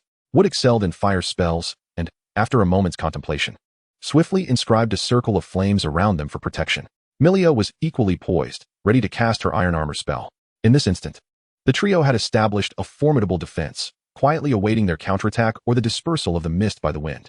Although Shor could not discern the battle unfolding within the fog, he was quite pleased with their emergency response and combat acumen, learning much from their actions. Combat is inherently complex. It cannot always be a fair one-on-one duel, thus necessitating varied strategies. Shor's approach to battle had been rather singular, relying predominantly on overwhelming power to crush his opponents. However, this tactic was only effective when there existed a significant disparity in strength, and his aspirations were set on formidable foes like Voldemort and Dumbledore. The fanciful notion of overcoming the strong with the weak was not grounded in reality. Even if he possessed the legendary prowess of his peers, those seasoned fighters had honed their skills over decades, if not centuries, rendering their experience unfathomably deep. Consequently, Shor recognized that there remained much for him to learn. At that moment, the skirmish within the arena shifted once more. As Percy occasionally cast probing spells into the increasingly translucent mist, suddenly, a muffled sound reverberated through the air, and the trio erupted with elation. Unleashing their full power towards the source of the noise. Beneath the shattered veil of mist, they glimpsed a stone golem, reduced to fragmented debris. A sense of foreboding washed over them, and Milia, the most adept at the iron armor spell, hastily began to chant. Yet, before she could complete her incantation, a crimson beam shot forth, propelling her backward and dislodging her wand. Moreover, due to their positioning, Emily inadvertently toppled both Percy and Wood, causing the two boys to fall and frantically unleash erratic spells. With their primary defensive line compromised, Alice ceased her retreat, deftly countering a petrification curse aimed at her with an advanced spell that sent it careening away. Subsequently, she unleashed a barrage of disarming spells, leaving Percy and Wood struggling to maintain their footing under the onslaught. As the mist began to dissipate with the wind, Alice's green and silver robes billowed gracefully, her azure hair dancing in the breeze. She maintained a composed demeanor, one hand resting at her waist while the other held her wand at an angle toward the ground. Exuding an air of confidence, Alice surveyed her defeated adversaries with a slight smirk, her gaze sweeping across the astonished onlookers, as if daring them to challenge her further. Chapter 68, Provocation. Alice scanned the arena, dismissing the infatuated stares with disdain. Her gaze ultimately settled upon Shor, who stood resolute upon the elevated platform. The earlier hint of arrogance in her demeanor transformed into admiration and anticipation. Her expressive eyes seemed to convey a silent inquiry. "Chief, have I not shamed you?" Shor understood the importance of acknowledging his subordinates' efforts and responded with an appreciative glance and a subtle gesture of approval. "Excellent." A flicker of excitement and fervor ignited within Alice, causing her fists to clench slightly. Taking a deep breath to steady her emotions, she turned her attention back to the flustered announcer. "Please announce the results." The announcer, having harbored fleeting, unrealistic fantasies, recoiled under her piercing gaze, swallowing hard before proclaiming, "Alice freely wins. Slytherin earns 3 points." As his announcement reverberated through the air, a chorus of whispers began to ripple across the venue. Cedric's pumpkin seeds tumbled from his mouth as he exclaimed, "What on earth? Another weirdo? Can't we enjoy our snacks in peace?" Draco, brimming with excitement, waved his hand and shouted, "Yes. The executive has just pulled us back by 3 points. Finally, we are in the lead." Harry, wiping his wand, murmured, "Incredible. Is this the prowess of the most trusted ally of Shor?" Penelope, the head of the Eagle House, gazed longingly, lamenting, "If only Shor had joined Slytherin. Perhaps the current Alice would have been me." Fred, with a sidelong glance, expressed his concern. TSK, she better not lend a hand." George, with a defiant grin, retorted, "She won't. The Dark Lord only preys on the outnumbered. It's utterly unjust." Gloria stomped her foot in frustration. "Humph. She's managed to flaunt her superiority again." A drooling bystander remarked, "Beautiful, noble, powerful. Alas, I am unworthy of her." Professor McGonagall found her emotions in turmoil. Feeling as though she had been personally slapped in the face, her earlier good spirits had vanished. She contemplated, "I must arrange extra practice for the young lions. More practice. More practice." As Alice rejoined the throng of Slytherins, their restraint crumbled, and they erupted into exuberant cheers. "Alice, you are the strongest. Cough. The mightiest after the chief. Alice, Alice. Alice, Alice." With a few exceptions, Alice's prestige among the Slytherins surged once more. While the atmosphere was jubilant on one side, it was starkly desolate on the other. Percy and Wood assisted the somewhat injured Milia back into the crowd, and rather than receiving help, they were met with the disapproving gazes of their fellow lions. The shame of being outnumbered and losing 3 points weighed heavily on their spirits. Even the designated healer did not approach to tend to Milia. Fortunately, Harry and Seamus, having experienced the pressures of expectation, rushed over to help, alleviating some of the embarrassment for Percy and his companions. At that moment, Kenneth stepped forward, his demeanor serious. "Do not lose heart. We are merely 1 point behind, and we have 6 more opportunities. Rest assured, I have devised a foolproof plan for victory." The young lions perked up with excitement, eagerly crowding around Kenneth to inquire about his strategy. He reveled in the attention, gesturing grandly as he outlined his vision. Though mindful of the need for discretion, he refrained from divulging specific details.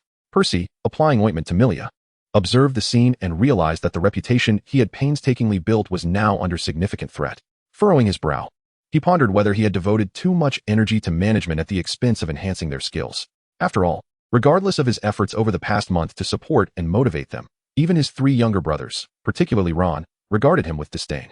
It was disheartening that their lack of gratitude overshadowed his esteem, now diminished by a single defeat. Percy felt a wave of confusion wash over him.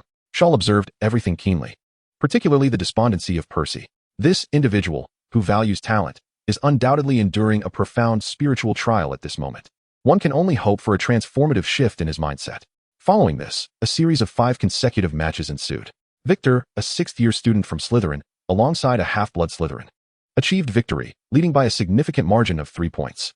As the Slytherins began to fantasize about which Gryffindor would be tasked with washing their foul socks and undergarments for a month, an unexpected twist occurred. The last pureblood, Gloria, from the 6th year, and 2 purebloods from the 7th year, faced utter defeat. This abrupt turn of events equalized the score. The emotions of all present oscillated like a roller coaster. Exhilarating. The Slytherins felt as if a bucket of cold water had been dumped over them in the chill of December, leaving them utterly disheartened. In contrast, the Gryffindors reveled in the delight of enjoying a delicious popsicle on a scorching summer day, cheering and exclaiming with joy. From his elevated vantage point, Shaw observed with a cold gaze. Among the 3 pureblood Slytherins, aside from the 7th year, who entered second, the other 2, despite engaging their opponents with fervor and unleashing a barrage of spells that ravaged the arena, exhibited traces of performance. Sitting with poise, Shaw stroked his chin, a smirk of disdain playing on his lips. Is this the cunning of you rodents? Indeed. When the final duo of duelists ascended the stage amidst the cheers from students of both houses, there was no palpable tension. They were both familiar faces to Shaw, Kenneth and Monty, previously recognized as the strongest contenders from their respective houses. Both turned their gazes toward Shaw. With a smile, Shaw rose, the wind at his height causing his robes to billow dramatically as he regarded the two. What is this? Are you not going to fight? Or do you harbor other intentions? He teased, then shifted his gaze to Monty, understanding Kenneth's reluctance, yet uncertain of Monty's thoughts. Over the past month, both Shaw and Alice had extended numerous courtesies and guidance to Monty, indicating their regard for him. Monty, with deep remorse in his eyes, spoke up loudly. Chief, I cannot. My humble origins have left me indebted to them, and I am eager to challenge you once more. If I should lose again, I shall fully submit to you. Kenneth, however, was far less courteous, stating bluntly, Deputy Headmaster, the score stands at 10-10. The fate of both houses rests in my hands. Surely, you wouldn't wish for Slytherin to suffer disgrace. Kenneth reveled in this moment of power, feeling the thrill of having the upper hand, and continued with grand gestures. How about this? You face us in a duel. If you win, Slytherin triumphs. If you lose, it matters not, for Monty and I shall face off openly. Naturally, he did not naively presume that 2 could defeat the Deputy Headmaster. Thus he proposed adding more participants. The Slytherins had little objection to Kenneth's scheming. After all, rivalry called for cunning tactics. Their ire was directed at Monty, the traitor, for whom betrayal is always the most detestable act. Many began to realize that within the recently lost 3 matches, there may well have been a traitor among them. Monty's expression darkened, yet he remained silent. For each individual harbors their own burdens. In the corner, Professor McGonagall wished fervently for a crack in the ground to swallow her whole. It was shocking to her that a student she had nurtured with care could embody such despicable qualities. Truly, she felt her reputation tarnished, and it was imperative that she re-educate them. On the elevated platform, Shaw narrowed his eyes slightly. He descended slowly, strolling over to the arena where he addressed Kenneth directly. Call forth your companions. Chapter 69, 1 against 10. Though Shaw's voice was soft, it resonated with an air of disdainful arrogance, sending a chill through Kenneth, who had been feeling quite pleased with himself. This was your assertion, he retorted, twisting his stiff neck and gesturing behind him. 5 students from both Gryffindor and Slytherin stepped forward. Among the Gryffindors, the twins stood out prominently, while from Slytherin, the 2 who had deliberately lost the previous match were present, including Gloriana. The remnants of the Slytherin resistance appeared somewhat apprehensive, for they had shown no regard for their house's honor, and the consequences of failure were simply unimaginable. Not only would they face Shaw's wrath, but it was likely that Professor Snape would also take severe measures against them. The crooked-eyed twins hastily produced their prepared alchemical tools to distribute among the group. These are lightning-proof boots, and this is a lightning-warding cloak. Here are smoke bombs, and this enhances hearing. This is an upgraded dung bomb, for your own good. Remember to wear the masks. Shaw smiled subtly, not interrupting them. After all, the twins were, in truth, quite talented, albeit their exuberant personalities were rather erratic. They were the sort who, despite their experiences, seemed impervious to consequences. Without facing profound sorrow or pain, change would be difficult for them. Kenneth arranged the students from both houses into positions, forming a triangular formation to encircle Shaw. Clutching his wand nervously, he addressed the ever-composed Shaw. We are ready. Shaw made no move to draw his wand, casually brushing off non-existent dust from his shoulders, his tone slightly frosty. You challenge me, and should you win, it would tarnish my reputation. However, should you lose, it appears there would be no consequence for you. This world operates on principles of equivalent exchange. Thus, if you should falter, a price must be paid. Kenneth, with his neck taut, declared, if you do not engage, we shall forfeit this duel to Slytherin. Is that not sufficient? Shaw's gaze remained as tranquil as a still pond. And what of that? If I am displeased, I might just terminate this duel prematurely. Do you have any objections? That is inconsequential. With each deliberate word, Shaw's presence intensified. His handsome visage remained serene. Yet the underlying coldness and contempt he exuded made Kenneth and the others feel inexplicably uncomfortable, their faces flushed with embarrassment. It was as though they were a troop of mischievous monkeys, provocatively leaping before a great python. Indeed, if Shor truly wished to avoid engaging with them, he could simply cancel the match without a dent to his authority. This was his arrangement. Even if there were minor losses, they would be trivial. Yet, these individuals were attempting to wield what they perceived as significant stakes to threaten another, rendering the whole situation rather ludicrous. Although Kenneth felt a twinge of embarrassment, the arrow was already on the string, and he had no choice but to let it fly. What do you suggest we do? While you may be indifferent, Slytherin has countless eyes upon you, and you surely do not wish to disappoint them. Shor offered a faint smile. It is quite simple. Having lost, you shall spend the next month washing the foul socks of the students from both houses, and you shall do so with your bare hands. The previously tense atmosphere, thick with the scent of impending conflict, was instantly shattered by his words. Even the students from the two houses below, who had been too intimidated to speak, dared not breathe as they awaited Shor's decision. Laughter erupted from the crowd, followed by raucous cheers. Chief shall prevail. Chief shall prevail. Vice Principal shall prevail. Vice Principal shall prevail. After all, should Shor emerge victorious, aside from those who instigated the challenge, no one would need to fear the forthcoming month of biochemical onslaught. Kenneth and his companions wore grim expressions, and the twins appeared increasingly as if stricken by a stroke. The 12 of them hastily regrouped, deliberating amongst themselves. Realizing that at this juncture, even if they chose not to engage, returning to their respective houses would yield no favorable outcome. If they triumphed over Shor, they would be heralded as heroes who vanquished the Dark Lord, and their fortunes would surely be transformed. One young serpent clenched his jaw and stomped his foot, producing from his pocket a vial of shimmering, pale gold potion. This is Felix Felicis, a drop for each of you. I have invested heavily. This battle must end in victory. With him leading the charge, others began to reveal their hidden treasures, particularly several affluent purebloods who provided potions for enhanced perception, berserker elixirs, and other valuable concoctions, as this was indeed a fight to the death. Shor observed the mobilization of the dozen individuals, a smile creeping upon his lips. Professor Flivvy's insights on the art of dueling were indeed astute. For him, technique holds merit only against equals, when faced with those who seek to rise above their station. Shor firmly adhered to the principles of might makes right, flair is stylish, and strength conquers skill. As they finished their preparations and took their positions, Kenneth, emboldened by the effects of the Felix Felicis, boasted once more, "We are ready. Do not accuse us of bullying due to our numbers. You may strike first." Shor paid no heed to the fool's bravado, calmly retrieving his wand from his sleeve, gently stroking the surface of the national collapse. "Today, we shall fight side by side once more." The wand quivered with excitement, its violet glow pulsating rhythmically. With a flick of his wrist, Shor summoned a surge of magic, enveloping the wand in a radiant purple aura, transforming it swiftly into a 3-foot, 2-inch lightning sword. The flowing luminescence and the intricately etched runes rendered it utterly captivating, inciting a chorus of gasps from the onlookers. "By Merlin's crooked nose, what spell is this? It looks incredibly cool. I adore it. Even without striking, the chief is dazzling. Could it possibly resemble the legendary Sword of Gryffindor? Damn, has Shor grown even stronger? This is no mere magic." The crowd buzzed with excitement. Yet Kenneth and his companions stood a short distance away, their expressions rife with uncertainty and trepidation. They felt the weight of immense pressure, as the very air around them seemed charged with static electricity emanating from the lightning sword. Kenneth recognized that this was not the time for bravado, and he bellowed to the others, "Intelligence error, launch an assault." The others swiftly grasped his intent. A few members of Gryffindor began to transform the debris on the ground into a myriad of avian and beastly forms.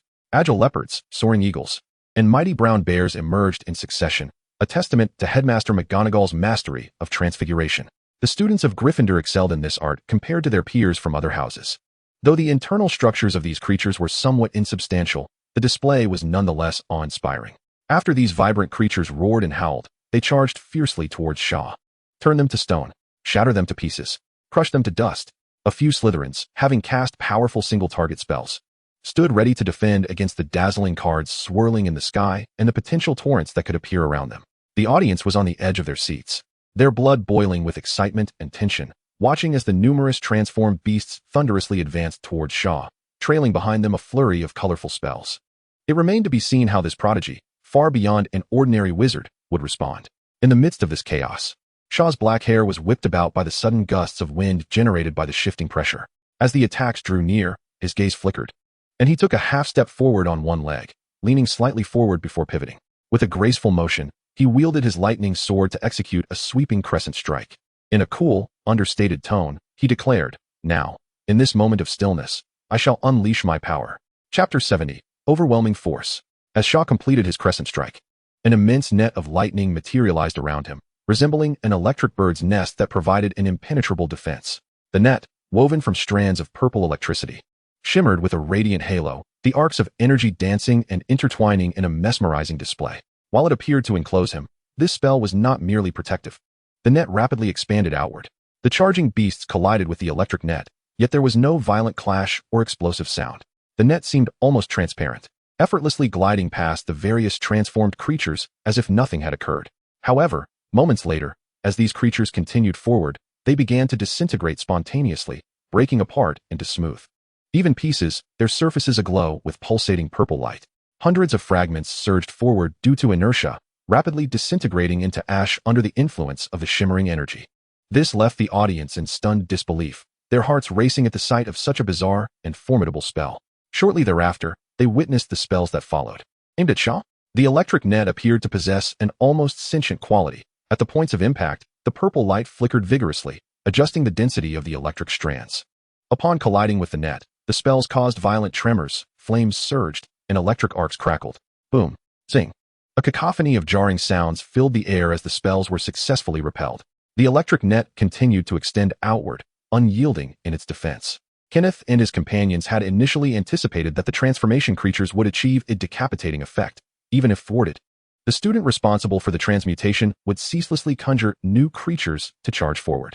However, they were unprepared for Shaw's new stratagem, which, while lacking the overt pressure and formidable might of the water prison technique, possessed a cunning that was even more chilling. As the electrifying net drew perilously closer, Kenneth hastily commanded, "Defend!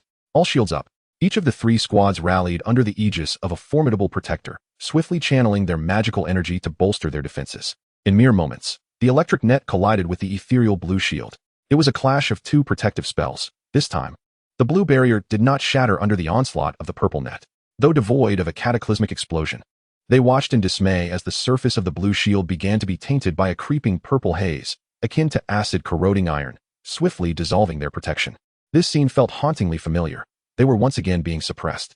Even with the effects of the fortifying elixir coursing through him, Kenneth was drenched in sweat, a testament to his rising anxiety. Shaw was utterly ruthless. Where was the promised water prison? With that, they could have employed freezing spells to counter, seizing the opportunity to strike back. Alas, their subsequent plans lay in tatters, and witnessing the imminent breach of their shield, Kenneth bellowed in desperation, "We cannot wait for death. Each team, create an opening and charge." Up close, the transformation creatures, bearing excrement in their mouths, prepared to rush forward. If they were to face defeat, they would ensure Shaw's disgrace. Those behind him immediately relinquished their magical input into the shield, and the trio channeled their energy, unleashing 3 thunderous explosions. Kenneth too relinquished his faltering protective shield at the opportune moment. The 3 spells struck a specific point on the electric net with a resounding impact, resulting in an outcome that Kenneth had foreseen with the precision instilled by the fortifying elixir. A substantial hole was blasted into the electric net. Yet the edges of the torn wires began to writhe as if animated, intertwining like tentacles. Seeing this, Kenneth quickly ducked beneath it, urging the others to follow suit. Just as they exhaled in relief, sensing a glimmer of hope, they looked up to find Shaw, sword in hand, smiling enigmatically at them from the center of the arena. Kenneth's astonishment was short-lived as he heard a rush of water cascading from above. He had no time to look up. In a fit of frustration, he cried, "Freeze! Freeze!" Regrettably, it was too late. While they had been entangled with the electric net, 3 dazzling playing cards had floated ominously above their heads, perilously close. At that moment, 3 azure water pythons descended, their massive bodies striking fiercely at the 3 squads. A swift coil of the serpents ensnared them within their serpentine form, leaving no room for resistance. However, it must be noted that the lightning-resistant suits they wore afforded them some protection. They did not immediately lose their combat efficacy. Struggling to breathe in the enclosed watery domain, they attempted to utter spells to penetrate the python's body. Yet, few possessed the silent incantation. Aside from Kenneth, Monta, and another small serpent, they employed the silent disarming spell that Shaw had compelled them to learn. Within the serpent's embrace, they managed to make some impact, but it was ultimately in vain. After all, the water python was exceedingly robust, constructed by Shor utilizing the magic of the 8-eyed giant spider, allowing him to manifest it without depleting his own magical reserves. Shor, wielding the Thunderlight sword, commanded 3 water pythons to ensnare the 12 individuals before him. Observing that the electric current emanating from the pythons posed no threat to these captives, he chuckled softly, flicked his wrist, and executed a series of elegant sword flourishes. 12 violet daggers materialized, swiftly merging into the water pythons and piercing toward the 12 individuals. Some struggled to breathe, floating aimlessly while others futilely cast silent, disarming spells against the water pythons in a desperate bid for escape. Yet, upon witnessing the flickering violet light of the daggers approaching, fear gripped them, and they could only pray that the equipment developed by the twins would prove effective. Alas, such hopes were but illusions, as the harsh reality was far more unforgiving. Perhaps they had not grasped the principles of pressure. The electric currents in the water assaulted them from all angles, rendering their lightning-proof gear ineffective. The thunderlight daggers, akin to nails, only needed to pierce through slightly, effortlessly breaching the defenses of their protective garments. Thus, the spectacle of electric torture in the water re-emerged. The 12 flailed helplessly, their hair standing on end, faces contorted in despair, embodying utter misery. Seeing that these individuals had lost all combat capability, Shor harbored no desire to continue their punishment. With a smile, he dismissed the water pythons. Plop, plop. The 12 students fell to the ground, lying flat and staring at the sky, their minds consumed with 3 questions. Who am I? Where am I? What is happening to me? Shor paid no heed to their bewilderment, redirecting his gaze to the tranquil scene below. In truth, the duel on the stage had not lasted long, with hardly any evenly matched exchanges. The spectators murmured, "Is this it? It is no different from before." Shor continues to dominate unilaterally, devoid of surprises, such disappointment. So, the conspiracies concocted by the rebels amounted to nothing? How desperately they must have yearned for Shor's electric therapy. What a peculiar fixation. Nevertheless, the little serpents remained loyal to their chief, bouncing and waving in admiration. Chief Invincible! Chief Invincible! The chants rose and fell, gradually coalescing into a crescendo that soared into the heavens. The members of the Lion House gazed at Shor, standing majestically with his sword, exuding serenity and an otherworldly presence. Unpretentious and resembling a formidable being poised at the edge of an abyss. They soon recalled that Shor was also their vice-dean. Even if this duel was deemed a victory for the Serpent House, they would not be burdened with a month of washing stinky socks. Instantly, they joined in the fervor, chanting, "Vice-dean awesome! Vice-dean awesome!" Just as the little serpents were caught up in their fervent chanting, someone began to compete in volume. Thus, both sides engaged in a vocal contest, unleashing heart-wrenching cries that echoed like wails of the damned. Draco shouted so vigorously that his eyes nearly bulged. The uproar on the arena reverberated far and wide, seemingly breaking through the clouds, reaching even the students of Hogwarts in the distance, who were left in puzzled curiosity. In the 8th-floor headmaster's office, Dumbledore, leisurely entertaining the Phoenix, noticed the commotion as his ears perked up. He approached the window to gaze into the distance. Upon discerning the content of the students' shouts, he couldn't help but furrow his brow. Chapter 71.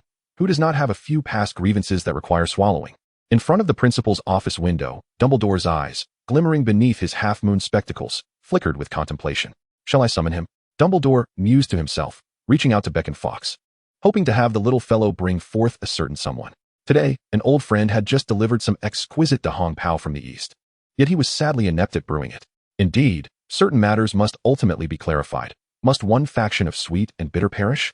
Dumbledore, skilled in gentle persuasion, was deep in thought. As Fawkes settled upon his shoulder, he was about to speak, when a silver button nestled in his robe began to radiate warmth.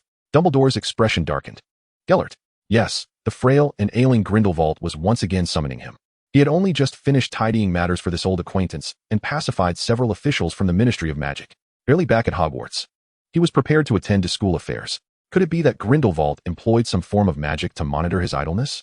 With a sigh, Dumbledore massaged his temples, turning to face the enchanted mirror, changing into a splendid moon-white robe, and tidying his luxuriant white beard. Once transformed into a venerable figure, he was satisfied enough to approach a cabinet, from which he retrieved several health supplements sent by his old friends. Rumor had it these potions might bolster calcium levels and enhance vitality, though he was unsure of what calcium truly entailed. Such is life. Only when a need arises does one come to appreciate it. Concerned for his advancing years and his ability to contain Grindelwald, his friends inundated him with various restorative tonics. Thus, Gellert benefited from their generosity. Clutching the gift box, Dumbledore vanished in a burst of flames. Meanwhile, mere moments ago, outside the castle, in the arena, Shor felt a sudden tightening in his scalp and turned to gaze at Hogwarts. Though he could not discern who it was, he instinctively recognized that divine probing gaze belonged to none other than Dumbledore. After a moment of reflection, he concluded that he must not allow the old headmaster too much leisure. He ought to divulge more intelligence to his pen pal. Unbeknownst to them, A restrained triangular dynamic had formed among Shor, Grindelwald, and Dumbledore. With a flick of his hand, Shor effortlessly silenced the crowd. Glancing at the 12 students sprawled on the ground, feigning unconsciousness, and shook his head. He had expertly controlled the electrical shock. So it seemed these individuals were too ashamed to rise. Well then, if you wish to lie there, so be it. Do remember to collect everyone's stinky socks and undergarments later, and no magic to wash them. There will be supervision, Shor teased, eliciting hearty laughter from the audience. However, some could not join in the mirth. Cedric found little pleasure in his meal, pondering whether he should organize a little rebellion among the Badgers for practice. After some consideration, he decided against it. Life need not be so burdensome, and isn't enjoying good food and drink far more delightful? Shor strode towards the castle, with the spirited Alice and her little snakes hastily following in tow. Coincidentally, Shor crossed paths with McGonagall, who had emerged from a corner, visibly agitated. The two exchanged nods, quickly establishing a silent understanding. Mag reluctantly sought out trouble with the young lions, and Shiao could still faintly hear the echoes of Mac's furious reprimands. You. And you, what audacity! You have utterly disgraced Gryffindor. Where has your courage gone? When did you become schemers? Humph, still have the energy to think and plot? Yes, you. Have the audacity to mock. All of you, extra practice. Additional assignments. Even if I must forego sleep, I shall ensure you complete them. Shiao mourned silently for the young lions for 3 seconds, but soon lost the chance to reflect due to a large bat fluttering out from the corner bushes. Snape shot a fierce glare at Shiao before casting a cold, disdainful gaze over all the young snakes, sarcastically remarking, "You have brought disgrace to Slytherin's honor, relying on a mere few to salvage your reputation. Could any arrogant individual take pride in this? Pride? How could it cause a first-year student to act so brazenly? Draco, you have truly shamed the Malfoy name. Come to my office at once." Draco's hair stood on end in despair as he turned away, seeking help from the seemingly omnipotent Shiao. Shiao, as if sharing a silent understanding, mirrored Draco's action, glancing away in unison. After spewing more venom, Snape seized Draco by the nape of his neck, akin to a chick, and proceeded towards the school. The young snakes trembled in fear. Shiao found the situation amusing. Draco's misfortune was both unfortunate and self-inflicted. During the pre-match schedule, Shiao had planned to have Theodore confront Harry to fulfill his agreement with Snape. However, the ambitious Draco insisted on facing Harry himself, and Shiao, unable to refuse his little cousin's request, acquiesced. Now, he was reaping the consequences of his own choices. Remembering Theodore, Shiao contemplated and turned to inquire of Alice. Where does Theodore practice his spells? Alice, knowing the answer, pointed in a specific direction. On the eastern side of the Black Lake, amidst a pile of rocks. Indeed, Theodore was diligent, living up to the trust placed in him by the head. Very well. You are doing quite well, Shiao nodded, allowing the smiling Alice to lead the young snakes back to school. He then made his way to the eastern side of the Black Lake, and soon heard the sounds of spells exploding among the rocks. Approaching for a closer look, he found Theodore, sweat beading on his forehead, somewhat disheveled yet resolute. The young man was running and jumping over the rugged terrain, seemingly indifferent to the injuries on his hands, as he relentlessly directed spells at a rock in the center. Shiao also noticed several small creatures, such as rabbits and squirrels, having emerged from the forbidden forest, nibbling on nuts nearby. One white rabbit had a leg wrapped in a bandage, clearly a result of Theodore's care. Upon noticing someone approaching, Theodore turned his back and cast a disarming charm without checking who it was. Fortunately, Shiao was quick to react, drawing his wand and deftly deflecting the spell with a flick. With a smile, he regarded Theodore, who promptly bowed in respect. "I apologize, Chief. I did not realize it was you." Shiao waved his hand dismissively. "No matter, vigilance is commendable." Theodore, despite being occasionally impassioned, is generally a taciturn individual.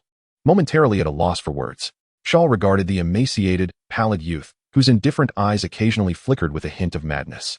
Recalling a previous conversation with Frivy, he thought to himself, "Do not allow the latter part of your life to heal the wounds of your childhood." Shiao was not one to disregard advice or entertain dissenting opinions. Having come to a realization, he felt the need to guide those around him. While he appreciated Theodore's fierce disposition and approach to matters, he wished to prevent him from succumbing to insanity. Placing a reassuring hand on Theodore's shoulder, he spoke earnestly. "Theodore, who among us does not have a few burdensome memories to swallow? Some weep and concede, while others remain unyielding. There is light above, shadows below, and life often presents choices and fleeting moments. Therefore, I need you to find joy." Theodore was momentarily taken aback, his eyes reflecting a multitude of painful recollections. His father's scornful insults and beatings, the brutal slaughter of his beloved pets, and the claustrophobic darkness that enveloped him day after day. It was only upon witnessing the chief's radiant presence that a glimmer of warmth and hope pierced through his oppressive gloom. Theodore's expression shifted, his pale, ascetic visage momentarily contorted. Yet he felt the warmth of the hand on his shoulder. Slowly, he nodded, revealing a radiant smile, which soon faded back into his usual aloofness. Chief, I understand. Shaw nodded in satisfaction. Well, resolving the knots in one's heart cannot be achieved overnight. The days ahead are long. Just know that you have my support. This prompted Theodore to straighten his back. Chief, do you have a task to assign to me? Chapter 72. Do old friends wish to harm me? Austria, Numengard. The once dilapidated tower, though still marred, now bustled with life. Many floors were aglow with light. Within a conference room in the tower, the illumination was particularly resplendent. At a long rectangular conference table, aside from the chief's position and the first seat on the left being unoccupied, the table was filled with 2 to 3 dozen elderly gentlemen. Each donned crisp white shirts and immaculate suits, their ties impeccably knotted, their hair meticulously combed, and their postures erect. Though these men sported silver hair, their spirits were remarkably high. The veteran saints were engaged in lively discourse, reporting on the recent developments of the Wuchue party to the first gentleman on the right, Abaneshi. Recently, hundreds had applied to pilgrimage to Austria. The elder comrades wished to bring their children to meet the master, and I am nearing a point where I can no longer refuse their heartfelt intentions. Regarding the renewed scrutiny from various magical departments, Abaneshi, have you informed the master? The endeavor to capture the Phoenix may not proceed until old Percy has developed a more formidable spatial confinement device. But we have discovered another teleporting variant akin to the Thunderbird that may serve as a substitute. Has the master descended into despair? Why have there been no further directives? I request a collective audience.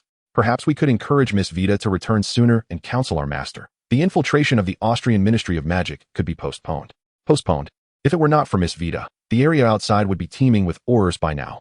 Abernathy sat with a grave expression, his posture impeccably proper. Yet he remained silent. This gathering, ostensibly a meeting, was merely an opportunity for old comrades to vent their frustrations. He too harbored some discontent.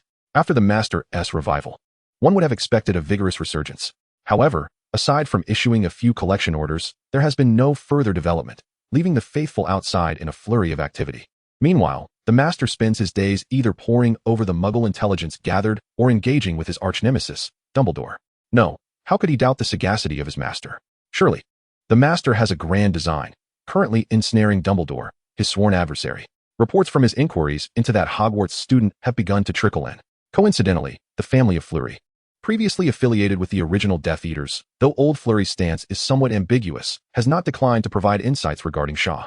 Abernathy was surprised to discover that the individual in question is a prodigious talent, rivaling the brilliance of the master in his youth. Thus, is the master in search of a successor, or is he covertly infiltrating Dumbledore's stronghold? The master's intentions are profoundly enigmatic, defying comprehension. The scene shifts to Grindelwald's office. Dressed in a black patient-esque garb, Grindelwald dons a pair of azure crescent spectacles akin to Dumbledore's. He reclines in an ornately carved rocking chair, engrossed in a Muggle book titled The Rise and Fall of Dynasties and Changes in Social Structure. Beside him, a crackling fireplace illuminates the room, while his thin, frail legs rest upon an ottoman, draped in a cashmere blanket. Grindelwald's current lifestyle bears a resemblance to a leisurely retirement. Meanwhile, Dumbledore has been meticulously brewing an unknown health tonic on a coffee table. He added a sugar cube, deemed it insufficient, and added another, and then yet another. Watching the concoction grow ever more viscous and exuding a sweet aroma, Dumbledore finally felt satisfied. He stirred it with a spoon, then lifted the porcelain cup to Grindelwald's side. Gellert, it is time for your medicine. Grindelwald cast a sidelong glance at the mysterious, viscous, yellow liquid in the cup, his lips twitching involuntarily. Nevertheless, he said nothing further and tilted his head back, opening his mouth, his intention unmistakable. Dumbledore's lips twitched as well. However, in the interest of Gellert's swift recovery, he beckoned for a chair. Once seated, he began to feed Grindelwald the health tonic as one would to a child, engaging in casual conversation. What compels you to study these Muggle texts of late? With a bitter sweetness lingering on his palate, Grindelwald smacked his lips before responding. You forbid me from inquiring into the affairs of the wizarding world. Having confiscated all ordinary spellbooks, surely, you must allow me some form of diversion. Dumbledore extracted a white handkerchief and gently wiped the sauce from Grindelwald's lips. Indeed, immersing oneself in literature can be quite beneficial. How about I recommend a few bedtime fairy tales? Grindelwald scoffed.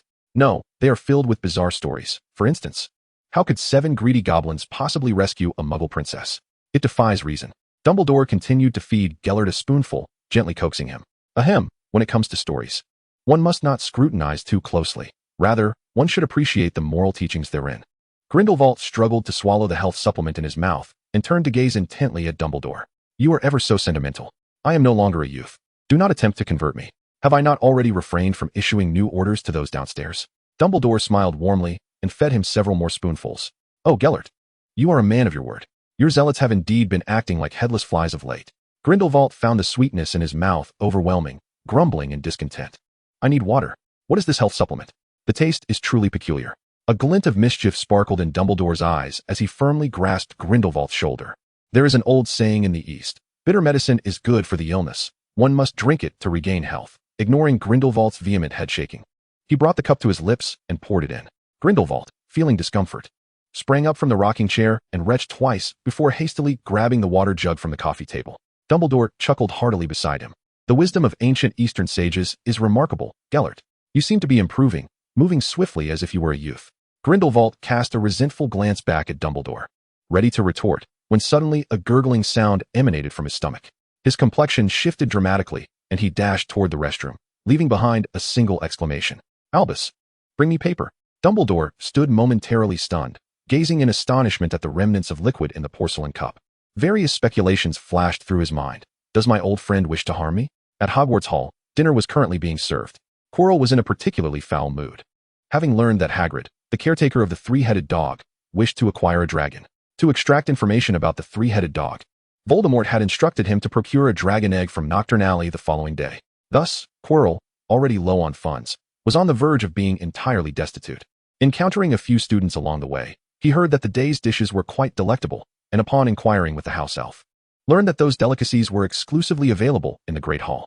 Therefore, Quirrell decided to dine in the hall, reasoning that life was already difficult enough without neglecting his health. He took a seat at the end of the staff table, where several dishes appeared automatically. In addition to the usual English fare, there were two unfamiliar dishes. He speared a slightly charred yet richly colored piece of meat with his fork, and, after a few chews, his eyes brightened. Enjoying the exquisite cuisine, Quirrell's mood lifted. But he soon noticed that the atmosphere in the hall was rather peculiar. Chapter 73, The Mysterious Atmosphere of Dinner. Quirrell observed that the young lions, while savoring their delicious meals, wore expressions as bitter as that of a bitter melon. Shiao curled his lips in disdain. These young wizards truly lacked appreciation for their circumstances. Did they not realize that no matter how tough their lives seemed, his own struggles were far greater? He observed the Ravenclaw table, which appeared rather desolate. With only a handful of young eagles distractedly consuming their dinner, even the most delectable dishes failing to capture their attention. Yet another group oblivious to the essence of happiness. One of the young eagles attempted to pack some of the exquisite huaxia cuisine, only to find it vanished before their eyes, leaving them to fill their baskets with the mundane fare.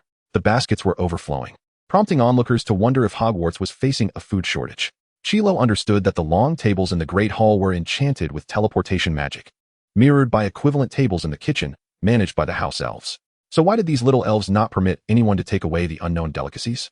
He had initially planned to bring some back as a late-night snack himself. The Hufflepuffs, who were fond of good food, were thoroughly enjoying their meals, prioritizing their share of huaxia dishes before indulging in anything else. Although they expressed mild disappointment at the evening's offerings compared to the lunchtime feast, they remained blissfully unaware of any shortcomings.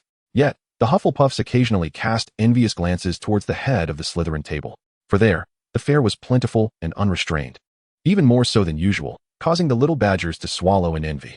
To be in the company of Shor was undeniably a stroke of luck. Shiao's gaze often drifted to the Slytherin table, recalling the chattering conversations he had overheard among the young wizards. It dawned on him why Shor seemed unperturbed by his presence. Perhaps he was indeed a formidable rival. Moreover, he began to grasp Shor's indifference towards the intricacies of dark magic, recognizing that his own prowess was formidable and that he may have even inherited the legacy of Dumbledore's water prison spell. A wave of anxiety washed over Shiao. If Shor truly had connections with Dumbledore, and he had foolishly gifted him a book on dark magic. At the Slytherin table, Shor was flanked by Alice and Theodore, along with several students who had secured victory for Slytherin during the duel today. Their dishes were lavish, serving as both a reward and a means of bonding. Draco was notably absent, likely dealing with his own emotional turmoil at that moment. Shor had considered coming to his aid, but seeing Hermione in such an excited state, he thought better of it. The young boy, who they spent so much time with, remained unresponsive. Perhaps enduring hardship was necessary, for it was only in times of struggle that one truly recognized who cared for them. Victor and his companions stifled their excitement, finally seated beside the head, savoring the delicious dishes, but doing so at a leisurely pace. Alice delicately sipped her papaya and red date soup, which the head had claimed was beneficial for beauty. She was diligent in maintaining her figure and refrained from indulging excessively in the Huaxia cuisine, demonstrating admirable self-control. After finishing her soup, she retrieved a tea set and a small clay stove from her bag. Having once heard the head express a dislike for pumpkin juice in favor of tea, she took it upon herself to learn the art of tea brewing. Although her methods were self-taught and somewhat unorthodox, her innate grace imbued each movement with elegance, as the fragrant steam wafted through the air. Just as Alice finished brewing her tea, Shor concluded his meal. Upon witnessing Shaw wipe his mouth, she gently pushed a cup of amber tea towards him. Everything in perfect order. Chief, please enjoy the tea. Shaw nodded, displaying no hesitation as he elegantly lifted the teacup to his nose for a delicate sniff before taking a small sip. Indeed, there has been improvement, Alice remarked with a gentle smile, casting a glance at Monty at the far end of the long table before continuing. Chief, Monty wishes to meet with you after the meal. He may seek to pledge his allegiance. Shaw took another sip of tea, pondering for a moment before responding. Allegiance is of little consequence. He lacks the qualifications to receive the sequence cards. For now, have him assist with tasks, and if he performs commendably, he may be considered for a broader role. Alice did not question his judgment, but nodded in agreement, subsequently pouring a cup for Theodore, who had just finished his meal. Theodore, do give it a try. The chief mentioned that this Eastern tea-drinking method embodies the notion of enduring bitterness before savoring sweetness. Theodore, usually not in such a position, felt quite uncomfortable being drawn over by Shaw. Observing the jade tea cup, he caught glimpses of Shaw's tea-drinking technique and mimicked it. However, lacking experience, he took a large gulp, failing to grasp the essence of enduring bitterness, instead burning his tongue. Yet, Theodore was resolute. Aside from his delicately raised eyebrows, he concealed any signs of discomfort and nodded appreciatively. The flavor is indeed delightful. With that, he rose and bowed slightly to Shaw, stating, Chief, I shall attend to the task you assigned. Receiving Shaw's approval, Theodore departed hastily. Alice gently covered her mouth, finding Theodore rather endearing. Shaw nodded in acknowledgement, not minding Alice's playful teasing of Theodore, as he needed more social interaction. After finishing his tea, Shaw instructed Alice on a few matters before rising to leave first. Casting a glance at the other 3 long tables, their performances within his expectations, it was quite normal for the little lions to be displeased. Being able to sleep by midnight would be a fortunate outcome for them. As for the little eagles, after negotiating with Professor Flivy, the doorbell had received his directive, ensuring that the little eagles would not be troubled today. However, these little eagles, once bitten by a snake, now dared not venture out, with only a few fearless ones braving the task of delivering supplies. As for Hufflepuff, they could only simmer the badgers in warm water. Out of the corner of his eye, Shaw noticed Chilo was also present, and their gazes met fortuitously. Shaw offered him a mischievous smile, causing Chilo to shudder inexplicably. Voldemort, coward. A mere child has frightened you so? Chilo, master, I am not afraid. Voldemort, then why do you tremble? I thought you were in peril. You roused me from my slumber. Chilo. Voldemort. By the way, what is the matter with this young lad? Not even the slightest intrigue towards profound dark magic? Has the era changed? Chilo. Just as Shaw exited the hall, he was intercepted by Harry, who rushed up from behind, still awkwardly wiping his greasy mouth with his sleeve. Harry, a touch apprehensive, greeted him. Shaw, Vice Dean you. Hello. Noticing Harry's nervous demeanor, Shaw stroked his chin, questioning if he had become so fearsome. After all, he still considered himself a rosy-cheeked, white-toothed young lad. Perhaps I had been overly harsh on Harry in the past. Thus, he, like an adult, reached out to tousle Harry's disheveled hair. Harry, is something amiss? Oh, by the way, you performed admirably with the disarming charm earlier. Are you here to claim a gift? Harry felt that rare warmth wash over him, and his tension dissipated entirely as he broke into a broad smile and replied, No, I merely came to inquire about Draco's absence at dinner. Shaw's eyes narrowed slightly, as if a delightful idea had occurred to him, and he began to lament about Draco. Draco, you say? Alas, he is currently enduring a trial in Professor Snape's office. Would you care to assist him? I hear he is tasked with dealing with 2 large barrels of slug. Harry's anxiety surged. He had once faced slugs himself, and it had been utterly revolting. After a moment's hesitation, considering Snape's evident disdain for him, he nonetheless bravely nodded and declared, I shall go assist Draco. I injured him today, and he must not overexert himself. Shaw watched as Harry sprinted away, a smile creeping onto his face. I find myself in a difficult position. I can only blame you, Harry, for being so courageous today. Draco has indeed been ensnared by your audacity. I hope Snape appreciates this unsolicited gift, as I see it as a means to fulfill my previous, unkept promise. After muttering to himself, Shaw felt a twinge of guilt and resolved to prepare a mysterious gift for Harry upon his return. With these thoughts in mind, he made his way to the Slytherin common room. Upon entering his dormitory, he discovered a letter from an affable fan, delivered by Owl, resting on his desk. Chapter 74, The Greatness of Emperor Qin Shi Huang. Dear Mr. Black, greetings. You were correct. Grindelwald's vision is indeed limited. Regarding the greatest rulers of all time, you dismissed my mention of the four monarchs, Napoleon, Caesar, Alexander, and Hannibal, as well as Constantine, who merged church and state. You singularly exalted the Eastern Emperor Qin Shi Huang. This week, I have perused numerous English translations of Chinese history and even enlisted someone to make rubbings of rare texts at the British Museum that are not officially recorded in Chinese annals. Upon careful reading and study, I concede that you are right. In Europe, there has been no figure comparable to Qin Shi Huang. Even Napoleon, who nearly unified the lands of Europe, failed to unite the hearts of its peoples. The multitude of nations in Europe today indeed reflects a historical absence of a formidable leader capable of bridging cultural divides. Furthermore, I deeply admire the broad-mindedness of Qin Shi Huang, even as a Mughal emperor. His contributions extended beyond the unification of script and standardization of roads. He devoted 200,000 elite troops to guard against the northern Xiongnu and 500,000 to protect southern China, while the central power in the plains had no soldiers to deploy, leading to the lamentable usurpation by petty tyrants. Recently, I have found your recommended work, The Discourse on the Six States, somewhat challenging. Yet I have gleaned much from its irregular translations. Forgive an elderly recluse for having dwelled in solitude for far too long. His acceptance of novel concepts may be rather sluggish, and his progress in the study of the Chinese language is not particularly swift. At present, he has yet to formulate extensive reflections on the Six Kingdoms. Regarding the cultivation of elemental magic, as an ordinary wizard, my experience is quite limited. Thus, I can only offer you the insights I have garnered throughout my life concerning the arcane. In the contemporary realm of magic, the four elemental founders of Hogwarts, water, fire, wind, and earth, indeed reign supreme. Although I am unfamiliar with the nuances of the lightning element you practice, I can draw upon the wisdom of other elements during my training. Your devoted admirer, Pale Yerlu. Shor set the letter down with a knowing smile.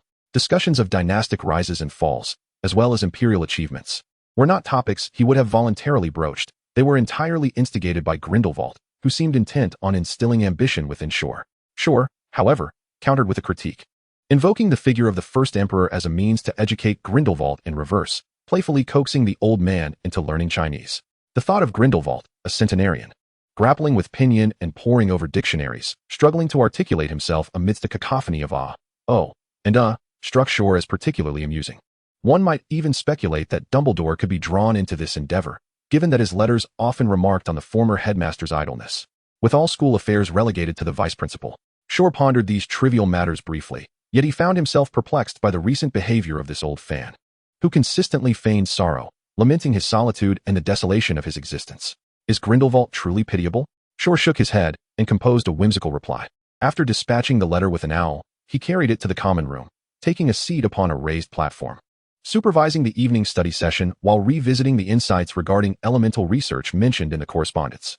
Truth be told, Shor had perused the Hogwarts library and sought assistance in locating relevant texts, yet literature on elements was woefully scant, and the few available tomes barely skimmed the surface.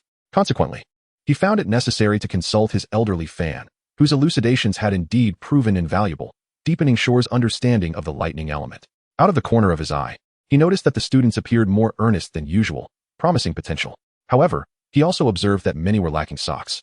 The 6 students who had challenged him were conspicuously absent from the common room, and he detected faint retching sounds emanating from several dormitories, reminiscent of a ghastly expulsion, as if they were purging their very bile. Now it made sense. Shor realized this and chose not to dwell further on the matter, merely administering praise and reprimands as warranted. At that moment, a sticky Draco entered the common room. The lad exuded an air of despondency, his platinum hair drooping lifelessly. As he passed through the throng, his presence had a rather repelling effect, prompting his fellow Slytherins to pinch their noses and retreat hastily. Draco, come here. Shor beckoned him over. As Draco approached, he cast a mournful glance at Shor, his head bowed and his silence palpable. Shor wrinkled his nose and promptly offered him a cleansing charm. You appear to have lost your soul. Did I not send Harry to assist you? Draco, upon hearing this, felt even more aggrieved. Harry might as well have not gone at all. Draco's melancholic words nearly provoked a chuckle from Shiao, who, harboring some curiosity, casually inquired, do share what transpired. Draco then began to pour out his grievances, his voice tinged with a hint of weeping. I was diligently studying magical theory with the headmaster in the potions office, but unexpectedly, Harry dashed in, exclaiming he wished to help me deal with the slugs. Consequently, the headmaster inquired if I had a close relationship with Harry, to which I naturally nodded in affirmation. Then, I genuinely spent 2 hours with Harry handling slugs, nearly succumbing to nausea. Shiao's lips twitched at the corners. Oh, is it not Harry's fault then? Draco hesitated, his expression conflicted. Harry, he meant well. I bear him no ill will. Well, do not dwell on it too much. Consider it an opportunity to practice with some free potion ingredients, Shaw soothed Draco, tidying his slicked back hair and offering comforting words until he finally returned to freshen up. The night passed without incident. The following day, at 6:30 in the morning, the common room was already bustling with activity despite it not yet being 7. This was due to the headmaster's announcement the previous day, stating that he would select 10 individuals to accompany him to Ravenclaw. All the little snakes were astounded. They had never anticipated that the headmaster would conquer yet another house. This morning, everyone was dressed to the nines, each one a picture of youthful vigor. Although educating Ravenclaw was not as indulgent as teasing Gryffindor, there were indeed many beautiful young ladies in Ravenclaw. Hence, the adolescent boys were in a frenzy, rising at 6 to groom their appearances. When Shaw entered the common room, he was met with numerous eager eyes, akin to wolves poised for a hunt. Confused, he approached the podium to survey all the little snakes below. Everyone seems quite spirited today. Very well, I shall be brief. The conditions remain the same as last time. Those with a level 4 disarming charm shall be directly selected. As for the rest, Alice, you shall make the selections, remembering to represent Slytherin. Upon seeing more candidates step forward than last time, Shaw promptly entrusted the task to Alice. After a round of selections, Draco once again found himself overlooked. He watched enviously as Theodore puffed out his chest and followed Shaw. This time, Draco felt his nails nearly digging into his palms, but fearing the pain, he restrained himself. He could only turn to his 2 companions and declare, from now on, we shall practice an hour later. Chapter 75, Hermione's Transformation. Shaw led 10 exceptionally poised little snakes to the Ravenclaw Tower. At the entrance, they encountered Hermione, who had been waiting there all along. As Shaw beheld Hermione, he stifled the urge to rub his eyes, feeling as though he were witnessing a mirage. Today Hermione was, how shall I say, devoid of her usual clumsiness and disheveled appearance, presenting herself in a remarkably distinctive manner. Her once unruly curls were now tamed into soft waves, and her previously prominent front teeth had been magically corrected. Not to mention Hermione's inherent beauty, she exuded an intellectual charm that was hard to overlook. Draped in a well-fitted blue and white Ravenclaw uniform, clutching a book, and adorned with black rectangular glasses, Hermione exuded an air of scholarly elegance. It is no exaggeration to deem her the epitome of a top-tier school beauty, despite still being a mere child. Upon spotting Shaw, Hermione initially yearned to greet him with exuberance. Yet the memory of the senior student's intensive training on attire and etiquette from the previous night compelled her to suppress her enthusiasm and instead offer a composed salutation. Hello, Shaw. I'm glad you're here. Shaw, equally restrained from tousling the little girl's newly smoothed hair, warmly complimented her. Indeed, Hermione, you look truly beautiful today. In the West, such praise is customarily given face to face. Hermione's expression brightened with delight. Really? This is me. However, Shaw halted her before she could elaborate on her tribulations with the seniors. All right. We have official matters to attend to. Let us proceed. Instantly regaining her composure, Hermione approached Shaw's right side and bestowed a sweet smile upon Theodore. Sir, I am Shaw's guide for today. Would you kindly step back a pace? Theodore's stern countenance registered a moment of surprise, yet he graciously nodded and retreated a step. On Shaw's other side, Alice observed. Once Hermione had settled, she extended her hand toward Shaw in a genteel invitation. Please. The headmaster has been awaiting us for quite some time. Shaw, observing the interactions among his subordinates, refrained from interjecting and stepped forward to address the door knocker's riddle. 9823-3, 5218-2, 3896-4, 1471. The decor of the Ravenclaw common room is characterized by azure and bronze hues, with the circular space crowned by a dome supported by 12 white stone columns, each adorned with a tapestry of stars. Between the pillars, arched windows draped with blue silk curtains offer breathtaking views of nearly all of Hogwarts, rendering it the finest vantage point within the school. The furnishings inside resemble a pristine library, though today, the seating in the center had been pushed aside. As Shaw led the group into the Ravenclaw common room, the little eagles had already formed 7 orderly lines. Professor Flitwick stood at the forefront, diminutive yet commanding in presence. Shaw surveyed the assembly of over 150 scholarly young eagles, with girls constituting approximately 70%, each standing poised and graceful. However, the many older girls' gazes upon him instilled a sense of unease within Shaw. He pondered, perhaps managing the Eagle House is less daunting than I anticipated? It ought to be, right? Surely? Upon noticing Shaw's arrival, Flitwick approached with enthusiasm. Shaw bowed slightly and shook hands with Professor Flitwick. Good day, Professor. Flitwick ushered him to the front of the crowd. I believe everyone is acquainted with Shaw, so I needn't elaborate further. Several upper-class women immediately stifled giggles behind their hands, prompting Flitwick to clear his throat a few times to restore silence. Now that Shaw is here, the rules for Ravenclaw will align with those of Slytherin and Gryffindor, though we must not forget our unique characteristics. After delivering a few solemn remarks, Flitwick signaled for Shaw to commence the assembly. Shaw surveyed the surroundings, observing that the little eagles, aside from their inquisitive gazes, displayed no signs of insubordination. Perhaps it was due to his already formidable reputation, or perhaps the legends surrounding him were simply too intimidating. In any case, he deemed it unnecessary to resort to force. He found himself nostalgic for Marcus, that little chick. The little eagles, each impeccably mannered, occupied a lounge reminiscent of a library, which in itself was quite impressive. Shaw suddenly felt that there was little to reorganize in Ravenclaw. Yet, since he was already there, he intended to shape the academy according to his vision. Stepping forward, Shaw declared, "Greetings, everyone. Hello, Shaw. Please visit Ravenclaw often. The upperclassmen have delectable treats." Shaw, do you truly consume blood pudding daily? Shaw, I finished those elementary math books in a single night. When will the second set be released? Indeed, I completed them as well. Just this morning I played with the door ring for quite some time. It posed no challenge. Shaw, Hermione mentioned you are a magician. Please show us a trick. Shaw had merely offered a greeting, only to be inundated by a cacophony of voices. He realized he had been overly optimistic. The little eagle's previous calmness was likely merely a courtesy extended to Professor Flitwick. In truth, the little eagles were a group of individuals ensconced in their own world, with an insatiable curiosity and thirst for knowledge, largely indifferent to societal expectations. This behavior was reminiscent of Luna, who stood out in a similar manner. Shaw felt a shiver run down his spine as he observed the little eagles becoming increasingly restless, seemingly intent on encircling him. Hastily, he drew his wand and conjured a barrier of flowing water around himself, not for the purpose of offense, but rather for self-preservation. Boys, it is imperative that you protect yourselves out here. One particularly impatient sixth-year girl could not restrain her curiosity and reached out to touch the water barrier, only to be knocked out by an electric shock. Aside from her friend who rushed to assist her, the other little eagles showed little concern. Instead, they eagerly began to analyze the water spell. Is it an enhanced version of the clear spring water? Not just that. There must be a transformation spell involved, making it a composite spell. No, you are mistaken. Look at Catherine. She is convulsing. It has an electric shock effect. Is that a feature of the spell itself? Or is it due to another reason? How fascinating. I must check the library shortly. Shaw sighed in exasperation, recognizing the little eagle's eagerness for knowledge. He was momentarily at a loss for how to manage them. Hermione leaned closer and whispered, "Shaw, knowledge, knowledge, ever deeper knowledge." Shaw nodded, pointed his wand skyward, and conjured a firework that burst open in the air. Boom. Everyone quiet down. The little eagles looked up at Shaw, bewildered. He cleared his throat. This is not the time for your research. However, rest assured, countless topics will be available for you to explore in the future. I guarantee they will be unlike anything you have ever encountered. Really? So, well then, why not right now? Boom. Shaw, not allowing them to finish, launched another firework into the sky.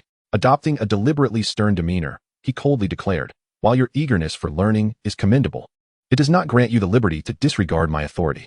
From this moment forward, unless I inquire, you are all forbidden to speak." With a playful demeanor, Shower exuded an air of authority that captivated his sister's admiration. "All right, no need to be fierce. We shall comply," he remarked, though inwardly. He found the behavior of some female students rather unruly, perhaps a consequence of Professor Flitwick's leniency. Resisting the urge to deliver a jolt of reprimand, he reminded himself of his promise to the professor. Yet, imposing a barrage of assignments seemed futile. Hadn't he just overheard two exceptionally bright students declare they could resolve primary school mathematics overnight?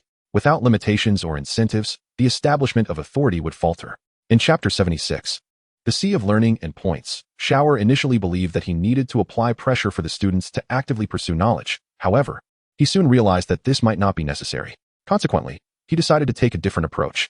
With a resounding bang, a more spectacular firework erupted, finally silencing the incessant chatter of the students. Shower quickly gathered his thoughts. "I hereby announce 3 matters." Without allowing the students to interject, he quickened his pace. First, we shall establish a repository of knowledge. Although Hogwarts boasts a vast collection of tomes, my family, the Blacks, has a legacy spanning a millennium, rich with unique and profound insights. I shall generously donate a portion of this, alongside scientific knowledge gathered from the Muggle world, to create a comprehensive library. Second, the points system. Profound knowledge cannot be acquired without effort. To gain access to the treasures within this sea of learning, contributions will be required. Additionally, adherence to etiquette and discipline will also factor into the point system. Thus, those who misbehave will find themselves watching others navigate the boundless ocean of knowledge. Third, let us draw parallels with the recent regulations of Gryffindor and Slytherin. After Shower concluded, a palpable silence enveloped the room as the students contemplated his words, lost in thought for several minutes. Finally, a seventh-year student ventured to speak. Shower, how do we? With a stern expression, Shower interrupted. If you wish to ask a question without raising your hand, you will lose 10 points from the knowledge repository. The student, taken aback, hesitated, fearing further loss of points, and retreated into the crowd. Shower internally sighed in relief. This tactic proved effective.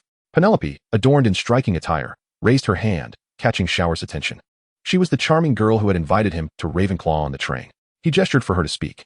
Please, Shower, when will the repository be established? What are the specific regulations for the points system, and may we participate in your weekend spellcasting workshops? Also, what are your personal interests?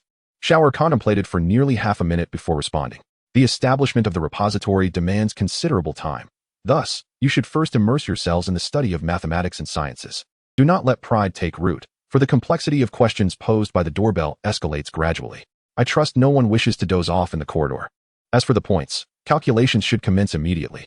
The rules align with those of the other two colleges, allowing you to participate in the charms guidance lessons.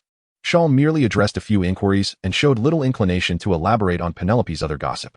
He then gestured, prompting Alice to begin assigning personnel for the preliminary etiquette training of the Little Eagles.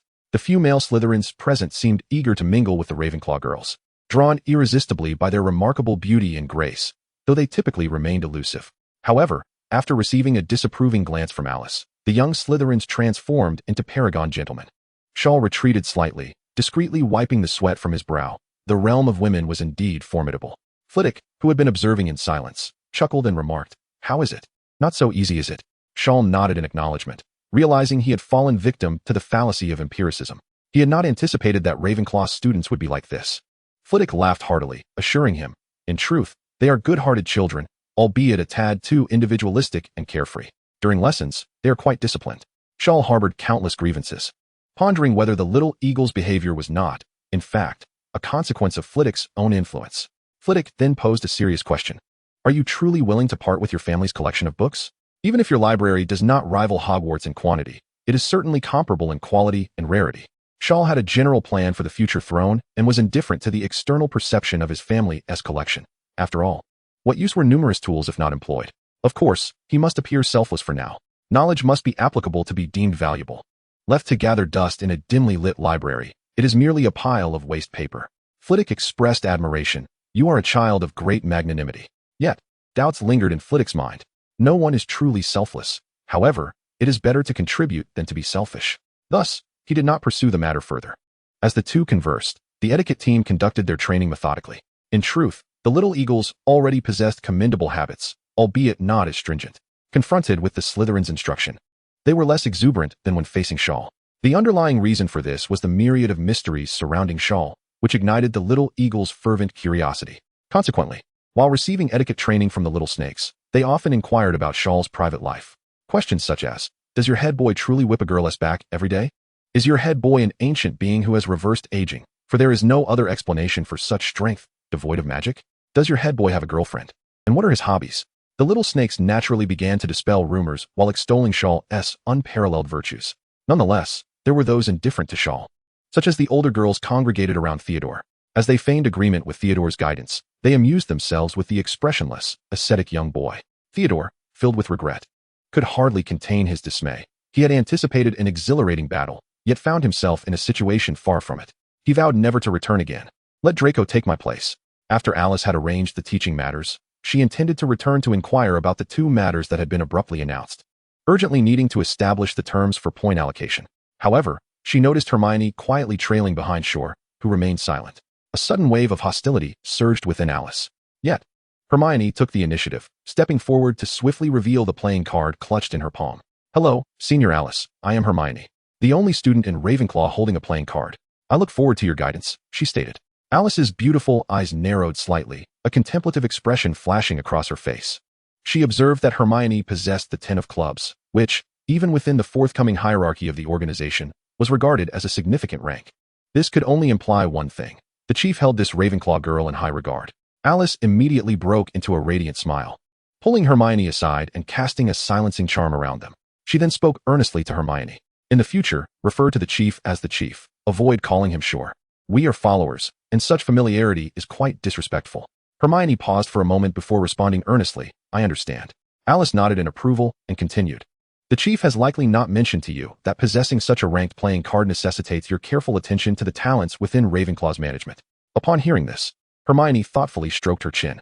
Senior, I believe Ravenclaw is not suited for selecting warriors. It is better at discovering research talents.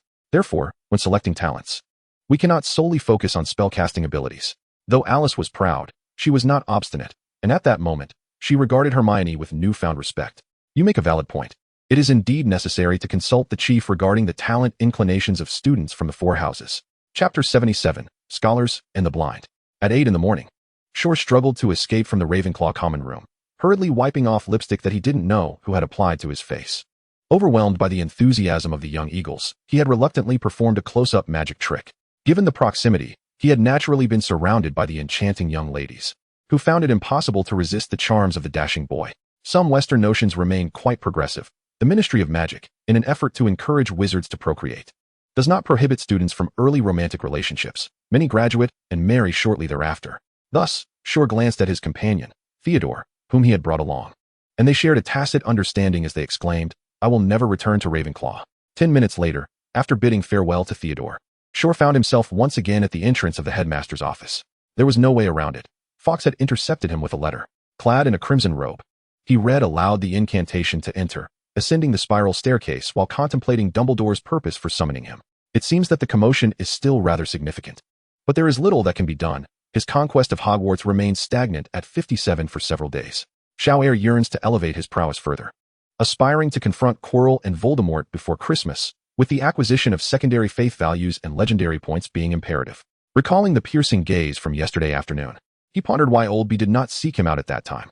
Shiao contemplated what excuse he could craft to divert Old B's attention this time. Should he employ Quirrell, or perhaps the Crown, or even Harry? There were numerous excuses at his disposal. It was merely a matter of choice, such as Ron's possession of the Banshee or the Horcrux ring within the Riddle Manor. Aside from the Quirrell matter, he wished to speak of nothing else. Upon arriving at the headmaster's office, Shiao knocked thrice upon the door, which opened in response. Stepping inside, he surveyed the surroundings, finding Dumbledore busily organizing an array of gift boxes before a large cabinet. Headmaster, what is this? Shiao inquired. Ah, it's you, Shiao. Come. Lend me a hand and check the production dates on these gift boxes, Dumbledore replied. Shiao, though puzzled as to whether items in the magical realm bore production dates, approached to assist Dumbledore in inspecting the boxes. After examining several, he discovered that many were indeed high-end health products from the Muggle world. Some of these have quite a bit of age. One could even say they are antiques, such as the over 200-year-old polar bird's nest. Upon opening the packaging, it was already moldy. Alas, with age comes an increase in those who care for my well-being. Yet these old friends merely forward gifts they have received ages ago. Leaving me uncertain as to whether this is a blessing or a curse, Dumbledore remarked with a hint of reproach while continuing his organization. Shiao raised an eyebrow. Old B's words carried deeper meaning. It is indeed troubling to impose one's misguided notions of goodwill upon others, as it may inadvertently bring about greater distress. Dumbledore set down an intricately carved box containing a ginseng root as large as a carrot, turning to Shiao with a gentle demeanor. It appears you comprehend this principle. Yet, why is it that you cannot apply it to yourself? Shiao smiled, retrieving the ornate wooden box containing the ginseng. If the headmaster were to gift me this, I would gladly accept it, he declared, subsequently kicking a discarded expired gift box aside. However, if this were to be offered to me, I would dispose of it. Dumbledore's eyes twinkled momentarily, and he chuckled warmly. Indeed, few possess your discernment. Young wizards often struggle to distinguish between good and bad. Shiao bent down to assist Dumbledore further, remarking, is this not the very need for the guidance of the wise? Oh, Shiao, do you consider yourself wise? Dumbledore inquired. I am uncertain of my wisdom. At the very least, I am a courageous soul willing to forge ahead. Shiao did not directly answer the question, and before Old B could respond, he shifted the topic entirely. Headmaster, are you aware of the 100 schools of thought contending in the East? Dumbledore was unfazed by Shiao's change of subject, confident in his wisdom to steer the conversation back on course. Acknowledged. Recently, due to various circumstances, I have delved into the intriguing pharmacological culture of the mysterious East, which indeed captivates the mind. Shiao seems to vaguely grasp Dumbledore's underlying intention, sharing a knowing smile. With that in mind, allow me to share a little fable from the East. Dumbledore, with his azure eyes narrowed slightly, is typically the one to regale others with tales. Yet whenever it comes to Shiao, he finds himself outmaneuvered. This is a child with a profound desire for expression. It appears you have a penchant for the East, Shiao. I shall listen attentively, hoping for a narrative that provokes deep reflection. As Shor continued his actions, he began to speak slowly. There was a blind man who carried a lantern on a lonely road at midnight. A distinguished scholar, accompanied by his students, happened upon him. Rather than directly questioning the blind man about the purpose of his lantern, the scholar began to ponder aloud, imparting his sagacious thoughts to his pupils. If the blind man lights the lantern not for himself, but to illuminate the way for others, he embodies the virtues of Confucianism. If the lantern serves to prevent him from being struck by others, he aligns with the tenets of Moism. Should he light the lantern out of adherence to customary practice, he resembles the legalists. And if he lights it solely based on his fluctuating moods, he reflects the spontaneity of Taoism. As Shor concluded this, he turned to Dumbledore, their gazes locking meaningfully. What, he inquired, does the headmaster believe the blind man represents? Or perhaps, are you, headmaster, akin to that scholar? Dumbledore lowered his gaze, his deep blue eyes peering over his crescent-shaped spectacles, scrutinizing Shor earnestly. Very well, one must not assume too much. Thus, as this presumptuous scholar, I now seek to understand. Why do you, the blind man, light your lantern at night? Shor sensed Dumbledore's impatience, almost as if he were on the verge of questioning why his own reach has grown so long, potentially overshadowing the headmaster himself. Instead of providing a direct answer, Shor articulated a deeper understanding of the fable. The scholar's thoughts, after all, hold little significance. I am indeed a blind man, akin to one who cannot see the path ahead. The lantern I carry embodies the courage to traverse the night, a heart seeking illumination. Unlike those renowned scholars who merely engage in rhetoric and grandiloquence without action, waiting idly for the eternal night while the world decays. Would you not agree, headmaster? Dumbledore swayed slightly, not from being chastised by Shor as an inactive scholar, but rather struck by the familiarity of Shor's words. Could this be what Gellert referred to as a prophecy transformed? He had once speculated that the origin lay with Shor, otherwise, his demeanor would not be so ambiguous. After all, Shor wields the power of thunder, embodying both destruction and rebirth. Dumbledore suddenly found Shor to be a figure of danger, yet simultaneously not, leaving his emotions in a state of perplexity. As the guardian of the magical realm, how could Dumbledore be unaware of the latent perils that exist within it?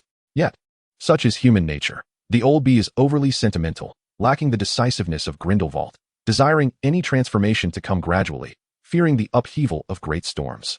Over the years, he has indeed implemented various measures, akin to a diligent bee, gradually mending the frayed threads of the magical realm.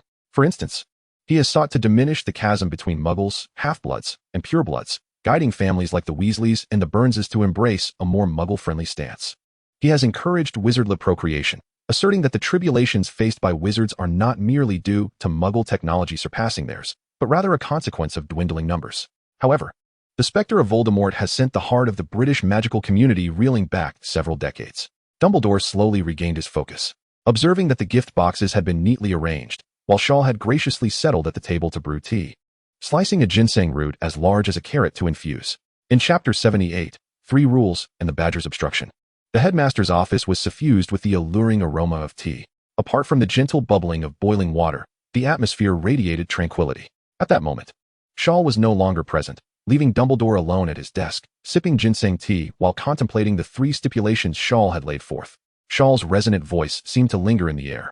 First, I shall not propagate overly dangerous ideologies within the school, but rather restore the institution to its rightful state. Second, I will assist the headmaster in safeguarding Harry and keeping a close watch on Quirrell. Third, based on the scant words left by my father, I deduce that Voldemort has left behind at least 5 to 7 Horcruxes, and I can aid the headmaster in gradually locating them. The implications contained within these 3 assertions were overwhelmingly vast.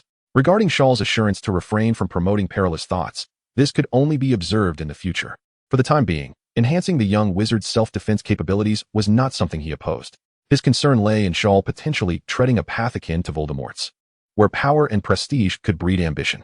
Yet, compared to the matter of Grindelwald, these concerns were momentarily relegated to the background.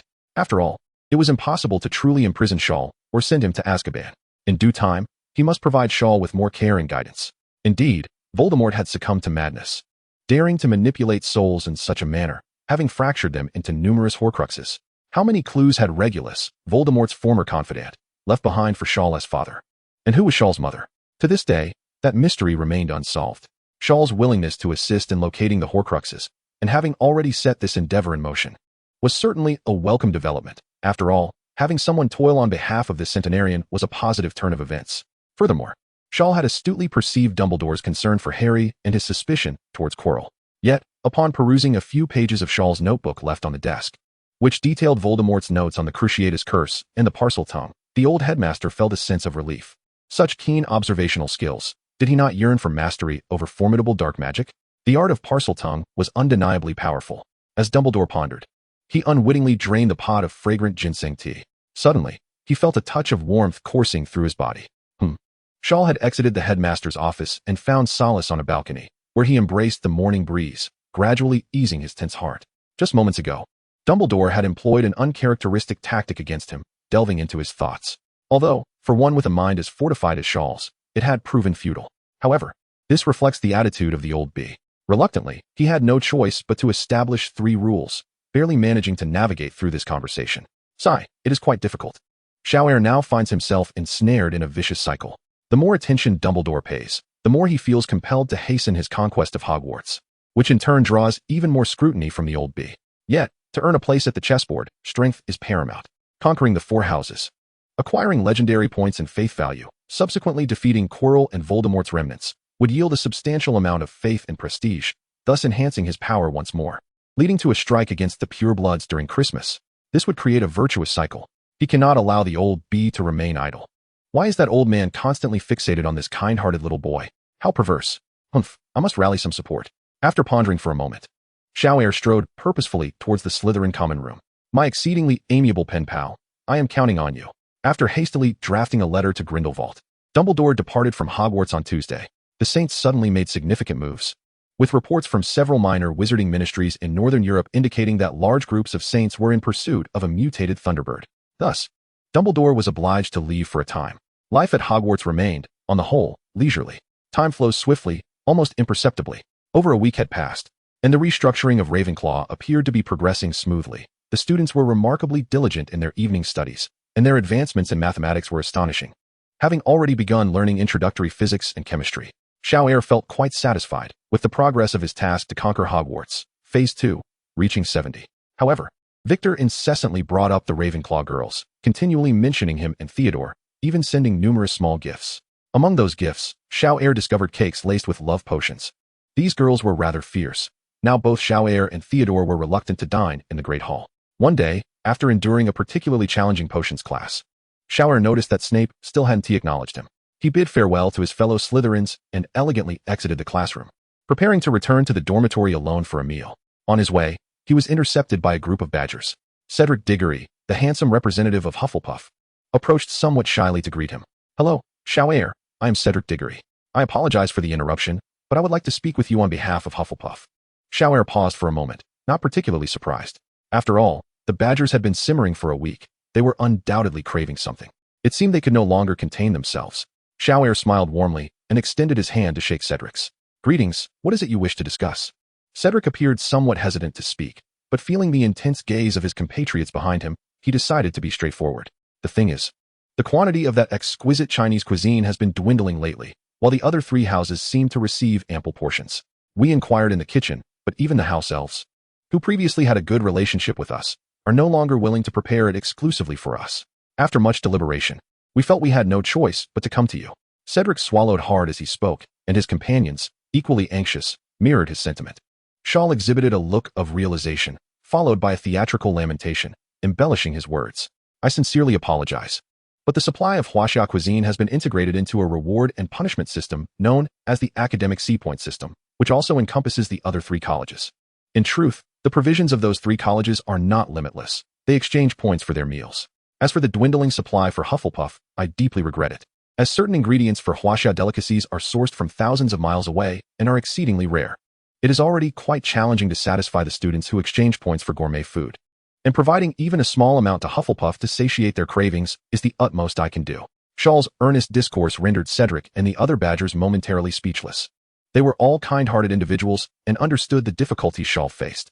Yet, their own stomachs betrayed them. Gurgle. The sound of grumbling bellies echoed like a chorus of frogs.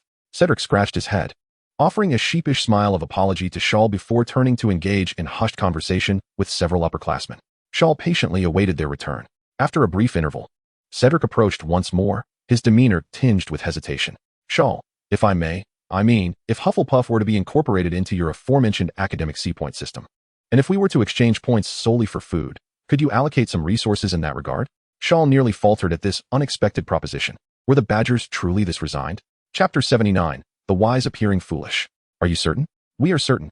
Cedric affirmed with resolute nods. Shaw, skeptical of anyone genuinely willing to descend into mediocrity, directly inquired, could you elucidate the rationale behind this? Points can be exchanged for profound knowledge. An opportunity that propels one forward in life. Cedric smiled, a pure and refreshing expression that felt like a gentle spring breeze. The reasoning is rather straightforward. We Hufflepuffs possess a strong sense of self-awareness. Ordinary knowledge suffices for us to explore throughout our lives. Most of us are of modest aptitude, lacking the wisdom and energy to divert our focus elsewhere. Thus, why not indulge our appetites? Life, after all, requires a semblance of aspiration. Since we cannot attain the lofty, the desire for culinary delights is indeed the most accessible. Listening to Cedric's seemingly self-deprecating remarks, Shaw felt a stirring within. Wise fools, indeed, are often the most insightful. A millennium ago, Europe was engulfed in the fervent witch hunt movement. During that time, wizards taught through an apprenticeship system, resulting in a wide disparity in magical proficiency. Many wandering wizards fell victim to the pyres of muggles, perishing in flames. In this context, the four founders of Hogwarts established the first formal school of magic. However, the students who arrived bore varying degrees of aptitude.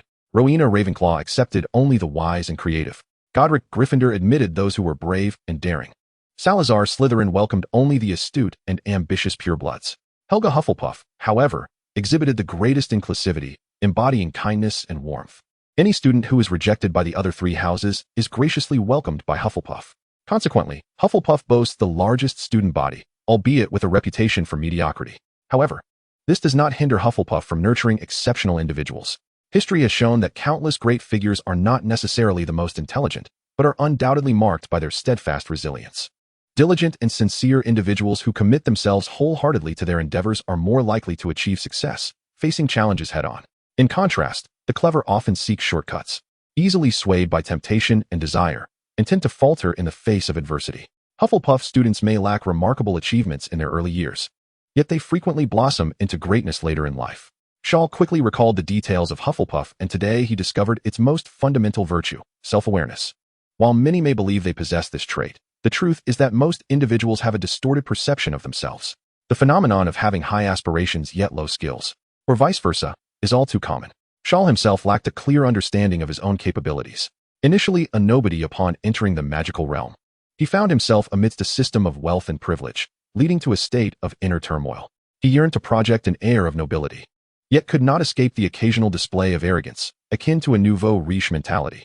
Thus, when he heard Cedric's discourse on Hufflepuff, it profoundly impacted his mindset. Indeed, everyone possesses unique wisdom and learnable qualities, awaiting the discerning eye to uncover them. Shaw received yet another lesson, and he felt a sense of joy.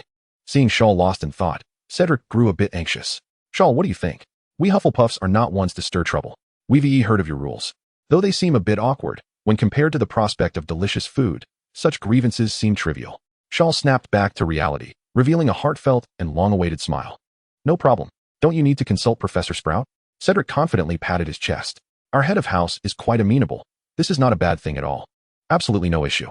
Shaw extended his hand for a handshake. Pleasure to collaborate. Rest assured, as long as you Hufflepuffs adhere to the rules, there will be plenty of delicious food. I'll let you in on a little secret.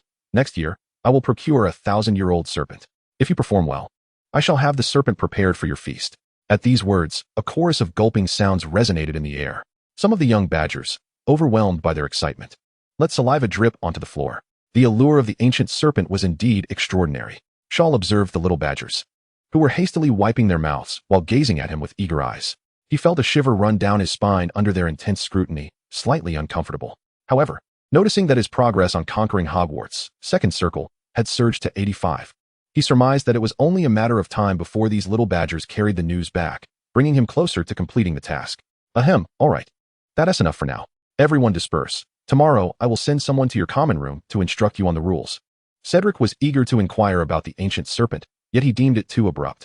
Nonetheless, he could not contain his excitement, exclaiming, no need to wait until tomorrow. Tonight. No. Right now, let us send someone to our place.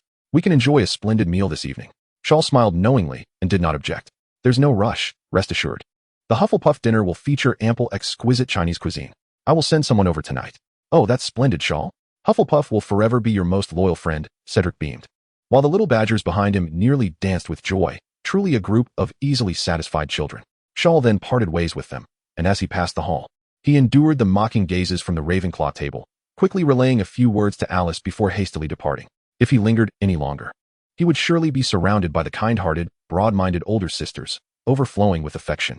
Upon returning to the dormitory, Shaw soon discovered that the Hogwarts second circle task had soared to an astonishing 999. Rather than elation, he felt a sense of incredulity. Was this not a mockery? Who could it be? Based on the current progress, it seemed that only 1 or 2 young wizards were still stubbornly resisting. Shaw paced restlessly in the common room, muttering to himself while pondering the situation. The little snakes had undoubtedly been thoroughly subdued, and that was merely part of the first circle task. The badgers appeared to be honest and reliable young gentlemen. As for the eagles, there was uncertainty. Perhaps some envious male peer was coveting the attention of the young ladies? The lions, however, were the most likely culprits, as many harbored resentment despite outward compliance. Yet, the task was not designed to compel students into absolute loyalty. Otherwise, it would take a century to complete. As long as these students adhered to his commands without causing disruption, that would suffice. But who could it be? Shaw was at a loss and resolved to employ a straightforward approach. After dinner, Alice led 10 individuals to the Hufflepuff common room, and the badgers proved to be quite manageable, requiring no direct intervention from him. He opted to visit Gryffindor first, as he was, after all, the deputy head of the house, and he ought to utilize his authority. At 7 o'clock, Shaw entered the Gryffindor common room punctually. Chapter 80, A New Atmosphere in Gryffindor. The evening study sessions mandated by Shaw were not particularly popular among the students. No one wished to be the object of disdain, akin to his great-grandfather Phileas, who was remembered as one of the least favored headmasters, even in death. Shaw had no choice. Everything was for the sake of the task. Once the second circle task was completed, perhaps he could afford to loosen the reins on these young wizards. However, it would only be a slight relaxation, as he had exerted considerable effort to instill a love for Chinese-style education in these Western children. In the future, these individuals would comprise his foundational support, and naturally, the stronger they became, the better. He would not abandon this endeavor. Perhaps an occasional leniency would even yield gratitude from many. It is a rather ironic truth. For instance, if you give someone $10 daily and suddenly forget one day, you will receive complaints. Yet, if you slap someone daily and one day refrain from doing so, you will garner appreciation. Shaw shook his head, dismissing the nonsensical thoughts swirling in his mind. His arrival drew the attention of the young lions. Except for the initial 3 days when Shaw was particularly diligent, he rarely made appearances thereafter. After punishing a dozen individuals during those 3 days and establishing a supervisory committee, the young lions dared not openly rebel. The scheming that transpired behind the scenes did not concern Shaw. Subsequently, he merely received reports from Percy every 3 days and occasionally reminded the twins to remain vigilant, while the other punishments consisted of a daunting mountain of assignments. Recently, Professor McGonagall had been rather irritable, which made life difficult for the young lions. However, it must be said that the atmosphere in the study area here, although not as serene as Slytherin, showed significant improvement, despite the inevitable whispers that occasionally arose. Of course, one had to overlook the occasional wriggling of certain young lions, reminiscent of someone suffering from hemorrhoids. When Shaw appeared, the young lions were taken aback to find him visiting Gryffindor once again. His reputation within the house had risen dramatically, prompting many to rise from their desks. The boys greeted him with a knightly salute, while the girls curtsied gracefully. "Good day, Vice Principal," echoed the chorus of greetings. Although the scene appeared somewhat peculiar, it represented a substantial advancement, far better than the previous chaos. "All is well, all is well. Please sit down and focus on your studies. Do not mind me," as Shaw nodded and waved for them to take their seats. He made his way toward Percy's location, smiling slightly at Harry as he passed by. He also caught a glimpse of the mischievous twins grinning at him, which brought a smile to his face. What lively characters they were. Percy occupied a small, elevated platform, which, while not as lofty as Shaw's supervisory position in Slytherin, was merely a convenience for oversight. The young ladies of the supervisory committee were also studying there. Percy stood tall and serious, as if meeting a superior. Observing the weariness in the Weasley's expression, Shaw recognized it stemmed from the diminished prestige following his defeat in the duel. He refrained from offering counsel. Percy was an astute individual who would inevitably grasp the essence of authority, given the right example. "Good day, Vice Principal. Welcome back to Gryffindor. Is there something you wish to announce?" Percy inquired, his brow furrowed. Shaw smiled warmly. "Percy, do not be so tense. Lighten up. I am here simply to see what the reborn Gryffindor looks like." Percy's expression shifted to one of realization as he frowned. "I have let you down, allowing Kenneth and the others." Shaw waved his hand dismissively. "Do not speak of it that way. Slytherin has its own miscreants. Human nature is intricate, and no one can fully comprehend it." While engaging in light conversation with Percy, Shaw's attention remained focused on the other young wizards in the common room. Before entering, he had consumed a potion of perception, eager to identify that one individual who harbored discontent. After a brief chat with Percy, he discerned no unkind glances directed toward him. Even Kenneth, lurking in the corner, appeared subdued, likely having been quelled by the recent events, or perhaps by the biochemical weapon employed. Shaw turned to Percy and inquired, "Are all the students present today?" Upon hearing this, Percy hastily retrieved a notebook to look up the information. The vice principal informed him that first-year students Neville and his brother Ron had been caught violating school rules by the headmaster and were currently confined in the headmaster's office. Understanding the situation, Shaw reached out to pat Percy on the shoulder, but found it somewhat inconvenient as Percy was taller than him. However, noticing this, Percy promptly bent slightly to make it easier for Shaw. Shaw grew increasingly appreciative of Percy, not for his eagerness for power, but for his perceptiveness towards those in authority. While others might view Percy as sycophantic, to those in power, such qualities are indicative of an exceptional subordinate. "Well, I shall take my leave now. Do your best, and do not fear offending others. If someone steps out of line, deal with it directly. If it proves too difficult, bring it to my attention." After giving Percy a reassuring pat on the shoulder, Shaw made his way towards the entrance of the lounge. The little lions once again rose to bid him farewell. Shaw felt the warmth of their enthusiasm, and after truly appreciating it, he found himself less inclined to be overly complicated. Once outside the lounge, he pondered briefly whether to visit the Ravenclaw common room or Professor McGonagall's office. Ultimately, he chose to follow his heart and head to McGonagall's office. After a short while, he arrived at the professor's office and was just about to knock when he heard muffled but fierce reprimands from within. "Ron, look at yourself. Not only are you failing to study, but you also drag Neville into your mischief. The fourth floor forbidden area is strictly off limits. Do you think the headmaster's warnings during the opening ceremony were mere idle chatter? Neville tells me you wish to show off. To investigate the truth there and make a name for yourself? You are utterly reckless. It infuriates me. Both of your older brothers are proud Gryffindors. And even if George and Fred are a bit mischievous, they possess enough wit to avoid dangerous antics. But you? You neglect your studies and have a poor understanding of your own abilities. And even worse, you involve Neville, who actually wants to learn." Shaw shook his head outside, feeling that Ron was truly in a predicament. He had not anticipated that Ron would still be so invested in thwarting Harry's storyline. Initially, he did not want to disturb McGonagall while she was educating her students, but suddenly struck by inspiration, he knocked on the door. Knock, knock, knock. Creak. Moments later, Professor McGonagall opened the door and, upon seeing Shaw, paused in surprise before asking, "Shaw, are you here to inquire about transfiguration?" "Yes, Professor. I have some questions I would like to discuss with you." "Oh, do come in." Shaw entered the office behind the still-breathing McGonagall and immediately spotted Ron and Neville with their heads bowed, fervently scribbling away on a large stack of exam papers. Shortly thereafter, Shaw sensed a fleeting glare of resentment. Neville, trembling and hunched over his paper, caught Ron's quick glance as he raised his head. Shaw narrowed his eyes slightly, and an instinct within him proclaimed, "I found it." Chapter 81. Jealousy is a human nature. Shaw found himself pondering that jealousy arises when there is a comparable disparity. When the gap is too vast, one can only feel admiration. It was not that he looked down on Ron. Rather, they were simply worlds apart in capability. "Shaw, please have a seat. What questions do you have regarding transfiguration?" Indeed, it must be said that Shor has some inquiries regarding the art of transfiguration. "Professor, I have perused numerous texts on animagi, and I find myself perplexed as to why one cannot transform into magical creatures." McGonagall paused momentarily. "Have you truly progressed to this level? This is typically addressed in the 6th or 7th year." She then adopted a more serious demeanor, stating, "Shor, while I believe your studies have reached the point of learning about animagi, I must caution you. Absolutely, under no circumstances should you attempt to practice in private." Shor responded earnestly, "Rest assured, Professor, I shall not attempt anything without thorough understanding and complete preparation." But returning to my earlier question, why are wizards unable to transform into magical creatures as animagi? McGonagall scrutinized Shor's expression, unable to discern the reason behind his curiosity. Yet she proceeded to explain with great care. This delves into the distinctions between ordinary beings and magical creatures, as well as the differences between wizards possessing magic and magical beings themselves. Subsequently, McGonagall meticulously elucidated the nuances among the three categories. To elaborate fully would require thousands of words, yet simply put, it pertains to the complexity of simulating the magical constructs of beings that generate magic, along with the challenges of transitioning between different forms of magic. Historically, many masters of transfiguration have endeavored to transform into magical creatures. Yet due to inadequate magical simulation and conversion, most have failed, resulting in grotesque hybrids of man and beast. Nonetheless, these individuals have managed to uncover a viable suggestion: the affinity of animal magic and the magical transformation of the body. In truth, The magical essence contained within large magical creatures, such as dragons and giants, is immensely potent, often exceeding that of ordinary humans by several multiples. However, due to their lack of wisdom, they are unable to wield their inherent magic effectively, which has led to their subjugation by humanity.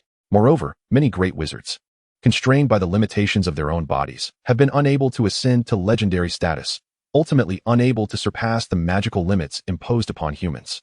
Thus, these individuals have undertaken numerous transformations to attain a semblance of magical enhancement. The most renowned among them is Salazar Slytherin. Upon hearing this, Shor felt a flicker of realization. The noseless Voldemort's transformation into a half-snake, half-human creature likely stemmed from a similar rationale. Despite possessing extraordinary skills such as soul-sucking, he too is limited by the constraints of his physical form. Noticing Shor in deep contemplation, McGonagall reiterated her warning. I share this information not to encourage you to experiment, but to convey the inherent difficulties and dangers involved. Shor promptly adopted the demeanor of a dutiful student, expressing, rest assured, Professor, I will not attempt anything. With years of teaching experience, McGonagall understood just how intense the curiosity and thirst for knowledge were among these young wizards, particularly the gifted ones. After a moment's reflection, she rose from her seat. Please wait here for a moment. I shall fetch you a few books. Shor's eyes brightened as he pondered how to discreetly divert McGonagall's attention, for he was not inclined to wait for the two foolish ones to finish their confinement. Thank you, Professor. As McGonagall entered a small study nearby to search for books, Shor immediately approached the two young wizards buried in their scrolls. Neville, rather than seeking Ron directly, he thought it more prudent to first rattle the cage, allowing himself to instill a bit of fear in the overly curious child. Neville had yet to evolve into a sword master, and thus, startled like a small creature. He looked up in confusion. Vice Principal. Shaw cast a glance at the increasingly uneasy Ron and offered Neville a reassuring smile. Do not be anxious. I would like to pose you a question. Neville stuttered. Why, you may ask. Are you envious of me? Envious of my glory and prestige? Envious of my strength?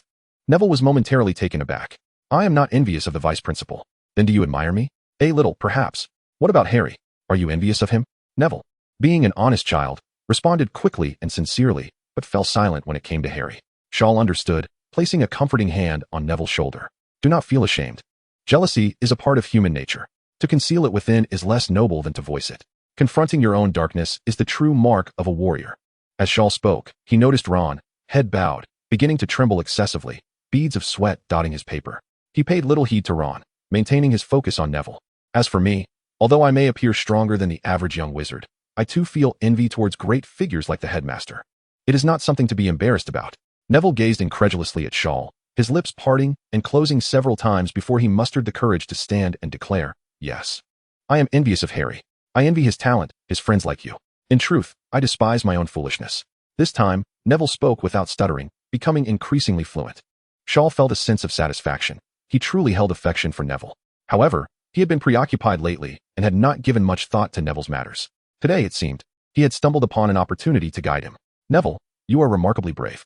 Feeling somewhat shy, Neville discreetly rubbed his knee. He had stood too abruptly and bumped it against the chair.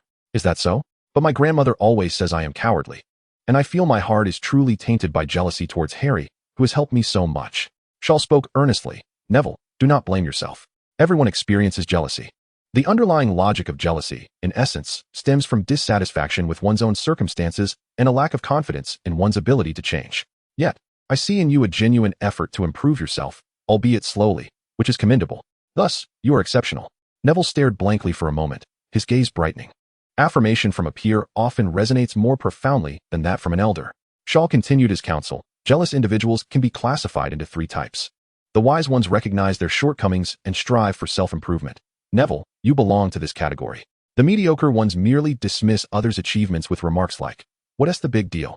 It's just this or that." The foolish ones either seek to undermine those they envy or engage in reckless acts to showcase their uniqueness. Ron, which type do you think you are? As Shaw spoke, he suddenly turned to Ron, who had been glancing at him furtively. The unexpected question startled Ron, causing him to tumble off his stool. He was drenched in sweat, hastily denying any implication. I harbor no jealousy towards you. I seek no spotlight. Nor did I intentionally make my way to the fourth floor. Shaw, embodying a sense of authority, gazed down at Ron, locking eyes with his anxious expression. Ron Weasley, I am well aware of your circumstances. 5 accomplished brothers above you and a beloved sister below. You have existed in the shadows for far too long, compounded by your family's modest means. Growing up in such an environment has understandably fostered some darker thoughts within you. Yet, you are a Gryffindor, where is your courage? Is it truly so challenging to acknowledge your weaknesses? Look at Neville. His family situation is far worse, with parents still incapacitated in St. Mungo's. He exhibits far greater bravery than you. Observing Ron's growing trepidation, Shaw felt no inclination to play the role of a caretaker, compelled only by the demands of their mission. His voice grew increasingly frigid as he commanded, "Stand up. Do not allow me to look down upon you." Chapter 82, Legendary Points. Confronted by Shaw's piercing gaze, Ron was engulfed by an unfamiliar terror, a chilling sensation coursing through him. In a moment of disorientation, he fancied he perceived a shadow behind Shaw, a colossal serpent adorned with a crown and bearing horns. This apparition might haunt his dreams in times to come. Each word from Shaw felt like a branding iron searing his heart, inflicting profound pain. Was he truly a wretched individual? His entire family radiated positivity. Must he alone dwell in darkness? Ron's body felt numb, his breathing labored.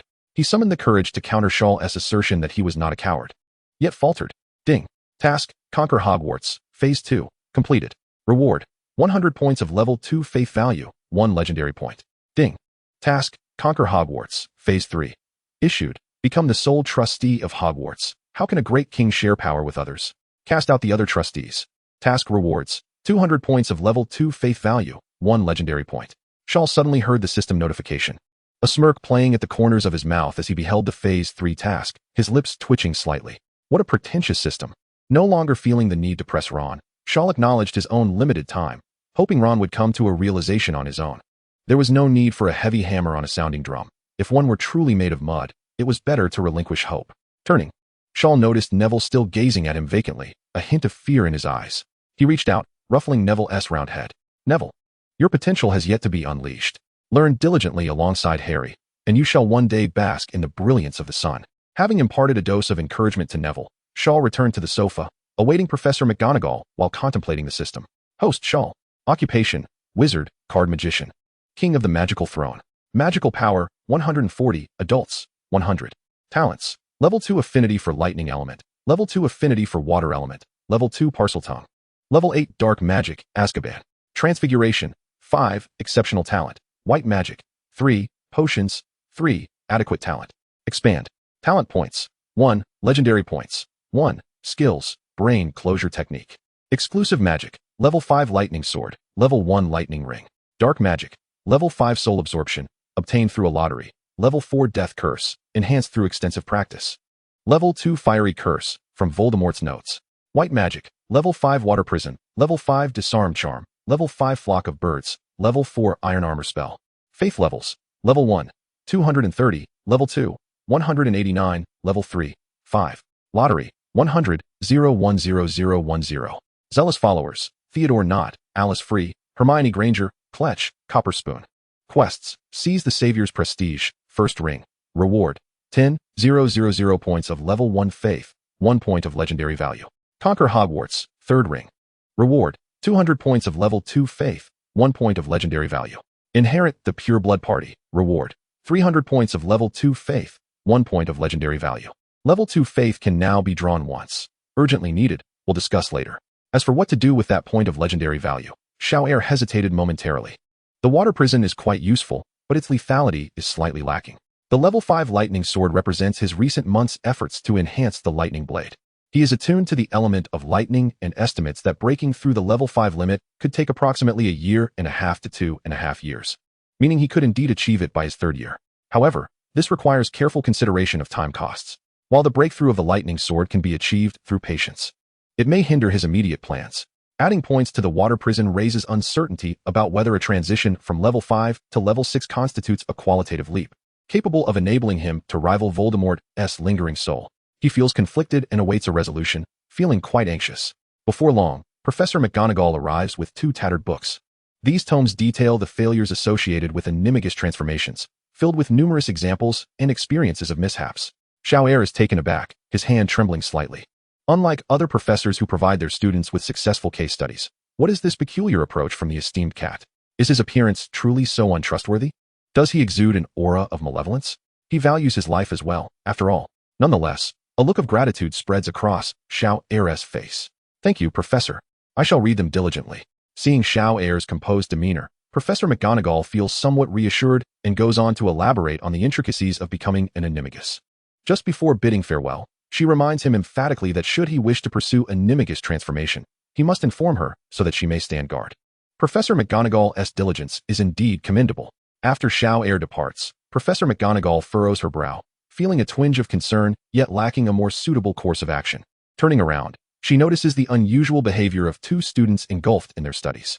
Neville appears remarkably spirited, his demeanor lacking the usual clumsiness, as he focuses intently on his exercises. In stark contrast, Ron seems dazed, his gaze vacant, the pen in his hand unmoving, as if he has lost his very soul. McGonagall's heart experiences a tumultuous clash of emotions. She feels both pride and frustration intertwining. She purses her lips and approaches Ron, waving her hand in front of his eyes. What are you daydreaming about? You shall not return to your dormitory until your work is complete. Prepare to burn the midnight oil. In the realm of late-night study, the cat never falls short. As Shor stepped outside, the clock approached 10 o'clock. Unaccustomed to nocturnal wanderings, he made his way toward the Slytherin common room. Along the way, a sudden noise from around the corner piqued his curiosity. Casting the disillusionment charm, he stealthily approached the source of the sound. In a deserted corridor, he beheld Severus Snape pressing Quirrell against the wall. Snape exuded an icy, authoritarian demeanor as his voice resonated with a low, detached tone. This matter is not to be made public. Have you ascertained how to bypass that fool Hagrid's dim-witted beast? Quirrell, shrinking back like a timid creature, stammered, Snape. I don't know what you're talking about. You wouldn't wish to position yourself as my adversary, Quirrell. Snape advanced closer, his menacing presence intensifying. Oh, your little ruse cannot deceive me. Quirrell trembled. I truly don't. Consider your options carefully. I trust you understand to whom your allegiance should lie. At that moment, an owl swooped past the window, prompting Snape to issue a final warning before retracting his hand from the wall and, with a flourish of his robes, vanished into the shadows. Once Snape was out of sight, Quirrell ceased his trembling, his gaze transforming into one of cold malice. He straightened his rumpled robes, standing still for a moment as though conversing with Voldemort. A flicker of conflict crossed Quirrell's eyes. After a resigned sigh, he too departed. Shor observed the scene with great interest, captivated by the theatrical confrontation between the two. Their performances were commendable. He wished he could bestow upon each of them a little golden statuette. In his mind, he calculated that Quirrell was likely already in contact with Hagrid, and it would not be long before he could trade a dragon egg for the secret to overcoming the three-headed dog. In prior narratives, Quirrell had awaited Dumbledore's absence from the school, not needing to wait until the end of the entire holiday. He was unaware that Dumbledore employed the Mirror of Ariste as a defense in the final chamber, otherwise it would be utterly illogical. Yet now, Dumbledore was frequently absent, leaving only Snape to keep watch, creating a sense of urgency. Determined, Shor set his jaw and dismissed his concerns, redirecting his path toward the 8th floor. Upon entering the room of requirement, he wasted no time and immediately infused a portion of his legendary value into his lightning sword. Level 6 lightning sword achieved. Chapter 83, Level 6 skill, terrifying indeed. In an instant, Shor's perception of the world transformed significantly. Although he had previously been attuned to the element of lightning, it had been a passive connection. Lightning in the air had sought him out. His control over these elements had been virtually non-existent. Even with the lightning spells, the construction of the incantations relied upon his own magical power, with the lightning merely joining passively. However, now, the potency of the level 6 lightning sword remained to be discovered. Yet, Shor could now vaguely sense the stray lightning elements in the air, as if he could actively communicate with them. He stretched out his hand toward the vast expanse of the sky, and with a surge of intention, the invisible lightning elements began to dance, swirling around his palm. Joy illuminated Shor's striking features as he swiftly drew his wand, with the might of his weapon in hand. The wand trembled, exuding a torrent of vibrant purple sparks. Shor could distinctly sense the exhilaration emanating from the other party, incessantly urging him to utilize it forthwith. With a knowing smile, Shor infused his magic directly, conjuring the lightning sword. As his magical essence surged forth, a vibrant purple energy swiftly enveloped the wand. This occasion was unlike any prior. A similar hue of luminescence coalesced from the atmosphere, flowing like a stream into the nascent form of the lightning sword. Whereas previously, Shor required 10 units of magical energy to initially shape the sword, he now needed only 6 to 7, with the remaining third drawn from the very elements of nature. Furthermore, the manifested lightning sword was notably more resilient and razor-sharp, adorned with intricate runes that exuded an air of mystery. The outward radiance of the purple energy resembled a halo, akin to a divine weapon, resplendent and captivating. Annihilate. Shor shouted a grandiose incantation before forcefully cleaving the lightning sword forward. A 3-meter beam of purple light shot forth like a blade's essence, dazzlingly radiant and imbued with an overwhelming might, cleaving the nearby thick stone wall in twain. The elongated sword energy sliced through the wall, as effortlessly as cutting through tofu, causing the upper half to fall to the ground, shattering into numerous fragments. As the blade's light passed, it struck the wall of the answering house, causing the entire structure to tremble violently. Countless runes flickered into existence upon the wall, and a significant influx of magical energy converged from the castle, dissipating the sword's force and mending the damage to the wall. Shor, momentarily taken aback, realized he had no time to further experiment with how many elements he could summon from the world. Hastily sheathing the lightning sword, he strode quickly out of the answering house. This experiment had been reckless. The school was under scrutiny, and at the very least, the principal, Dumbledore, would certainly sense any significant disturbances within Hogwarts. Engaging in such wanton destruction, he feared the consequences of being caught. Unbeknownst to Shor, fortune favored him today. As old McGonagall was absent from the school, in a flurry, he fled the scene, returning to his dormitory, where he finally exhaled a sigh of relief. Having evaded capture, he felt absolved of responsibility. Yet, he soon became exhilarated once more, his eyes gleaming with excitement. A 6th level skill, truly formidable. Not only was the energy consumption minimal, but the potency had indeed undergone a qualitative transformation. His recent strike, executed with casual ease, yielded such remarkable results. If only he were afforded the time to gradually coax the elements of nature into his craft. How splendid! However, as he regained his composure, Shor furrowed his brow, sensing an incongruity. Wait, it was implausible to have an infinite increase in the power of spells. Otherwise, he would dare to strike at the principal's office without hesitation. There existed two evident limitations.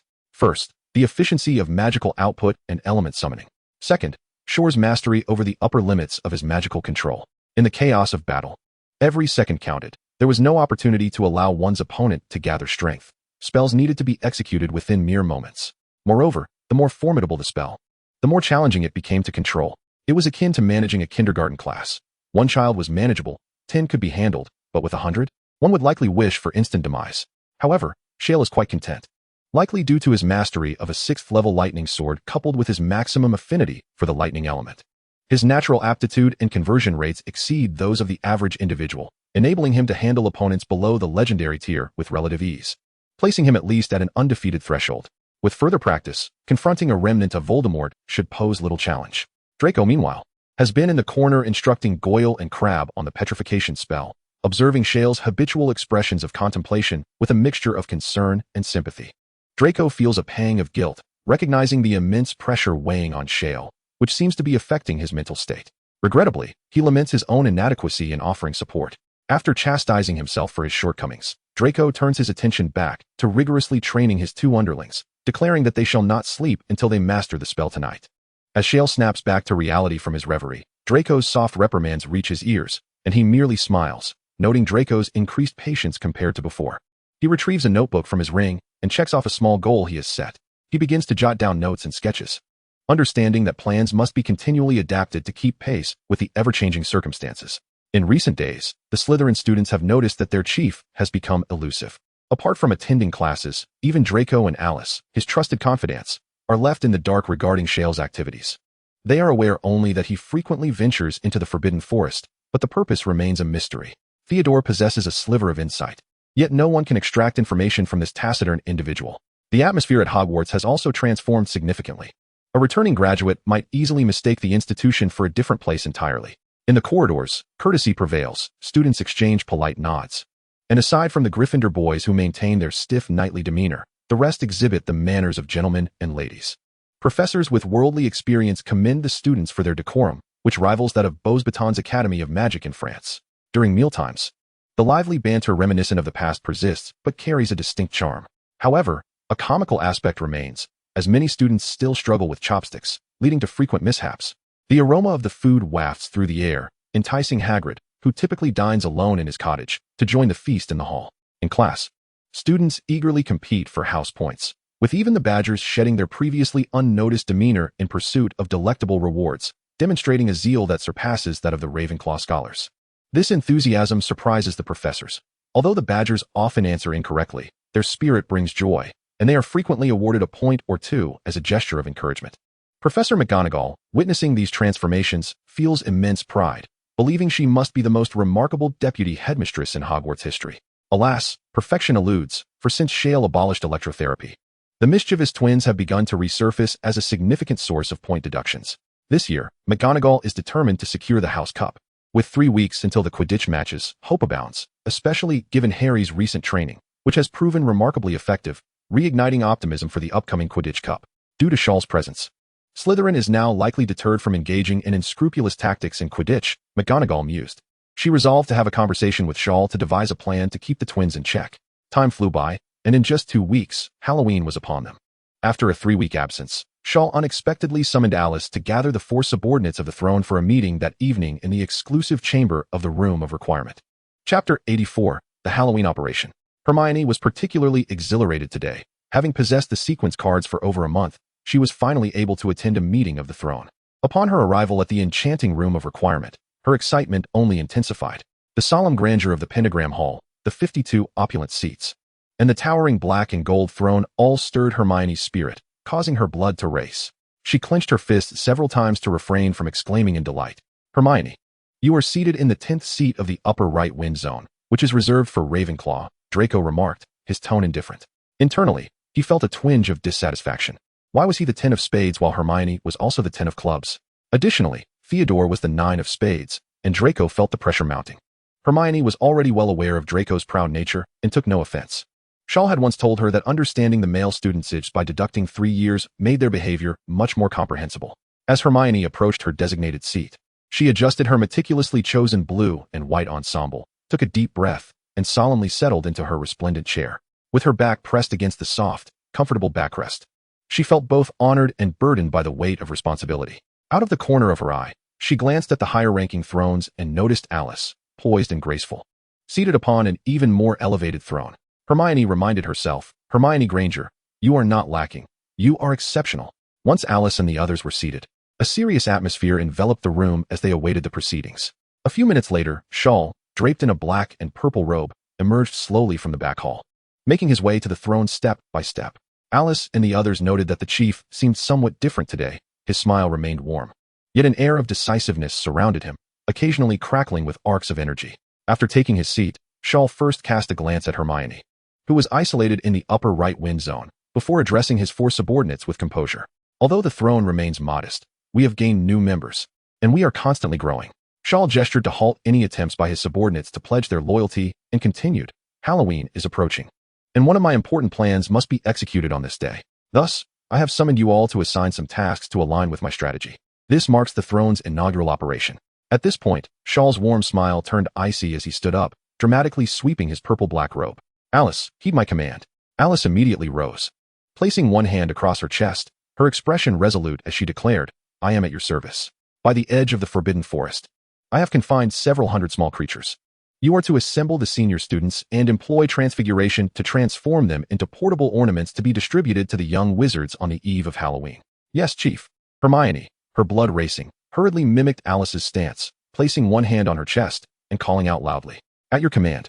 You will contact Percy, Penelope, Cedric, and, Montague, instructing them to ensure that the students remain calm and swiftly retreat in the event of any unforeseen occurrences on Halloween night. After Shor conveyed his instructions, Hermione longed to inquire about the rationale behind it, yet unconditionally obeying orders was the duty of those under the throne. Yes, Chief. Shor waved her off and continued. Theodore. Theodore promptly strode into the hall and knelt on one knee, gazing fervently at the commanding chief. At your service. Shor paused momentarily but brushed it off, proceeding with his orders. On Halloween, it is possible. Can you manage it? Though fervent, Theodore did not immediately acquiesce. He thoughtfully pondered for half a minute before resolutely assuring, Chief, I guarantee with my life that I can accomplish this. Shor reflected for a brief moment before replying. Your life is more important than the task. Theodore's pallid complexion remained unchanged, yet a flicker of gentleness shone through the madness in his eyes. Shor let out a quiet sigh and waved his hand. All right, today's meeting is concluded. As Shor's words resonated, Draco, who had been eagerly anticipating, immediately erupted in dissatisfaction. Chief, what about me? What is my task? As Shor prepared to turn towards the rear hall, upon hearing Draco's inquiry, he turned back and replied, Mr. Malfoy, you can barely cast the ironclad charm. On Halloween night, just keep your head down. Draco. He wanted to argue that Hermione was no different, but hesitated. Uncertain. After all, one cannot judge a top student by ordinary standards. Draco had indeed been working hard during this period. However, despite his considerable talent, he could only be considered good, not exceptional. At that moment, Theodore passed by him like a wisp, his demeanor increasingly resembling that of the chief. Draco felt an urge to strike his own head. He lacked Theodore's monstrous determination, managing only 4 hours of sleep per night. Alice approached Draco from behind and patted his shoulder. Don't be disheartened. The chief has your best interests at heart. After speaking, Alice smiled brightly and walked away. Draco's hair immediately shifted, reflecting his inner turmoil. Hermione also passed by, covering her mouth. Draco grew even more frustrated. Surely, he couldn't be the only one struggling. After pondering for a moment, he set off to seek Harry, seeking solace in the company of his good friend. Shor returned to a room in the rear hall, which had been adorned to resemble a study and lounge.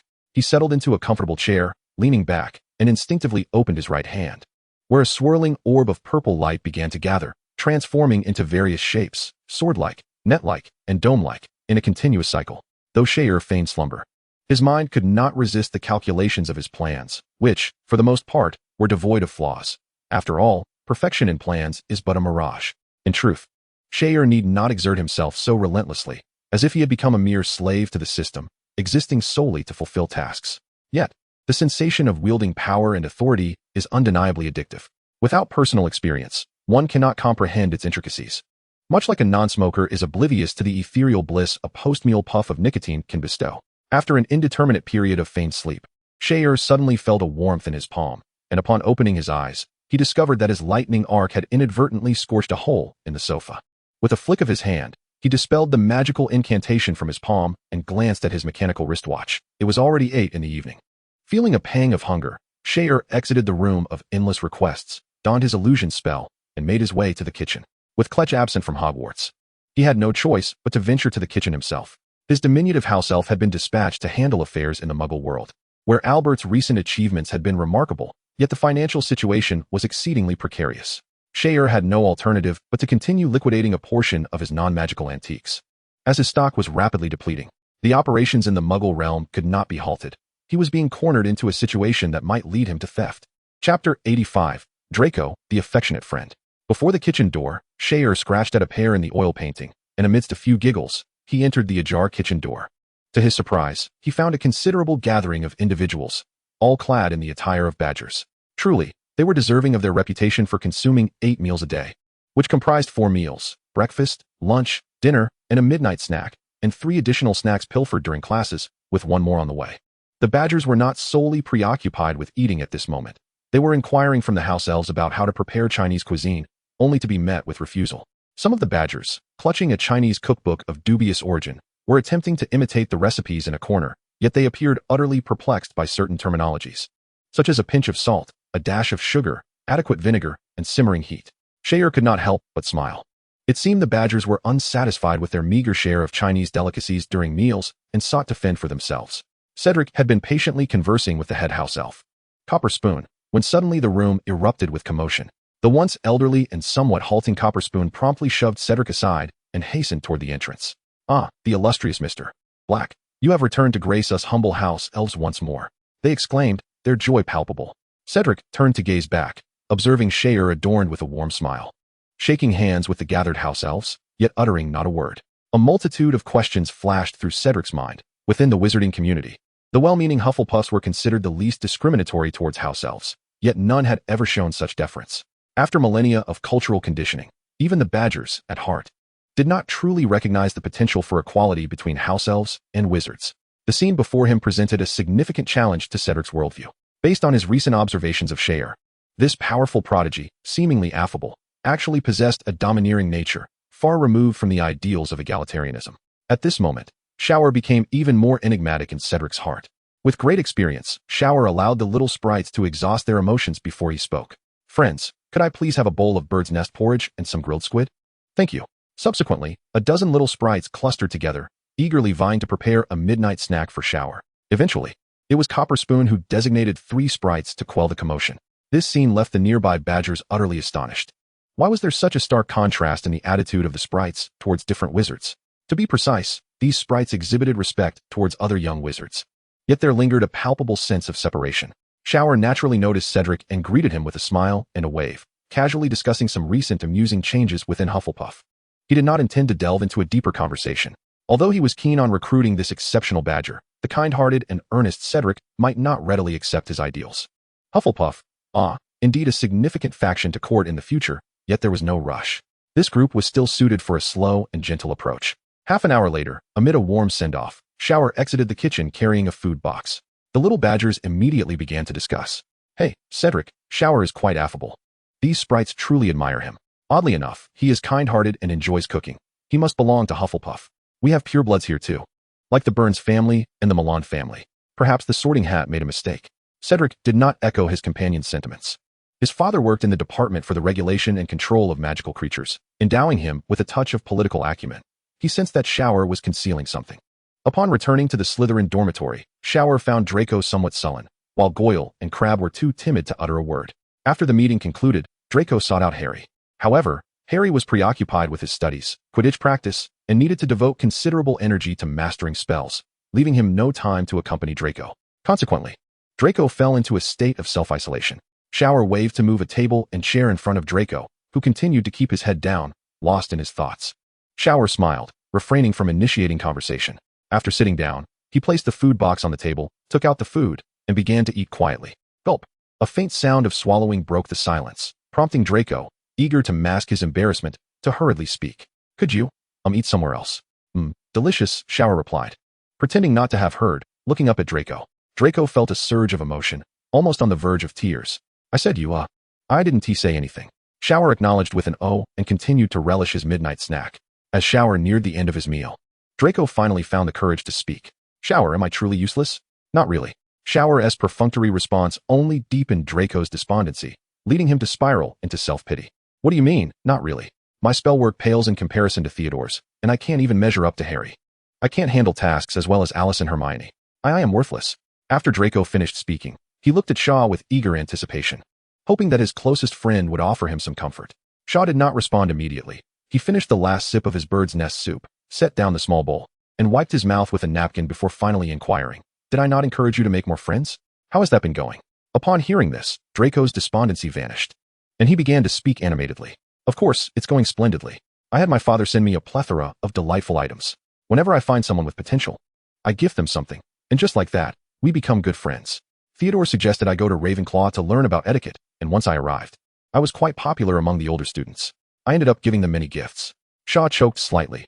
Although Draco's method appeared rather foolish, it was, in fact, a genuine approach to forging friendships, striking at the very essence of connection. Silently tidying the tableware, he stood up and patted Draco on the shoulder. Well done. A force like yours naturally requires a diplomat. This is your role. Keep it up. Draco nodded vigorously. I understand. I will do my best. Soon, I shall write to my father to send me even more things. The conversation fell silent, and the following 2 days passed swiftly. Hogwarts did not observe a Halloween holiday. However, there were no classes in the afternoon. Shaw announced that today, they need not concern themselves with etiquette, and thus, all the pin-up students began to engage in various mischief. Hogwarts was adorned with jack-o'-lanterns, which Hagrid had enchanted to be exceptionally large. In addition to the jack-o'-lanterns, wall sconces were decorated in bat shapes, and numerous frightening elements filled the campus, with ghosts being particularly lively on this day. The students reveled for an entire afternoon, and as evening approached, the usually brilliantly lit Great Hall had half of its floating candles dimmed to create a fitting atmosphere. As the students entered the hall, they were presented with bat-shaped brooches by the prefects of each year.